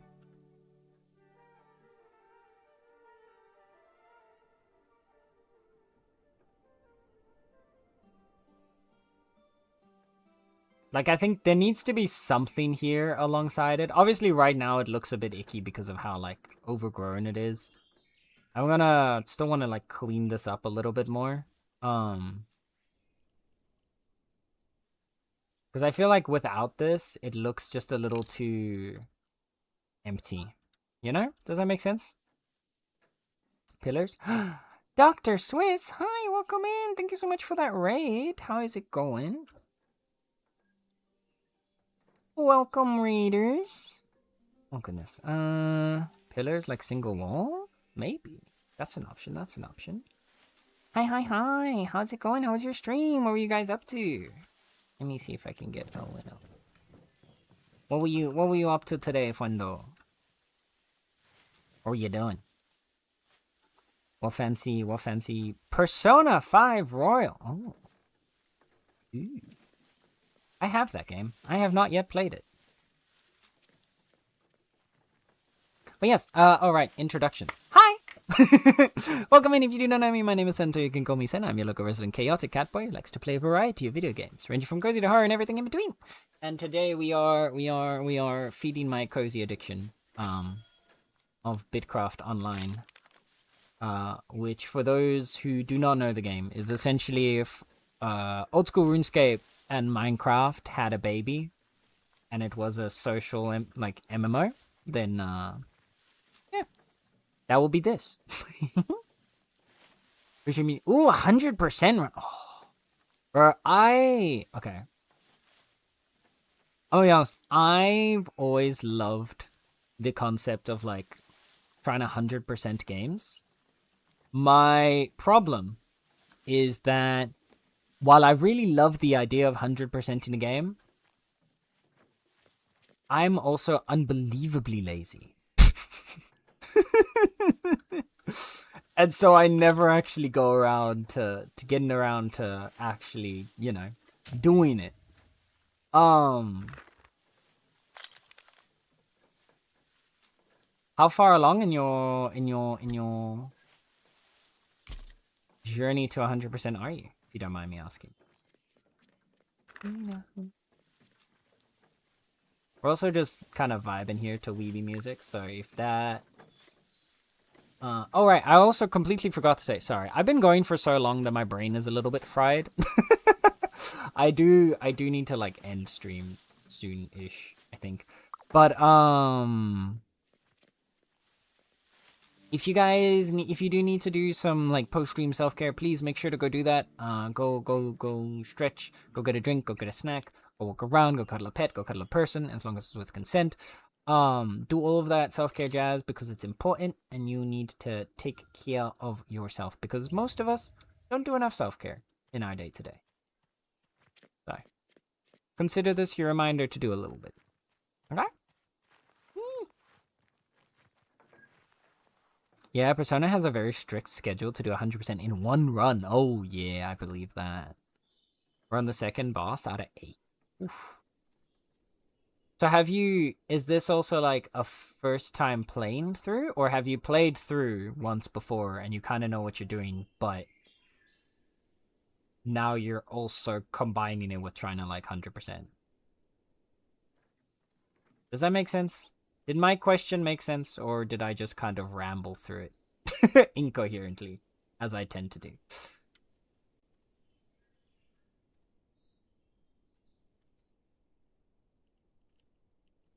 Okay, so we're trying to center on this area here. I think we center on this piece. We put you there. Yeah, okay. Oh no, my cat's in the fountain. Pumpkin, no. On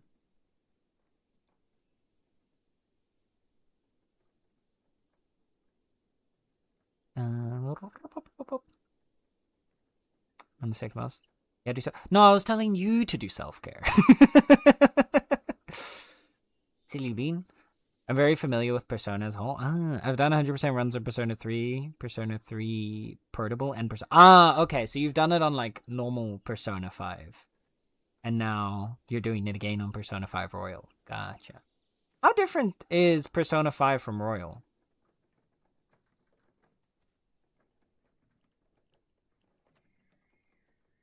I'm gonna do them for Persona 5 Royal and Persona 3 Reload.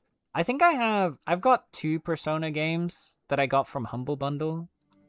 And I've been meaning to get around to playing them, and I just haven't. It's on my ever-growing list of games that I one day want to get around. Yeah, I have Persona 4 Golden, and then Persona 5 Royal. I've been meaning to get around to those games at some point. When? God only knows when I will end up actually doing that. But okay, we could do... Sorry.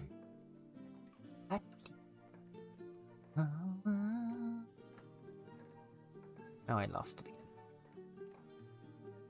We've got the outdoor benches, but they can't align with the fountain because once again, Bitcraft Online hates me. However, we could do the talented woodcraft chairs and just do one, like maybe alternate between a chair and something else. So we do like a chair here, and a chair here, and then, I don't know, like a little bit of garden patch on the other points.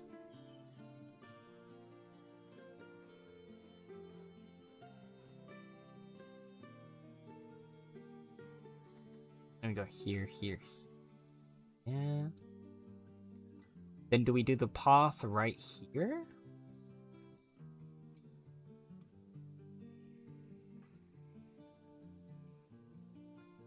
Oh. Difficult. Decisions. This cat is getting overwhelmed by decision making. I think we put you, and then maybe we put like some other kind of, maybe like a lamp? Yeah, lamp post? No, I don't think the lamp post's good. We definitely want some lampposts around here, but not like multiple around just this. Put them like along the path, probably. So maybe we do the woodcraft chair and then...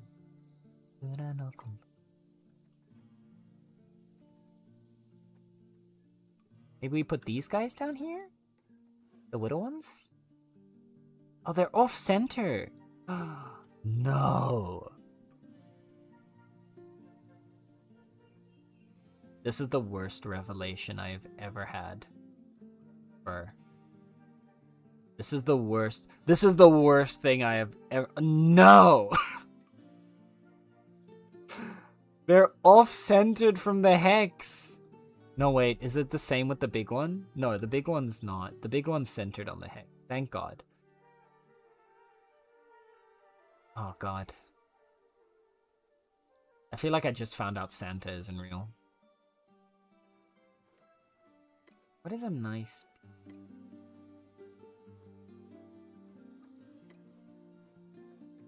I don't think the tree goes there. Ooh!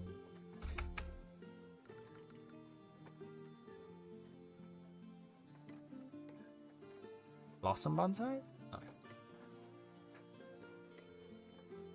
Blossom tree I think is too much to have around here. Even if they are like alternated like that, I think they'll be too busy with a big tree. But maybe branches could go here, right?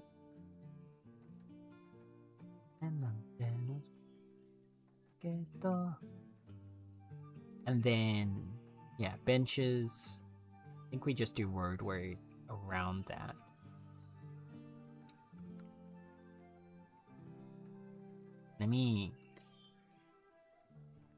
Where's my mud? Oh my God, I'm an idiot. I put the mud... Hey, chat, this is what I was saying. My brain's melted. I put all the clay away. The clay that I'm currently using to line out the path. Oh God, okay. I'm not... It's not okay anymore, chat.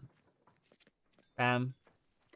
We've got into the state that it is no longer okay. Alright, I'm gonna try and put down this bit of paving because I do still want to at least finish this bit of the project today.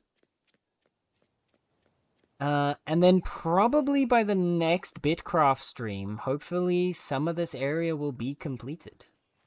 So you might not get to see all of the evolution, but you'll get to see pictures of it from the daily progress. Okay.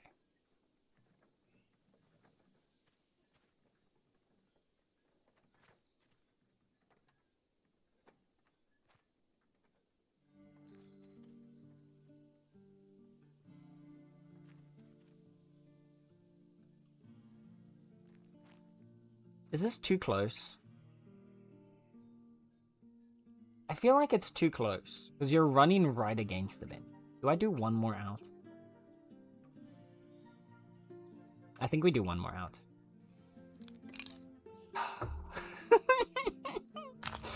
Why am I like this?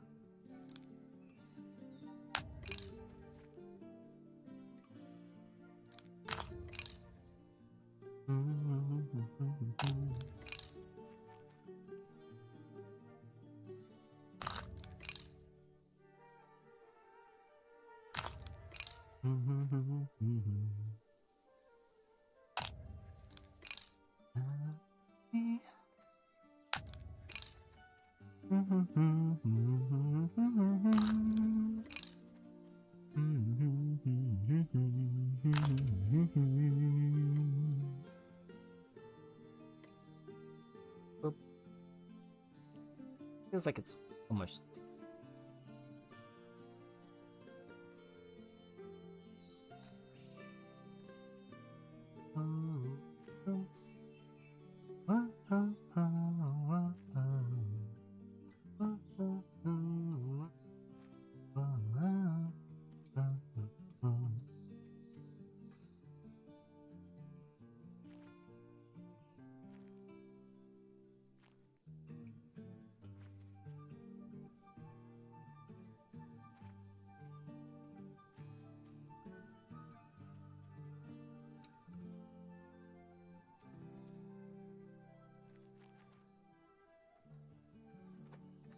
This connects in nicely there. I think this needs to then change. Maybe we just smack you out.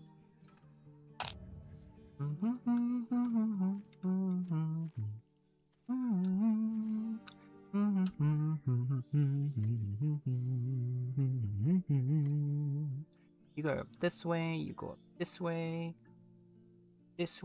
then you here.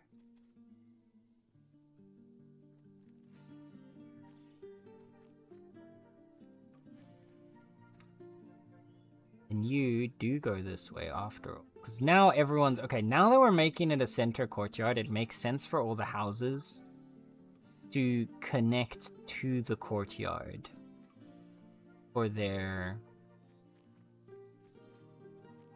like... their paving, right?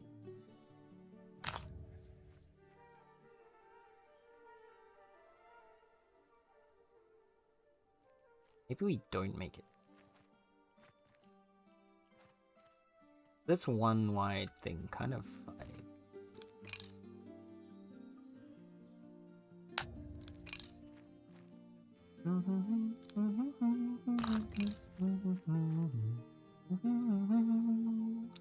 And this way, they all kind of connect to a corner. Just realized, that's not even intentional, but they all kind of connect to a corner now. Except this guy, but that's also fine. And then you...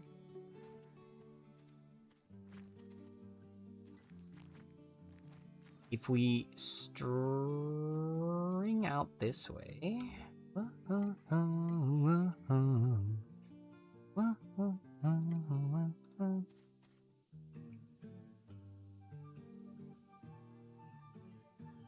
No, I don't like that. Change my mind. I think this one's gonna go straight out. The one alternate, which is gonna go the same as how it's here.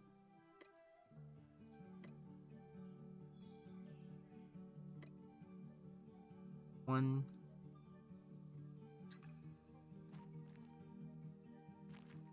Two. One.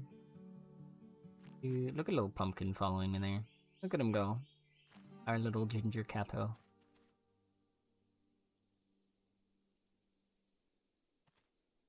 I don't like how straight this is. Hey, Pride Month started. I'm allowed to say that.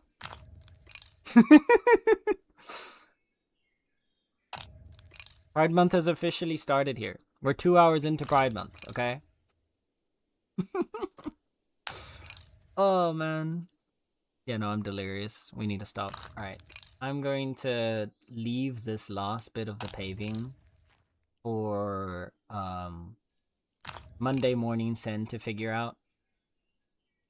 I'm sure it'll be super easy for him to figure out.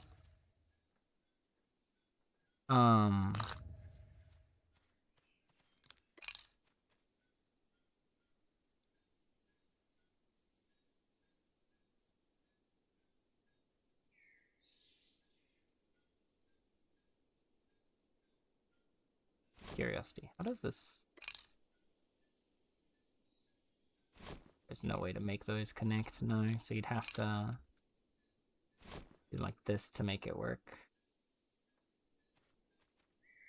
I don't hate this. Just wish it was easier to make them like interlink.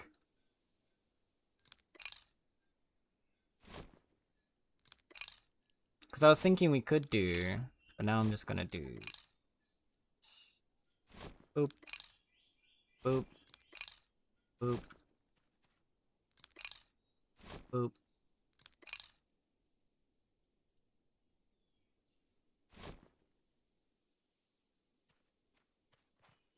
That feels really tight.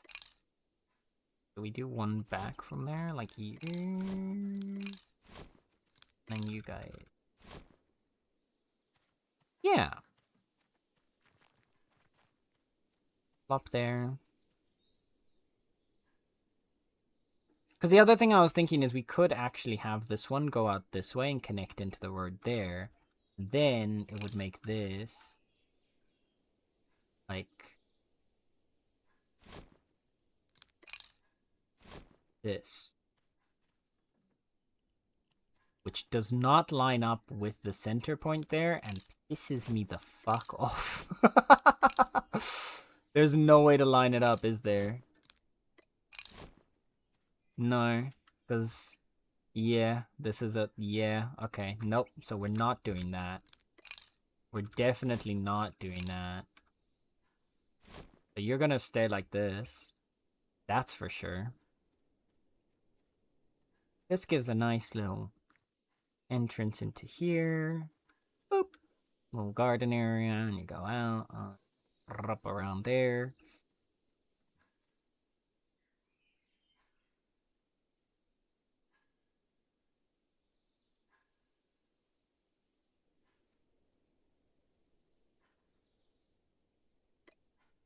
What do we want? What do we want this? I thought we switched from queer pride to queer wrath. Nah, nah.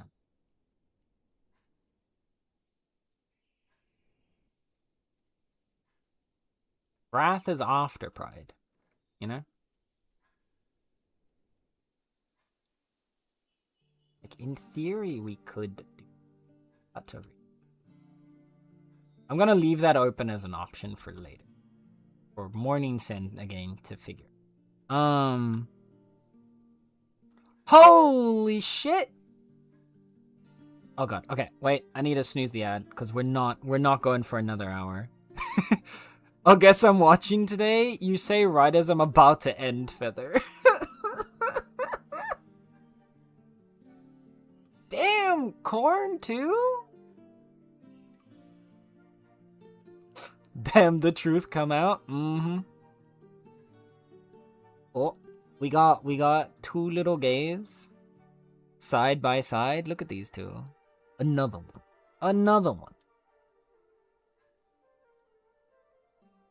But hi, Feather. How are you doing? You adorable little fuck. We got 3 100s actually. What the fuck? That's crazy. And 199.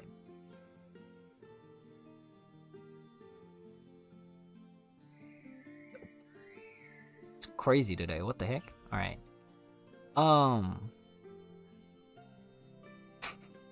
I Swiss, what the fuck?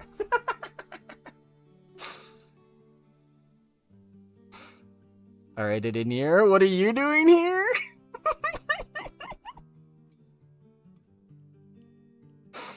Oh, look at the— oh no! Wait. There you go.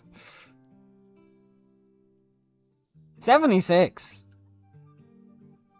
Also a solid result.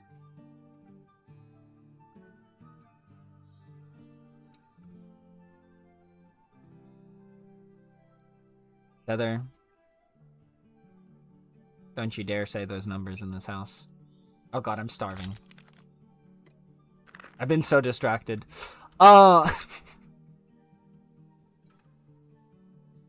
no, I'm sorry, Beans. But it's been 9 hours. It is way too long. I need to stop streaming. My brain is kind of fried. I feel like I'm barely talking anymore. And when I am talking, I feel like it's barely coherent. But it has been very, very fun, and I'm really glad with the progress that we've made here with this. We've done like send battery low, please recharge. Yeah, go rest. Good night. Thanks, Soda Pops. Well earned rest. Thank you, Hellgloom. Thank you guys. Thank you guys. Yeah, I'm really happy with this. We've made a good bit of. We've terraformed this entire area. We've cleared it all out. We've got it all set up. I wanted to get a bit more done so that we could reduce our supply drain. Maybe I'll do a little bit off stream still, but I can at least then turn off my try to communicate while playing part of my brain. So I am gonna swap us over. Actually, you know what? We'll just chill over here. Yeah, let's chill over here. We'll take a seat near our new fountain. Or, well, our newly moved fountain. We're just gonna chill over here while I start looking for a potential raid target for us. However, while I get looking for a raid target, I want to make sure that all of you lovely beans know that whether you're here for a minute, whether you're here for the whole stream, whether you're lurking, chatting, or anything in between, you are appreciated. And you're loved. And don't you dare go trying to deny it, because I will fight you. And yes, that was very specifically also targeted at Feather, because I know Feather would say fuck you, to which I would respond with fuck you, even though he can't hear me right now, probably. Oh, that's right. Let's see who is live. There are not a lot of Bitcrafters live right now.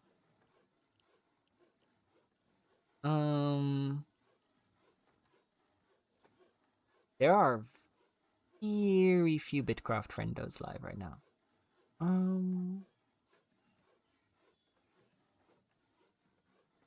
Let's we can definitely raid. Who do we raid?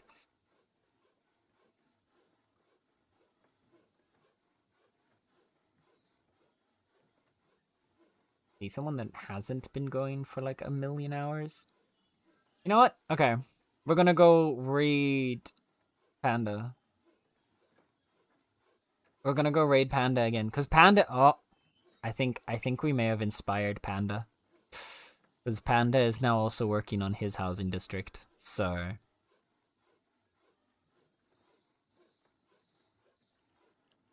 okay. I am gonna start a raid. Our raid message is going to be...